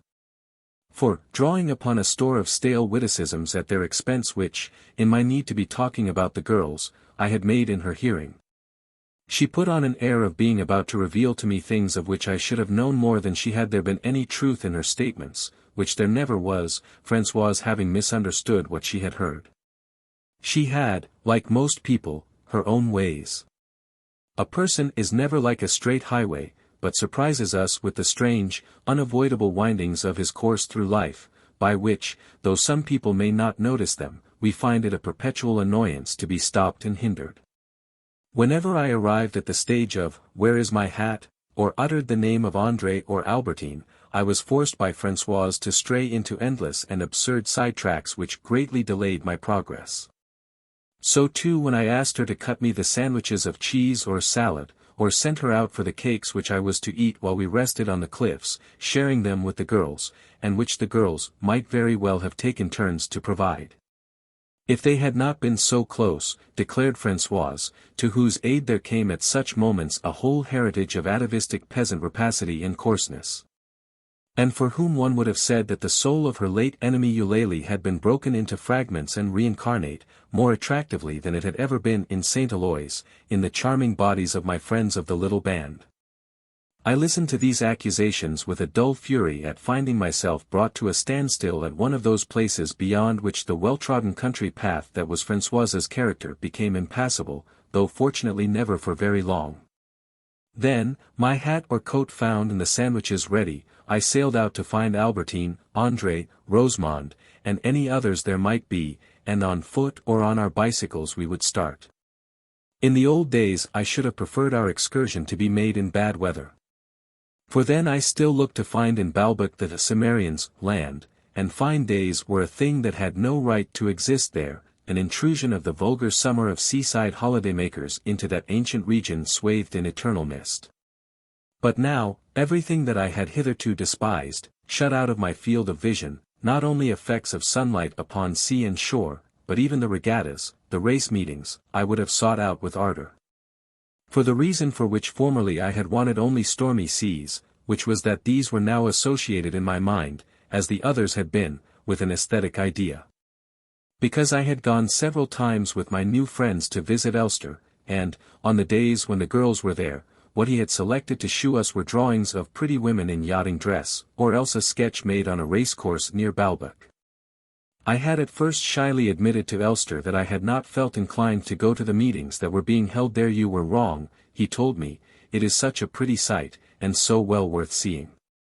For one thing, that peculiar animal, the jockey, on whom so many eager eyes are fastened, who in the paddock there looks so grim, a colourless face between his brilliant jacket and cap, one body and soul with the prancing horse he rides.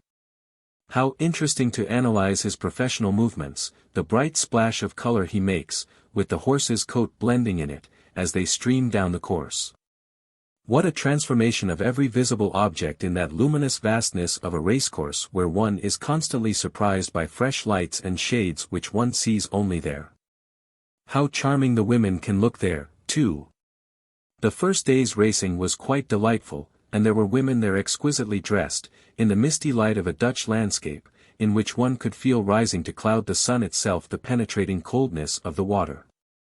Never have I seen women arriving in carriages, or standing with glasses to their eyes in so extraordinary a light, which was due, I suppose, to the moisture from the sea. I should simply have loved to paint it. I came home from the races quite mad, and so keen to get to work.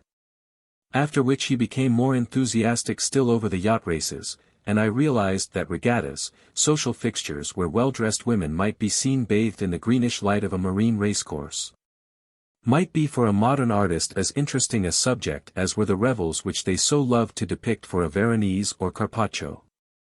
When I suggested this to Elster, "Your comparison is all the more true," he replied, since, from the position of the city in which they painted, those revels were to a great extent aquatic. Except that the beauty of the shipping in those days lay as a rule in its solidity, in the complication of its structure. They had water tournaments, as we have here, held generally in honor of some embassy, such as Carpaccio shews us in his Legend of Saint Ursula.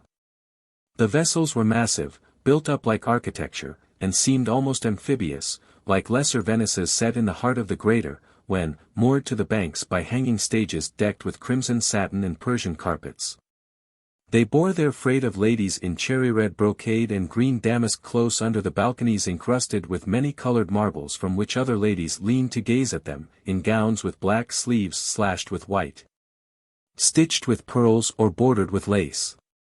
You cannot tell where the land ends and the water begins, what is still the palace or already the vessel, the caravel, the galeas, the Bucentoro. Albertine had listened with the keenest interest to these details of costume, these visions of elegance that Elster was describing to us. "Oh, I should so like to see that lace you speak of, it's so pretty, the Venice point," she cried. "Besides, I should love to see Venice. You may, perhaps, before very long, be able," Elster informed her, "to gaze upon the marvelous stuffs which they used to wear. Hitherto one has seen them only in the works of the Venetian painters, or very rarely among the treasures of old churches, except now and then when a specimen has come into the sale-room. But I hear that a Venetian artist, called Fortuny, has recovered the secret of the craft, and that before many years have passed women will be able to walk abroad. And better still to sit at home in brocades as sumptuous as those that Venice adorned, for her patrician daughters, with patterns brought from the Orient. But I don't know that I should much care for that it wouldn't be too much of an anachronism for the women of today, even when they parade at regattas, for, to return to our modern pleasure craft, the times have completely changed since Venice, Queen of the Adriatic. The great charm of a yacht, of the furnishings of a yacht, of yachting dress, is their simplicity, as just things for the sea, and I do so love the sea. I must confess to you that I prefer the fashions of today to those of Veronese's and even of Carpaccio's time. What there is so attractive about our yachts, and the smaller yachts especially, I don't like the huge ones, they're too much like ships.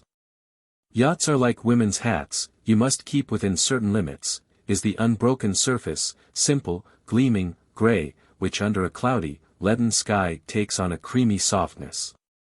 The cabin in which we live ought to make us think of a little café. And women's clothes on board a yacht are the same sort of thing. What really are charming are those light garments, uniformly white, of cloth or linen or nankeen or drill, which in the sunlight and against the blue of the sea shew up with as dazzling a whiteness as a spread sail. You very seldom see a woman, for that matter, who knows how to dress, and yet some of them are quite wonderful.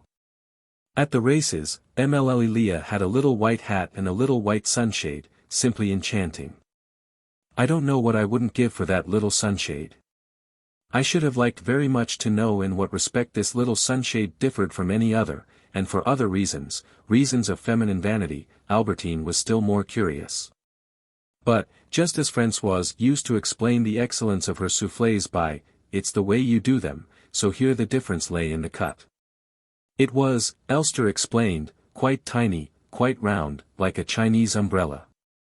I mentioned the sunshades carried by various ladies, but it was not like any of them. Elster found them all quite hideous. A man of exquisite taste, singularly hard to please, he would isolate some minute detail which was the whole difference between what was worn by 3/4 of the women he saw, and horrified him. And a thing which enchanted him by its prettiness. And, in contrast to its effect on myself, whose mind any display of luxury at once sterilized, stimulated his desire to paint so as to make something as attractive. "Here you see a young lady who has guessed what the hat and sunshade were like," he said to me, pointing to Albertine, whose eyes shone with envy. "How I should love to be rich, to have a yacht," she said to the painter. "I should come to you to tell me how to run it. What lovely trips I'd take. And what fun it would be to go to Cowes for the races. And a motor car. Tell me, do you think the ladies' fashions for motoring pretty?" "No," replied Elster, "but that will come in time. You see, there are very few firms at present, 1 or 2 only, Cowlot, although they go in rather too freely for lace, Doucet, Cheruet, Paquin sometimes. The others are all horrible. Then, is there a vast difference between a Cowlot dress and one from any ordinary shop?" I asked Albertine.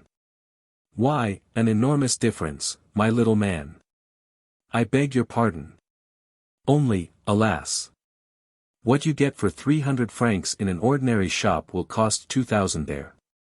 But there can be no comparison, they look the same only to people who know nothing at all about it."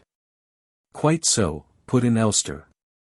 "Though I should not go so far as to say that it is as profound as the difference between a statue from Rheims Cathedral and one from St. Augustine.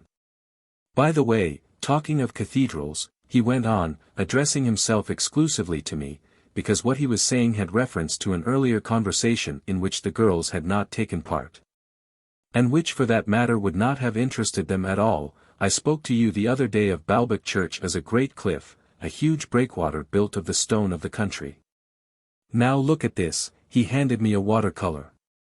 "Look at these cliffs, it's a sketch I did close to here, at the Cruniers. Don't these rocks remind you of a cathedral?" And indeed one would have taken them for soaring red arches. But, painted on a roasting hot day, they seemed to have crumbled into dust, made volatile by the heat which had drunk up half the sea, distilled over the whole surface of the picture almost into a gaseous state. On this day on which the sunlight had, so to speak, destroyed reality, reality concentrated itself in certain dusky and transparent creatures which, by contrast, gave a more striking, a closer impression of life, the shadows. Ravening after coolness, most of them, deserting the scorched open spaces, had fled for shelter to the foot of the rocks, out of reach of the sun. Others, swimming gently upon the tide, like dolphins, kept close under the sides of the moving vessels, whose hulls they extended upon the pale surface of the water with their glossy blue forms. It was perhaps the thirst for coolness which they conveyed that did most to give me the sensation of the heat of this day and made me exclaim how much I regretted not knowing the Cruniers. Albertine and André were positive that I must have been there hundreds of times.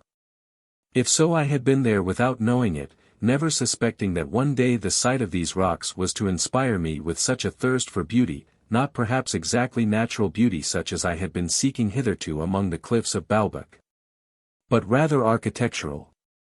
Above all, I who, having come here to visit the kingdom of the storm, had never found, on any of my drives with Madame de Villeparisis, when often we saw it only from afar, painted in a gap between the trees, the ocean sufficiently real, sufficiently liquid, giving a sufficient impression that it was hurling its massed forces against the shore.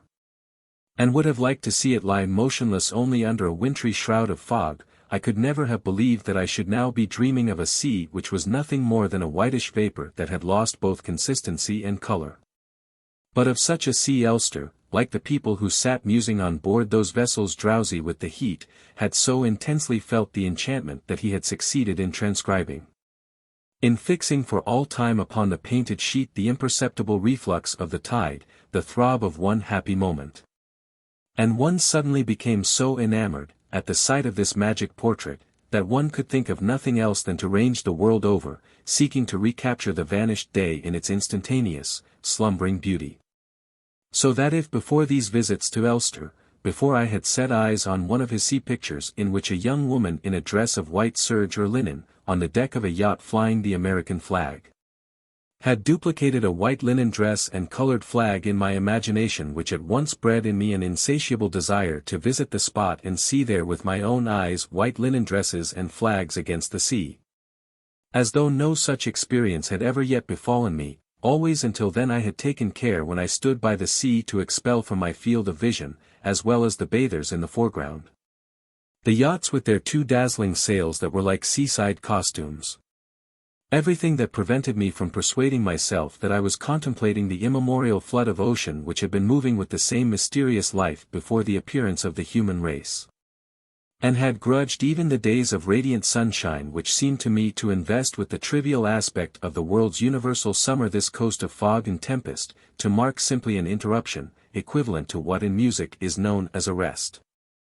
Now on the other hand it was the bad days that appeared to me to be some disastrous accident, a thing that could no longer find any place for itself in the world of beauty. I felt a keen desire to go out and recapture in reality what had so powerfully aroused my imagination. And I hoped that the weather would be propitious enough for me to see from the summit of the cliff the same blue shadows as were in Elster's picture. Nor, as I went along, did I still make a frame about my eyes with my hands as in the days when, conceiving nature to be animated by a life anterior to the first appearance of man, and inconsistent with all those wearisome perfections of industrial achievement which had hitherto made me yawn with boredom at universal exhibitions or in the milliner's windows, I endeavored to include only that section of the sea over which there was no steamer passing, so that I might picture it to myself as immemorial, still contemporary with the ages in which it had been set apart from the land, or at least with the first dawn of life in Greece, which enabled me to repeat in their literal meaning the lines of Father Leconte of which Bloch was so fond. Gone are the kings, gone are their towering prows. Vanished upon the raging deep, alas, the long-haired warrior heroes of Hellas. I could no longer despise the milliners, now that Elster had told me that the delicate touches by which they give a last refinement, a supreme caress to the ribbons or feathers of a hat after it is finished, would be as interesting to him to paint as the muscular action of the jockeys themselves, a statement which had delighted Albertine. But I must wait until I had returned, for milliners, to Paris, for regattas and races to Balbec, where there would be no more now until next year. Even a yacht with women in white linen garments was not to be found. Often we encountered Bloch's sisters, to whom I was obliged to bow since I had dined with their father. My new friends did not know them. I am not allowed to play with Israelites, Albertine explained. Her way of pronouncing the word, Israelites instead of Israelites, would in itself have sufficed to shew, even if one had not heard the rest of the sentence, that it was no feeling of friendliness towards the chosen race that inspired these young French women, brought up in God-fearing homes, and quite ready to believe that the Jews were in the habit of massacring Christian children. Besides, their shocking bad form, your friends, said André with a smile which implied that she knew very well that they were no friends of mine.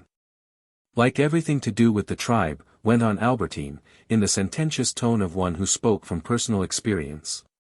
To tell the truth, Bloch's sisters, at once overdressed and half-naked, with their languishing, bold, blatant, sluttish air did not create the best impression.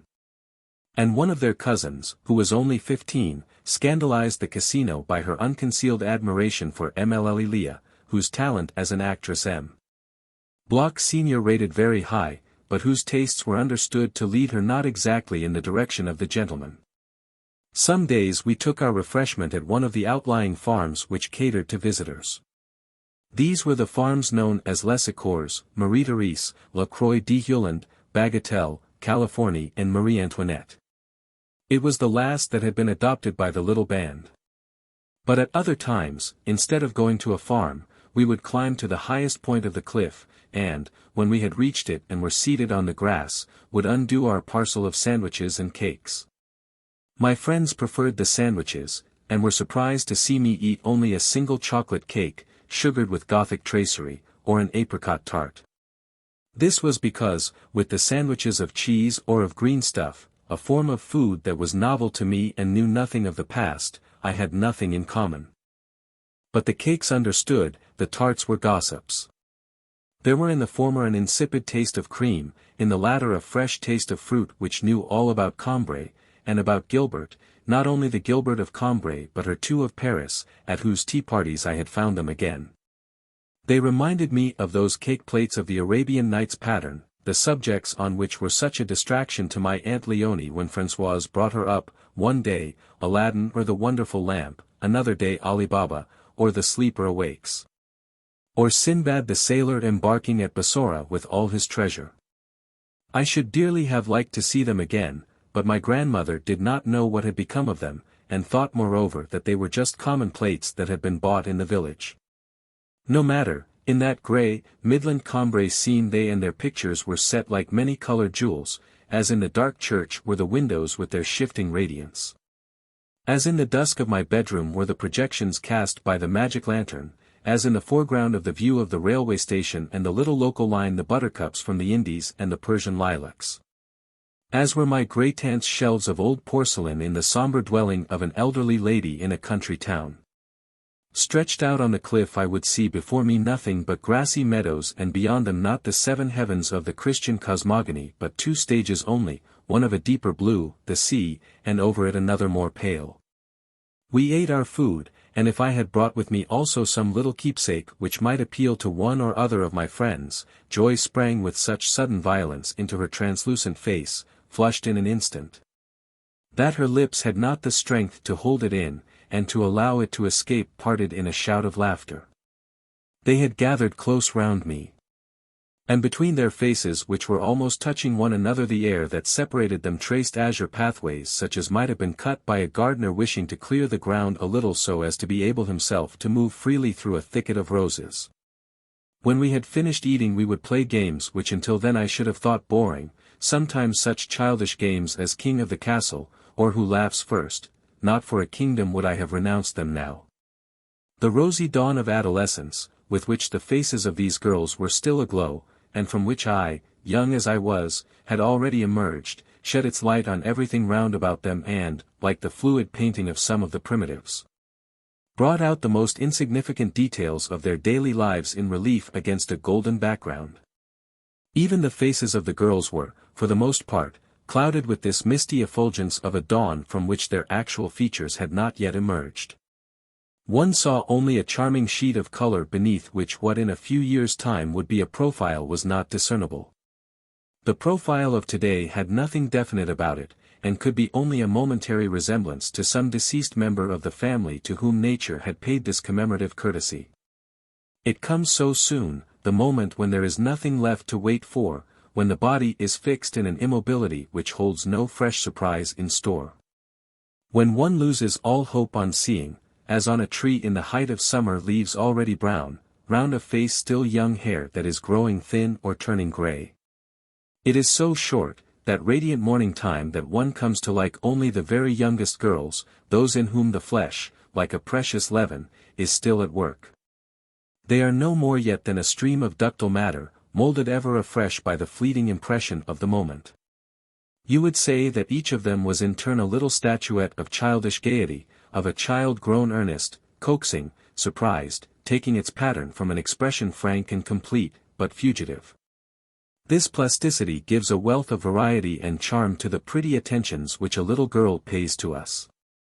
Of course, such attentions are indispensable in the woman also, and she whom we do not attract, or who fails to let us see that we have attracted her, tends to assume in our eyes a somewhat tedious uniformity. But even these pretty attentions, after a certain age, cease to send gentle ripples over a face which the struggle for existence has hardened, has rendered unalterably militant or ecstatic. One, owing to the prolonged strain of the obedience that subjects wife to husband, will seem not so much a woman's face as a soldier's.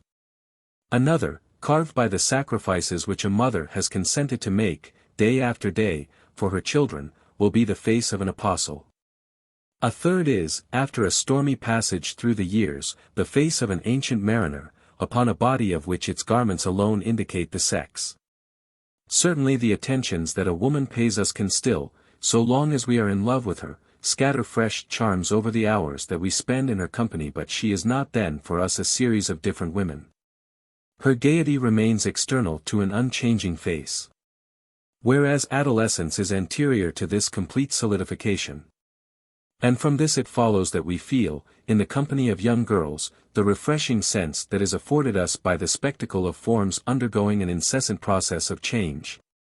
A play of unstable forces which makes us think of that perpetual recreation of the primordial elements of nature which we contemplate when we stand by the sea. It was not merely a social engagement, a drive with Madame de Villeparisis, that I would have sacrificed to the ferret or guessing games of my friends. More than once, Robert de Saint Loup had sent word that, since I was not coming to see him at Doncier's, he had applied for 24 hours leave, which he would spend at Balbec.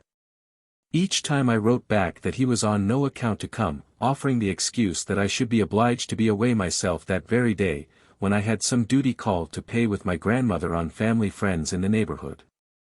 No doubt I fell in his estimation when he learned from his aunt in what the duty call consisted, and who the persons were who combined to play the part of my grandmother.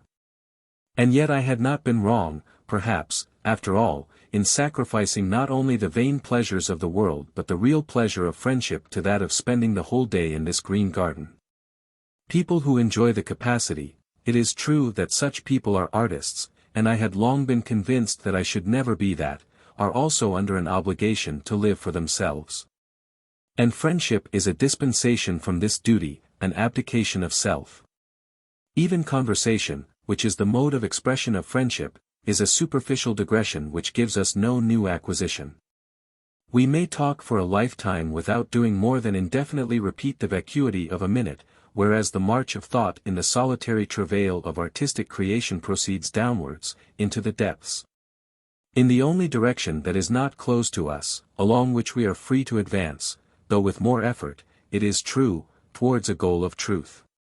And friendship is not merely devoid of virtue, like conversation, it is fatal to us as well. For the sense of boredom which it is impossible not to feel in a friend's company, when, that is to say, we must remain exposed on the surface of our consciousness. Instead of pursuing our voyage of discovery into the depths, for those of us in whom the law of development is purely internal, that first impression of boredom our friendship impels us to correct when we are alone again. To recall with emotion the words uttered by our friend, to look upon them as a valuable addition to our substance, albeit we are not like buildings to which stones can be added from without, but like trees which draw from their own sap the knot that duly appears on their trunks, the spreading roof of their foliage. I was lying to myself, I was interrupting the process of growth in that direction in which I could indeed really be enlarged and made happy, when I congratulated myself on being liked, admired, by so good, so clever, so rare a creature as Saint Loup, when I focused my mind, not upon my own obscure impressions which duty bade me unravel, but on the words uttered by my friend, in which, when I repeated them to myself, when I had them repeated to me by that other self who dwells in us and on to whom we are always so ready to transfer the burden of taking thought, I strove to make myself find a beauty very different from that which I used to pursue in silence when I was really alone, but one that would enhance the merit of Robert, of myself, of my life. In the life which a friend like this provided for me, I seemed to myself to be comfortably preserved from solitude, nobly desirous of sacrificing myself for him, in fact quite incapable of realizing myself. Among the girls, on the other hand, if the pleasure which I enjoyed was selfish, at least it was not based on the lie which seeks to make us believe that we are not irremediably alone, and which, when we talk to another person, prevents us from admitting that it is no longer we who speak, that we are fashioning ourselves in the likeness of strangers and not of our own ego, which is quite different from them. The words that passed between the girls of the little band and myself were not of any interest, they were, moreover, but few, broken by long spells of silence on my part. All of which did not prevent me from finding, in listening to them when they spoke to me, as much pleasure as in gazing at them, in discovering in the voice of each one of them a brightly colored picture. It was with ecstasy that I caught their pipings. Love helps us to discern things, to discriminate. Standing in a wood, the lover of birds at once distinguishes the notes of the different species, which to ordinary people sound the same. The lover of girls knows that human voices vary even more. Each one possesses more notes than the richest instrument of music. And the combinations in which the voice groups those notes are as inexhaustible as the infinite variety of personalities. When I talked with any one of my friends, I was conscious that the original, the unique portrait of her individuality had been skillfully traced, tyrannically imposed on my mind as much by the inflections of her voice as by those of her face. And that these were two separate spectacles which rendered, each in its own plane, the same single reality. No doubt the lines of the voice, like those of the face, were not yet definitely fixed, the voice had still to break, as the face to change. Just as children have a gland, the secretion in which enables them to digest milk, a gland which is not found in grown men and women, so there were in the twitterings of these girls notes which women's voices no longer contain. And on this instrument with its greater compass they played with their lips, shewing all the application, the ardor of Bellini's little angel musicians, qualities which also are an exclusive uppunage of youth. Later on these girls would lose that note of enthusiastic conviction which gave a charm to their simplest utterances, whether it were Albertine who, in a tone of authority, repeated puns to which the younger ones listened with admiration. Until that wild impulse to laugh caught them all with the irresistible violence of a sneeze, or André who began to speak of their work in the schoolroom, work even more childish seemingly than the games they played. With a gravity essentially puerile.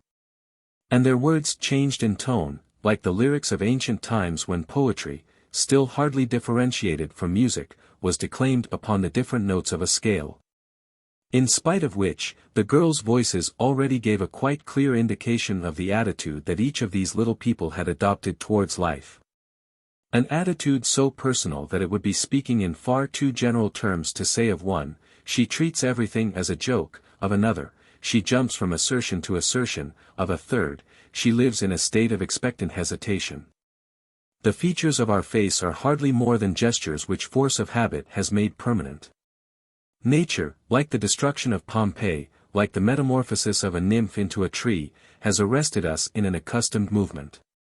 Similarly, our intonations embody our philosophy of life, what a person says to himself about things at any given moment. No doubt these peculiarities were to be found not only in the girls. They were those of their parents. The individual is a part of something that is more generally diffused than himself.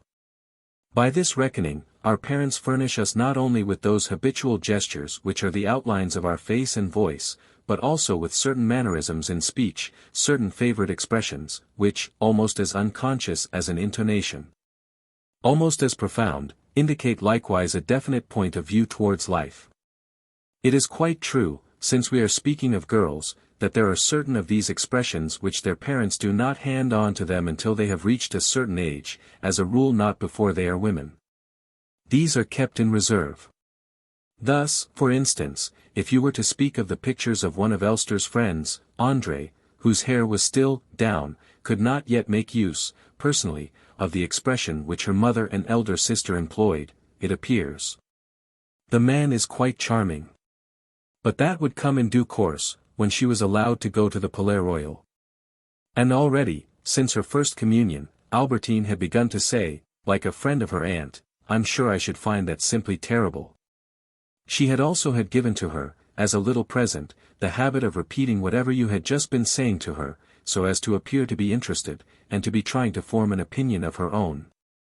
If you said that an artist's work was good, or his house nice, "Oh, his work is good, is it? Oh, his house is nice, is it?" Last of all, and even more general than the family heritage, was the rich layer imposed by the native province from which they derived their voices and of which indeed their intonations smacked. When André sharply struck a solemn note she could not prevent the Perigordian string of her vocal instrument from giving back a resonant sound quite in harmony, moreover, with the meridional purity of her features. While to the incessant pranks of Rosamond the substance of her north country face and voice responded, whatever her mood at the time, in the accent of their province. Between that province and the temperament of the little girl who dictated these inflections, I caught a charming dialogue. A dialogue, not in any sense a discord. It would not have been possible to separate the girl herself and her native place. She was herself, she was still it also. Moreover, this reaction of locally procured materials on the genius who utilizes them and to whose work their reaction imparts an added freshness, does not make the work any less individual, and whether it be that of an architect, a cabinet maker or a composer, it reflects no less minutely the most subtle shades of the artist's personality, because he has been compelled to work in the millstone of Senlis or the red sandstone of Strasbourg, has respected the knots peculiar to the ash tree, has borne in mind, when writing his score, the resources, the limitations, the volume of sound, the possibilities of flute or alto voice. All this I realized, and yet we talked so little. Whereas with Madame de Villeparisis or Saint Leu I should have displayed by my words a great deal more pleasure than I should actually have felt, for I used always to be worn out when I parted from them. When, on the other hand, I was lying on the grass among all these girls, the plenitude of what I was feeling infinitely outweighed the paucity, the infrequency of our speech, and brimmed over from my immobility and silence in floods of happiness, the waves of which rippled up to die at the feet of these young roses. For a convalescent who rests all day long in a flower garden or orchard, a scent of flowers or fruit does not more completely pervade the thousand trifles that compose his idle hours than did for me that color, that fragrance in search of which my eyes kept straying towards the girls, and the sweetness of which finally became incorporated in me. So it is that grapes grow sugary in sunshine.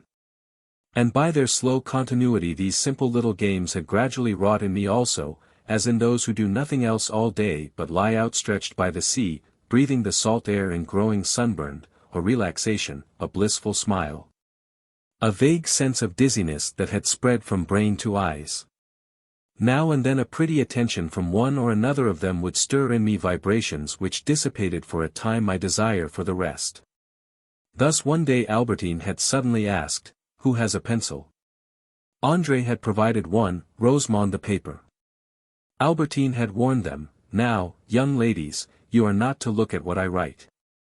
After carefully tracing each letter, supporting the paper on her knee, she had passed it to me with, "Take care no one sees." Whereupon I had unfolded it and read her message, which was, "I love you." "But we mustn't sit here scribbling nonsense," she cried, turning impetuously, with a sudden gravity of demeanor, to André and Rosamond. "I ought to shew you the letter I got from Giselle this morning. What an idiot I am, I've had it all this time in my pocket, and you can't think how important it may be to us." Giselle had been moved to copy out for her friend, so that it might be passed on to the others, the essay which she had written in her certificate examination. Albertine's fears as to the difficulty of the subject set had been more than justified by the two from which Giselle had had to choose. The first was, Sophocles, from the Shades, writes to Racine to console him for the failure of Athalie. The other, suppose that, after the first performance of Esther, Madame de Sévigné is writing to Madame de La Fayette to tell her how much she regretted her absence. Now Giselle, in an excess of zeal which ought to have touched the examiners' hearts, had chosen the former, which was also the more difficult of the two subjects, and had handled it with such remarkable skill that she had been given 14 marks. And had been congratulated by the board. She would have received her mention, if she had not, dried up, in the Spanish paper. The essay, a copy of which Giselle had now sent her, was immediately read aloud to us by Albertine, for, having presently to pass the same examination, she was anxious to have an opinion from André, who was by far the cleverest of them all and might be able to give her some good tips. "She did have a bit of luck," was Albertine's comment, "it's the very subject her French mistress made her swat up while she was here." The letter from Sophocles to Racine, as drafted by Giselle, ran as follows: "My dear friend, you must pardon me the liberty of addressing you when I have not the honor of your personal acquaintance, but your latest tragedy, Athalie, shews, does it not, that you have made the most thorough study of my own modest works. You have not only put poetry in the mouths of the protagonists, or principal persons of the drama, but you have written other, and, let me tell you without flattery, charming verses for the choruses, a feature which was not too bad, according to all one hears, in Greek tragedy, but is a complete novelty in France. Nay more, your talent always so fluent, so finished, so winning, so fine, so delicate, has here acquired an energy on which I congratulate you Athalie, Jode. These are figures which your rival Corneille could have wrought no better. The characters are virile, the plot simple and strong. You have given us a tragedy in which love is not the keynote, and on this I must offer you my sincerest compliments. The most familiar proverbs are not always the truest. I will give you an example. This passion treat, which makes the poet's art fly, as on wings, straight to the listener's heart. You have shown us that the religious sentiment in which your choruses are steeped is no less capable of moving us. The general public may have been puzzled at first, but those who are best qualified to judge must give you your due. I have felt myself impelled to offer you all my congratulations, to which I would add, my dear brother poet, an expression of my very highest esteem. Albertine's eyes, while she was reading this to us, had not ceased to sparkle. Really, you'd think she must have cribbed it somewhere, she exclaimed, as she reached the end. I should never have believed that Giselle could hatch out anything like as good. And the poetry she brings in. Where on earth can she have got that from? Albertine's admiration, with a change, it is true, of object, but with no loss, an increase, rather, of intensity, combined with the closest attention to what was being said, continued to make her eyes start from her head, all the time that André, consulted as being the biggest of the band and more knowledgeable than the others, first of all spoke of Giselle's essay with a certain irony. Then with a levity of tone which failed to conceal her underlying seriousness proceeded to reconstruct the letter in her own way. It is not badly done, she told Albertine, but if I were you and had the same subject set me, which is quite likely, as they do very often set that, I shouldn't do it in that way. This is how I would tackle it. Well, first of all, if I had been Giselle, I should not have let myself get tied up, I should have begun by making a rough sketch of what I was going to write on a separate piece of paper. On the top line I should state the question and give an account of the subject, then the general ideas to be worked into the development. After that, appreciation, style, conclusion. In that way, with a summary to refer to, you know where you are. But at the very start, where she begins her account of the subject, or, if you like, Titine, since it's a letter we're speaking of, where she comes to the matter, Giselle has gone off the rails altogether. Writing to a person of the 17th century, Sophocles ought never to have said, my dear friend, why, of course, she ought to have said, my dear Racine, came impetuously from Albertine. That would have been much better. No, replied André, with a trace of mockery in her tone, she ought to have put, sir. In the same way, to end up, she ought to have thought of something like, suffer me, sir, at the very most, dear sir, to inform you of the sense of high esteem with which I have the honor to be your servant. Then again, Giselle says that the choruses in Athalie are a novelty. She is forgetting Esther, and two tragedies that are not much read now but happen to have been analyzed this year by the professor himself, so that you need only mention them, since he's got them on the brain, and you're bound to pass. I mean Les Jeuves, by Robert Gamier, and Montresquieu's Layman. André quoted these titles without managing quite to conceal a secret sense of benevolent superiority, which found expression in a smile, quite a delightful smile, for that matter. Albertine could contain herself no longer.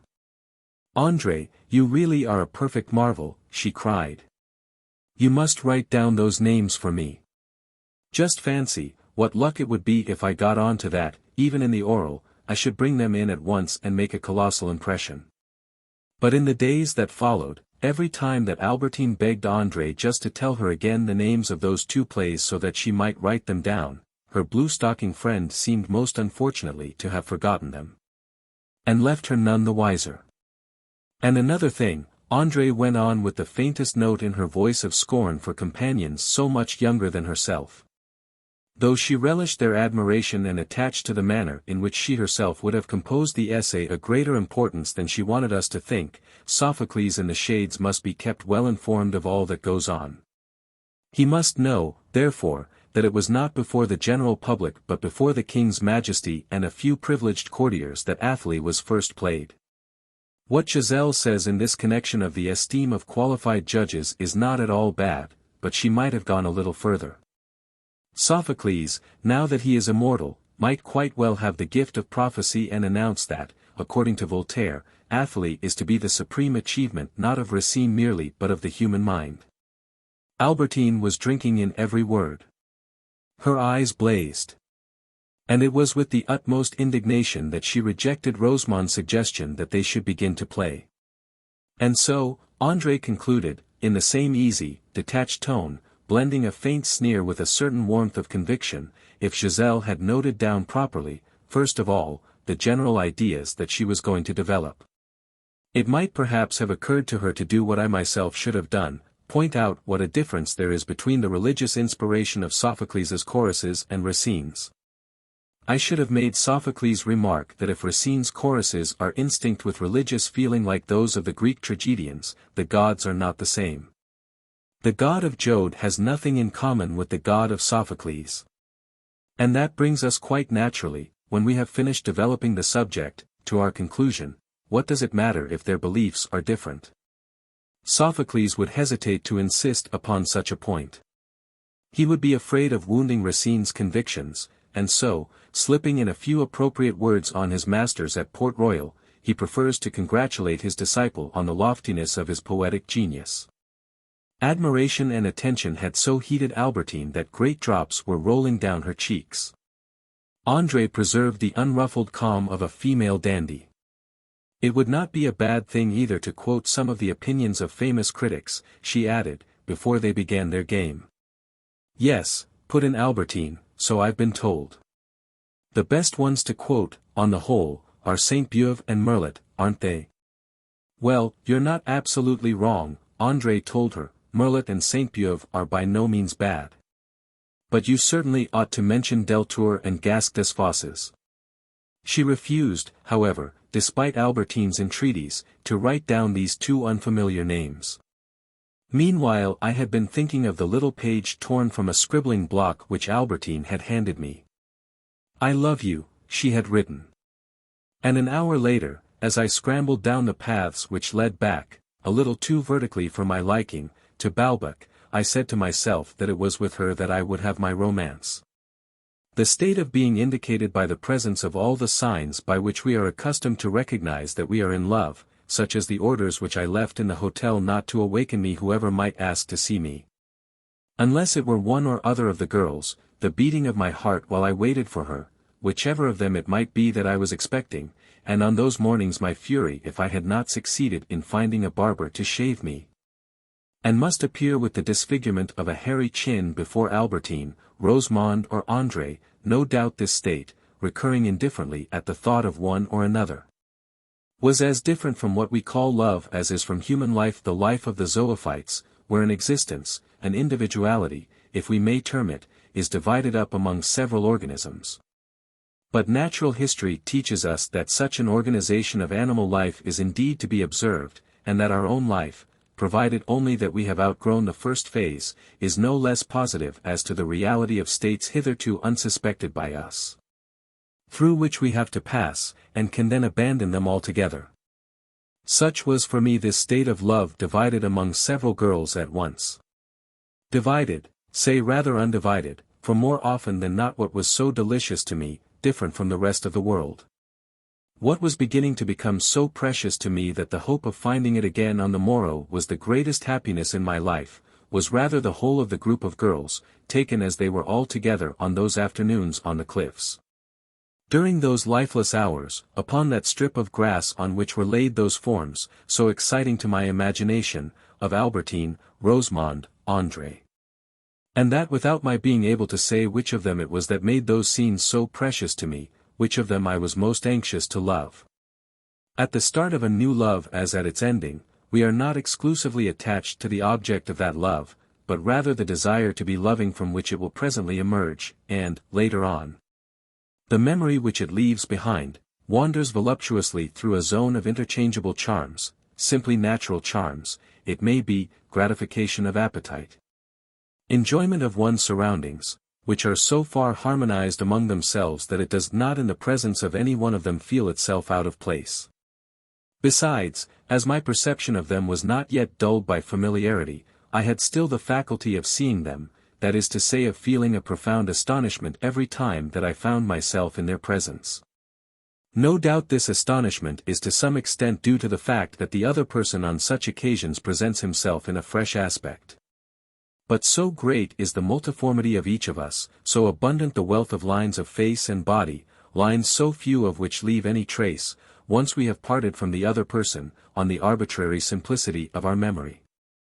As our mind has selected some peculiarity that had struck us, has isolated it, exaggerated it, making of a woman who has appeared to us tall, a sketch in which her figure is absurdly elongated. Or of a woman who has seemed to be pink-cheeked and golden-haired, a pure harmony in pink and gold, so, the moment that woman is once again standing before us, all the other forgotten qualities which restore the balance of that one remembered feature at once assail us, in their confused complexity, diminishing her height, paling her cheeks, and substituting for what we have come to her solely to seek other peculiarities which we remember now that we did notice the first time, and fail to understand how we can so far have forgotten to look out for again. We thought we remembered, it was a peahen, surely, we go to see it and find a peony. And this inevitable astonishment is not the only one. For, side by side with it comes another, born of the difference, not now between the stereotyped forms of memory and reality, but between the person whom we saw last time and him who appears to us today from another angle and shews us another aspect. The human face is indeed, like the face of the god of some oriental theogony, a whole cluster of faces, crowded together but on different surfaces so that one does not see them all at once. But to a great extent our astonishment springs from the other person's presenting to us also a face that is the same as before. It would require so immense an effort to reconstruct everything that has been imparted to us by things other than ourselves, were it only the taste of a fruit, that no sooner is the impression received than we begin imperceptibly to descend the slope of memory and, without noticing anything, in a very short time, we have come a long way from what we actually felt. So that every fresh encounter is a sort of rectification, which brings us back to what we really did see. We have no longer any recollection of this, to such an extent does what we call remembering a person consist really in forgetting him. But so long as we can still see at the moment when the forgotten aspect appears, we recognize it, we are obliged to correct the straying line. Thus the perpetual and fruitful surprise which made so salutary and invigorating for me these daily outings with the charming damsels of the sea-shore, consisted fully as much in recognition as in discovery. When there is added to this the agitation aroused by what these girls were to me, which was never quite what I had supposed, and meant that my expectancy of our next meeting resembled not so much my expectancy the time before as the still throbbing memory of our latest conversation, it will be realized that each of our excursions made a violent interruption in the course of my thoughts and moved them clean out of the direction which, in the solitude of my own room, I had been able to trace for them at my leisure. That plotted course was forgotten, had ceased to exist, when I returned home buzzing like a hive of bees with remarks which had disquieted me when I heard them and were still echoing in my brain. The other person is destroyed when we cease to see him, after which his next appearance means a fresh creation of him, different from that which immediately preceded it, if not from them all. For the minimum variation that is to be found in these creations is duality. If we have in mind a strong and searching glance, a bold manner, it is inevitably, next time, by a half-languid profile, a sort of dreamy gentleness, overlooked by us in our previous impression, that we shall be, on meeting him again, astonished. That is to say almost solely struck. In confronting our memory with the new reality it is this that will mark the extent of our disappointment or surprise, will appear to us like the revised version of an earlier reality warning us that we had not remembered it correctly. In its turn, the facial aspect neglected the time before, and for that very reason the most striking this time, the most real, the most documentary, will become a matter for dreams and memories. It is a languorous and rounded profile, a gentle, dreamy expression which we shall now desire to see again. And then, next time, such resolution, such strength of character as there may be in the piercing eyes, the pointed nose, the tight lips, will come to correct the discrepancy between our desire and the object to which it has supposed itself to correspond. It is understood, of course, that this loyalty to the first and purely physical impressions which I formed afresh at each encounter with my friends did not involve only their facial appearance. Since the reader has seen that I was sensible also of their voices, more disquieting still, perhaps, for not only does a voice offer the same strange and sensuous surfaces as a face, it issues from that unknown, inaccessible region the mere thought of which sets the mind swimming with unattainable kisses, their voices each like the unique sound of a little instrument into which the player put all her artistry and which was found only in her possession. Traced by a casual inflection, a sudden deep chord in one of their voices would astonish me when I recognized after having forgotten it. So much so that the corrections which after every fresh meeting I was obliged to make so as to ensure absolute accuracy were as much those of a tuner or singing master as a draughtsman's. As for the harmonious cohesion in which had been neutralized for some time, by the resistance that each brought to bear against the expansion of the others, the several waves of sentiment set in motion in me by these girls. It was broken in Albertine's favor one afternoon when we were playing the game of ferret. It was in a little wood on the cliff.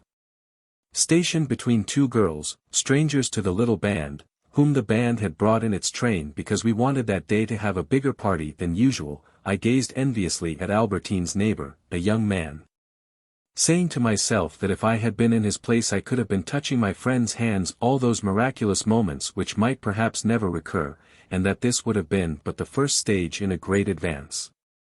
Already, by itself, and even without the consequences which it would probably have involved, the contact of Albertine's hands would have been delicious to me. Not that I had never seen prettier hands than hers. Even in the group of her friends, those of André, slender hands and much more finely modeled, had as it were a private life of their own, obedient to the commands of their mistress, but independent, and used often to strain out before her like a leash of thoroughbred greyhounds, with lazy pauses, long dreams, sudden stretchings of a joint, seeing which Elster had made a number of studies of these hands. And in one of them, in which you saw André warming her hands at the fire, they had, with the light behind them, the gilded transparency of two autumn leaves. But, plumper than these, the hands of Albertine would yield for a moment, then resist the pressure of the hand that clasped them, giving a sensation that was quite peculiar to themselves.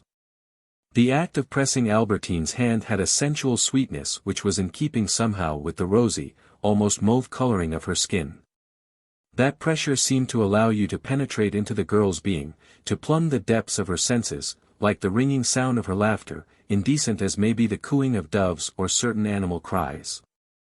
She was the sort of woman with whom shaking hands affords so much pleasure that one feels grateful to civilization for having made of the handclasp a lawful act between young men and girls when they meet.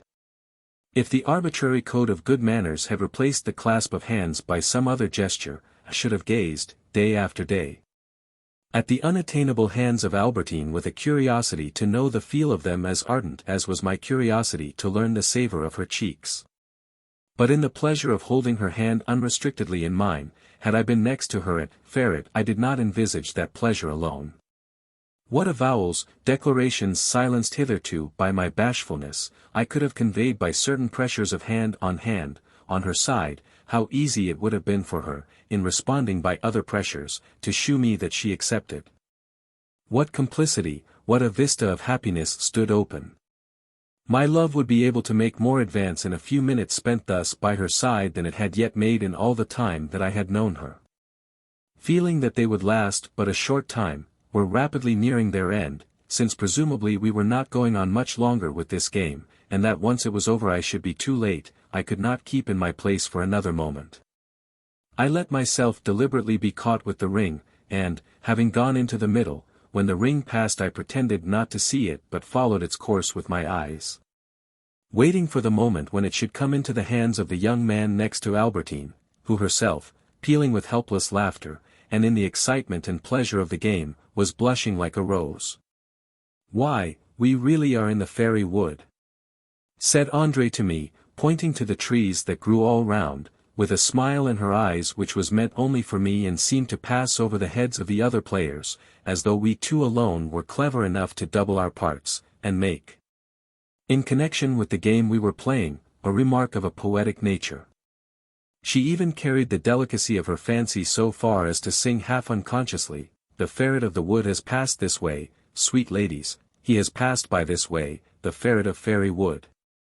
Like those people who cannot visit Trianon without getting up a party in Louis XVI costume, or think it effective to have a song sung to its original setting.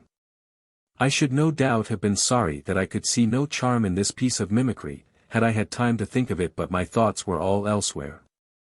The players began to shew surprise at my stupidity in never getting the ring. I was looking at Albertine, so pretty, so indifferent, so gay, who, though she little knew it, was to be my neighbor when at last I should catch the ring in the right hands, thanks to a stratagem which she did not suspect. And would certainly have resented if she had. In the heat of the game her long hair had become loosened, and fell in curling locks over her cheeks on which it served to intensify, by its dry brownness, the carnation pink. You have the tresses of Laura Dianti, of Eleanor of Guyenne, and of her descendant so beloved of Chateaubriand. You ought always to wear your hair half down like that, I murmured in her ear as an excuse for drawing close to her. Suddenly the ring passed to her neighbor. I sprang upon him at once, forced open his hands and seized it. He was obliged now to take my place inside the circle, while I took his beside Albertine.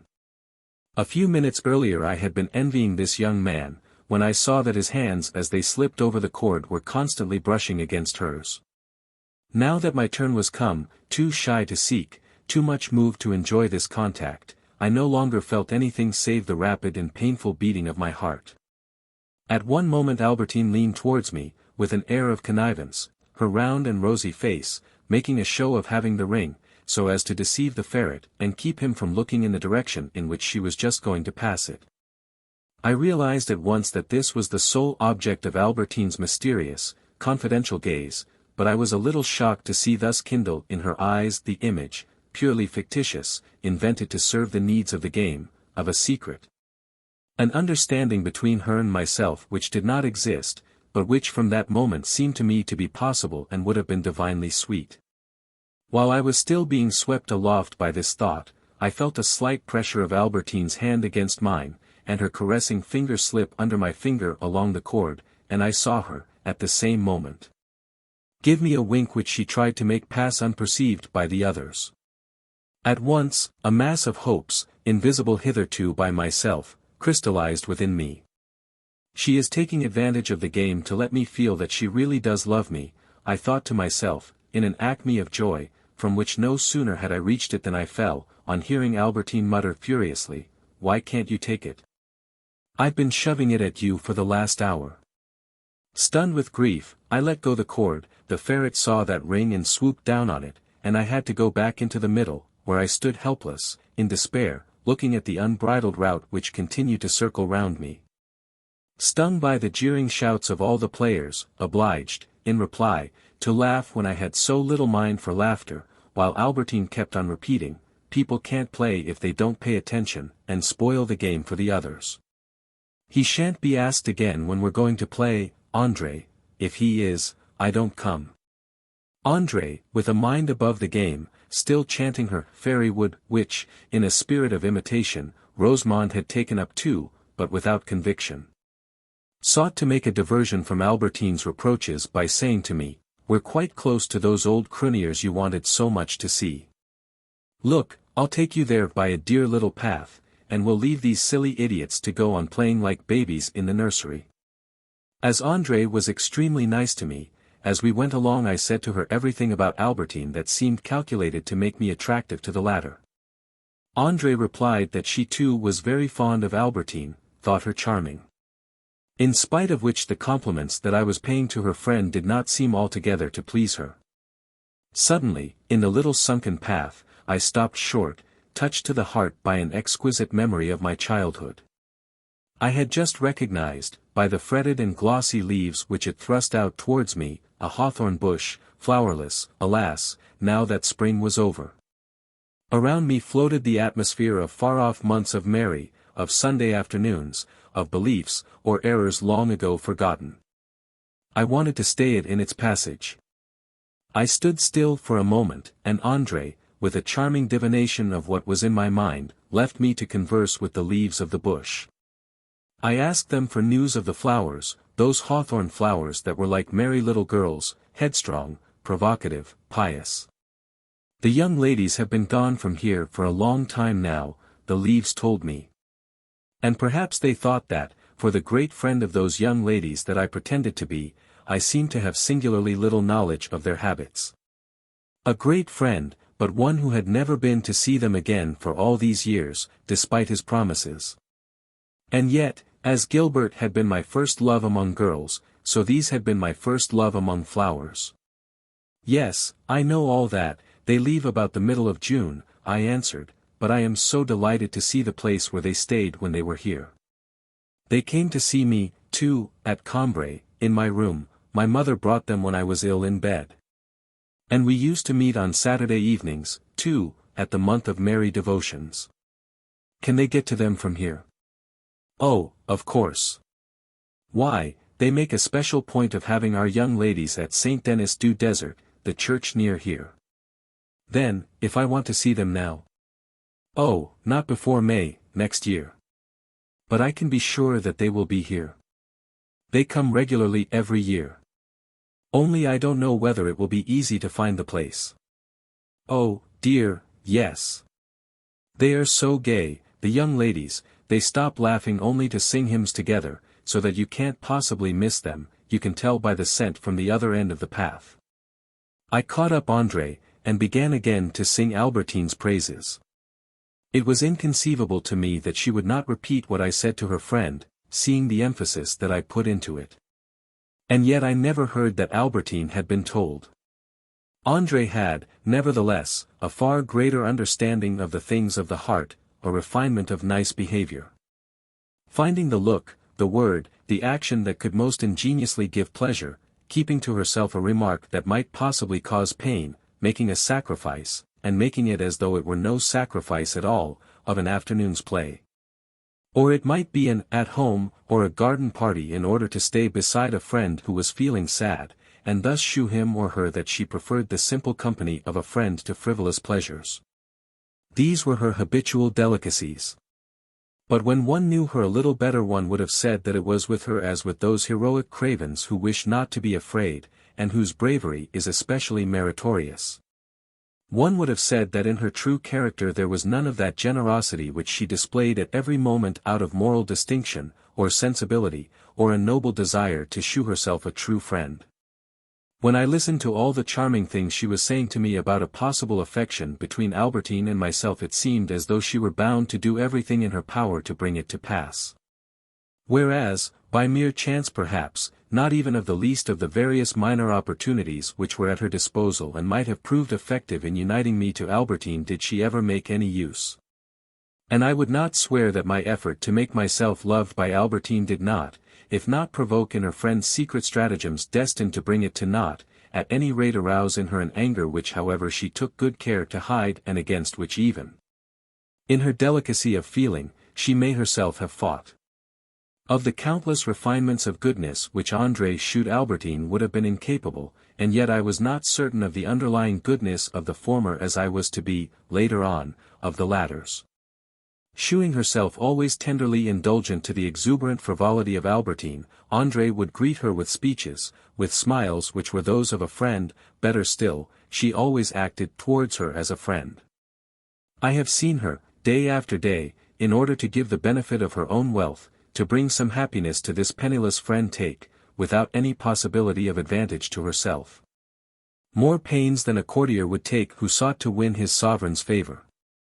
She was charmingly gentle always, charming in her choice of sweet, pathetic expressions, when you said to her what a pity it was that Albertine was so poor, and took infinitely more trouble on her behalf than she would have taken for a wealthy friend. But if anyone were to hint that Albertine was perhaps not quite so poor as people made out, a just discernible cloud would veil the light of André's eyes and brow, she seemed out of temper.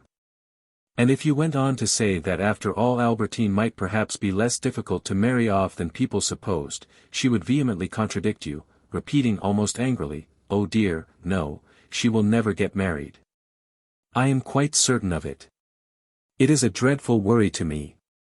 In so far as I myself was concerned, André was the only one of the girls who would never have repeated to me anything not very pleasant that might have been said about me by a third person. More than that, if it were I who told her what had been said, she would make a pretense of not believing it, or would furnish some explanation which made the remark inoffensive. It is the aggregate of these qualities that goes by the name of tact.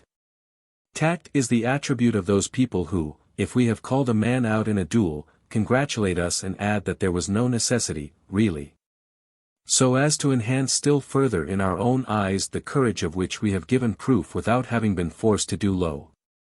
They are the opposite of the people who, in similar circumstances, say, "It must have been a horrid nuisance for you, fighting a duel, but on the other hand you couldn't possibly swallow an insult like that, there was nothing else to be done."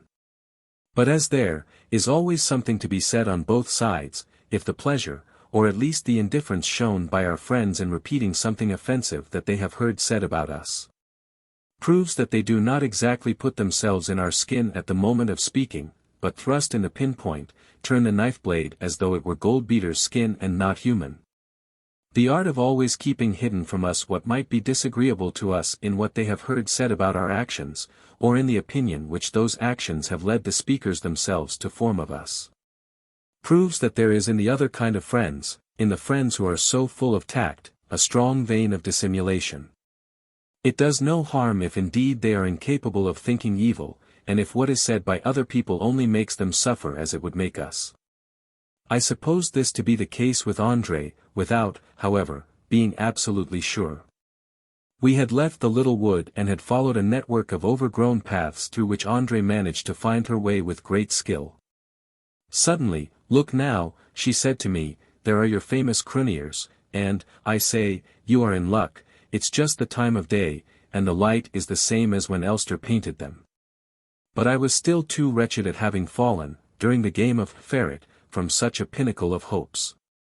And so it was not with the pleasure which otherwise I should doubtless have felt that I caught sight, almost below my feet, crouching among the rocks, where they had gone for protection from the heat, of marine goddesses for whom Elster had lain in wait and surprised them there, beneath a dark glaze as lovely as Leonardo would have painted, the marvelous shadows, sheltered and furtive, nimble and voiceless, ready at the first glimmer of light to slip behind the stone, to hide in a cranny, and prompt, once the menacing ray had passed, to return to rock or seaweed beneath the sun that crumbled the cliffs and the colorless ocean, over whose slumbers they seemed to be watching, motionless Lightfoot guardians letting appear on the water's surface their viscous bodies and the attentive gaze of their deep blue eyes. We went back to the wood to pick up the other girls and go home together. I knew now that I was in love with Albertine, but, alas, I had no thought of letting her know it. This was because, since the days of our games in the Champs-Élysées, my conception of love had become different, even if the persons to whom my love was successively assigned remained practically the same.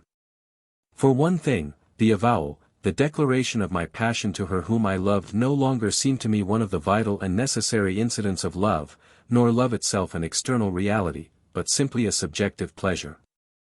And as for this pleasure, I felt that Albertine would do everything necessary to furnish it, all the more since she would not know that I was enjoying it.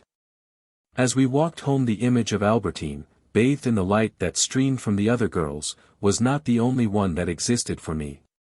But as the moon, which is no more than a tiny white cloud of a more definite and fixed shape than other clouds during the day, assumes her full power as soon as daylight dies, so when I was once more in the hotel, it was Albertine's sole image that rose from my heart and began to shine. My room seemed to me to have become suddenly a new place. Of course, for a long time past, it had not been the hostile room of my first night in it. All our lives we go on patiently modifying the surroundings in which we dwell.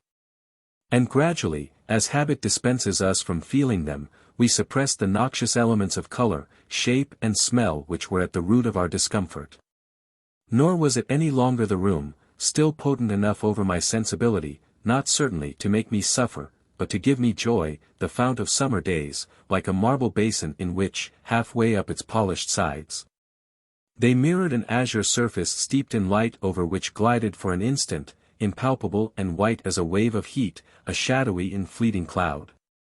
Not the room, wholly aesthetic, of the pictorial evening hours, it was the room in which I had been now for so many days that I no longer saw it. And now I was just beginning again to open my eyes to it, but this time from the selfish angle which is that of love.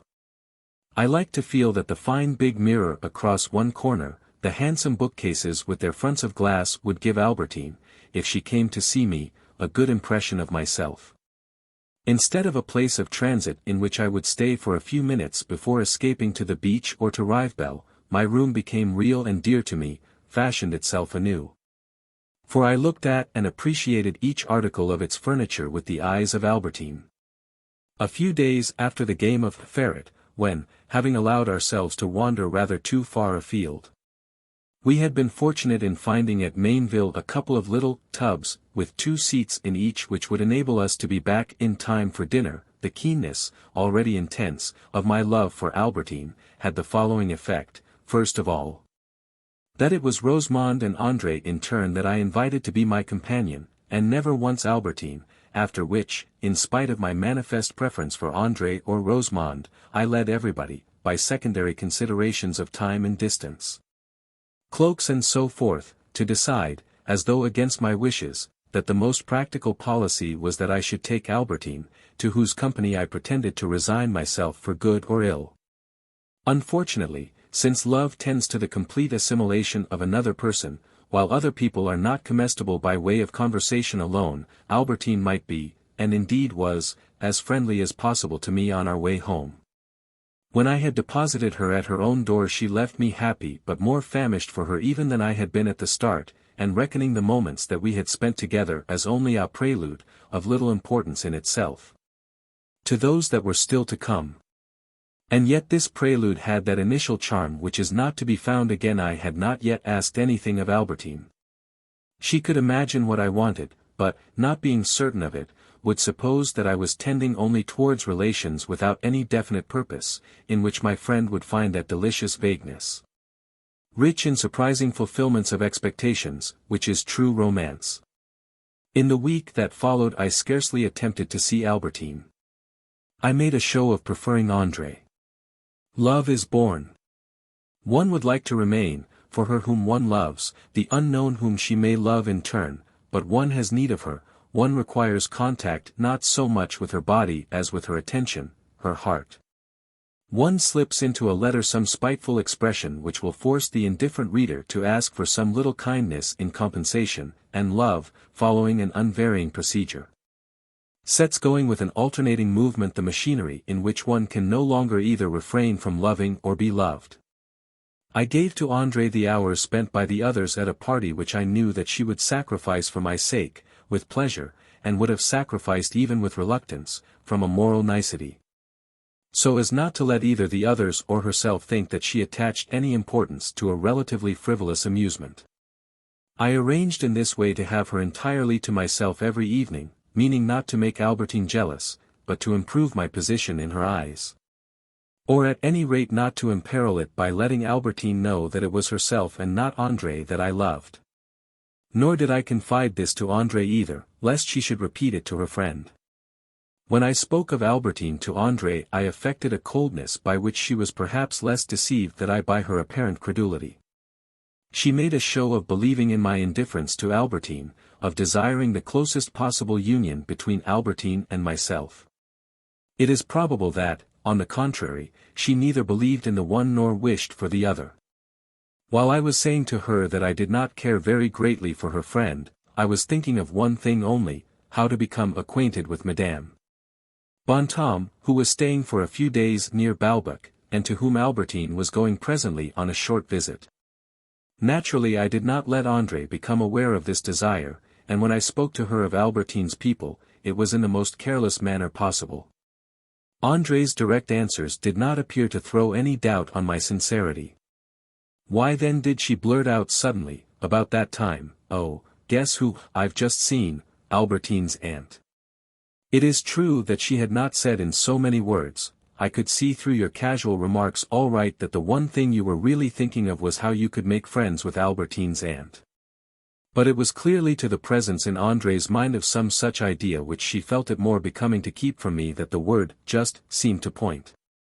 It was of a kind with certain glances, certain gestures which, for all that they have not a form that is logical, rational, deliberately calculated to match the listener's intelligence, reach him nevertheless in their true significance.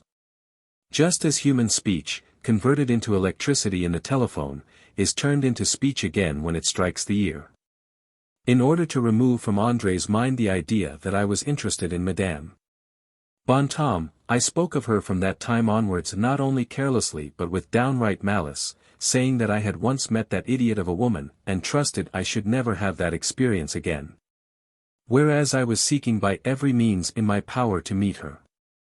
I tried to induce Elster, but without mentioning to anyone else that I had asked him, to speak to her about me and to bring us together. He promised to introduce me to her, though he seemed greatly surprised at my wishing it, for he regarded her as a contemptible woman, a born intriguer, as little interesting as she was disinterested. Reflecting that if I did see Madame Bontemps, André would be sure to hear of it sooner or later, I thought it best to warn her in advance. The things one tries hardest to avoid are what one finds one cannot escape, I told her. Nothing in the world could bore me so much as meeting Madame Bontemps again, and yet I can't get out of it. Elster has arranged to invite us together. I have never doubted it for a single instant, exclaimed André in a bitter tone, while her eyes, enlarged and altered by her annoyance, focused themselves upon some invisible object. These words of André's were not the most recent statement of a thought which might be expressed thus: I know that you are in love with Albertine, and that you are working day and night to get in touch with her people. But they were the shapeless fragments, easily pieced together again by me, of some such thought which I had exploded by striking it, through the shield of André's self-control. Like her, these words had no meaning save in the second degree, that is to say they were words of the sort which, rather than direct affirmatives, inspires in us respect or distrust for another person, and leads to a rupture. If André had not believed me when I told her that Albertine's relatives left me indifferent, that was because she thought that I was in love with Albertine. And probably she was none too happy in the thought. She was generally present as a third party at my meetings with her friend. And yet there were days when I was to see Albertine by herself, days to which I looked forward with feverish impatience, which passed without bringing me any decisive result, without having, any of them, been that cardinal day whose part one immediately entrusted to the day that was to follow, which would prove no more apt to play it. Thus there crumbled and collapsed, one after another, like waves of the sea, those peaks at once replaced by others. About a month after the day on which we had played ferret together, I learned that Albertine was going away next morning to spend a couple of days with Madame Bontemps, and, since she would have to start early, was coming to sleep that night at the Grand Hotel, from which, by taking the omnibus, she would be able, without disturbing the friends with whom she was staying, to catch the first train in the morning. I mentioned this to André. I don't believe a word of it, she replied, with a look of annoyance. Anyhow it won't help you at all, for I'm quite sure Albertine won't want to see you if she goes to the hotel by herself. It wouldn't be regulation, she added, employing an epithet which had recently come into favor with her, in the sense of what is done. I tell you this because I understand Albertine. What difference do you suppose it makes to me, whether you see her or not? Not the slightest, I can assure you.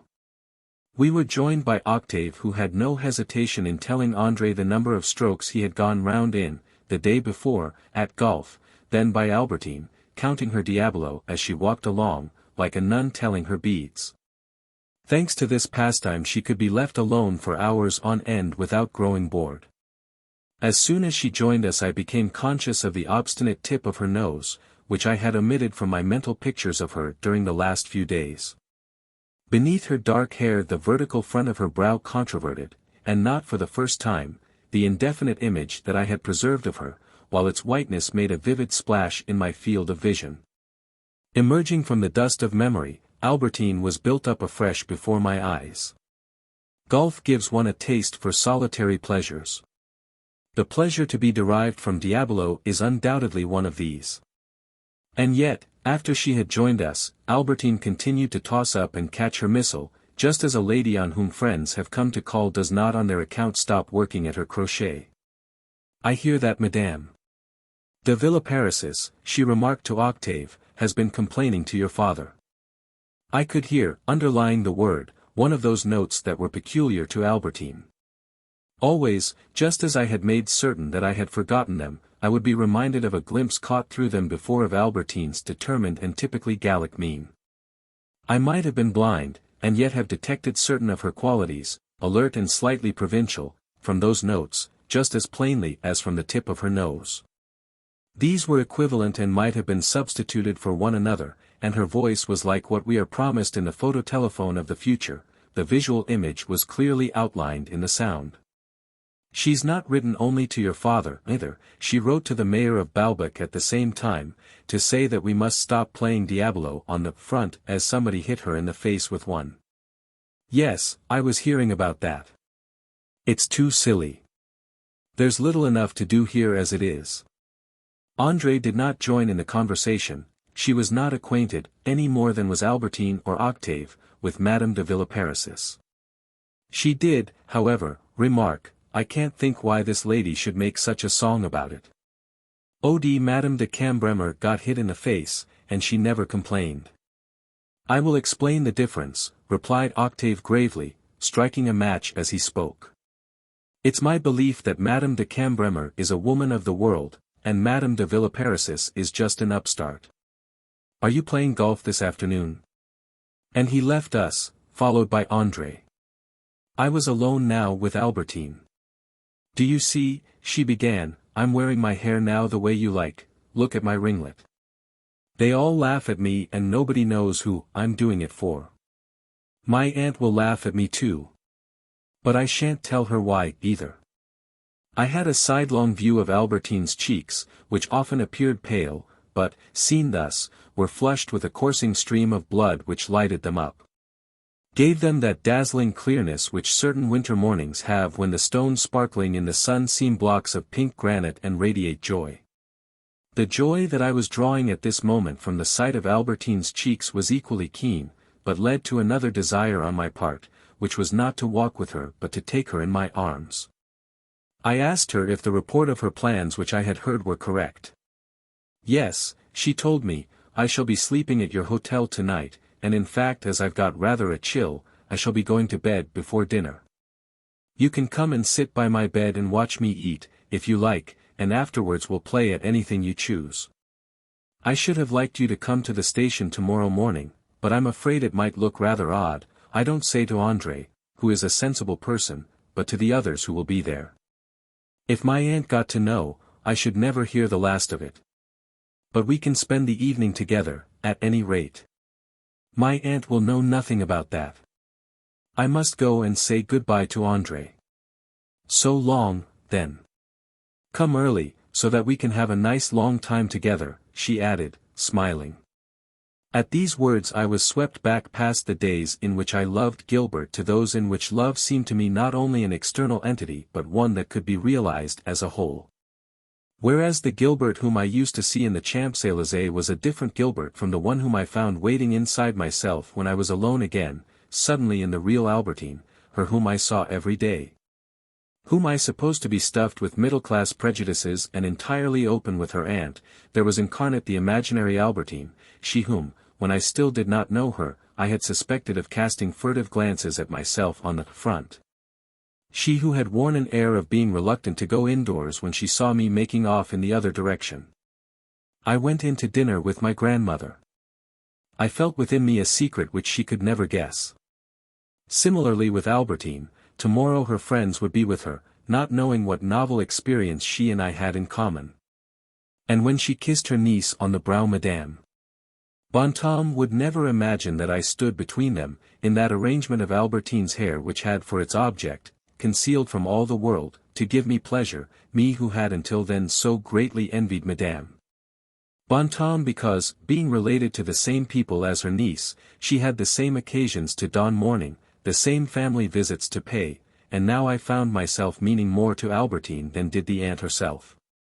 When she was with her aunt, it was of me that she would be thinking. What was going to happen that evening, I scarcely knew. In any event, the Grand Hotel, the evening, would no longer seem empty to me, they contained my happiness. I rang for the lift boy to take me up to the room which Albertine had engaged, a room that looked over the valley. The slightest movements, such as that of sitting down on the bench in the lift, were satisfying, because they were in direct relation to my heart. I saw in the ropes that drew the cage upwards, in the few steps that I had still to climb, only a materialization of the machinery, the stages of my joy.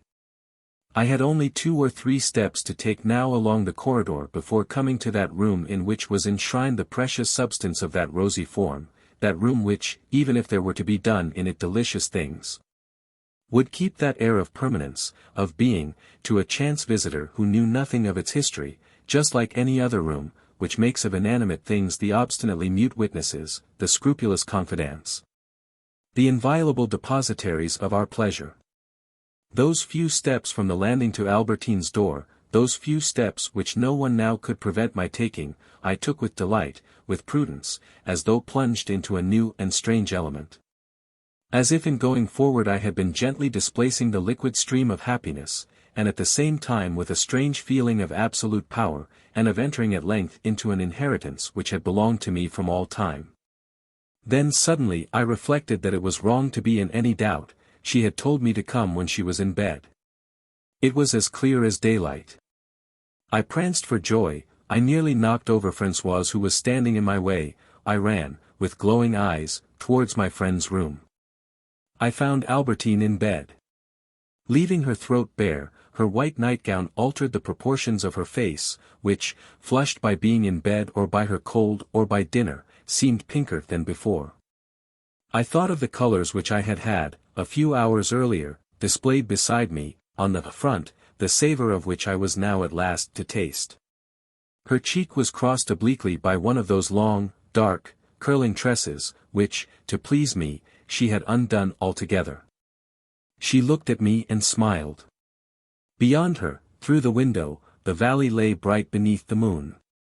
The sight of Albertine's bare throat, of those strangely vivid cheeks, had so intoxicated me, that is to say had placed the reality of the world for me no longer in nature, but in the torrent of my sensations which it was all I could do to keep within bounds, as to have destroyed the balance between the life, immense and indestructible, which circulated in my being, and the life of the universe, so puny in comparison. The sea, which was visible through the window as well as the valley, the swelling breasts of the first of the Maineville cliffs, the sky in which the moon had not yet climbed to the zenith. All of these seemed less than a featherweight on my eyeballs, which between their lids I could feel dilated, resisting, ready to bear very different burdens, all the mountains of the world upon their fragile surface. Their orbit no longer found even the sphere of the horizon adequate to fill it. And everything that nature could have brought me of life would have seemed wretchedly meager, the sigh of the waves far too short a sound to express the enormous aspiration that was surging in my breast. I bent over Albertine to kiss her. Death might have struck me down in that moment, it would have seemed to me a trivial, or rather an impossible thing, for life was not outside, it was in me. I should have smiled pityingly had a philosopher then expressed the idea that some day, even some distant day, I should have to die, that the external forces of nature would survive me. The forces of that nature beneath whose godlike feet I was no more than a grain of dust. That, after me, there would still remain those rounded, swelling cliffs, that sea, that moonlight and that sky. How was that possible? How could the world last longer than myself, since it was it that was enclosed in me whom it went a long way short of filling, in me, where, feeling that there was room to store so many other treasures, I flung contemptuously into a corner sky, sea, and cliffs. "Stop that, or I'll ring the bell," cried Albertine, seeing that I was flinging myself upon her to kiss her. But I reminded myself that it was not for no purpose that a girl made a young man come to her room in secret, arranging that her aunt should not know, that boldness, moreover, rewards those who know how to seize their opportunities. In the state of exaltation in which I was, the round face of Albertine, lighted by an inner flame, like the glass bowl of a lamp, started into such prominence that, copying the rotation of a burning sphere, it seemed to me to be turning. Like those faces of Michelangelo which are being swept past in the arrested headlong flight of a whirlwind. I was going to learn the fragrance, the flavor which this strange pink fruit concealed. I heard a sound, precipitous, prolonged, shrill. Albertine had pulled the bell with all her might. I had supposed that the love which I felt for Albertine was not based on the hope of carnal possession. And yet, when the lesson to be drawn from my experience that evening was, apparently, that such possession was impossible. When, after having had not the least doubt, that first day, on the beach, of Albertine's being unchaste, and having then passed through various intermediate assumptions, I seemed to have quite definitely reached the conclusion that she was absolutely virtuous. When, on her return from her aunt's, a week later, she greeted me coldly with, "I forgive you. In fact, I'm sorry to have upset you, but you must never do it again," then, in contrast to what I had felt on learning from Bloch that one could always have all the women one liked, and as if, in place of a real girl, I had known a wax doll. It came to pass that gradually there etacked itself from her my desire to penetrate into her life, to follow her through the places in which she had spent her childhood, to be initiated by her into the athletic life. My intellectual curiosity to know what were her thoughts on this subject or that did not survive my belief that I might take her in my arms if I chose. My dreams abandoned her, once they had ceased to be nourished by the hope of a possession of which I had supposed them to be independent. Thenceforward they found themselves once more at liberty to transmit themselves, according to the attraction that I had found in her on any particular day, above all according to the chances that I seemed to detect of my being, possibly, one day, loved by her, to one or another of Albertine's friends, and to André first of all. And yet, if Albertine had not existed, perhaps I should not have had the pleasure which I began to feel more and more strongly during the days that followed in the kindness that was shown me by André. Albertine told no one of the check which I had received at her hands. She was one of those pretty girls who, from their earliest youth, by their beauty, but especially by an attraction, a charm which remains somewhat mysterious and has its source perhaps in reserves of vitality to which others less favored by nature come to quench their thirst, have always, in their home circle, among their friends, in society, proved more attractive than other more beautiful and richer girls. She was one of those people from whom, before the age of love and ever so much more after it is reached, one asks more than they ask in return, more even than they are able to give. From her childhood Albertine had always had round her in an adoring circle 4 or 5 little girl friends. Among them André, who was so far her superior and knew it, and perhaps this attraction which Albertine exerted quite involuntarily had been the origin, had laid the foundations of the little band. This attraction was still potent even at a great social distance, in circles quite brilliant in comparison, where if there was a pavane to be danced, they would send for Albertine rather than have it danced by another girl of better family. The consequence was that, not having a penny to her name, living a hard enough life, moreover, on the hands of M. Bontemps, who was said to be on the rocks, and was anyhow anxious to be rid of her, she was nevertheless invited, not only to dine but to stay, by people who, in St. Lou's sight, might not have had any distinction. But to Rosamond's mother or André's, women who though very rich themselves did not know these other and richer people, represented something quite incalculable. Thus Albertine spent a few weeks every year with the family of one of the governors of the Bank of France, who was also chairman of the board of directors of a great railway company. The wife of this financier entertained people of importance, and had never mentioned her day to André's mother, who thought her wanting in politeness, but was nevertheless prodigiously interested in everything that went on in her house. Accordingly she encouraged André every year to invite Albertine down to their villa, because, as she said, it was a real charity to offer a holiday by the sea to a girl who had not herself the means to travel and whose aunt did so little for her. André's mother was probably not prompted by the thought that the banker and his wife, learning that Albertine was made much of by her and her daughter, would form a high opinion of them both. Still less did she hope that Albertine, good and clever as she was, would manage to get her invited, or at least to get André invited, to the financier's garden parties. But every evening at the dinner table, while she assumed an air of indifference slightly tinged with contempt, she was fascinated by Albertine's accounts of everything that had happened at the big house while she was staying there. And the names of the other guests, almost all of them people whom she knew by sight or by name. True, the thought that she knew them only in this indirect fashion, that is to say did not know them at all, she called this kind of acquaintance knowing people all my life, gave André's mother a touch of melancholy while she plied Albertine with questions about them in a lofty and distant tone, speaking with closed lips, and might have left her doubtful and uneasy as to the importance of her own social position had she not been able to reassure herself, to return safely to the realities of life, by saying to the butler, "Please tell the chef that he has not made the peas soft enough." She then recovered her serenity. And she was quite determined that André was to marry nobody but a man, of the best family, of course, rich enough for her too to be able to keep a chef and a couple of coachmen. This was the proof positive, the practical indication of position. But the fact that Albertine had dined at the banker's house in the country with this or that great lady, and that the said great lady had invited the girl to stay with her next winter, did not invalidate a sort of special consideration which Albertine shewed towards André's mother, which went very well with the pity, and even repulsion, excited by the tale of her misfortunes, or repulsion increased by the fact that M. Bontemps had proved a traitor to the cause. He was even, people said, vaguely Panamist, and had rallied to the government.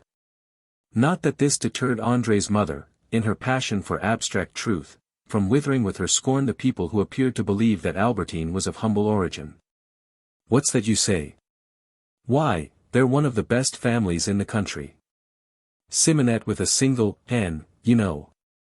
Certainly, in view of the class of society in which all this went on, in which money plays so important a part, and mere charm makes people ask you out but not marry you, a comfortable marriage did not appear to be for Albertine a practical outcome of the so distinguished patronage which she enjoyed but which would not have been held to compensate for her poverty. But even by themselves, and with no prospect of any matrimonial consequence, Albertine's successes in society excited the envy of certain spiteful mothers, furious at seeing her received like one of the family by the banker's wife. Even by André's mother, neither of whom they themselves really knew. They therefore went about telling common friends of those ladies and their own that both ladies would be very angry if they knew the facts, which were that Albertine repeated to each of them everything that the intimacy to which she was rashly admitted enabled her to spy out in the household of the other.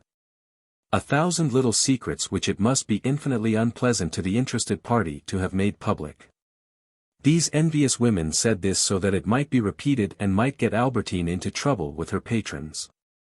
But, as often happens, their machinations met with no success. The spite that prompted them was too apparent, and their only result was to make the women who had planned them appear rather more contemptible than before. André's mother was too firm in her opinion of Albertine to change her mind about her now. She looked upon her as a poor wretch, but the best-natured girl living, and one who would do anything in the world to give pleasure. If this sort of select popularity to which Albertine had attained did not seem likely to lead to any practical result, it had stamped André's friend with the distinctive marks of people who, being always sought after, have never any need to offer themselves, marks, to be found also, and for analogous reasons, at the other end of the social scale among the leaders of fashion, which consist in their not making any display of the successes they have scored, but rather keeping them to themselves. She would never say to anyone, "So-and-so is anxious to meet me," would speak of everyone with the greatest good nature, and as if it had been she who ran after, who sought to know other people, and not they. If you spoke of a young man who, a few minutes earlier, had been, in private conversation with her, heaping the bitterest reproaches upon her because she had refused him an assignation, so far from proclaiming this in public, or betraying any resentment, she would stand up for him, "He is such a nice boy." Indeed, it quite annoyed her when she attracted people, because that compelled her to disappoint them, whereas her natural instinct was always to give pleasure.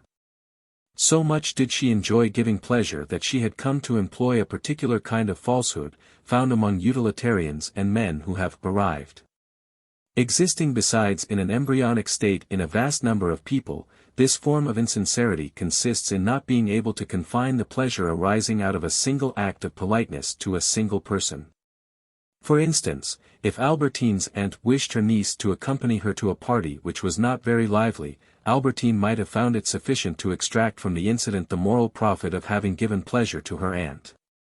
But being courteously welcomed by her host and hostess, she thought it better to say to them that she had been wanting to see them for so long that she had finally seized this opportunity and begged her aunt to take her to their party.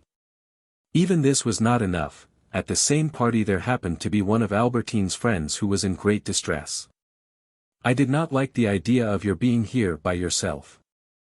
I thought it might do you good to have me with you. If you would rather come away from here, go somewhere else, I am ready to do anything you like, all I want is to see you look not so sad." Which, as it happened, was true also. Sometimes it happened however that the fictitious object destroyed the real. Thus, Albertine, having a favor to ask on behalf of one of her friends, went on purpose to see a certain lady who could help her. But on arriving at the house of this lady, a kind and sympathetic soul, the girl, unconsciously following the principle of utilizing a single action in a number of ways, felt it to be more ingratiating to appear to have come there solely on account of the pleasure she knew she would derive from seeing the lady again. The lady was deeply touched that Albertine should have taken a long journey purely out of friendship for herself. Seeing her almost overcome by emotion, Albertine began to like the lady still better. Only, there was this awkward consequence: she now felt so keenly the pleasure of friendship which she pretended to have been her motive in coming, that she was afraid of making the lady suspect the genuineness of sentiments which were actually quite sincere if she now asked her to do the favor, whatever it may have been, for her friend. The lady would think that Albertine had come for that purpose, which was true, but would conclude also that Albertine had no disinterested pleasure in seeing her, which was not.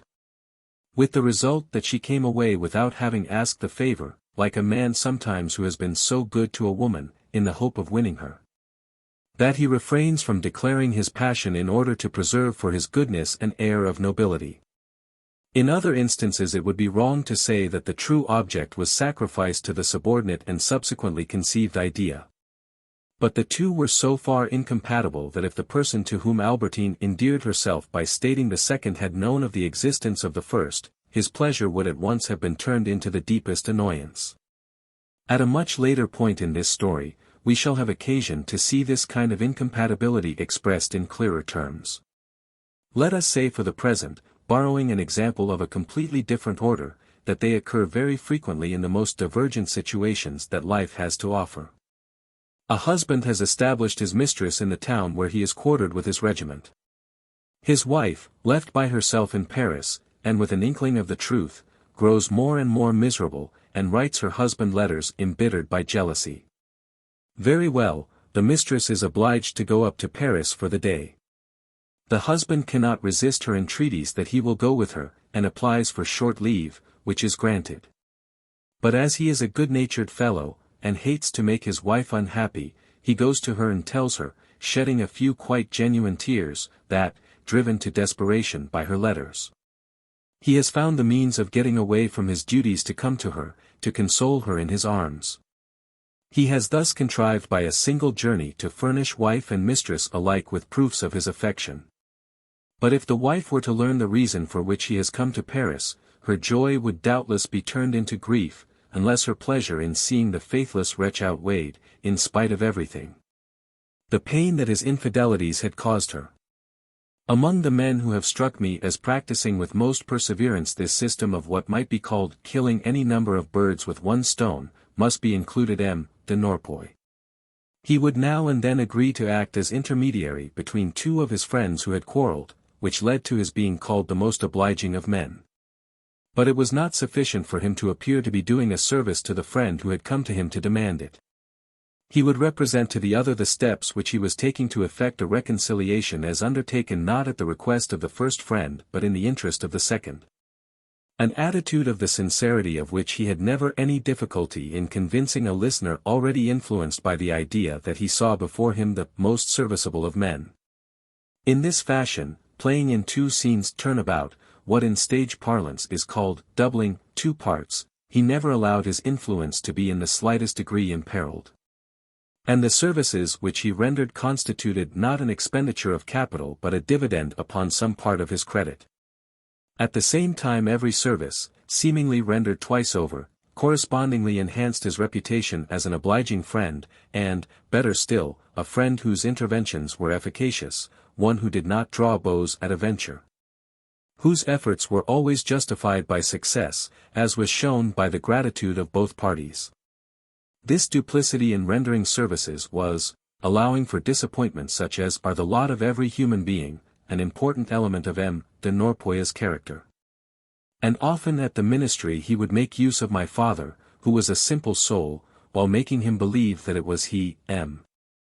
de Norpois, who was being useful to my father. Attracting people more easily than she wished, and having no need to proclaim her conquests abroad, Albertine kept silence with regard to the scene with myself by her bedside, which a plain girl would have wished the whole world to know. And yet of her attitude during that scene I could not arrive at any satisfactory explanation. Taking first of all the supposition that she was absolutely chaste, a supposition with which I had originally accounted for the violence with which Albertine had refused to let herself be taken in my arms and kissed. Though it was by no means essential to my conception of the goodness, the fundamentally honorable character of my friend, I could not accept it without a copious revision of its terms. It ran so entirely counter to the hypothesis which I had constructed that day when I saw Albertine for the first time. Then ever so many different acts, all acts of kindness towards myself, a kindness that was caressing, at times uneasy, alarmed, jealous of my predilection for André, came up on all sides to challenge the brutal gesture with which, to escape from me, she had pulled the bell. Why then had she invited me to come and spend the evening by her bedside? Why had she spoken all the time in the language of affection? What object is there in your desire to see a friend, in your fear that he is fonder of another of your friends than of you? Why seek to give him pleasure, why tell him, so romantically, that the others will never know that he has spent the evening in your room, if you refuse him so simple a pleasure and if to you it is no pleasure at all? I could not believe, all the same, that Albertine's chastity was carried to such a pitch as that, and I had begun to ask myself whether her violence might not have been due to some reason of coquetry, a disagreeable odor, for instance, which she suspected of lingering about her person, and by which she was afraid that I might be disgusted, or else of cowardice, if for instance she imagined, in her ignorance of the facts of love, that my state of nervous exhaustion was due to something contagious, communicable to her in a kiss. She was genuinely distressed by her failure to afford me pleasure, and gave me a little gold pencil case, with that virtuous perversity which people shew who, moved by your supplications and yet not consenting to grant you what those supplications demand, are anxious all the same to bestow on you some mark of their affection. The critic, an article from whose pen would so gratify the novelist, asks him instead to dinner. The Duchess does not take the snob with her to the theatre but lends him her box on an evening when she will not be using it herself. So far are those who do least for us, and might easily do nothing, driven by conscience to do something. I told Albertine that in giving me this pencil case she was affording me great pleasure, and yet not so great as I should have felt if, on the night she had spent at the hotel, she had permitted me to embrace her. It would have made me so happy. What possible harm could it have done you? I was simply astounded at your refusing to let me do it. What astounds me, she retorted, is that you should have thought it astounding. Funny sort of girls you must know if my behavior surprises you. I am extremely sorry if I annoyed you, but even now I cannot say that I think I was in the wrong. What I feel is that all that sort of thing is of no importance, really, and I can't understand a girl who could so easily give pleasure not consenting to do so. Let us be quite clear about it, I went on, throwing a sop of sorts to her moral scruples, as I recalled how she and her friends had scarified the girl who went about with the actress Leah. I don't mean to say for a moment that a girl can behave exactly as she likes, or that there's no such thing as immorality. Let me see now, yes, what you were saying the other day about a girl who is staying at Balbec and her relations with an actress. I call that degrading, so degrading that I feel sure it must all have been made up by the girl's enemies, and that there can't be any truth in the story. It strikes me as improbable, impossible. But to let a friend kiss you, and go farther than that even, since you say that I am your friend. So you are, but I have had friends before now, I have known lots of young men who were every bit as friendly, I can assure you. There wasn't one of them would ever have dared to do a thing like that. They knew they'd get their ears boxed if they tried it on. Besides, they never dreamed of trying, we would shake hands in an open, friendly sort of way, like good pals, but there was never a word said about kissing, and yet we weren't any the less friends for that. Why, if it's my friendship you are after, you've nothing to complain of, I must be jolly fond of you to forgive you. But I'm sure you don't care two straws about me, really. Own up now, it's André you're in love with. After all, you're quite right. She is ever so much prettier than I am, and perfectly charming. Oh. You men. Despite my recent disappointment, these words so frankly uttered, by giving me a great respect for Albertine, made a very pleasant impression on me. And perhaps this impression was to have serious and vexatious consequences for me later on, for it was round it that there began to form that feeling almost of brotherly intimacy. That moral core which was always to remain at the heart of my love for Albertine. A feeling of this sort may be the cause of the keenest pain. For in order really to suffer at the hands of a woman one must have believed in her completely. For the moment, that embryo of moral esteem, of friendship, was left embedded in me like a stepping stone in a stream. It could have availed nothing, by itself, against my happiness if it had remained there without growing, in an inertia which it was to retain the following year, and still more during the final weeks of this first visit to Balbec. It dwelt in me like one of those foreign bodies which it would be wiser when all is said to expel, but which we leave where they are without disturbing them, so harmless for the present does their weakness. Their isolation amid a strange environment render them. My dreams were now once more at liberty to concentrate on one or another of Albertine's friends, and returned first of all to André, whose kindnesses might perhaps have appealed to me less strongly had I not been certain that they would come to Albertine's ears. Undoubtedly the preference that I had long been pretending to feel for André had furnished me, in the habit of conversation with her, of declaring my affection, with, so to speak, the material, prepared and ready. For a love of her which had hitherto lacked only the complement of a genuine sentiment, and this my heart being once more free was now in a position to supply. But for me really to love André, she was too intellectual, too neurotic, too sickly, too much like myself. If Albertine now seemed to me to be void of substance, André was filled with something which I knew only too well. I had thought, that first day, that what I saw on the beach there was the mistress of some racing cyclist, passionately athletic. And now André told me that if she had taken up athletic pastimes, it was under orders from her doctor, to cure her neurasthenia, her digestive troubles. But that her happiest hours were those which she spent in translating one of George Eliot's novels. The misunderstanding, due to an initial mistake as to what André was, had not, as a matter of fact, the slightest importance. But my mistake was one of the kind which, if they allow love to be born, and are not recognized as mistakes until it has ceased to be under control, become a cause of suffering. Such mistakes, which may be quite different from mine with regard to André, and even its exact opposite, are frequently due, and this was especially the case here, to our paying too much attention to the aspect. The manners of what a person is not but would like to be, in forming our first impression of that person. To the outward appearance affectation, imitation, the longing to be admired, whether by the good or by the wicked, add misleading similarities of speech and gesture.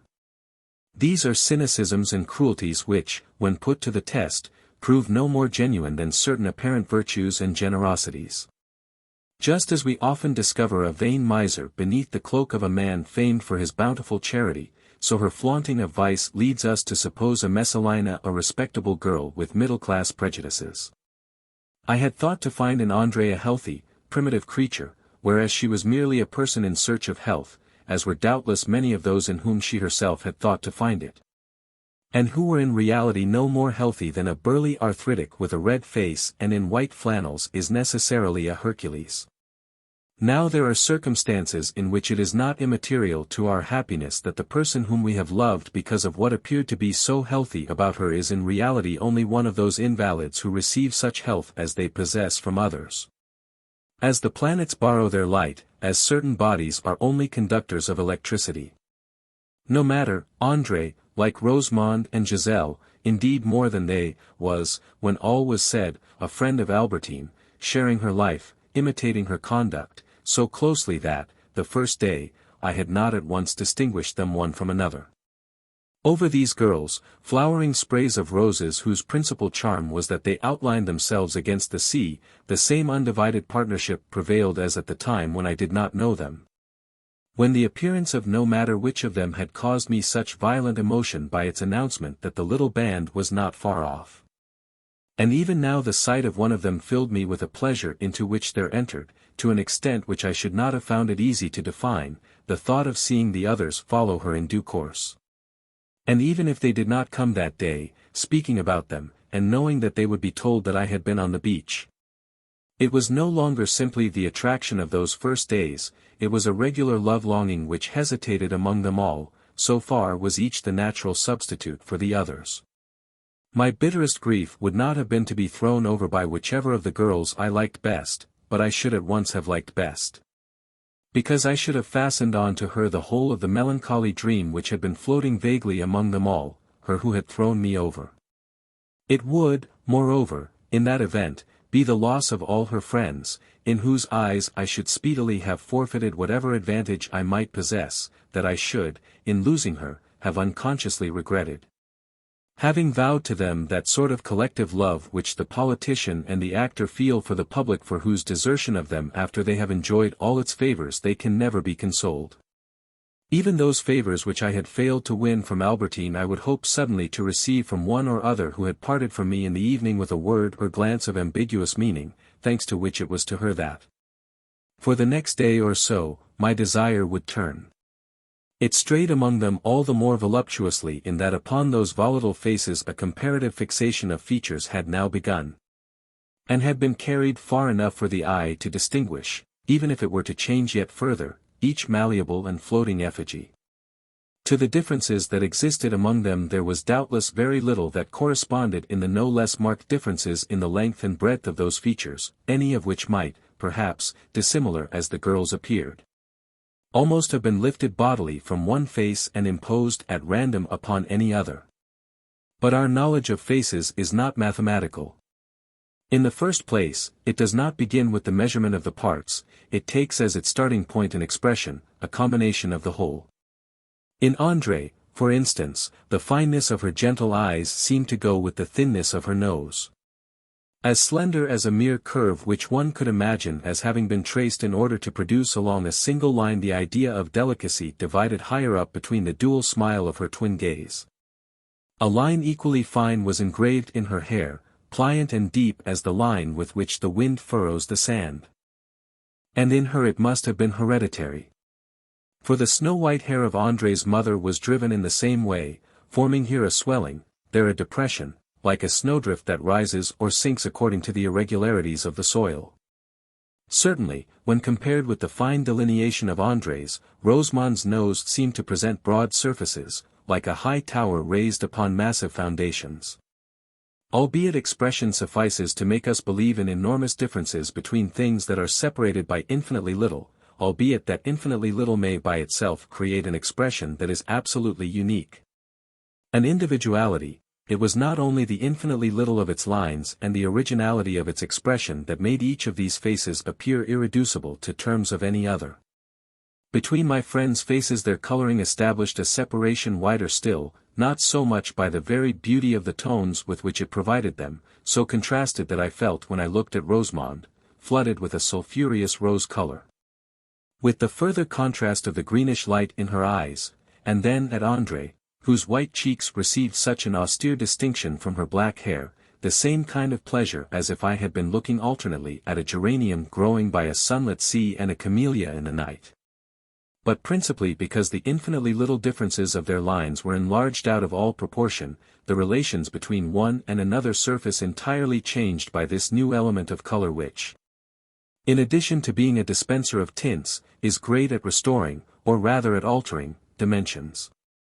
So that faces which were perhaps constructed on not dissimilar lines, according as they were lighted by the flaming torch of an auburn pole or high complexion, or by the white glimmer of a dull pallor, grew sharper or broader, became something else. Like those properties used in the Russian ballet, consisting sometimes, when they are seen in the light of day, of a mere disc of paper, out of which the genius of a Bakst, according to the blood-red or moonlit effect in which he plunges his stage, makes a hard incrustation, like a turquoise on a palace well, or a swooning softness, as of a Bengal rose in an eastern garden. And so when acquiring a knowledge of faces we take careful measurements, but as painters, not as surveyors. So it was with Albertine as with her friends.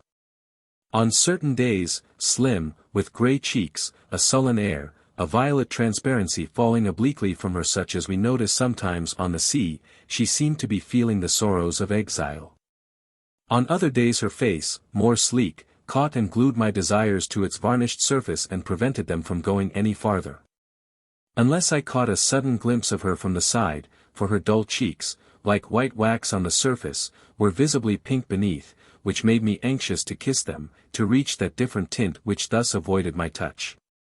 At other times happiness bathed her cheeks with a clarity so mobile that the skin, grown fluid and vague, gave passage to a sort of stealthy and subcutaneous gaze, which made it appear to be of another color but not of another substance than her eyes. Sometimes, instinctively, when one looked at her face punctuated with tiny brown marks among which floated what were simply two larger, bluer stains, it was like looking at the egg of a goldfinch, or often like an opalescent agate cut and polished in two places only, where, from the heart of the brown stone, shone like the transparent wings of a sky-blue butterfly her eyes. Those features in which the flesh becomes a mirror and gives us the illusion that it allows us, more than through the other parts of the body, to approach the soul. But most often of all she shewed more color, and was then more animated. Sometimes the only pink thing in her white face was the tip of her nose, as finely pointed as that of a mischievous kitten with which one would have liked to stop and play. Sometimes her cheeks were so glossy that one's glance slipped, as over the surface of a miniature, over their pink enamel, which was made to appear still more delicate, more private, by the enclosing though half-open case of her black hair. Or it might happen that the tint of her cheeks had deepened to the violet shade of the red cyclamen, and, at times, even, when she was flushed or feverish, with a suggestion of unhealthiness which lowered my desire to something more sensual and made her glance expressive of something more perverse and unwholesome, to the deep purple of certain roses, a red that was almost black. And each of these Albertines was different, as in every fresh appearance of the dancer whose colors, form, character, are transmuted according to the innumerably varied play of a projected limelight. It was perhaps because they were so different, the persons whom I used to contemplate in her at this period, that later on I became myself a different person, corresponding to the particular Albertine to whom my thoughts had turned. A jealous, an indifferent, a voluptuous, a melancholy, a frenzied person, created anew not merely by the accident of what memory had risen to the surface, but in proportion also to the strength of the belief that was lent to the support of one and the same memory by the varying manner in which I appreciated it. For this is the point to which we must always return, to these beliefs with which most of the time we are quite unconsciously filled, but which for all that are of more importance to our happiness than is the average person whom we see. For it is through them that we see him, it is they that impart his momentary greatness to the person seen. To be quite accurate I ought to give a different name to each of the Thamies, who were to think about Albertine in time to come. I ought still more to give a different name to each of the Albertines who appeared before me, never the same, like, called by me simply and for the sake of convenience, the sea, those seas that succeeded one another on the beach, in front of which, a nymph likewise, she stood apart. But above all, in the same way as, in telling a story, though to far greater purpose here, one mentions what the weather was like on such and such a day, I ought always to give its name to the belief that, on any given day on which I saw Albertine, was reigning in my soul, creating its atmosphere, the appearance of people like that of seas being dependent on those clouds, themselves barely visible, which change the color of everything by their concentration, their mobility, Their dissemination, their flight, like that cloud which Elster had rent one evening by not introducing me to these girls, with whom he had stopped to talk, whereupon their forms, as they moved away, had suddenly increased in beauty, a cloud that had formed again a few days later when I did get to know the girls, veiling their brightness, interposing itself frequently between my eyes and them, opaque and soft, like Virgil's Leucothea. No doubt, all their faces had assumed quite new meanings for me since the manner in which they were to be read had been to some extent indicated to me by their talk to which I could ascribe a value all the greater in that, by questioning them, I could prompt it whenever I chose, could vary it like an experimenter who seeks by corroborative proofs to establish the truth of his theory. And it is, after all, as good a way as any of solving the problem of existence to approach near enough to the things that have appeared to us from a distance to be beautiful and mysterious. To be able to satisfy ourselves that they have neither mystery nor beauty. It is one of the systems of hygiene among which we are at liberty to choose our own, a system which is perhaps not to be recommended too strongly, but it gives us a certain tranquility with which to spend what remains of life. And also, since it enables us to regret nothing, by assuring us that we have attained to the best, and that the best was nothing out of the common, with which to resign ourselves to death. I had now substituted, in the brains of these girls, for their supposed contempt for chastity, their memories of daily incidents, honest principles, liable, it might be, to relaxation. But principles which had hitherto kept unscathed the children who had acquired them in their own respectable homes. And yet, when one has been mistaken from the start, even in trifling details, when an error of assumption or recollection makes one seek for the author of a malicious slander, or for the place where one has lost something, in the wrong direction. It frequently happens that one discovers one's error only to substitute for it not the truth but a fresh error. I drew, so far as their manner of life and the proper way to behave with them went, all the possible conclusions from the word innocence which I had read, in talking familiarly with them, upon their faces. But perhaps I had been reading carelessly, with the inaccuracy born of a too rapid deciphering, and it was no more written there than was the name of Jules Ferry on the program of the performance at which I had heard Burma for the first time. An omission which had not prevented me from maintaining to M. de Norpois that Jules Ferry, beyond any possibility of doubt, was a person who wrote curtain raisers. No matter which it might be of my friends of the little band, was not inevitably the face that I had last seen the only face that I could recall, since, of our memories with respect to a person. The mind eliminates everything that does not agree with our immediate purpose of our daily relations, especially if those relations are quickened with an element of love which, ever unsatisfied, lives always in the moment that is about to come.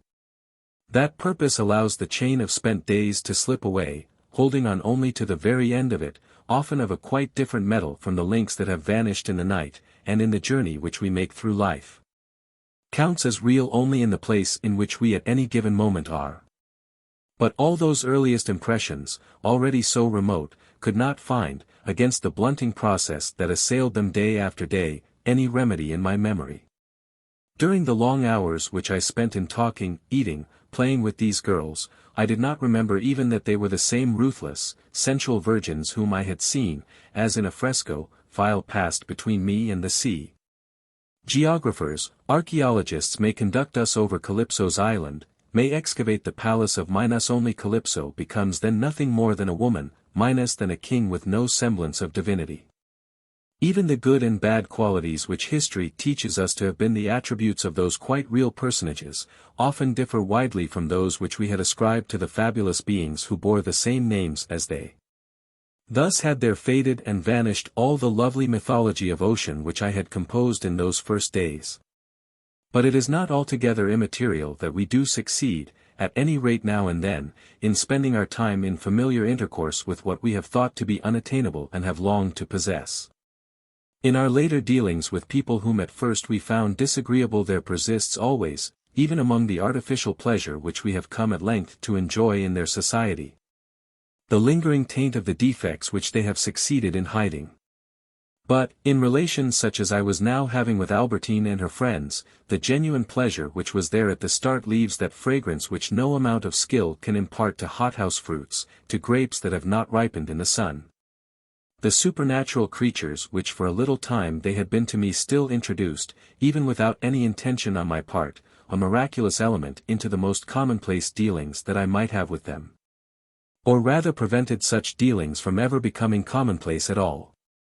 My desire had sought so ardently to learn the significance of the eyes which now knew and smiled to see me, but whose glances on the first day had crossed mine like rays from another universe. It had distributed so generously, so carefully, so minutely, color and fragrance over the carnation surfaces of these girls who now, outstretched on the cliff top, were simply offering me sandwiches or guessing riddles, that often, in the afternoon, while I lay there among them, like those painters who seek to match the grandeurs of antiquity in modern life, give to a woman cutting her toenail the nobility of the spinario, or, like Rubens, make goddesses out of women whom they know, to people some mythological scene. At those lovely forms, dark and fair, so dissimilar in type, scattered around me in the grass, I would gaze without emptying them, perhaps, of all the mediocre contents with which my everyday experience had filled them. And at the same time without expressly recalling their heavenly origin, as if, like young Hercules or young Telemachus, I had been set to play amid a band of nymphs. Then the concerts ended, the bad weather began, my friends left Balbec, not all at once, like the swallows, but all in the same week. Albertine was the first to go, abruptly, without any of her friends understanding, then or afterwards, why she had returned suddenly to Paris whither neither her work nor any amusement summoned her. She said neither why nor wherefore, and with that she left, muttered Françoise, who, for that matter, would have liked us to leave as well. We were, she thought, inconsiderate towards the staff, now greatly reduced in number, but retained on account of the few visitors who were still staying on, and towards the manager who was just eating up money. It was true that the hotel, which would very soon be closed for the winter, had long since seen most of its patrons depart, but never had it been so attractive. This view was not shared by the manager. From end to end of the rooms in which we sat shivering, and at the doors of which no page now stood on guard, he paced the corridors, wearing a new frock coat, so well tended by the hairdresser that his insipid face appeared to be made of some composition in which, for one part of flesh, there were three of cosmetics, incessantly changing his neckties. These refinements cost less than having the place heated and keeping on the staff.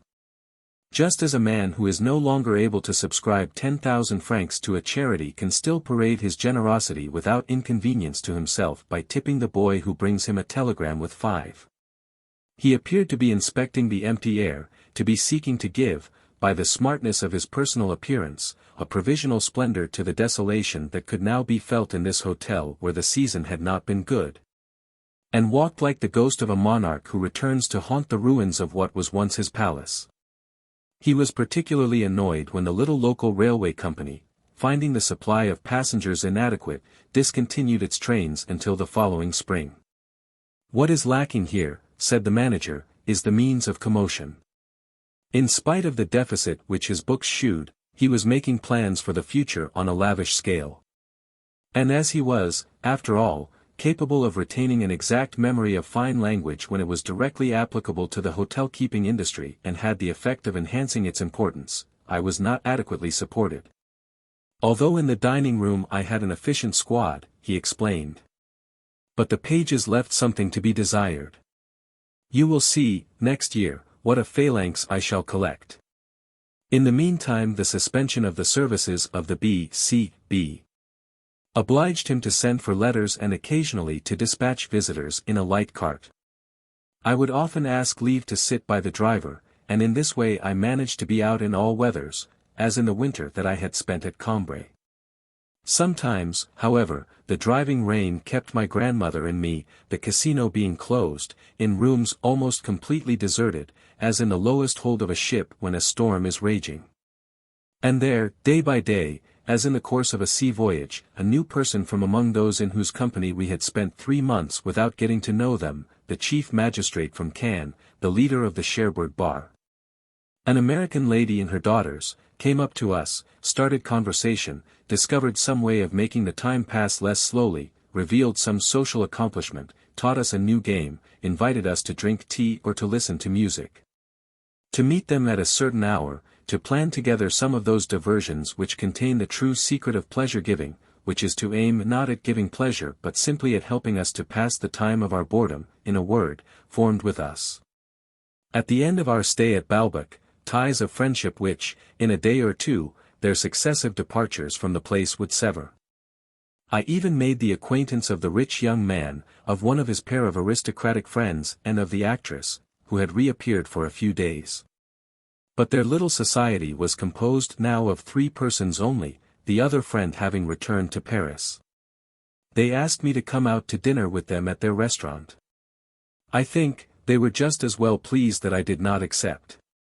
But they had given the invitation in the most friendly way imaginable, and albeit it came actually from the rich young man, since the others were only his guests, as the friend who was staying with him, the Marquis Maurice de Vaudemont, came of a very good family indeed. Instinctively the actress, in asking me whether I would not come, said, to flatter my vanity, Maurice will be so pleased. And when in the hall of the hotel I met them all 3 together, it was M. de Vaudemont, the rich young man effacing himself, who said to me, won't you give us the pleasure of dining with us? On the whole I had derived very little benefit from Balbec, but this only strengthened my desire to return there. It seemed to me that I had not stayed there long enough. This was not what my friends at home were thinking, who wrote to ask whether I meant to stay there for the rest of my life. And when I saw that it was the name Balbec which they were obliged to put on the envelope, just as my window looked out not over a landscape or a street but onto the plains of the sea.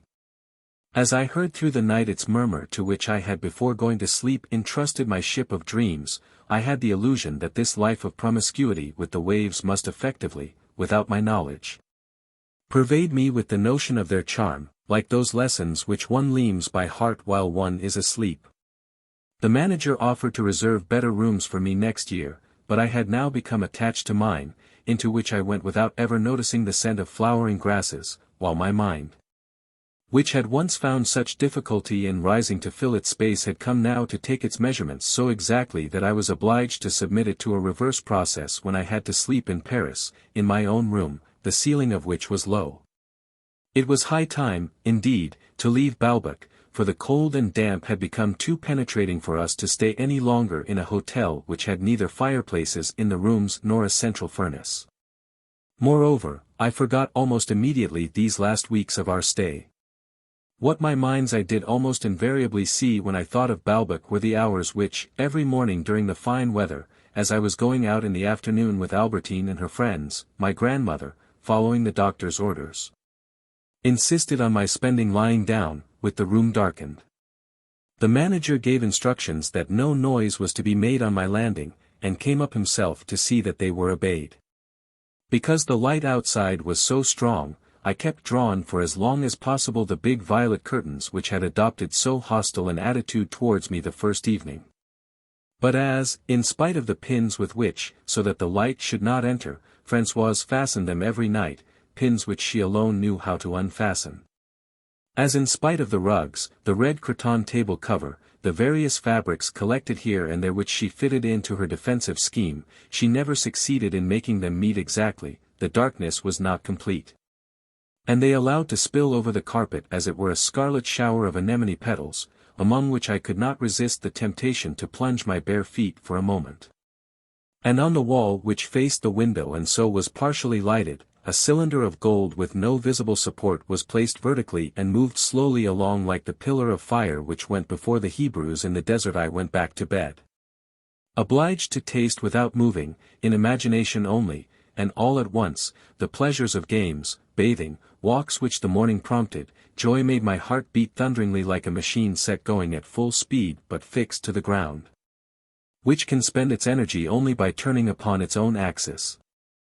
I knew that my friends were on the front, but I did not see them as they passed before the links of the sea's uneven chain, far at the back of which, and nestling amid its bluish peaks like an Italian citadel, one could occasionally, in a clear moment, make out the little town of Rivebelle, drawn in minutest detail by the sun.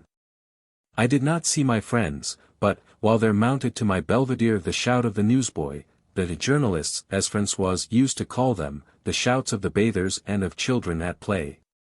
punctuating like the cries of seabirds the sound of the gently breaking waves. I guessed their presence, I heard their laughter enveloped like the laughter of the Nereids in the smooth tide of sound that rose to my ears. "We looked up," said Albertine in the evening, "to see if you were coming down. But your shutters were still closed when the concert began. At 10 o'clock, sure enough, it broke out beneath my windows.